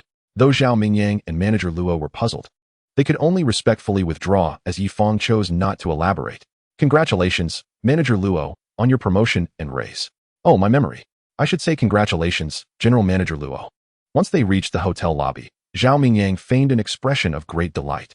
Such is the nature of the workplace. One moment, they may bicker heatedly, and the next, they are brothers in arms. Well said, well said. As a junior, I lack experience and hope General Manager Zhao will guide me in the future. Haha, certainly. As such, the two departed the hotel lobby amidst mutual compliments. Meanwhile, Yifang busied himself with scrolling through short videos, jotting down notes for his novel, and subsequently indulging in a shower before retiring for the night. As the night deepened, the sun labored to rise from the opposite horizon. Finally, at 6 o'clock in the morning, the sun officially ascended in the east, radiating its warm glow. In the exclusive dining room of Yifang's suite at the Hongyue Grand Hotel, he opted for a change in palate today, as the table was laden with an array of Western breakfast delicacies. Shrimp toast rolls, tomato and ham omelets, shrimp sandwiches, blue ribbon pork chops, and fresh milk adorned the spread. Of course, the ingredients for this breakfast were far from inexpensive. The total cost easily reached several thousand yuan. After finishing his meal, Yifang rose from the table. Mr. Yi, is there anything you need? Zuashan, who resided nearby, hurried over upon hearing Yifang's voice. We are heading to Galanjiu in Xiamen shortly. Please make the necessary preparations and book a stay at the Hongyue Grand Hotel. What about the golden retriever? Have you brought it over? Zuashan respectfully replied. Mr. Yi, the golden retriever is in my room. That's good. We shall depart in approximately half an hour. So please be swift in your preparations. Understood. Zuashan exited with deference. Half an hour passed quietly, and at this moment, Yifang stood at the entrance of the hotel. Mr. Yi, take care and have a safe journey. Except for the indispensable staff members, all employees of the Hongyue Grand Hotel had formed rows to express their respect for Yifang, their smiles betraying their awareness of his true identity as the illustrious head of the Hongyue Group. This revelation was astonishing. As for the three female receptionists from earlier, they were now filled with regret. Fortunately, Mr. Yi had not recalled their insignificant presence. Otherwise, given their prior behavior, dismissal would have been a distinct possibility. With a nod, Yifang donned his sunglasses and stepped into his Porsche. The engine roared to life, and the vehicle swiftly vanished from sight. After approximately half an hour, Yifang and his companions returned to their accommodation, exchanging the Porsche for a camper van. Throughout the journey, the golden retriever remained gentle and began to develop a sense of dependence on Yifang. Duo, come here and watch the television. This Tom and Jerry is quite entertaining. Duo, as Yifang had named the little golden retriever, wagged its tail and leaped into Yifang's embrace. Laughter and joy filled the air as they traveled smoothly. By around noon, the trio arrived at the Hongyue Grand Hotel in Xiamen. Welcome, Mr. Yi. Welcome, Mr. Yi. The hotel had received advance notice of their arrival, and approximately 40 individuals stood in 2 rows at the entrance, awaiting Yifang's arrival. Thank you for your hard work. There is no need to come out specifically to greet me. Simply focus on your duties. Yes, Mr. Yi. Their voices rose, drawing the attention of passers-by who turned to inquire about the commotion. Mr. Yi, your room is ready. Please follow me. A formally dressed woman approached Yifang, introducing herself as Manager Zhang. She was aware of Manager Luo's rapid ascent at the Longyan branch and thus was exceedingly respectful, hoping to make a favorable impression on Yifang. Thank you for your efforts. It is no trouble at all. It is my honor to serve you, Mr. Yi. Manager Zhang displayed commendable courage in expressing such sentiments. The Hongyue Grand Hotel in Xiamen was a notch above that in Longyan, boasting enhanced facilities and services, albeit at double the cost. Mr. Yi, we have already contacted Xiamen's most renowned chefs to prepare local delicacies for you. As the suite door opened, a spacious dining area of 50 square meters came into view. Welcome, Mr. Yi. Welcome, Mr. Yi. 4 chefs and 4 waitstaff stood flanking the dining table, bowing respectfully as Yifang entered. My suit jacket is a bit soiled. Please take care of it. Yifang removed his jacket. Certainly. Manager Zhang promptly took the jacket, saying, Mr. Yi, the table is filled with our local specialties. She began to describe the array of delectable dishes: fragrant sauté noodles, soft and smooth Xiamen pancakes, sweet and savory 5-spice fried snacks, delicious and silky noodle soup, refreshing peanut soup, and taro dumplings, along with Xiamen's roasted meat rice dumplings. At that moment, Duo eagerly extended its tongue, eyes sparkling at the sight of the culinary delights on the table. Mr. Yi, is this your pet? How adorable! Manager Zhang exclaimed, her enthusiasm palpable. Golden retrievers are quite gentle. Shall I feed it? No one mocked her, for such an opportunity to serve Mr. Yi was rare. No need. You should attend to your duties. Understood, Mr. Yi. Please enjoy your meal. Feel free to call on me if you need anything. With that, Manager Zhang gracefully exited the suite, hands clasped before her. Duo. The golden retriever barked a few times, seemingly starving. Patience, Duo. One cannot rush the enjoyment of fine food. As Yifang spoke, he placed several pancakes into Duo's mouth. Zuoshan, Zuihe, please join me in dining. Of course. The two sat beside Yifang, maintaining silence as they quietly enjoyed their meal.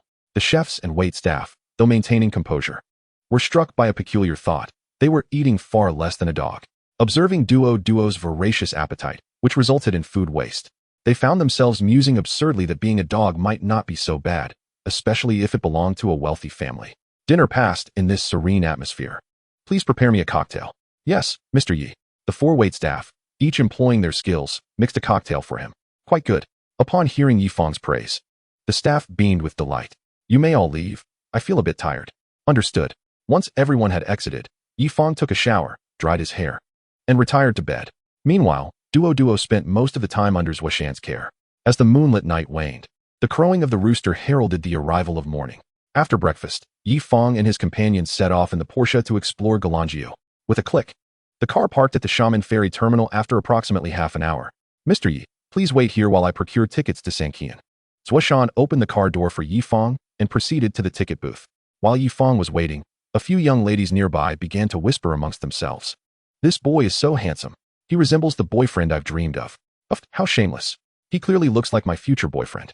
You shallow girls, didn't you notice the Porsche parked beside him? And his outfit is all designer brands. I've estimated that his ensemble is worth at least 5 million. 5 million. The girls discreetly stole glances at Yifang, and indeed, it was as they suspected. That amount could buy a house in Xiamen. Unlike them, who wore brands that were far less impressive. Realizing this, the girls who initially planned to approach him suddenly lost their resolve. He was simply on an entirely different level. Yifang was not blind. He would surely not take notice of them. Nevertheless, they couldn't help but continue to glance at him. At that moment, he was undeniably radiant amidst the crowd. Mr. Yi, the tickets are ready. We can board now. Following Zuoshan, Yifang stepped onto the ferry bound for Galangiu. As the ferry slowly set sail, slicing through the waves, a refreshing sea breeze swept through, accompanied by dozens of seagulls soaring nearby. 20 minutes later, the ferry arrived at the Sanqian Pier. Based on the travel guide they had found online, the trio chose this sightseeing route. The most beautiful corner, Sunny Wall, Boathouse, HSBC Mansion, Moonlight Rock, Spring Grass Hall, Trinity Church, Concord Chapel, and Dadiji Bathing Beach. Their first stop was the most beautiful corner, Sunny Wall. This romantic and artistic corner inspired boundless imagination. It even featured a lyric from the song Sunny Day. Once upon a time, there was someone who loved you for a long time. Typically, this place was bustling with visitors, but perhaps due to the off-peak season, only 7 or 8 people were taking photos there. After Yifang snapped a picture, he prepared to head to the next attraction. Just as he turned, a hurried figure dashed around the corner. The girl was running so fast that she collided directly into Yifang. Are you all right?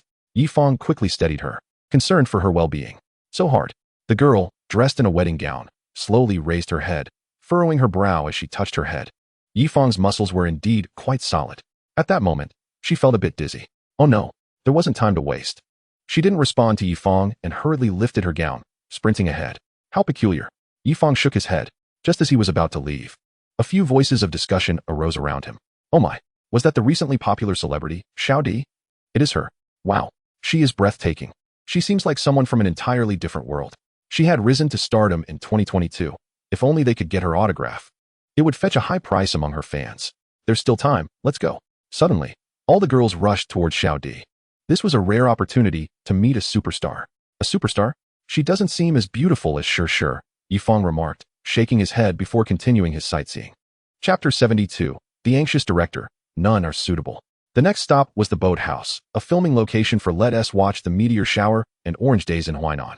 The fresh and artistic streets, coupled with the romantic and vintage houses, exuded the essence of an idol drama. Couples strolled by, and Yifang glanced at them before turning to Zuoshan and Zuihe, shaking his head. It was odd that he was on a trip accompanied by these two steel-hearted men.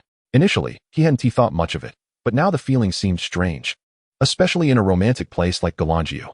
It was rare to see 2 or 3 men exploring together. Instead, the surroundings were filled with couples exuding the sweet scent of love or groups of girls.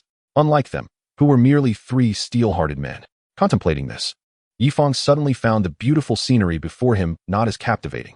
After hastily taking a few pictures at the subsequent attractions, the trio swiftly made their way towards the Concord Chapel. At the chapel, many newlyweds were taking wedding photos. At that moment, the most significant aspect was that a film crew was filming an idol drama. with the lead actress being none other than the celebrity who had bumped into Yi Fang. Xiao Di, director, I apologize for being late. Xiao Di, in her wedding gown, panted heavily. No worries, as long as you're here. The director replied with an awkward yet polite smile. Although he was the director, Xiao Di was the hottest star at the moment. If he dared to reprimand her loudly, countless fans would rise against him in no time. In this era of traffic stars, as long as one had a significant fan base, even directors would hesitate to offend them. Some directors even went out of their way to please them. After all, the big bosses funding the production did so because they recognized the terrifying fan effect of these stars. Offending them could jeopardize the entire project. Xiao Di, we are ready to start our first scene. Are you prepared? Director, I'm ready. Before arriving, Xiao Di had instructed her team to ensure her appearance was flawless. She aimed to look her best at every moment. Thus, her stylist was exclusively hers. She had no regard for the crew's stylist. Cameraman, lighting crew, all set. Action. At the director's command, Xiao Di began acting alongside a rather handsome young man on the grass. The director watched intently. Something felt off. Do it again. 5 minutes later, the director commanded them to repeat the previous scene. No, wrong. Do it again. This is not how it's supposed to be performed. After several repetitions, the director remained dissatisfied. However, upon seeing Xiao Di's slightly displeased expression, he reassured her. Xiao Di, you performed wonderfully. Your emotions and subtle expressions were spot on. Chen Sheng, what is wrong with you? You look like a wooden statue standing there. There's no depth or longing in your eyes. In front of the top star Xiao Di, the director was amiable. Yet, the young man before him was merely starting out and had no background. He received no mercy in the director's scolding, with every derogatory comment thrown his way. The surrounding crew had become accustomed to the director's explosive temper and merely observed.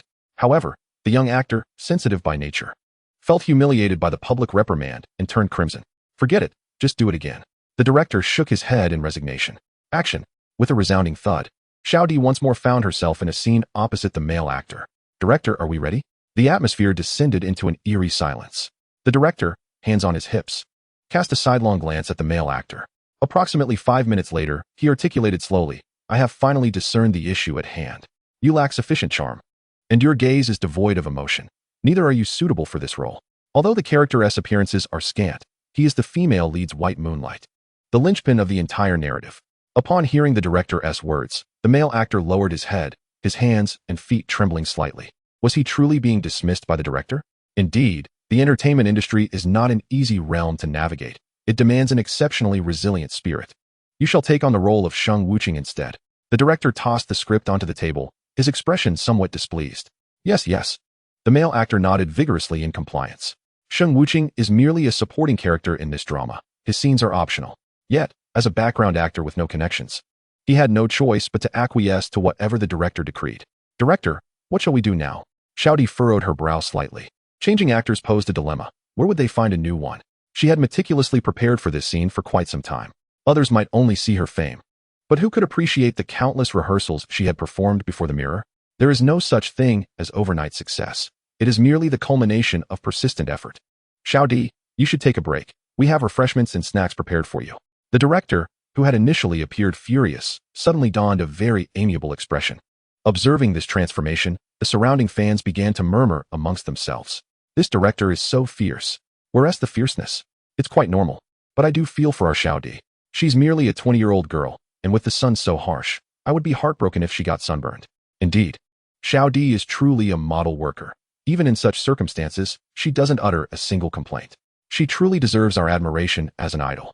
In my opinion, it's all the studio's fault for their poor arrangements. Just look at that costume. It's hideous. Upon our return, we must unite all fan clubs to collectively confront the studio. Exactly. Our Xiao Di is undoubtedly the most beautiful star in the entertainment industry, yet she is overshadowed on every red carpet. The primary reason is that the studio cannot procure those high-end designer gowns. As they chattered, the director was also in distress. Time was of the essence. Where could he find an actor fitting for the role? A star like Xiao Di, at the pinnacle of her career, had her time extremely precious. At most, they could wait another hour before she had to board a plane to attend a certain international film festival's red carpet event. Although she had no notable works, she was merely there to bask in the limelight. The director scanned the crowd, his gaze akin to that of a starving wolf. Eureka! Here he comes. Truly, heaven is aiding me. He set his sights on Yi Fang, who was exploring nearby, his eyes shimmering with excitement. This man perfectly embodied the character he envisioned. Chapter 73. The temperamental director Chun, surprisingly affable? Xiaoma, go and speak with that handsome gentleman over there. Ensure he accepts the role. The director pointed sternly towards Yifang. Understood, Director Chun, Xiaoma replied, nodding in deference before striding towards Yifang. What do you want? Zuoshan and Zua he stepped forward, their eyes wary as they regarded Xiaoma. They could hardly be blamed. Xiaoma's imposing stature resembled that of an ancient bandit. Rest assured, gentlemen, I am not a villain. Besides, it's broad daylight. Even if I had ulterior motives, they would come to naught. Xiaoma waved dismissively, shrugging as though accustomed to others' misunderstandings. Zuoshan, Zuihe, you may step back. Yes. Xiaoma, witnessing this, felt a twinge of surprise. This handsome gentleman seemed to possess an extraordinary background, given that he had 2 bodyguards in tow. Furthermore, his distinguished demeanor suggested he might be a wealthy heir. It appeared that Director Chen's task would be rather challenging. This man was not lacking in financial resources, and his desire for fame and fortune likely paled in comparison to that of others. Please, state your business directly. Yifang glanced at his Patek Philippe watch. It was noon. Time for lunch. Sir, I am curious if you have any interest in acting. Our director Chun, the renowned Chen Xiaoga, wishes to invite you to join our production in a pivotal role. Director Chen? Which obscure director might that be?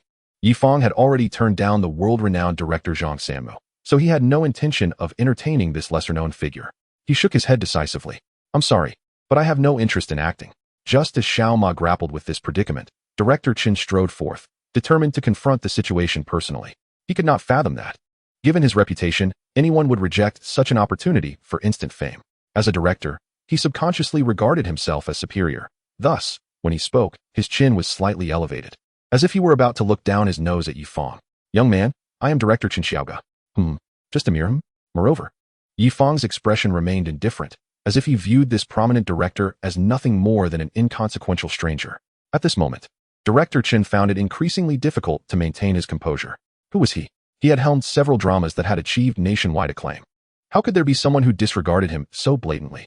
Suppressing a surge of emotions, he resumed, Young man, I presume Xiaoma has already briefed you. Would you kindly reconsider?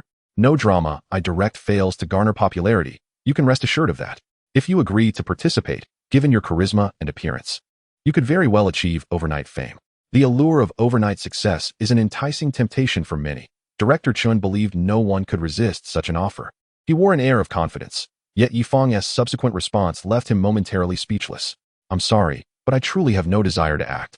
As for overnight fame, it is of little consequence to me. Overnight fame, inconsequential? Was this handsome gentleman perhaps employing a strategy of feigned disinterest to negotiate for a more significant role? Director Chen's brow furrowed slightly. This was the first person to refuse him. In the past, others had always sought his favor to secure minor roles. Now, someone had outright declined him. This was indeed a rare occurrence. Observing Yifang take a few steps away, he hurried to catch up. Young man, fame equates to wealth. Wealth? Yifang chuckled softly, seemingly nonchalant, yet deliberately revealing the logos on his clothing and the watch in his hand. Patek Philippe, Hermes, Chanel, Prada, Gucci. Director Chen's eyes widened, finally acknowledging that Yifang was adorned in high-end brands. Goodness, it seemed he was not short of money after all. In light of this, Yifang's refusal was entirely reasonable. Having navigated the entertainment industry for decades, Director Chun was well acquainted with the price tags of such luxury labels. Merely this ensemble is valued at several million, not to mention the dazzling Patek Philippe watch that nearly blinded me. As I watched Yifang's figure gradually recede, Director Chun felt a pang of urgency. After only a few minutes of observation, he was convinced that Yifang was the quintessential candidate for this role. Aside from him, there was no one else in the nation capable of executing it with such finesse. Since Yifang seemed disinterested in fame and fortune, he could only resort to the allure of a beautiful woman. Little brother, little brother. Director Chun hastened to catch up with Yifang, exclaiming, if you agree, your co-star will be none other than Xiao Di, hailed as the nation's most beautiful. At this juncture, he had to employ the age-old strategy of seduction. The nation's first beauty? Yifang followed Director Chen's gaze to Xiao Di in the distance. The first beauty, is it her? While Xiao Di might indeed be captivating, she paled in comparison to Nie Shishir. Nonetheless, Director Chen appeared genuinely earnest, akin to Liu Bei making multiple visits to the thatched cottage. Moreover, it was merely a cameo. He could treat it as a playful diversion, indulging in the thrill of acting. All right, speak up. Even the usually composed and unflappable Director Chen could not help but feel a hint of anxiety upon hearing Yifang's hesitant response. Fine. What?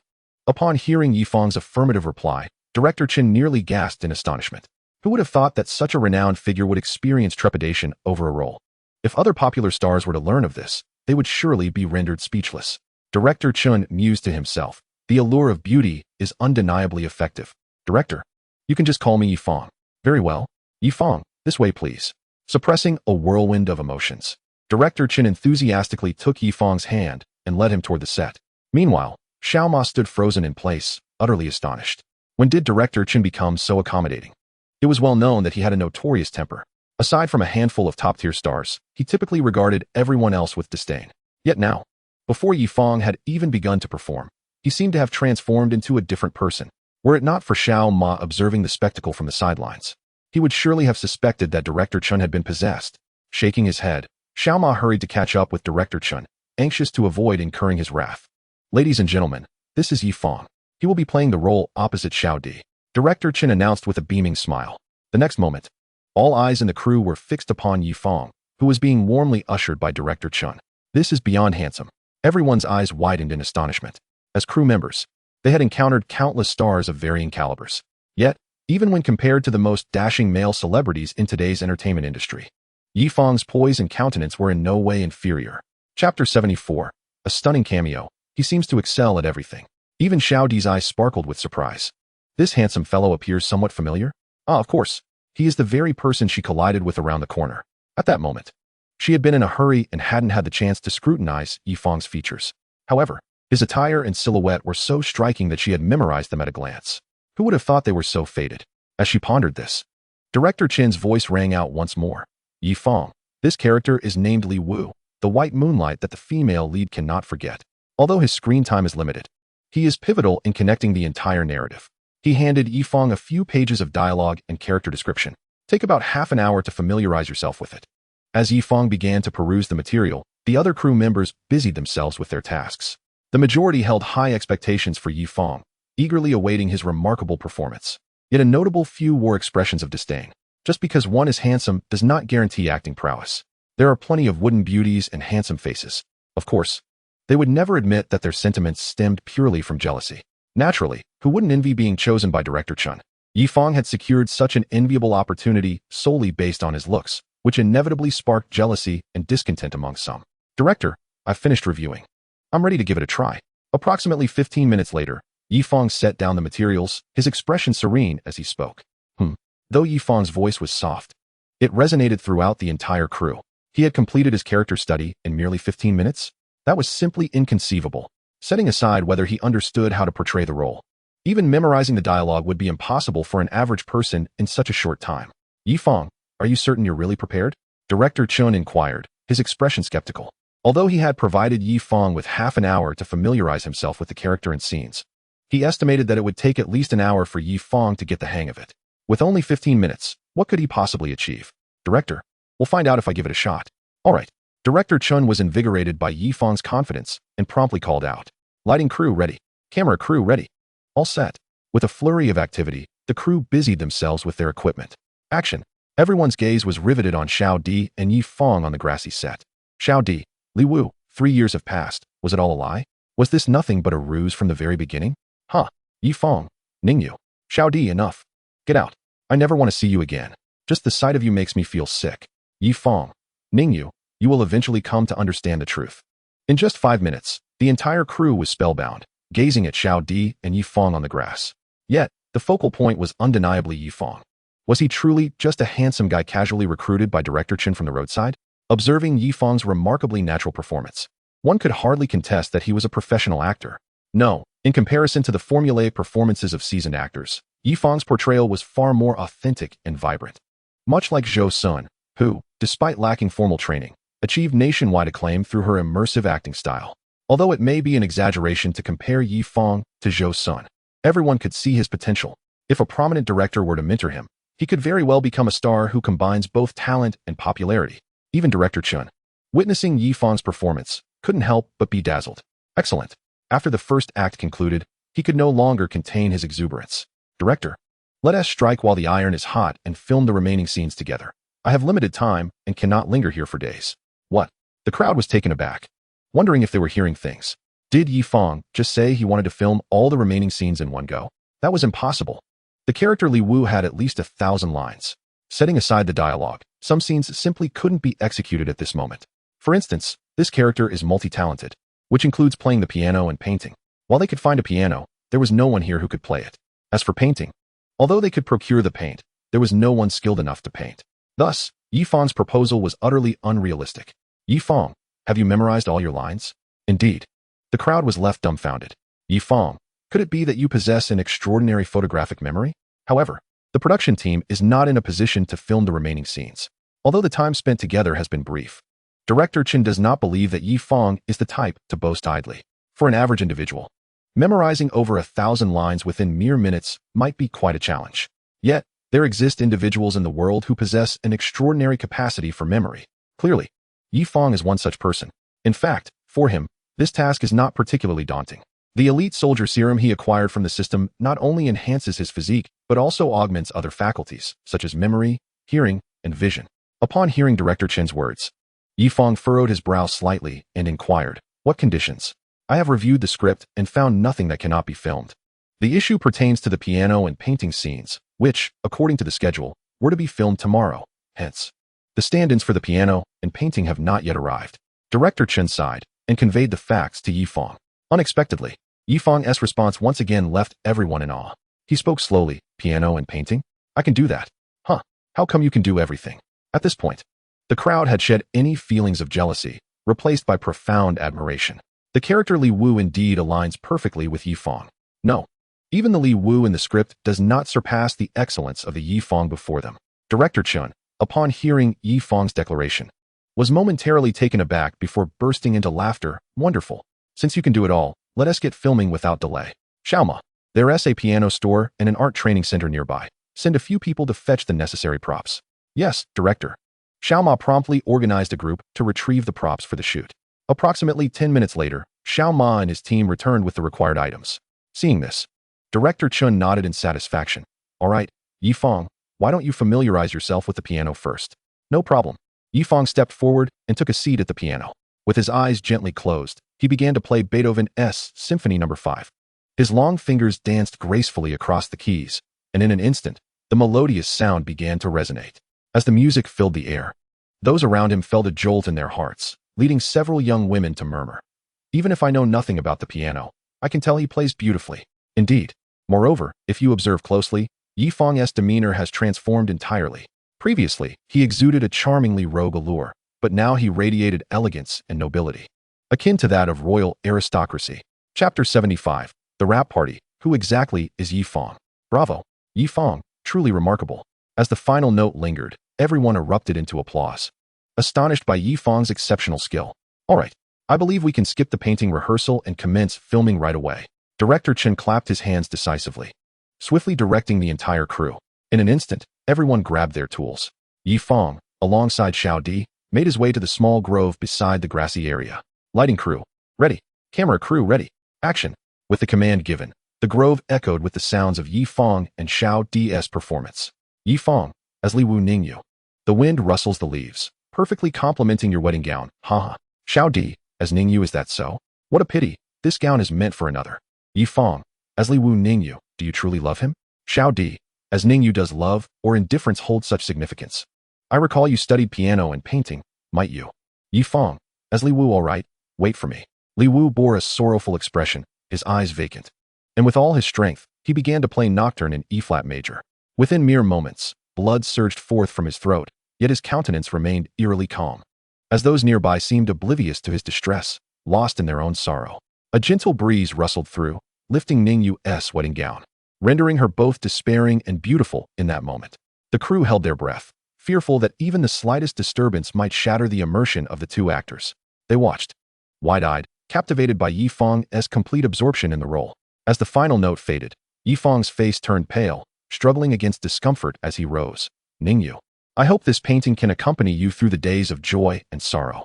Holding the brush, Yifang poured every ounce of emotion into portraying the figure before him onto the canvas. Not far away, Ningyu remained in a daze, unaware that Yifang's words bore any significance. As time progressed, a few delicate snowflakes began to fall, landing upon their heads and shoulders. Li Wu managed a tragic smile, handing the completed painting of the beautiful maiden to Ningyu, saying, "This is what the ancients meant when they said, 'If we share the snow in the morning, shall we not grow old together in this lifetime? After uttering these words, Li Wu could no longer bear it and collapsed onto the carpet of fallen leaves. Li Wu. Ning Yu's face turned pale as she sprinted to his side with all the speed she could muster. Oh, Ning Yu could hardly believe her eyes. Just a moment ago, he was perfectly fine. How could he have vanished now? So it was like this, it was all my fault. A piece of paper slipped from Li Wu's grasp, and Ning Yu trembled as she picked it up. If that is the case, then I need not linger any longer. Tears of blood flowed as she hurled herself against a nearby tree. Bang! Another beautiful life extinguished quietly. Thus, the narrative of the two characters came to a close. The entire crew stood in stunned silence, tears streaming down their faces. All right. Director Chun was the first to recover from his shock.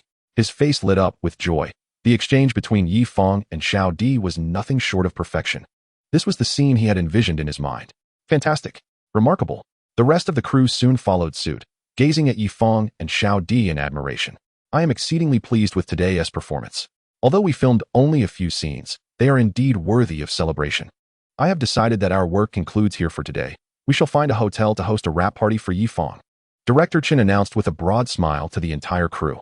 Upon hearing this, everyone's faces lit up with surprise. They were elated to have the opportunity for a complimentary feast, all thanks to Yi Fang. Xiao Di, I believe you have an engagement at an international film festival later. I wonder, Director, as a member of the crew, how could I possibly miss the rap party? Xiao Di replied to her manager. But, there are no buts, just do as I say. Understood. The crew exchanged astonished glances upon hearing the conversation between Xiao Di and her manager. Who would have thought that such a top-tier star as Xiao Di would forego an international film festival for this seemingly trivial rap party? Goodness. Is the sun rising from the west? Yi Fang, as the guest of honor at this rap party, you simply cannot be absent. Director Chin playfully patted Yi Fang on the shoulder. Director, Yi Fang, we have reserved the Hengyue Grand Hotel. What? Everyone looked at the director with astonished expressions. Hengyue Grand Hotel is a renowned high-end hotel in the country. Who would have imagined that Director Chen would be so generous today? It appears that Yi Fang's performance has greatly pleased Director Chen. Given Chen's enthusiasm, I shall graciously accept his invitation. Although Yi Fang initially intended to decline. Upon discovering that the venue was the Hengyue Grand Hotel, he swiftly changed his mind. All right, everyone, we're done for the day. Let us head to the Hengyue Grand Hotel. With that, the crew hurriedly packed up their tools and materials. Dressed casually, Xiao Di approached Yi Fang and suggested, Yi Fang, they won't finish packing so quickly. How about we take a stroll along Gangxi Back Beach? Surprised, Yi Fang pondered internally. Could this be an invitation? Xiao Di was indeed a major star in the entertainment industry, her every move under the scrutiny of countless eyes. If a paparazzo were to capture them together, it wouldn't be long before rumors would flood the internet. To avoid any misunderstandings, Yi Fang turned and said, let us invite Zhuo Shan and Zhuo He as well. Of course, Mr. Yi, came the reply. Thus, for the next several minutes, the four of them strolled along the beach, surrounded by sunlight, sea breeze, seagulls, and shells. Xiao Di, bundled up tightly, would likely be unrecognizable even to her own parents. Yi Fang, deliberately maintaining his distance, prompted a subtle sigh from Xiao Di. Was she truly so devoid of charm that Yi Fang would shy away from her like a venomous snake? Both harbored their own thoughts, and this brief walk concluded rather hastily. Following the main group, they boarded the boat back to the city. Once ashore, Yi Fang climbed into his Porsche, leaving the onlookers in stunned silence. Yi Fang is indeed a wealthy individual, they murmured, shaking their heads. Subsequently, they summoned rideshare vehicles to make their way to the Hengyue Grand Hotel. As Yi Fang exited the car, he was greeted by the respectful greetings of several staff members. Hello, Mr. Yi. He nodded slightly and entered the hotel lobby with an air of composure. However, the crew members trailing behind him were far less composed. Who exactly was Yi Fang? Why did the staff at the Hengyue Grand Hotel refer to him as Mr. Yi? Chapter 76. The game company representing youth is facing closure. After their initial shock, they quickly disembarked, following Yi Fang to uncover what would unfold next. Director Chun, driving a Wuling, raced ahead and arrived at the Hengyue Grand Hotel first. He raised his head slightly and addressed the front desk. Hello? We would like to reserve a private room for 15. To his surprise, the receptionist smiled apologetically. I'm terribly sorry, sir, but several tour groups are checking in today, and all the private rooms are currently booked. What kind of tour group is this that they can afford such extravagance? Chen furrowed his brow. Are you absolutely certain there are no rooms available? Yes, sir, I'm truly sorry. He sighed, a look of resignation crossing his face. Everyone, the hotel staff has informed us that all the private rooms are fully booked. The crew members expressed their disappointment. It was a rare opportunity to dine at the Hengyue Grand Hotel.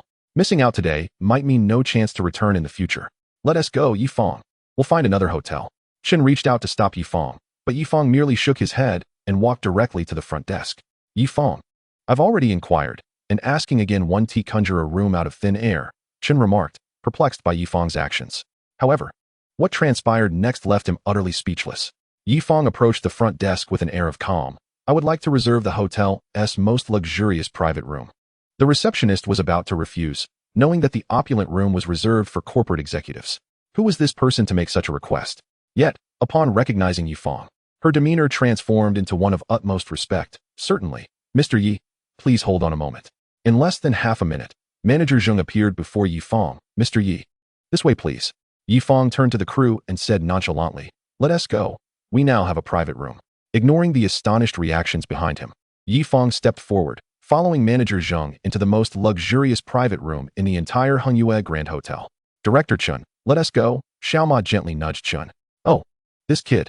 Who exactly is Yifang to possess such influence? Even Chen, who had navigated the entertainment industry for years, found himself momentarily dumbfounded. It was not Xiaoma who answered him, but the receptionist. Mr. Yi is the head of the entire Hengyue Group. The head of the entire Hengyue Group? Chen exclaimed. Disbelief etched on his face. Are you sure you're not joking? Though not particularly well-versed, they were aware of the immense value of the Hengyue Group. It was a renowned high-end hotel chain, and news reports indicated that the entire group was worth at least 10 billion RMB. Thus, Yifang was unequivocally a billionaire. Heavens! Everyone, including Chun and Xiao Di, felt their minds whirl. A random person they encountered turned out to be a billionaire? What extraordinary luck! Suppressing their astonishment, they quickened their pace to keep up with Yifang. Manager Zheng gently pushed open the door to the private room, revealing an extravagant interior adorned with exquisite carpets, sparkling crystal chandeliers, and breathtaking murals reminiscent of Dunhuang's flying apsaras. The room was enveloped by large transparent windows, offering a panoramic view of Shaman's beauty. In the center of the room stood a long table capable of seating 20, adorned with elegantly designed candles and fresh flowers, with gleaming tableware meticulously arranged. Director Chun, please take the seat at the head of the table, Yifang suggested. No. You should sit at the head, Mr. Yi, Chun instinctively replied, but soon realized his error. Though he was the director, compared to Yifang's stature, he felt like an insignificant ant. Having recognized Yifang's true identity, he dared not presume to sit in the most prestigious position. Seeing Chun's hesitation, Yifang made no further objections and took his place at the esteemed seat. The crew members, initially a bit relaxed, now appeared somewhat reserved upon learning of Yifang's status, resulting in a notably quiet atmosphere in the room.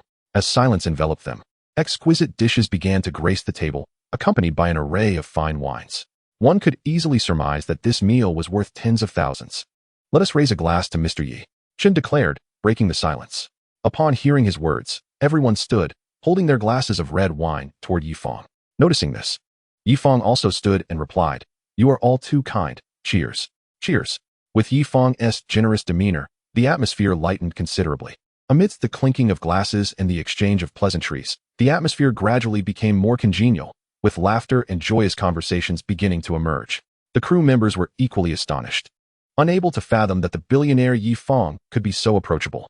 At the dining table, a staggering 90% of the discussions revolved around Yifang, with compliments and accolades periodically echoing through the air. Approximately an hour later, the gathering concluded its celebratory feast. Director Chen quietly exited the private room to settle the bill at the front desk. Sir, Mr. Yi has already covered the expenses for this meal. There is no need for you to pay, the receptionist beamed. Chen was momentarily taken aback.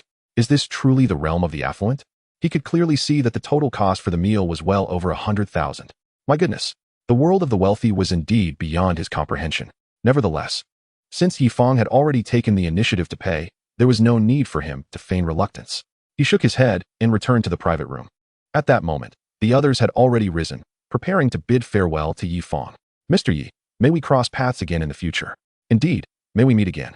After exchanging farewells, the entire crew, looking thoroughly satisfied, boarded their rides home. As for Yifang, feeling sated yet fatigued, he waved his hand and retreated to his room. Upon opening his phone, Yifang stumbled upon a rather unexpected piece of news. The production company behind the game The Legend of Sword and Fairy was on the brink of bankruptcy due to revenues failing to offset expenditures, compounded by a lack of investors. This was alarming. The Legend of Sword and Fairy was a cherished memory from Yifang's youth. Through this game, he had encountered numerous intriguing online friends, leaving behind splendid memories. Now, The company that represented his youthful nostalgia was facing closure. Moreover, no company was willing to acquire the game's rights. This implied that once the company collapsed, the game would fade into oblivion along with it. How could Yifang possibly come to terms with this? After pondering for a moment, he made a resolute decision. In the next instant, he picked up his phone and dialed the company's number. Chapter 77, an investment of 100 million, a resurrection. At that moment, within the Tungwei building, the company behind the legend of Sword and Fairy, the atmosphere was grim. Even at 8 in the evening, the building was ablaze with lights as preparations for filing for bankruptcy were underway in just a few days. Everyone wore serious expressions, their faces etched with despondency. The company that had been their companion for over a decade was now facing such a tragic fate. With excellent employee benefits, most staff had regarded this place as their lifelong battleground. Yet, who could have anticipated that such a formidable company would soon face its demise? Suddenly, the piercing ring of a telephone shattered the profound silence. A junior employee, tasked with answering calls, slowly approached and picked up the phone. "Hello, this is Tungwei Game Company. How may I assist you?" Yifang replied. "Your bankruptcy application hasn't officially commenced yet, has it?" "Huh." The line was laden with confusion. Was the caller a competitor, mockingly calling them in their time of despair? Shaking his head, the employee continued. "Sir, we plan to formally submit the application in 2 days. Is there something you need?" "That's good to hear," Yifang responded. The employee, already on edge due to the impending bankruptcy news, felt his frustration boiling over upon hearing such nonchalance. He took a deep breath, ready to unleash an outburst. However, the next moment, the caller delivered a shocking revelation. Yifang stated, "How much does your company need to continue operating? I can offer assistance, but my sole condition is that your game, The Legend of Sword and Fairy, must remain operational." "Sir, are you certain you are not joking?" The employee questioned, aware that some individuals derive pleasure from others' misfortunes. Competitors might feign hope only to mock them later. And the magnitude of this proposition was too substantial for him to dismiss lightly. He held his breath, ears glued to the phone, eager to grasp the next response. "I assure you, I am not jesting. You may record this conversation if you wish," Yifang replied. "All right, sir, please hold. This matter is too significant. I need to confer with the company president." "Very well." The employee closed his eyes, inhaled deeply, suppressing his shock and elation, then called out, "President Hua." "What?" Hua, seated nearby, was jolted from his reverie by the shout. Frowning slightly, he inquired, "What is it? Why the commotion?" Though the company was on the verge of collapse, the employee's lack of decorum irked him, and he was keenly interested in what had provoked such a disturbance. The employee quickly stood, exclaiming, "President Hua, a gentleman just called, expressing intent to invest in our company." "What?" The moment those words left his lips, every employee, including Hua, stared wide-eyed, breaths quickening. "Step aside. Let me handle this." Hua swiftly reacted, jogging to the phone. Taking a deep breath, he grasped the receiver, his hands trembling slightly. "Sir, I am Hua Qizhen from Tungwei Game Company. Is what you said truly the case?" As soon as he spoke, all employees rushed to Hua's side, straining to listen. Mere moments later, Yifang's voice resonated through the receiver. "If you doubt my sincerity, meet me tomorrow morning at the Hengyue Grand Hotel in Xiamen. Upon arrival, inform the front desk that you are looking for Mr. Yi." "Hengyue Grand Hotel, Mr. Yi?" Hua, with trembling hands, retrieved his phone to search for information on the Hengyue Group. Moments later, he found a clear record indicating that the ownership of Hengyue Group belonged to an individual named Yifang. "Yifang, Mr. Yi?" Indeed, it must be him. Such power could only belong to Yifang of Hengyue Group. Furthermore, he provided a meeting address. The truth would soon be revealed. No, this could not be a hoax. It had to be real. If this were a deception, Hua Qizhen would ensure the caller faced dire consequences. "Understood. Rest assured, Mr. Yi. I shall be there punctually tomorrow." "Very well." With that, the call ended, and all eyes turned to Hua. Yet, he had no intention of elaborating. Instead, he promptly ordered the driver to head to Xiamen overnight. The company's headquarters were in Hangzhou, a considerable distance from Xiamen, making every second precious at that moment. The staff watched in confusion as Hua hurried away, realizing they would have to wait until the following day to discern the truth of this matter. Hua Qizhen boarded a plane that night, finally arriving in Xiamen at dawn. To avoid disturbing Yifang, he checked into a nearby hotel. As the rooster crowed, the quiet dawn of the next day arrived. Hua Qizhen reached the lobby of Hengyue Grand Hotel promptly at 8 in the morning, stating, "Hello. I am here to see Mr. Yi." The receptionist bestowed a gentle smile and replied, "You must be Mr. Hua. Please follow me to the meeting room. I will contact Mr. Yi shortly." Indeed, upon hearing the receptionist's words, Hua Qizhen instantly confirmed Yifang's true identity with absolute certainty. His face lit up with excitement as he followed the receptionist's lead into the meeting room. After waiting for approximately 5 minutes, The door to the meeting room slowly creaked open. There stood Yi Fang, impeccably dressed in formal attire, his expression calm and composed. "You must be Mr. Yi, greetings. I am Hua Qizhen, the head of Tingwei Game Company," he said, rising with utmost respect. Simultaneously, he was astounded. The ruler of Hongyue Group was remarkably youthful and strikingly handsome, far exceeding his expectations. Yi Fang gestured with a wave of his hand, saying, "Please, have a seat. No need for such formality. Just tell me, how much does your company require to continue operations? Would 100 million suffice?" What? 100 million? Yi Fang's words nearly caused Hua Qizhen, who had just managed to steady his nerves, to lose his composure. "Sir, are you certain you're not jesting?" Yi Fang took a sip of tea and, noticing Hua Qizhen's dazed expression, gently urged him, "Is there a problem?" "Sufficient, quite sufficient," Hua Qizhen stammered, his lips quivering, struggling to articulate his thoughts. For the next half hour, Yi Fang and Hua Qizhen engaged in discussions regarding investments, equity ownership, and profit distribution. "Thank you, Mr. Yi." Once everything was settled, Hua Qizhen, with a serious demeanor, bowed deeply to Yi Fang. The latter's actions had salvaged Tingwei Game Company from the brink of bankruptcy. No amount of deference could adequately convey his gratitude. "Would you care to stay for breakfast? I truly appreciate your kind offer, Mr. Yi, but I am too exhilarated and eager to return to the company to address pressing matters. I hope for your understanding." "Very well." Observing the hurried departure of Hua Qizhen, Yi Fang chose not to press him further. Chapter 78. In traditional attire, seeking dreams at the pavilion of Prince Tung. On that day, the entire gaming industry was abuzz with astonishing news. Tingwei Game Company had astonishingly halted its bankruptcy application. This could only imply one thing, that someone had invested a substantial amount of capital, thereby averting the company's collapse. However, Tingwei had yet to release any official statements, leaving these speculations to circulate among industry insiders. The truth would only surface when Tingwei chose to disclose it, likely within a few days. Beyond the gaming sector, major corporations from other industries closely monitored Tingwei's future trajectory, eager to uncover the identity of the individual possessing such financial prowess to resurrect a company on the verge of failure. The ripples caused by Yi Fang's actions stirred a considerable storm throughout the industry. Meanwhile, Yi Fang continued his journey in a motorhome towards Xi'an, Shaanxi. "Take care, Mr. Yi. Safe travels."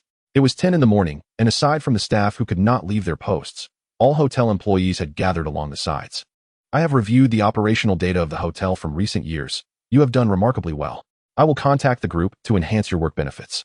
The staff were electrified by Yi Fang's words. As the leader of the group, his public acknowledgement of their efforts was a significant affirmation of their work. They anticipated that Mr. Ye's promise would soon materialize. "Mr. Yi is too kind. As part of Hongyue Group, it is our duty to excel," Manager Zheng replied, beaming with humility. "Well, I must take my leave now. I hope you all continue to strive to make guests feel at home." With that, Yi Fang stepped into the motorhome. "Safe travels, Mr. Yi." As the vehicle slowly departed, all staff stood still, watching until it vanished from sight before returning to their respective duties. Meanwhile, Yi Fang and his companions leisurely enjoyed their ride amidst the azure skies, fragrant blossoms, and melodious birdsong. "Zhuehe, we are approaching Nanchang. Let us make a stop there. Zuoshan, please book a hotel near the pavilion of Prince Tung." "Understood." Accompanied by the melodious tunes playing in the vehicle, they arrived at a quaint inn named Qingfeng Inn, which exuded an ancient charm. Though labeled as an inn, its luxurious and exquisite decor rivaled that of high-end hotels. The staff donned traditional Han attire, creating an enchanting atmosphere that made one feel as if they had stepped back in time. "Young master, are you here for a meal or an overnight stay?"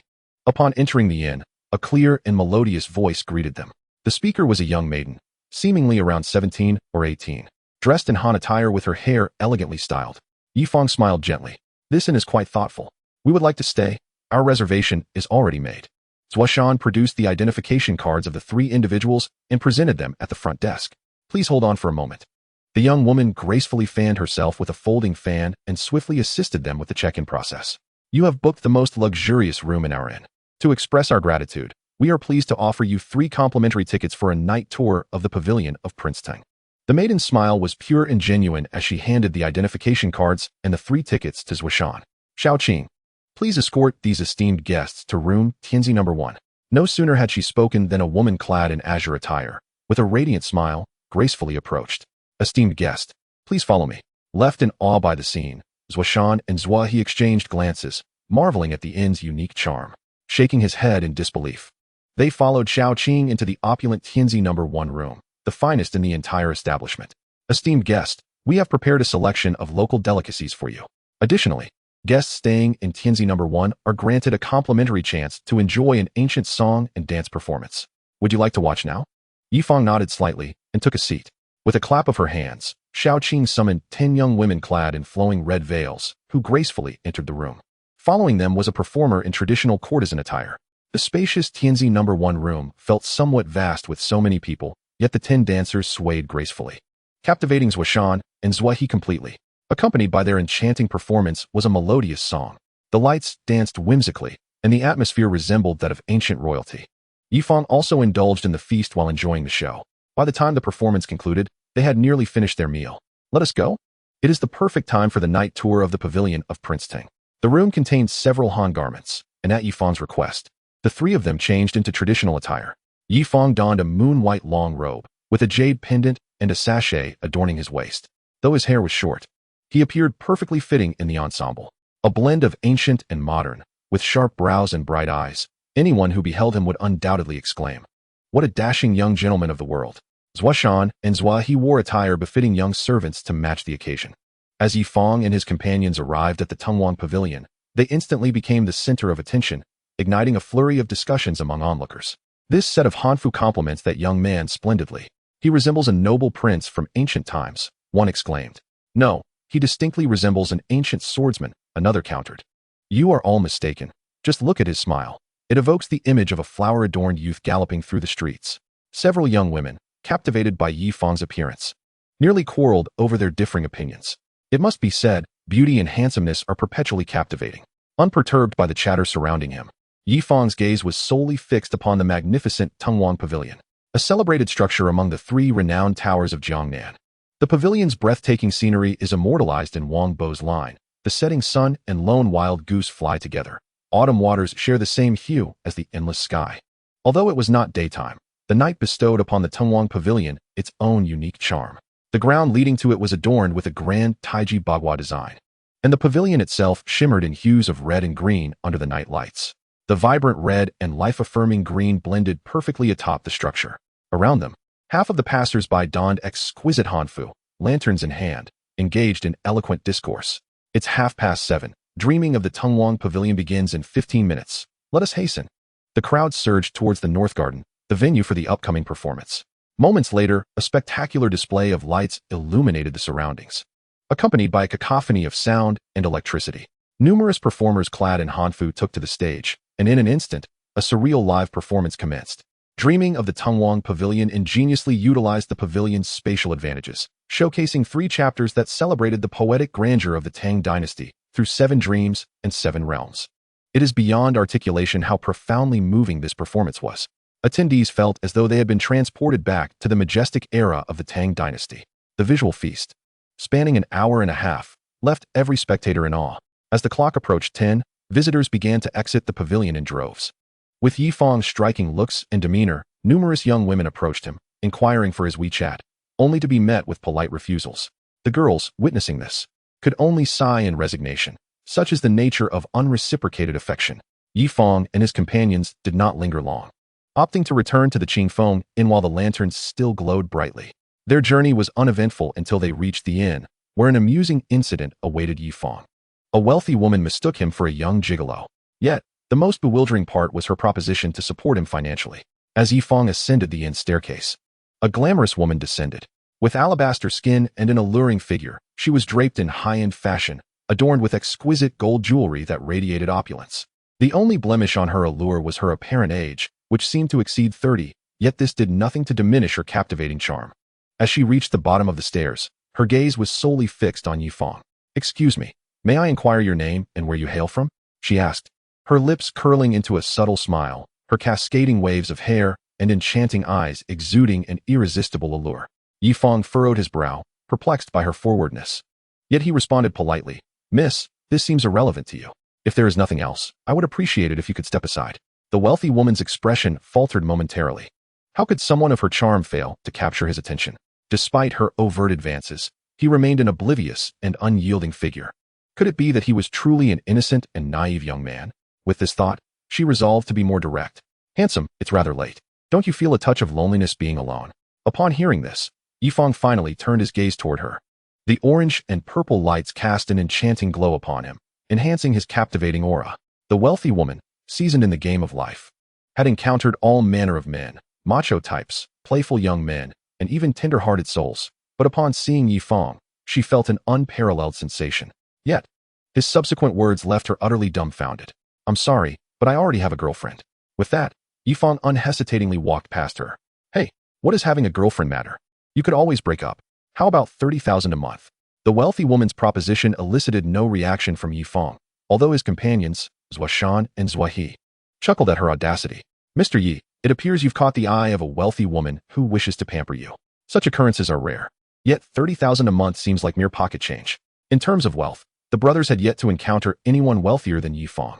"Zuoshan, I'm feeling a bit fatigued. Perhaps you could handle this situation to avoid any further annoyance." "Of course, Mr. Yi." Zuoshan promptly turned to intercept the wealthy woman attempting to follow Yi Fang, donning an unusual smile as he spoke deliberately. "Miss, or Mr. Yi is not someone just anyone can pursue. You are far from the mark if you wish to become his girlfriend. Do you realize that he can spend hundreds of thousands on a single meal at his estate? Moreover, the combined value of your possessions might not even match the cost of his Patek Philippe watch." Taken aback by Zuoshan's casual revelation, the wealthy woman realized the extent of Yi Fang's wealth. "I apologize for intruding. I hope your esteemed gentleman can forgive my forwardness." She understood that a savvy individual knows how to choose their battles. Having amassed her fortune through hard work rather than familial support, she grasped the gravity of the situation. Offending Yi Fang could lead to her financial ruin, so she promptly issued her apologies. "Don't worry, Mr. Yi is not so petty," Zuoshan remarked, somewhat surprised. The wealthy woman was not merely a pretty face devoid of intellect. He shook his head and approached the door of Yi Fang's room respectfully, stating, "Mr. Yi, the situation has been resolved." "Very well, it is nearing 11. You should retire for the night." "Yes, sir." At that moment, Yi Fang was engrossed in scrolling through short videos when several messages pinged in the Tiandi Society WeChat group, a small circle comprising Yi Fang, Shin Ningxue, and Nie Shishir. "Nie Shishir, Yi Fang, are you enjoying your time in Nanchang? Have you encountered any beautiful ladies?" Yi Fang and Nie Shishir exchanged messages daily, so she was well aware of his current location. Yi Fang smiled and replied directly, "Without you by my side, every place I visit loses a touch of joy." As soon as these words were uttered, Shin Ningxue immediately responded, "TSK, TSK, TSK. Where did this dog food come from? I'm so full." Nie Shishir chimed in, "Ningxue, what are you saying? Yi Fang is simply being playful." Shin Ningxue lamented, "The little couple is flirting. I feel so out of place, boo-hoo." Nie Shishir countered, "Ningxue, have you forgotten? We are the real couple." Shin Ningxue giggled, "Hee, I knew Sister Shishir is my true love." Yi Fang. Nie Shishir burst into laughter. "All right, enough of that. Yi Fang, your next stop should be Wuhan, right? Tomorrow is Friday, and Ningxue should be free. How about the three of us gather in Wuhan?" Shin Ningxue exclaimed, "Woo! Yay, this marginalized person has finally been remembered. Come to Wuhan quickly. I'll be your tour guide." Yi Fang agreed, "Sounds good. However, I'll be driving a camper van. Will you two be joining me for the journey?" Nie Shishir replied, "I've wrapped up my family matters, so I can accompany you to Xi'an to see the terracotta warriors." Shin Ningxue interjected, "Do you chat every day? It seems I am the superfluous one, boo-hoo." Nie Shishir reassured her, "Ningxue, don't say that. The time I spend chatting with you far exceeds that with Yi Fang. We are the true lovers." Shin Ningxue retorted, "I don't want to hear it. A woman's words are deceiving." Nie Shishir replied, "If you don't want to listen, then just enjoy your Huangmin chicken rice." Shin Ningxue sighed, "Indeed. A heartless girl is impossible to win back, no matter what." Chapter 8. Arrival in Wuhan, the embrace at the airport. Shin Ningxue said, "All right, back to the main topic. In a few days, I'll be on summer break, so I should have time. But Yi Fang's camper van might not accommodate that many people, right?" Nie Shishir teased. "Ningxue, you underestimate Yi Fang. Let me tell you, he possesses a luxurious yacht worth at least 2 billion RMB. What does he lack in vehicles?" Shin Ningxue gasped. Suddenly, I don't want to strive anymore." Nie Shishir laughed heartily. Yi Fang interjected, "Ladies, you're exaggerating. This is too theatrical. Nevertheless, I do have ample space in my camper van, and as long as you're willing to come, I have both the driver and the vehicle." Nie Shishir confirmed, "All right. Let us settle on that. I should arrive at Tianhe Airport in Wuhan around 4 p.m. tomorrow." Yi Fang responded, "Great. I'll pick you up, and then we'll head to Ningxue's school to fetch her." Shin Ningxue cheerfully said, "Okay, see you tomorrow, moi." Nie Shishir echoed, "Moi. See you tomorrow, good night." Yi Fang thought, "In the end, I carry all the burdens alone." Shin Ningxue laughed heartily, and so did Nie Shishir. The three of them discussed the specifics of their meeting on WeChat before drifting into a deep slumber. Time passed silently, and another beautiful day arrived quietly. After settling their bill and purchasing some local specialties from Nanchang, they embarked on their journey to Wuhan in the camper van. Boom, boom, boom. The engine of the camper van roared to life, gradually disappearing into the gentle winds surrounding the inn. At that moment, within room number 2 of the inn, a wealthy woman gazed at the van as it receded, feeling a flicker of relief in her heart. She had just checked and discovered that the camper van used by Fang and the others was valued at a minimum of 30 million. Goodness, that's 30 million. Just as a means of transportation, it was exceedingly extravagant. Earlier, Zhuoshan had mentioned that a meal with Fang could cost hundreds of thousands. It seemed to be quite accurate. Of course, the most crucial detail was that she had inadvertently seen Fang's full name at the front desk. With eager anticipation, she searched for him on her phone. Several astonishing pieces of information appeared on her screen. Fang, a native of Guilin, is the CEO of Fangqing Tourism Company Limited and invested 1 billion RMB in a tourism project just over a month ago. Simultaneously, he is the power holder of Hengyue Group. My goodness. This is a conglomerate worth at least 100 billion. Stunned by this revelation, the wealthy woman stood frozen in place, only regaining her wits after a long pause. She felt immensely grateful that she had not provoked Fang. After all, she was also in the hotel business. If she had inadvertently offended the CEO of Hengyue Group, her modest fortune could easily be wiped out within a month without Fang lifting a finger. While the wealthy woman was overwhelmed with astonishment, Fang was aboard the camper van, holding duo while watching a movie. For a thrill, this time Fang chose not to play Stephen Chow's comedies, but rather a film from the series featuring Lin Jingying's zombies. Fang was already accustomed to it, whereas duo snuggled tightly into his embrace, causing him to chuckle helplessly. This little golden retriever certainly had a timid disposition. In such an atmosphere, after watching 2 movies, they arrived in Wuhan. As expected, they had booked a stay at the most luxurious hotel in Wuhan. As a well-known major city in the country, Wuhan naturally housed the Hengyue Grand Hotel. However, Fang thought it rather mundane to always stay in his own hotel. Moreover, although the Hengyue Grand Hotel was reputedly a high-end establishment, there were numerous others in Wuhan that surpassed it in luxury. Therefore, Fang chose the Wanhua Hotel this time. The Wanhua Hotel, located adjacent to the Yangtze River, charged 30,000 RMB for a single night's stay. Yet, for Fang, this amount was akin to mere pocket change. While traveling, one ought to select the finest accommodations and enjoy the most meticulous service. Indeed, the hotel's amenities and services justified the exorbitant price of 30,000 RMB. The room spanned 200 square meters and was divided into 2 levels. In addition to a private outdoor swimming pool, the room was equipped with various entertainment facilities. Furthermore, there was a row of skincare products and a wardrobe full of formal leather shoes. Some of these were provided by the hotel, while many others were sponsored by brands. One must understand that staying in a hotel costing 30,000 for a night is not something ordinary individuals can afford. If the room's occupant shows even a hint of interest in these brands, it could lead to a continuous influx of substantial orders. Moreover, those who can afford such high-end hotels are unlikely to covet the ordinary styles of these luxury brands. Upon checking into the hotel, Fang luxuriated in a bath, enjoying a lavish soak before donning a summer floral shirt. Approaching the dining table, he savored a meticulously prepared lunch by the hotel chef, feeling completely content. After finishing lunch and resting for an hour, he drove his Porsche to pick up Richest. Boom, boom, boom. In a bustling city like Wuhan, even a Porsche did not attract much attention or gossip. After about an hour's drive, he arrived at Tianhe Airport in Wuhan. Fang, I'm here. Upon stopping the car, he immediately heard Richest's melodious voice. Rolling down the car window, he looked outside and felt his heart skip a beat. There stood Richest, adorned in a white floral short dress, her delicate hands exposed to the sun, radiating a bright glow. Her long, jet-black hair danced gently in the breeze, revealing her fair ears. As he gazed downward, her long, slender legs were unabashedly on display, catching the eyes of passers-by. What captivates the eye most is, for reasons unknown, that after merely a month apart, Richest's figure has undergone a remarkable transformation. Previously, she could be described as having alluring curves, but now, she is nearly rivaling Shen Ningxue. Goodness, is it possible that even at this age, one can still experience such development? Fang found himself momentarily entranced. How could you bear to let me alone handle the luggage into the trunk? With a delicate hand covering her cherry lips, Richest's eyes curved into crescent moons, exuding both charm and innocence. Silly goose. Noticing Fang's dazed expression, Richest playfully patted his head with her right hand. Hee. Sure, it's only been a short while. Yet you have become even more beautiful. As Fang spoke, he stepped out of the car to assist Richest in placing her luggage into the trunk. Such a smooth talker you are. Before Richest could finish her sentence, she suddenly felt herself enveloped by a pair of strong arms. Sure, I missed you so much. Warm breath escaped, causing Nie Shurshu's ears to flush a deep crimson in an instant. Oh dear, how embarrassing, it's still daytime. With a teasing tone, Nie Shurshu feigned annoyance.